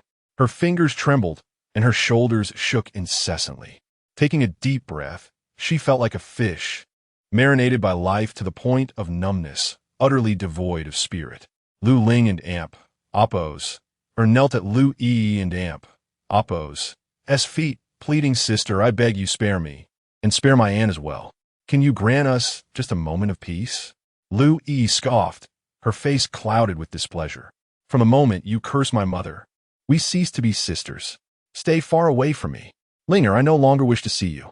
You think today is about targeting you? Let me tell you, it is because of your mischief yesterday that Yun Shun's dog ingested poison milk powder and suddenly died today." Yun Shun grieved deeply, having painstakingly chosen this burial plot for Xiaobai. "If you continue to act up, don't blame me for being impolite." Hearing these words, Lu Ling and Oppose felt a surge of despair. Lu Yi intended to dig up her mother's grave to bury her lover's dog? Could a daughter be so cold-hearted? Was this still humanity? Reluctantly, Lu Ling and Oppose crawled over, clutching the hem of Lu Yi and Oppose's pants. "Sister, do you even realize what you are doing? You are exhuming your mother's grave. Have you lost your mind?" Lu Yi kicked her away. "You are the one who has gone mad. My mother is alive and well. Are you never satisfied?" Fuming, Lu Yi ordered the cemetery staff, "Why aren't you pulling her away? Don't let her disrupt our burial for Xiaobai." The staff rushed over, restraining Lu Linger and dragging her aside.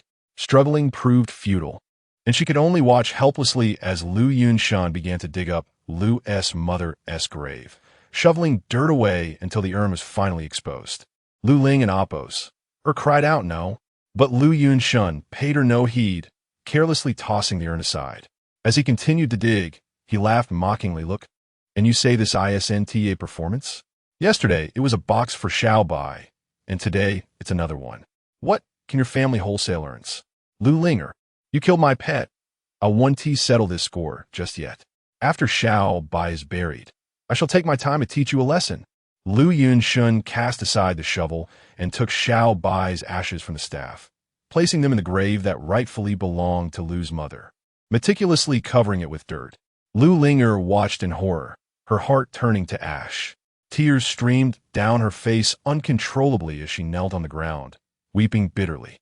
"Aunt, I'm so sorry. I couldn't protect your ashes, nor could I guard your grave.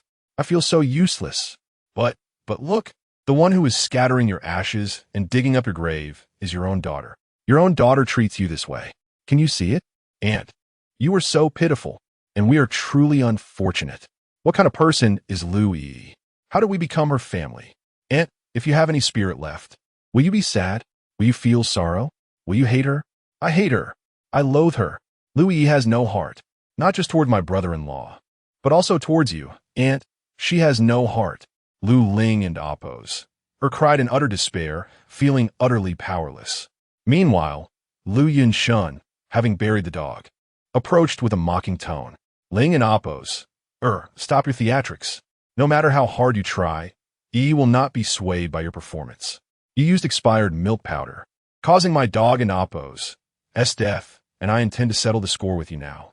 That dog was worth hundreds of thousands, and the companionship over the years cannot be measured in monetary terms. I must give Xiaobai an explanation." With a fierce glare, Lu Yunshun turned to Lu Yi, asking, "Yi, how do you think we should punish her?" Lu Yi pondered briefly before responding earnestly. "Considering we were once sisters, I do not wish to go too far. However, Lu Ling and Oppose, you have become increasingly malicious and unruly. Yin Shun, as you suggested earlier, send her to the Women and Oppose's Virtue Academy for reformation. Very well. I will take care of this matter. You can rest assured, E." After saying this, Lu Yinshan made a phone call, and shortly thereafter, several burly men appeared outside the cemetery. They resembled bodyguards or henchmen, certainly not benign figures. Following Lu Yinshan's orders, the men restrained Lu Ling, dragging her towards the cemetery exit. Realizing the hell that awaited her, Lu Linger shouted back to Lu Yi, "Sister, I don't want to go to that place. Please, don't send me there. I beg you, sister." Her cries grew more desperate, yet Lu Yi feigned ignorance. Only when her voice faded into the distance did Lu Yi turn back, stating, "Linger, this is for your own good. You truly need to be reformed." At the cemetery's entrance, Lu Linger was forced into a van. As the door slammed shut, she cried out in despair, "Lu Yunshun, you monster! You will receive your comeuppance. And Lu Yi, you will not escape either. You will both face retribution." May you both meet a terrible fate. Bang. The doors closed heavily, isolating her from the outside world. Lu Linger was pinned to the back seat, her hands bound with plastic ties like a dying fish. She had no idea where she was being taken or what awaited her. All she knew was that her bond with Lu Yi had irrevocably reached its end. Chapter 99. Borrowing 600,000 after an interminable 2 hours, the van came to a halt at the entrance of the Women's Virtue Academy. Lu Linger was forcibly escorted out by several burly men, her head covered with a black cloth. As the cloth was removed, she was immediately confronted by a formidable iron gate. With her hands bound behind her back, she entered through the gate and was met with a scene that sent chills down her spine. Enormous iron cages, cross-shaped iron frames, thick chains, and an array of implements such as clubs, knives, and whips filled the space, evoking a sense of dread. The faint scent of blood lingered on the floor and walls, creating a stifling atmosphere. This was no academy. It was a veritable hell. As Lu Ling and Oppos observed passing members, some bore grievous injuries, others were missing limbs, some wore collars, and others were shackled with handcuffs and leg chains. They resembled mere shells of humanity, devoid of any vitality. Liu Linger was schon beiterwa. Would she too become like them? The mere thought of such a fate was unbearable, and before she could react, 2 sturdy men stripped her of her clothing and confined her to a solitary cell. This was the Academy's initiation, a harsh introduction from which none could escape. Crouched in the corner, hugging her legs, Lu Ling and Oppos trembled from the cold. In the cramped, oppressive confines of her cell, freedom was a distant memory, and the suffocating environment left her gasping for air. She curled up in the darkness, uncertain of how long she would be imprisoned or when this torment would end. Most distressingly, she had no means to convey the news of her aunt's death or the true nature of Lu Yunshin to her family. Silent tears streamed down her face. Would there ever be a day when she could escape? Lu Yi, having been returned home by Lu Yunshin, felt increasingly despondent. First, Lu Hongzhuang had abruptly severed their sisterly bond. Then her mother had fallen gravely ill and was sent abroad. And lastly, Lu Ling and Oppos had become rebellious and obstinate, opposing her at every turn. All of these events weighed heavily on Lu Yi's heart. She could not comprehend why, after merely marrying Lu Yunshin, her surroundings had transformed so drastically. What had gone awry? Recalling the funeral hall, the tombstone, the memorial photo, and the grave, an icy chill enveloped Lu Yi, prompting her to reach out to her mother. She picked up her phone, dialed, and waited for what felt like an eternity, only to be met with silence on the other end. She tried again and again, but to no avail. Was her mother still recovering from surgery and in need of rest? Lu Yi sent a message to her mother and attempted to contact the hospital's customer service hotline. But despite her efforts, she could not get through. Doubts began to gnaw at her. Unable to contain herself, she opened WeChat and sent a voice message to Lu Yunshin. Yunshin, which hospital is my mother in? Could you send me a doctor and Oppos as contact number? Lu Yunshin seemed preoccupied and did not respond. Lu Yi felt a deep chill within her, instinctively tugging at her coat's collar as she contemplated fetching an additional layer of clothing from her bedroom. Just then, the doorbell rang, startling her. Who is it? Big sister, it's me. Upon opening the door, Lu Junkai stood outside, bundled up tightly against the cold. Seeing her cousin, Lu Yi invited him in and instructed the housekeeper to brew some tea. After a moment of silence, Lu Junkai hesitated before speaking. Sister, I didn't in Oppos. Tea come here for tea. In fact, I need to borrow some money from you. ISN and Oppos. Tea the gambling debt settled? That has been paid off. But I urgently need an additional sum. Sister, you must help me. How much do you need? 600,000. That and Oppos has a substantial amount. What do you intend to do with it? You aren't and Oppos. Tea involved in any illegal activities, are you? No, of course not. It and Oppos has just that. I got carried away with a girl and, well, to put it bluntly, we ended up together. Now, she is threatening me with a video, demanding 600,000 or else she'll send me to jail. Sister, I didn't want to get into this mess, but I truly have no other options. Please, I beg you, lend me the money, and I promise to repay you. Ha, do I not know you? Relying on you to repay me is utterly implausible. As your sister, I should assist you out of familial obligation, but you are like a stubborn weed, constantly refusing to change your ways. I cannot indulge you. Here's what I'll do. I'll transfer 30,000 to you, and you have to pay it back. But in the future, do not come to me for loans. No, sister. Where will I find the remaining 30,000? That's your concern. Figure it out. If they truly report you and you end up in jail, consider it a lesson learned. Upon hearing her cold-hearted words, Lu Junkai felt a wave of despair. Suddenly, he seized a fruit knife from the coffee table and pressed it against his throat. Sister, can you really bear to watch me die? Will you just stand by and let me go to prison? If you don't lend me the money today, I will end my life right here. With a slight pressure, the sharp blade pierced his skin and a trickle of blood emerged. Louis panicked, shouting, "What are you doing?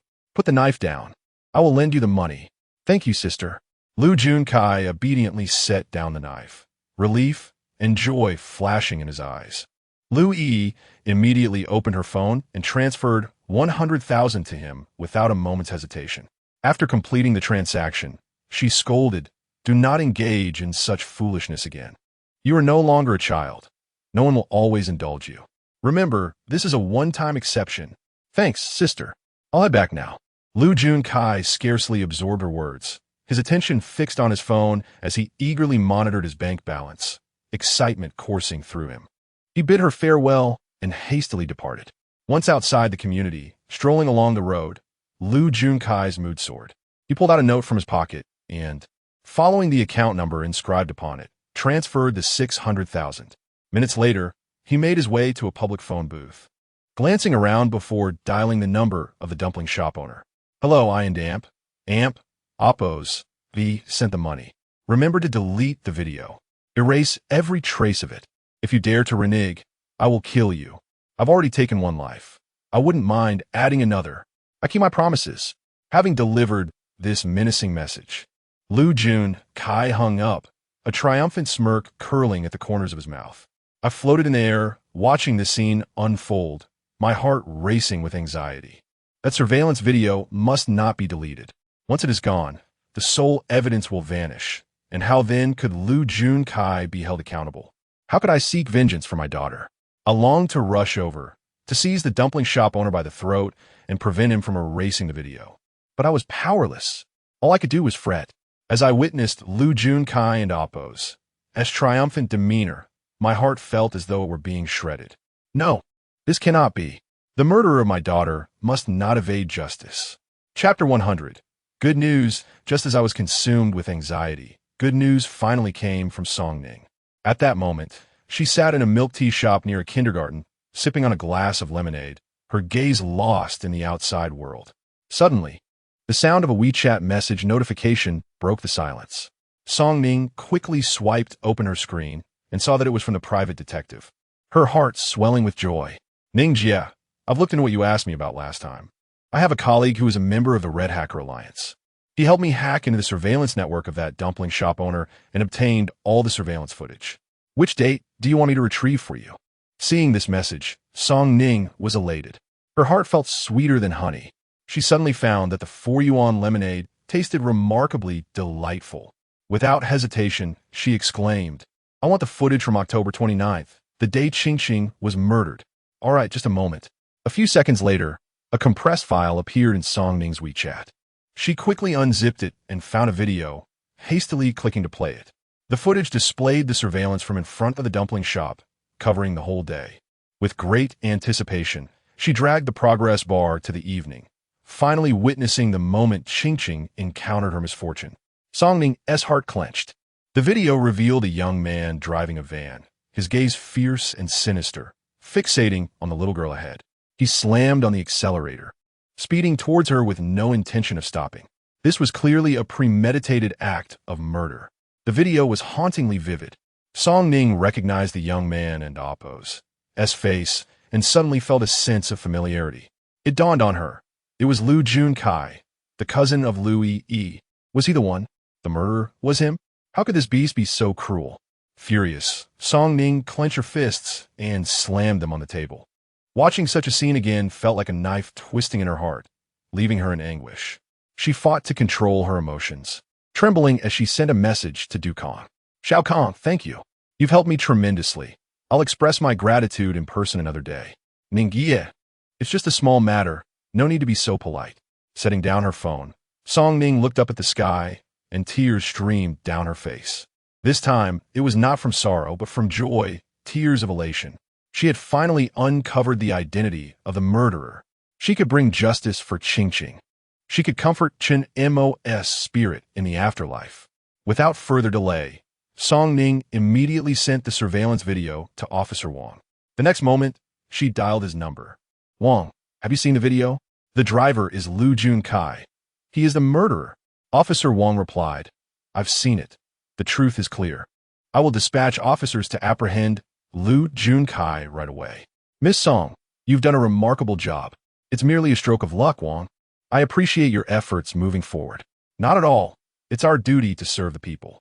After hanging up, Song Ning wiped her tears and burst into laughter.